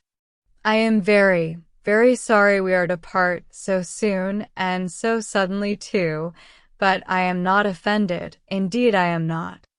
I can finish my visit here, you know, at any time, or I hope you will come to me. Can you? When you return from this, lords, come to Fullerton. It will not be in my power, Catherine. Come when you can, then.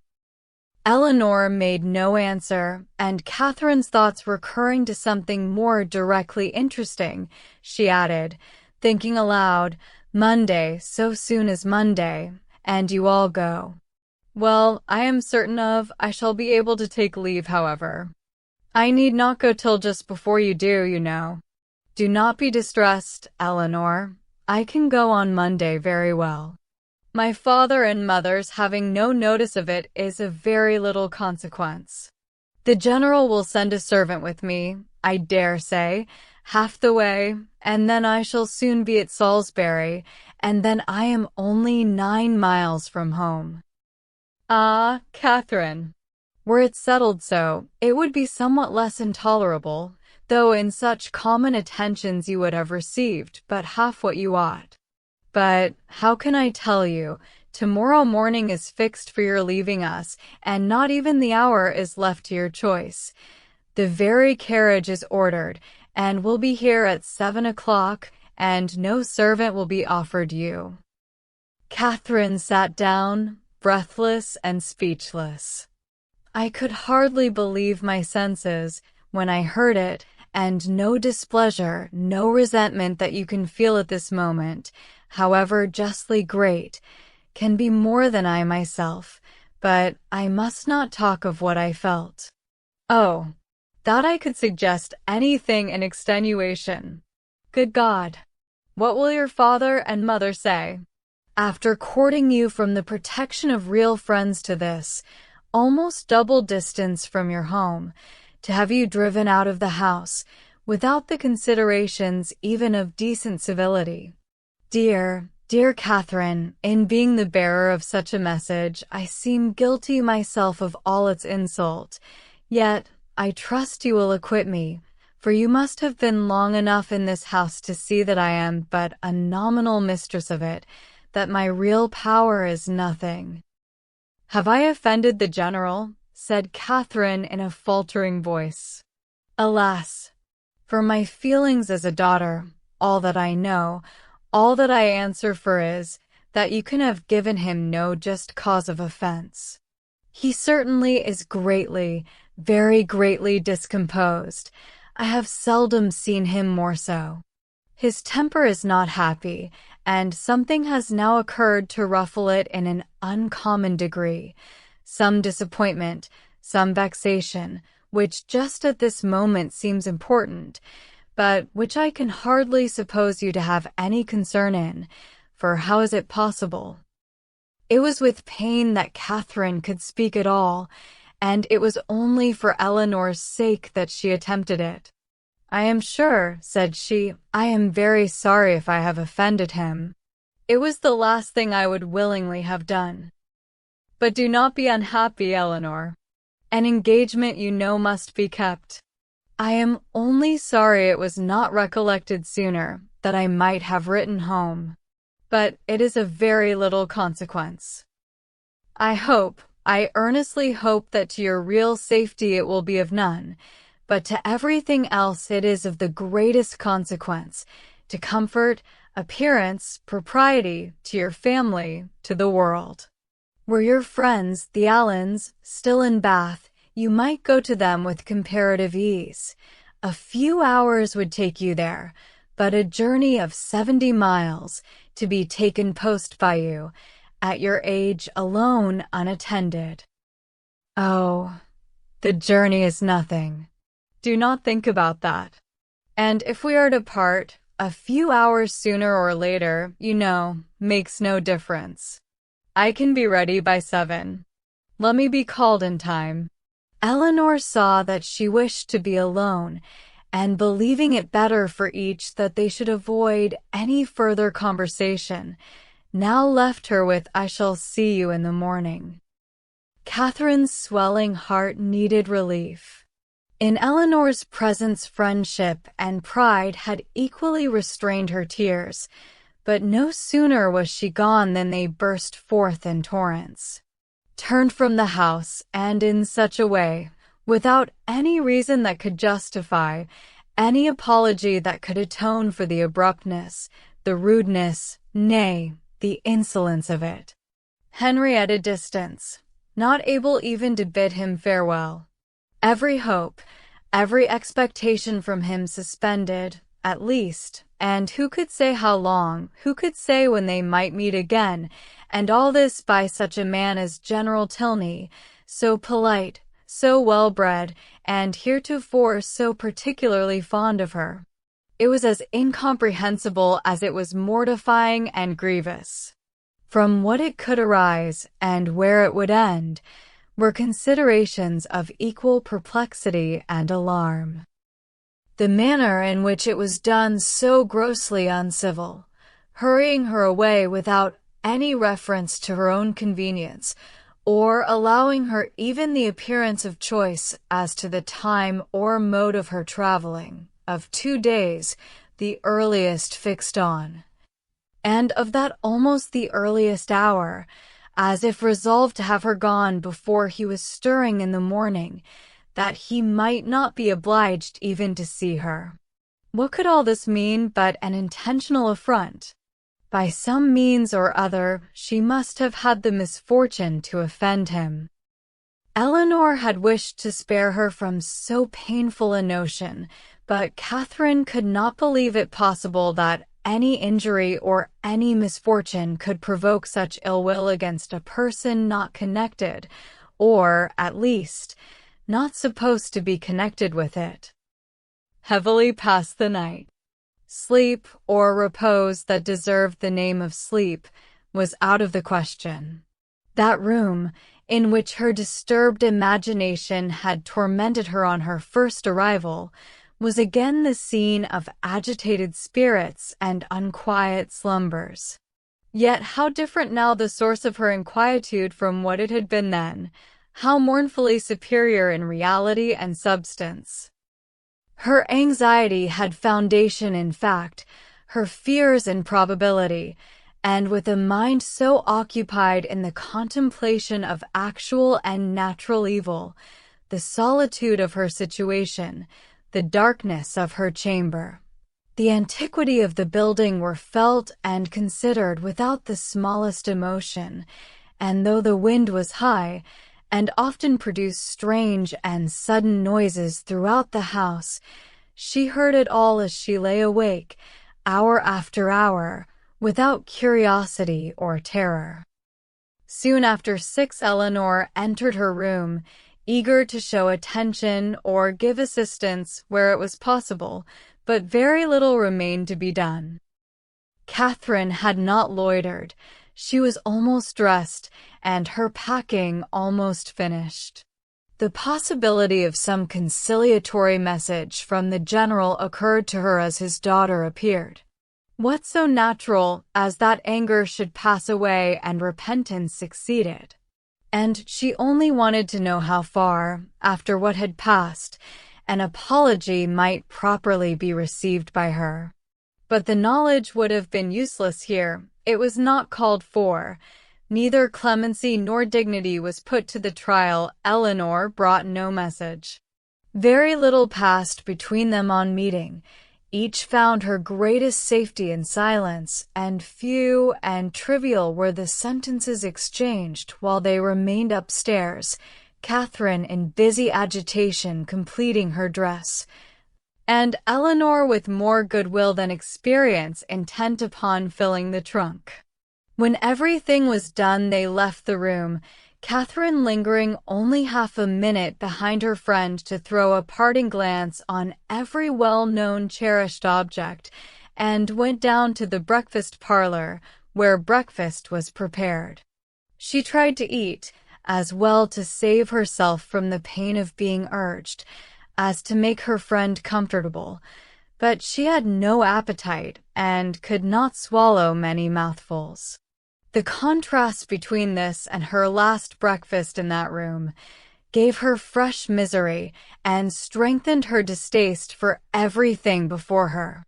It was not 24 hours ago since they had met there to the same repast, but in circumstances how different. With what cheerful ease, what happy, though false security, Had she then looked around her, enjoying everything present and fearing little in future, beyond Henry's going to Woodston for a day? Happy breakfast. For Henry had been there. Henry had sat by her and helped her. These reflections were long indulged undisturbed by any address from her companion, who sat as deep in thought as herself, and the appearance of the carriage was the first thing to startle and recall them to the present moment. Catherine's color rose at the sight of it, and the indignity with which she was treated striking at that instant on her mind with peculiar force, made her for a short time sensible only of resentment. Eleanor seemed now impelled into resolution and speech. "You must write to me, Catherine," she cried. "You must let me hear from you as soon as possible. Till I know you to be safe at home, I shall not have an hour's comfort. For one letter, at all risks, all hazards, I must entreat. Let me have the satisfaction of knowing that you are safe at Fullerton, and have found your family well, and then, till I can ask for your correspondence as I ought to do, I will not expect more. Direct to me at Lord Longtown's, and I must ask it under cover to Alice. No, Eleanor, if you are not allowed to receive a letter from me, I am sure I had better not write. There can be no doubt of my getting home safe." Eleanor only replied, "I cannot wonder at your feelings. I will not importune you. I will trust to your own kindness of heart when I am at a distance from you." But this, with the look of sorrow accompanying it, was enough to melt Catherine's pride in a moment, and she instantly said, "Oh, Eleanor, I will write to you indeed." There was yet another point which Miss Tilney was anxious to settle, though somewhat embarrassed in speaking of. It had occurred to her that after so long an absence from home, Catherine might not be provided with money enough for the expenses of her journey, and, upon suggesting it to her with most affectionate offers of accommodation, it proved to be exactly the case. Catherine had never thought on the subject till that moment, but, upon examining her purse, was convinced that, but for this kindness of her friend, she might have been turned from the house without even the means of getting home. And the distress in which she must have been thereby involved filling the minds of both. Scarcely another word was said by either during the time of their remaining together. Short, however, was that time. The carriage was soon announced to be ready, and Catherine, instantly rising, a long and affectionate embrace supplied the place of language in bidding each other adieu, and, as they entered the hall, unable to leave the house without some mention of one whose name had not yet been spoken by either, she paused a moment, and with quivering lips just made it intelligible that she left her kind remembrance for her absent friend.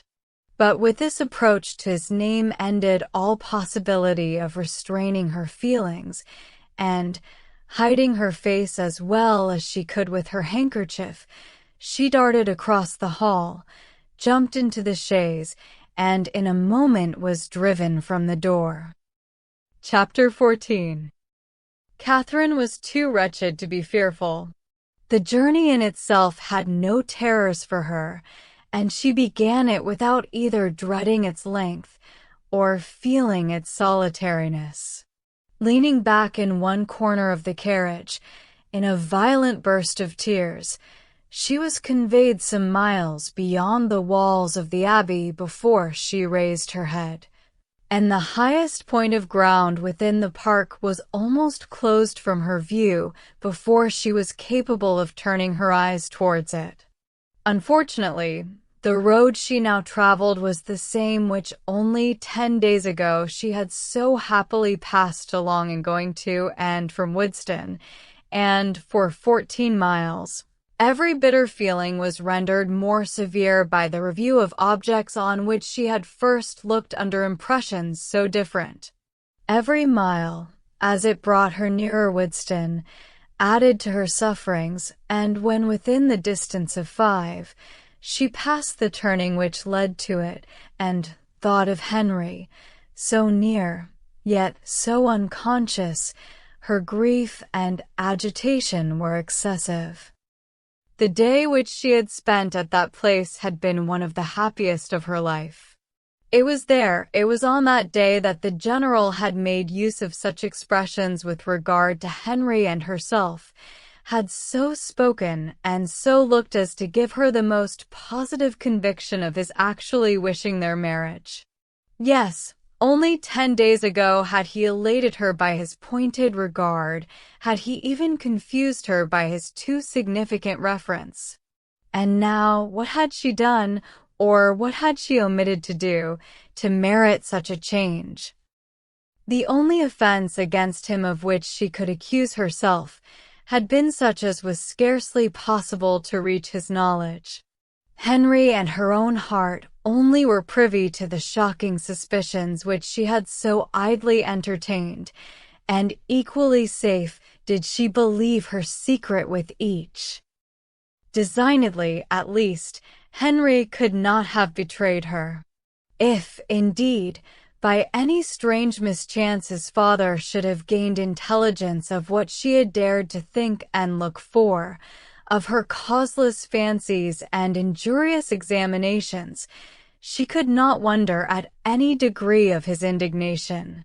If aware of her having viewed him as a murderer, she could not wonder at his even turning her from his house. But a justification so full of torture to herself, she trusted would not be in his power. Anxious as were all her conjectures on this point, it was not, however, the one on which she dwelt most. There was a thought yet nearer, a more prevailing, more impetuous concern. How Henry would think, and feel, and look, when he returned on the morrow to Northanger and heard of her being gone, was a question of force and interest to rise over every other, to be never ceasing, alternately irritating and soothing. It sometimes suggested the dread of his calm acquiescence, and at others was answered by the sweetest confidence in his regret and resentment. To the General, of course, he would not dare to speak, but to Eleanor, what might he not say to Eleanor about her? In this unceasing recurrence of doubts and inquiries, on any one article of which her mind was incapable of more than momentary repose, the hours passed away, and her journey advanced much faster than she looked for. The pressing anxieties of thought, which prevented her from noticing anything before her, when once beyond the neighborhood of Woodston, saved her at the same time from watching her progress, and though no object on the road could engage a moment's attention, she found no stage of it tedious. From this, she was preserved too by another cause, by feeling no eagerness for her journey's conclusion, for to return in such a manner to Fullerton was almost to destroy the pleasure of a meeting with those she loved best, even after an absence such as hers, an 11 weeks' absence. What had she to say that would not humble herself and pain her family, that would not increase her own grief by the confession of it, extend in useless resentment, and perhaps involve the innocent with the guilty in undistinguishing ill-will? She could never do justice to Henry and Eleanor's merit. She felt it too strongly for expression, and should a dislike be taken against them, should they be thought of unfavorably, on their father's account, it would cut her to the heart. With these feelings, she rather dreaded than sought for the first view of that well-known spire which would announce her within 20 miles of home. Salisbury she had known to be her point on leaving Northanger, but after the first stage she had been indebted to the postmasters for the names of the places which were then to conduct her to it, so great had been her ignorance of her route. She met with nothing, however, to distress or frighten her. Her youth, civil manners, and liberal pay procured her all the attention that a traveler like herself could require, and stopping only to change horses, she traveled on for about 11 hours without accident or alarm, and between 6 and 7 o'clock in the evening found herself entering Fullerton. A heroine returning, at the close of her career, to her native village, in all the triumph of recovered reputation and all the dignity of a countess, with a long train of noble relations in their several phaetons and 3 waiting maids in a travelling chaise and 4 behind her, is an event on which the pen of the contriver may well delight to dwell. It gives credit to every conclusion, and the author must share in the glory she so liberally bestows. But my affair is widely different. I bring back my heroine to her home in solitude and disgrace, and no sweet elation of spirits can lead me into minuteness. A heroine in a hack post-chaise is such a blow upon sentiment as no attempt at grandeur or pathos can withstand. Swiftly, therefore, shall her post-boy drive through the village, amid the gaze of Sunday groups, and speedy shall be her descent from it.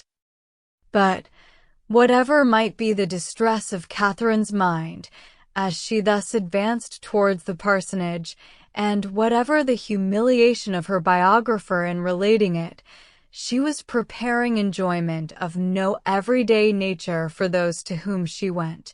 First, in the appearance of her carriage, and secondly, in herself. The chaise of a traveller being a rare sight in Fullerton, the whole family were immediately at the window, and to have it stop at the sweet gate was a pleasure to brighten every eye and occupy every fancy, a pleasure quite unlooked for by all but the 2 youngest children, a boy and girl of 6 and 4 years old, who expected a brother or sister in every carriage. Happy the glance that first distinguished Catherine. Happy the voice that proclaimed the discovery, but whether such happiness were the lawful property of George or Harriet could never be exactly understood. Her father, mother, Sarah, George, and Harriet all assembled at the door to welcome her with affectionate eagerness, was a sight to awaken the best feelings of Catherine's heart, and in the embrace of each, as she stepped from the carriage, she found herself soothed beyond anything that she had believed possible. So surrounded, so caressed, she was even happy. In the joyfulness of family love, everything for a short time was subdued, and the pleasure of seeing her, leaving them at first little leisure for calm curiosity, they were all seated round the tea-table, which Mrs. Morland had hurried for the comfort of the poor traveller, whose pale and jaded look soon caught her notice, before any inquiry so direct as to demand a positive answer was addressed to her. Reluctantly, and with much hesitation, did she then begin what might perhaps, at the end of half an hour, be termed by the courtesy of her hearers an explanation, but scarcely, within that time, could they at all discover the cause, or collect the particulars of her sudden return. They were far from being an irritable race, far from any quickness in catching, or bitterness in resenting affronts, but here, when the whole was unfolded, was an insult not to be overlooked, nor, for the first half-hour, to be easily pardoned. Without suffering any romantic alarm, in the consideration of their daughter's long and lonely journey, Mr. and Mrs. Morland could not but feel that it might have been productive of much unpleasantness to her, that it was what they could never have voluntarily suffered, and that, in forcing her on such a measure, General Tilney had acted neither honorably nor feelingly, neither as a gentleman nor as a parent. Why he had done it, what could have provoked him to such a breach of hospitality, and so suddenly turned all his partial regard for their daughter into actual ill will, was a matter which they were at least as far from divining as Catherine herself. But it did not oppress them by any means so long, and, after a due course of useless conjecture, that it was a strange business, and that he must be a very strange man, grew enough for all their indignation and wonder, though Sarah indeed still indulged in the sweets of incomprehensibility, exclaiming and conjecturing with youthful ardor. "My dear, you give yourself a great deal of needless trouble," said her mother at last. "Depend upon it, it is something not at all worth understanding." "I can allow for his wishing Catherine away when he recollected this engagement," said Sarah, "but why not do it civilly?" "I am sorry for the young people," returned Mrs. Morland. "They must have a sad time of it, but as for anything else, it is no matter now. Catherine is safe at home, and our comfort does not depend upon General Tilney." Catherine sighed. "Well," continued her philosophic mother, "I am glad I did not know of your journey at the time, but now it is all over, perhaps there is no great harm done. It is always good for young people to be put upon exerting themselves, and you know, my dear Catherine, you always were a sad little shatter-brained creature, but now you must have been forced to have your wits about you, with so much changing of chaises and so forth. And I hope it will appear that you have not left anything behind you in any of the pockets." Catherine hoped so too, and tried to feel an interest in her own amendment, but her spirits were quite worn down, and, to be silent and alone becoming soon her only wish, she readily agreed to her mother's next counsel of going early to bed. Her parents, seeing nothing in her ill looks and agitation but the natural consequence of mortified feelings and of the unusual exertion and fatigue of such a journey, parted from her without any doubt of their being soon slept away, and though, when they all met the next morning, her recovery was not equal to their hopes, they were still perfectly unsuspicious of there being any deeper evil. They never once thought of her heart, which, for the parents of a young lady of 17, just returned from her first excursion from home, was odd enough. As soon as breakfast was over, she sat down to fulfill her promise to Miss Tilney, whose trust in the effect of time and distance on her friend's disposition was already justified. For already did Catherine reproach herself with having parted from Eleanor coldly, with having never enough valued her merits or kindness, and never enough commiserated her for what she had been yesterday left to endure. The strength of these feelings, however, was far from assisting her pen, and never had it been harder for her to write than in addressing Eleanor Tilney. To compose a letter which might at once do justice to her sentiments and her situation, convey gratitude without servile regret, be guarded without coldness, and honest without resentment. A letter which Eleanor might not be pained by the perusal of, and, above all, which she might not blush herself, if Henry should chance to see, was an undertaking to frighten away all her powers of performance, one and, after long thought and much perplexity. To be very brief was all that she could determine on with any confidence of safety. The money, therefore, which Eleanor had advanced was enclosed with little more than grateful thanks, and the 1,000 good wishes of a most affectionate heart. "This has been a strange acquaintance," observed Mrs. Morland, as the letter was finished, "soon made and soon ended. I am sorry it happened so, for Mrs. Allen thought them very pretty kind of young people, and you were sadly out of luck too in your Isabella. Ah, poor James. Well, we must live and learn, and the next new friends you make I hope will be better worth keeping." Catherine colored as she warmly answered, "No friend can be better worth keeping than Eleanor." "If so, my dear, I dare say you will meet again some time or other. Do not be uneasy. It is 10 to 1, but you are thrown together again in the course of a few years, and then what a pleasure it will be." Mrs. Morland was not happy in her attempt at consolation.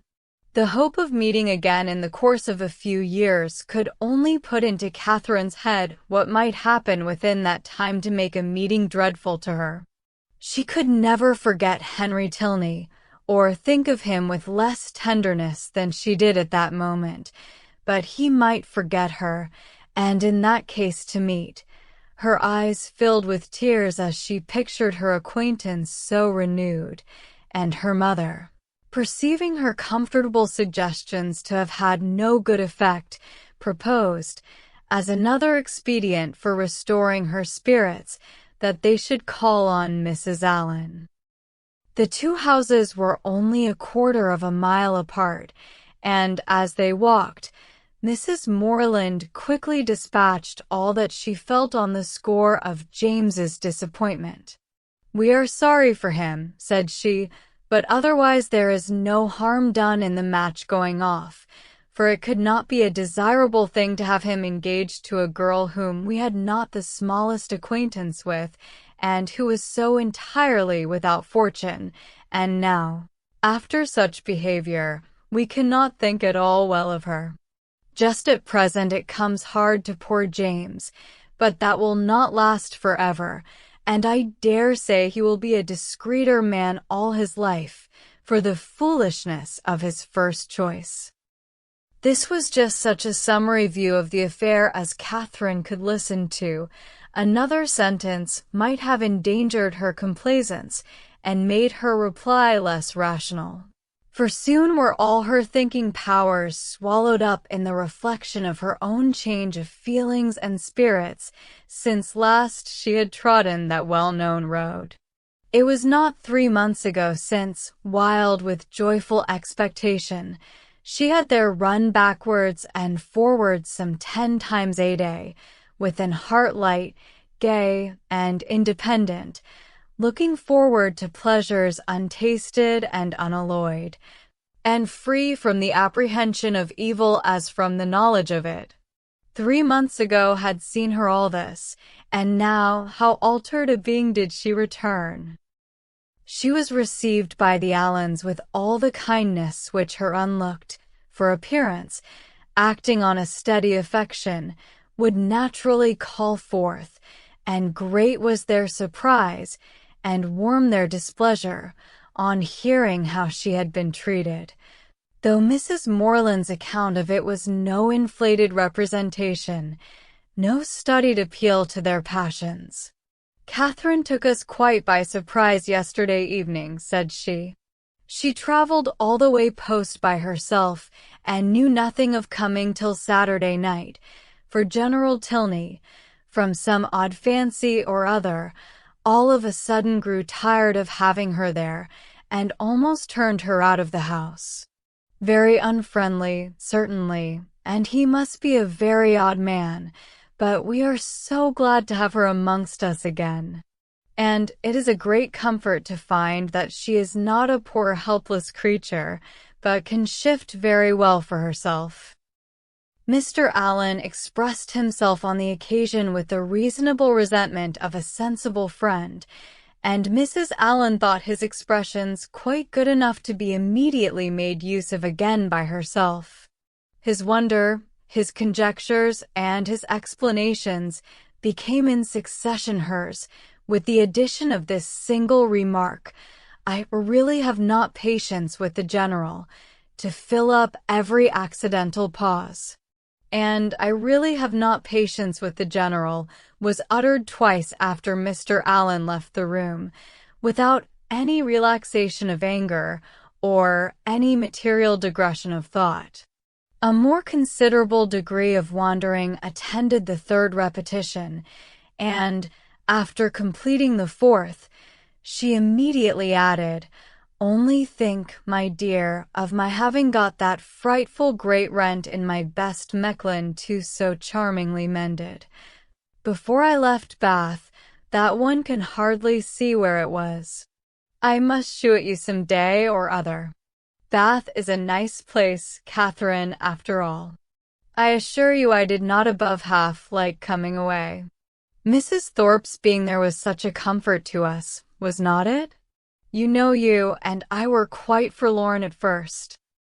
"Yes, but that did not last long," said Catherine, her eyes brightening at the recollection of what had first given spirit to her existence there.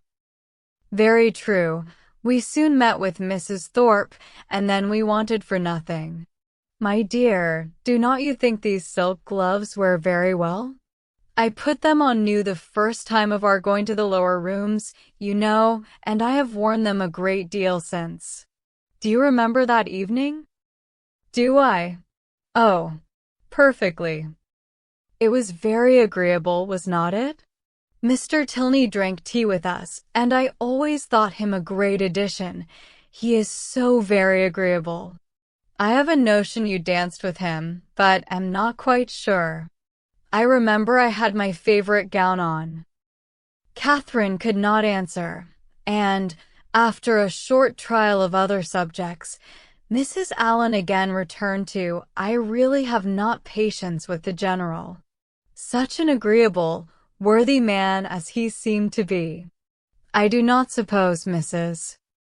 Morland, you ever saw a better bred man in your life. His lodgings were taken the very day after he left them, Catherine. But no wonder, Milsom Street, As they walked home again, Mrs. Morland endeavored to impress on her daughter's mind the happiness of having such steady well-wishers as Mr. and Mrs. Allen, and the very little consideration which the neglect or unkindness of slight acquaintance like the Tilneys ought to have with her, while she could preserve the good opinion and affection of her earliest friends. There was a great deal of good sense in all this, but there are some situations of the human mind in which good sense has very little power, and Catherine's feelings contradicted almost every position her mother advanced. It was upon the behavior of these very slight acquaintance that all her present happiness depended, and while Mrs. Morland was successfully confirming her own opinions by the justness of her own representations, Catherine was silently reflecting that now Henry must have arrived at Northanger, now he must have heard of her departure, and now, perhaps, they were all setting off for Hereford. Chapter 15.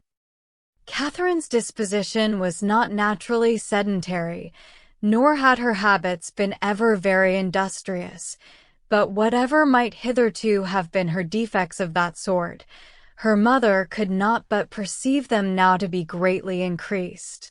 She could neither sit still, nor employ herself for 10 minutes together, walking round the garden and orchard again and again, as if nothing but motion was voluntary, and it seemed as if she would even walk about the house rather than remain fixed for any time in the parlor. Her loss of spirits was a yet greater alteration.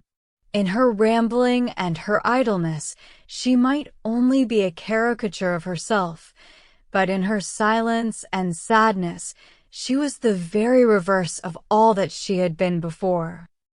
For 2 days Mrs. Morland allowed it to pass even without a hint, but when a third night's rest had neither restored her cheerfulness, improved her in useful activity, nor given her a greater inclination for needlework, she could no longer refrain from the gentle reproof of, "My dear Catherine, I am afraid you are growing quite a fine lady. I do not know when poor Richard's cravats would be done if he had no friend but you. Your head runs too much upon Bath, But there is a time for everything, a time for balls and plays, and a time for work. You have had a long run of amusement, and now you must try to be useful." Catherine took up her work directly, saying, in a dejected voice, that her head did not run upon Bath much. "Then you are fretting about General Tilney, and that is very simple of you, for 10 to 1 whether you ever see him again. You should never fret about trifles." After a short silence, "I hope, my Catherine, you are not getting out of humor with home, because it is not so grand as Northanger. That would be turning your visit into an evil indeed. Wherever you are, you should always be contented, but especially at home, because there you must spend the most of your time. I did not quite like, at breakfast, to hear you talk so much about the French bread at Northanger. I am sure I do not care about the bread. It is all the same to me what I eat. There is a very clever essay in one of the books upstairs upon much such a subject, about young girls that have been spoilt for home by great acquaintance. The Mirror, I think, .1. I will look it out for you some day or other, because I am sure it will do you good." Catherine said no more, and, with an endeavor to do right, applied to her work, but, after a few minutes, sunk again, without knowing it herself, into languor and listlessness, moving herself in her chair from the irritation of weariness. Much oftener than she moved her needle. Mrs. Morland watched the progress of this relapse, and seeing, in her daughter's absent and dissatisfied look, the full proof of that repining spirit to which she had now begun to attribute her want of cheerfulness, hastily left the room to fetch the book in question, anxious to lose no time in attacking so dreadful a malady. It was some time before she could find what she looked for, and other family matters occurring to detain her, a quarter of an hour had elapsed ere she returned downstairs with the volume from which so much was hoped. Her avocations above having shut out all noise but what she created herself, she knew not that a visitor had arrived within the last few minutes, till, on entering the room, the first object she beheld was a young man whom she had never seen before. With a look of much respect, he immediately rose, and being introduced to her by her conscious daughter as Mr. Henry Tilney, with the embarrassment of real sensibility, began to apologize for his appearance there, acknowledging that after what had passed he had little right to expect a welcome at Fullerton, and stating his impatience to be assured of Miss Morland's having reached her home in safety as the cause of his intrusion. He did not address himself to an uncandid judge or a resentful heart.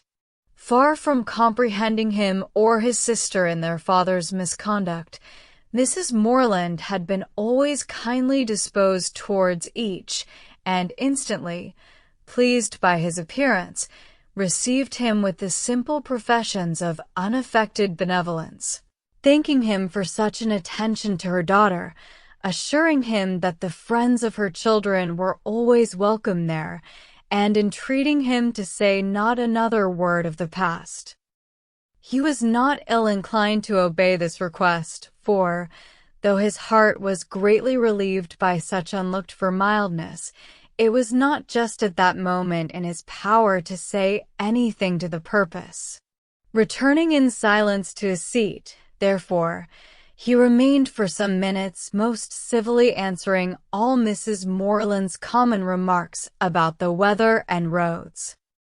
Catherine, meanwhile, the anxious, agitated, happy, feverish Catherine, said not a word, but her glowing cheek and brightened eye made her mother trust that this good-natured visit would at least set her heart at ease for a time, and gladly therefore did she lay aside the first volume of the Mirror for a future hour. Desirous of Mr. Morland's assistance, as well in giving encouragement, as in finding conversation for her guest, whose embarrassment on his father's account she earnestly pitied, Mrs. Morland had very early dispatched one of the children to summon him. But Mr. Morland was from home, and being thus without any support, at the end of a quarter of an hour she had nothing to say. After a couple of minutes' unbroken silence, Henry, turning to Catherine for the first time since her mother's entrance, asked her, with sudden alacrity, if Mr. and Mrs. Allen were now at Fullerton? And on developing, from amidst all her perplexity of words in reply, the meaning which one short syllable would have given, immediately expressed his intention of paying his respects to them, and, with a rising color, asked her if she would have the goodness to shew him the way.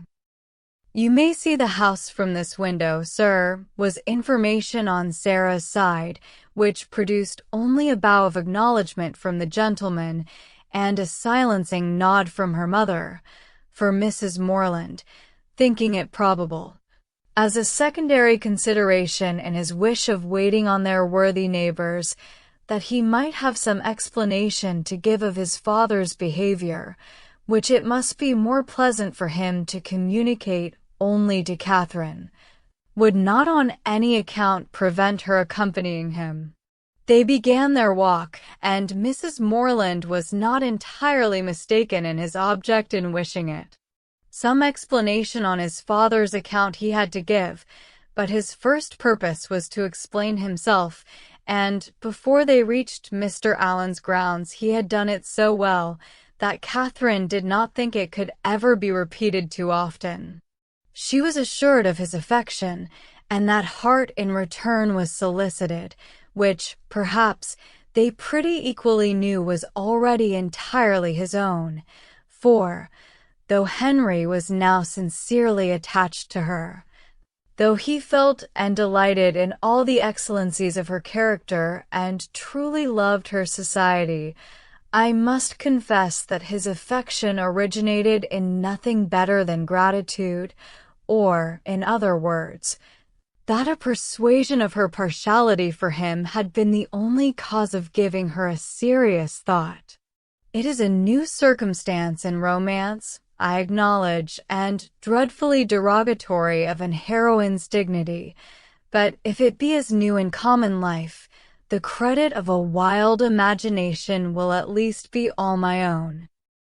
A very short visit to Mrs. Allen, in which Henry talked at random, without sense or connection, and Catherine, wrapped in the contemplation of her own unutterable happiness, scarcely opened her lips, dismissed them to the ecstasies of another tete-a-tete, and before it was suffered to close, she was enabled to judge how far he was sanctioned by parental authority in his present application. On his return from Widston, 2 days before, he had been met near the Abbey by his impatient father, hastily informed in angry terms of Miss Morland's departure, and ordered to think of her no more. Such was the permission upon which he had now offered her his hand. The affrighted Catherine, amidst all the terrors of expectation, as she listened to this account, could not but rejoice in the kind caution with which Henry had saved her from the necessity of a conscientious rejection, by engaging her faith before he mentioned the subject, and as he proceeded to give the particulars and explain the motives of his father's conduct, her feelings soon hardened into even a triumphant delight. The general had had nothing to accuse her of, nothing to lay to her charge, but her being the involuntary, unconscious object of a deception which his pride could not pardon, and which a better pride would have been ashamed to own. She was guilty only of being less rich than he had supposed her to be. Under a mistaken persuasion of her possessions and claims, he had courted her acquaintance in Bath, solicited her company at Northanger, and designed her for his daughter-in-law. On discovering his error, to turn her from the house seemed the best, though to his feelings an inadequate proof of his resentment towards herself and his contempt of her family. John Thorpe had first misled him. The general, perceiving his son one night at the theater to be paying considerable attention to Miss Morland, had accidentally inquired of Thorpe if he knew more of her than her name. Thorpe, most happy to be on speaking terms with a man of General Tilney's importance, had been joyfully and proudly communicative, and being at that time not only in daily expectation of Morland's engaging Isabella, but likewise pretty well resolved upon marrying Catherine himself, his vanity induced him to represent the family as yet more wealthy than his vanity and avarice had made him believe them. With whomsoever he was, or was likely to be connected, his own consequence always required that there should be great, and as his intimacy with any acquaintance grew, so regularly grew their fortune. The expectations of his friend Morland, therefore, from the first overrated, had ever since his introduction to Isabella been gradually increasing, and by merely adding twice as much for the grandeur of the moment, by doubling what he chose to think the amount of Mr. Morland's preferment, trebling his private fortune, bestowing a rich aunt and sinking half the children, he was able to represent the whole family to the general in a most respectable light. For Catherine, however, the peculiar object of the general's curiosity and his own speculations, he had yet something more in reserve, and the 10 or 15,000 pounds which her father could give her would be a pretty addition to Mr. Allen's estate. Her intimacy there had made him seriously determine on her being handsomely legacied hereafter, and to speak of her therefore as the almost acknowledged future heiress of Fullerton naturally followed. Upon such intelligence the general had proceeded, for never had it occurred to him to doubt its authority. Thorpe's interest in the family, by his sister's approaching connection with one of its members, and his own views on another, circumstances of which he boasted with almost equal openness, seemed sufficient vouchers for his truth. And to these were added the absolute facts of the Allens being wealthy and childless, of Miss Morland's being under their care, and as soon as his acquaintance allowed him to judge of their treating her with parental kindness, his resolution was soon formed. Already had he discerned a liking towards Miss Morland in the countenance of his son, and thankful for Mr. Thorpe's communication, he almost instantly determined to spare no pains in weakening his boasted interest and ruining his dearest hopes. Catherine herself could not be more ignorant at the time of all this than his own children. Henry and Eleanor, perceiving nothing in her situation likely to engage their father's particular respect, had seen with astonishment the suddenness, continuance, and extent of his attention, and though latterly, from some hints which had accompanied an almost positive command to his son of doing everything in his power to attach her, Henry was convinced of his father's believing it to be an advantageous connection. It was not till the late explanation at Northanger that they had the smallest idea of the false calculations which had hurried him on.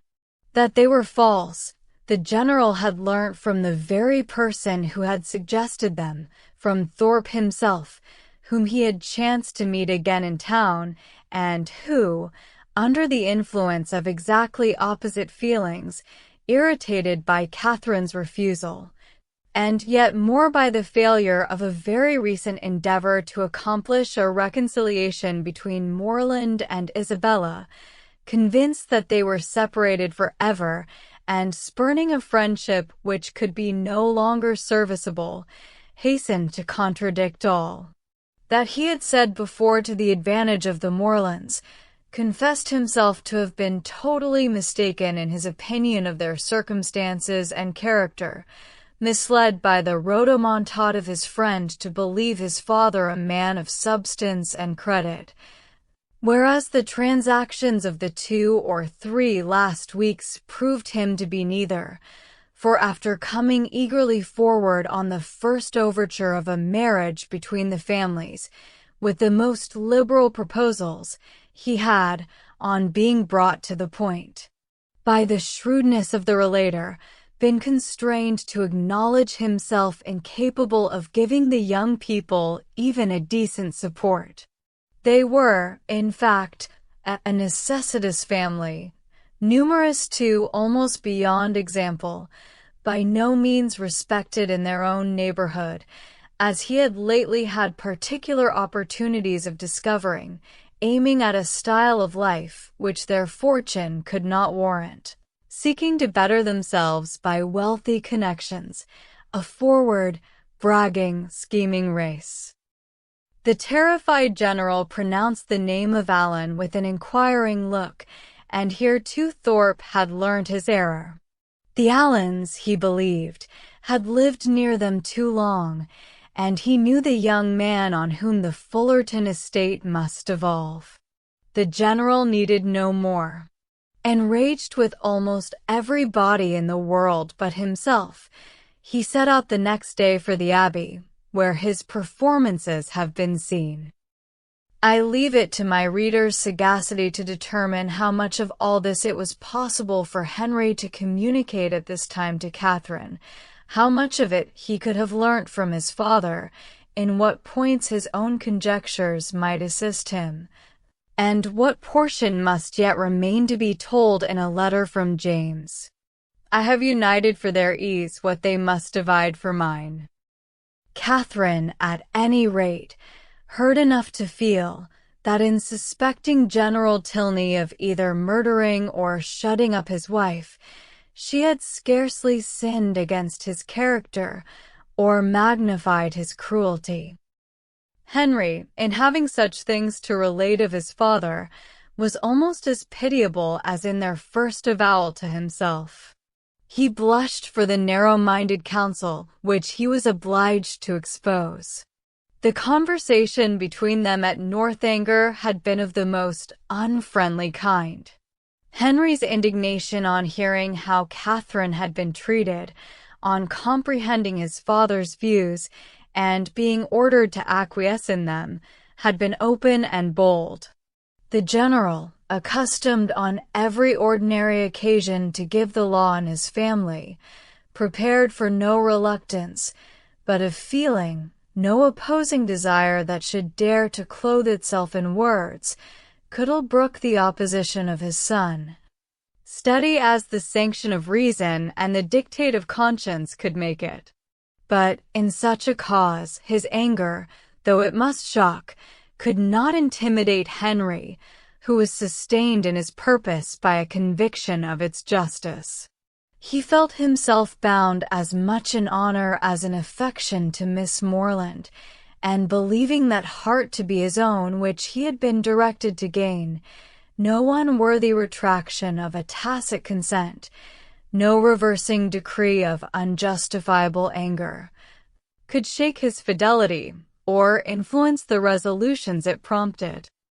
He steadily refused to accompany his father into Herefordshire, an engagement formed almost at the moment to promote the dismissal of Catherine, and as steadily declared his intention of offering her his hand.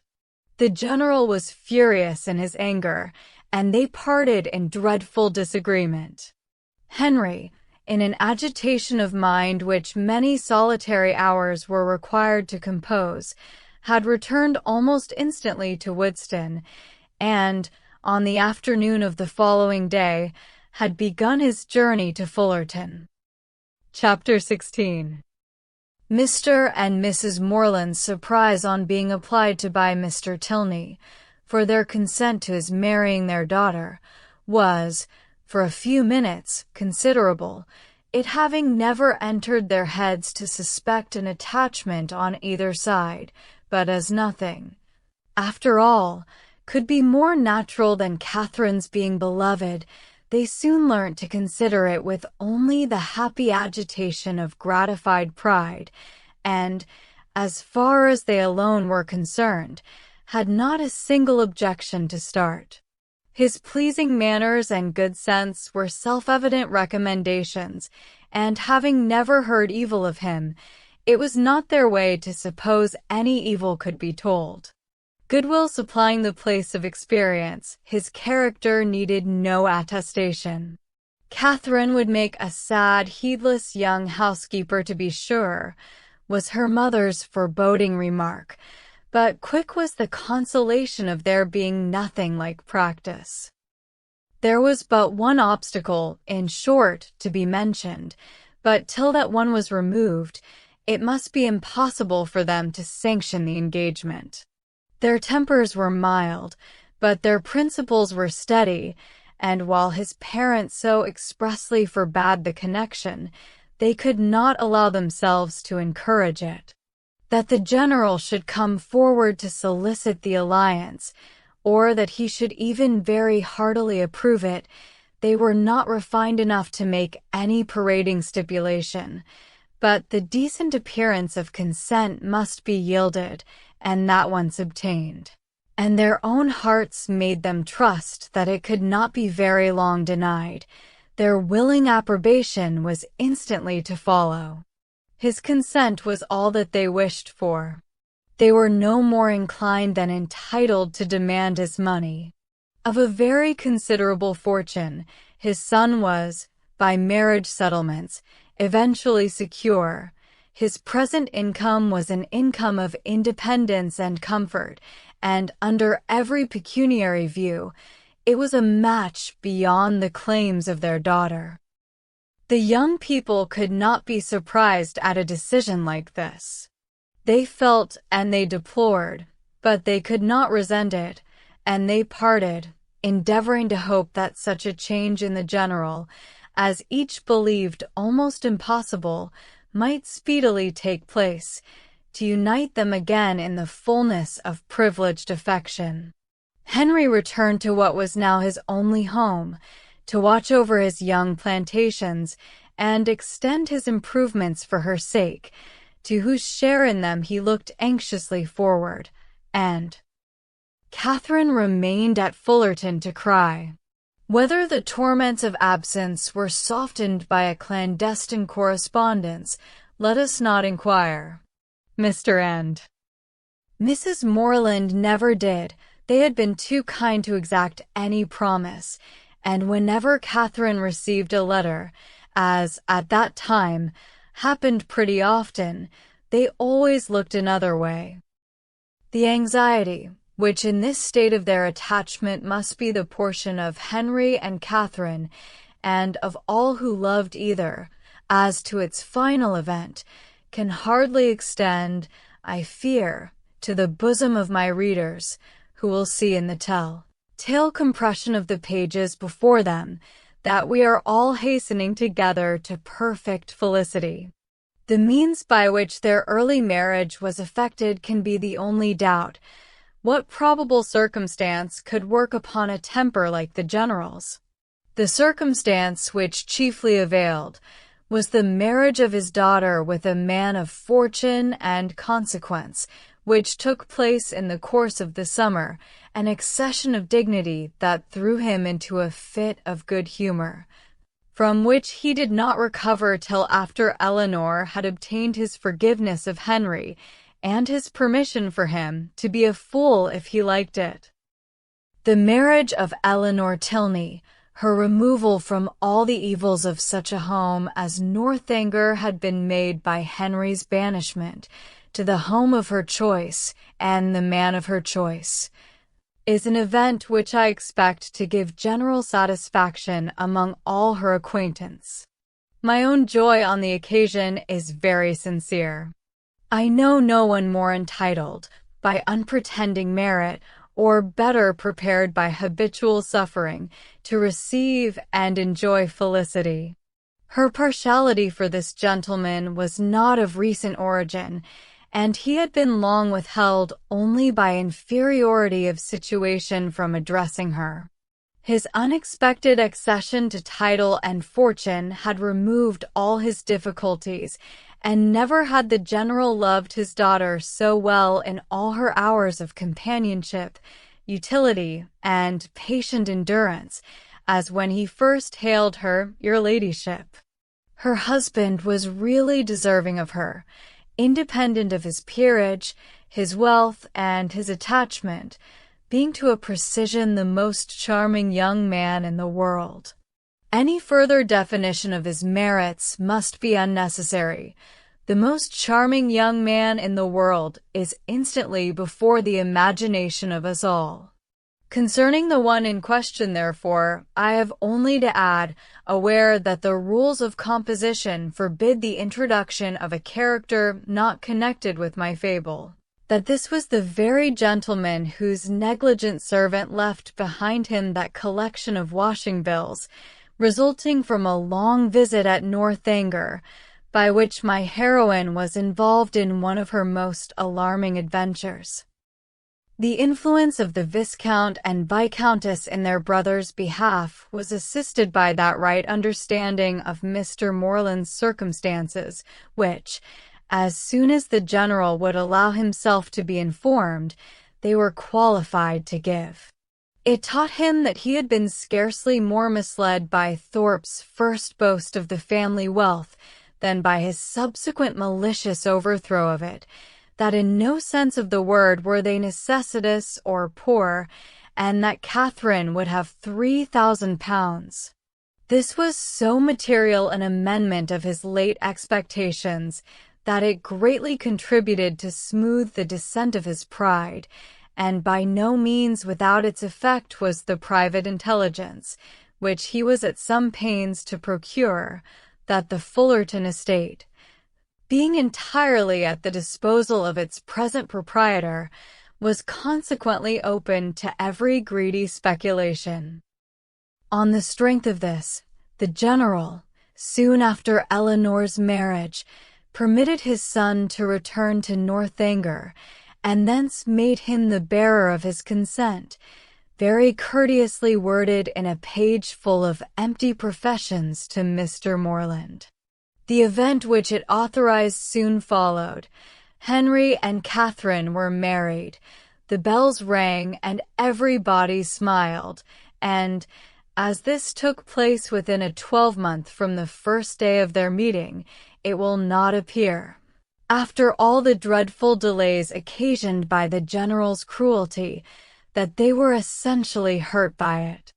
To begin perfect happiness at the respective ages of 26 and 18 is to do pretty well, and professing myself moreover convinced that the General's unjust interference, so far from being really injurious to their felicity, was perhaps rather conducive to it, by improving their knowledge of each other, and adding strength to their attachment, I leave it to be settled by whomsoever it may concern, whether the tendency of this work be altogether to recommend parental tyranny, or reward filial disobedience. End of Volume 2. About the author. Jane Austen was born on December 16, 1775 at Steventon, near Basingstoke, the seventh child of the rector of the parish. She lived with her family at Steventon until they moved to Bath when her father retired in 1801. After his death in 1805, she moved around with her mother. In 1809, they settled in Chawton, near Alton, Hampshire. Here she remained, except for a few visits to London, until in May 1817 she moved to Winchester to be near her doctor. There she died on July 18, 1817. Jane Austen was extremely modest about her own genius, describing her work to her nephew, Edward, as the little bit, 2 inches wide, of ivory, on which I work with so fine a brush as produces little effect after much labor. As a girl, she wrote stories, including burlesques of popular romances. Her works were published only after much revision, for novels being published in her lifetime. These are Sense and Sensibility, 1811. Pride and Prejudice, 1813, Mansfield Park, 1814, and Emma, 1815. Two other novels, Northanger Abbey and Persuasion, were published posthumously in 1817 with a biographical notice by her brother, Henry Austen, the first formal announcement of her authorship. Persuasion was written in a race against failing health in 1815–16. She also left two earlier compositions, a short epistolary novel, Lady Susan, and an unfinished novel, The Watsons. At the time of her death, she was working on a new novel, Sanditon, a fragmentary draft of which survives. Pigeon Publishing House presented Northanger Abbey. Author, Jane Austen. Thank you for listening to this audiobook. We hope you enjoyed it.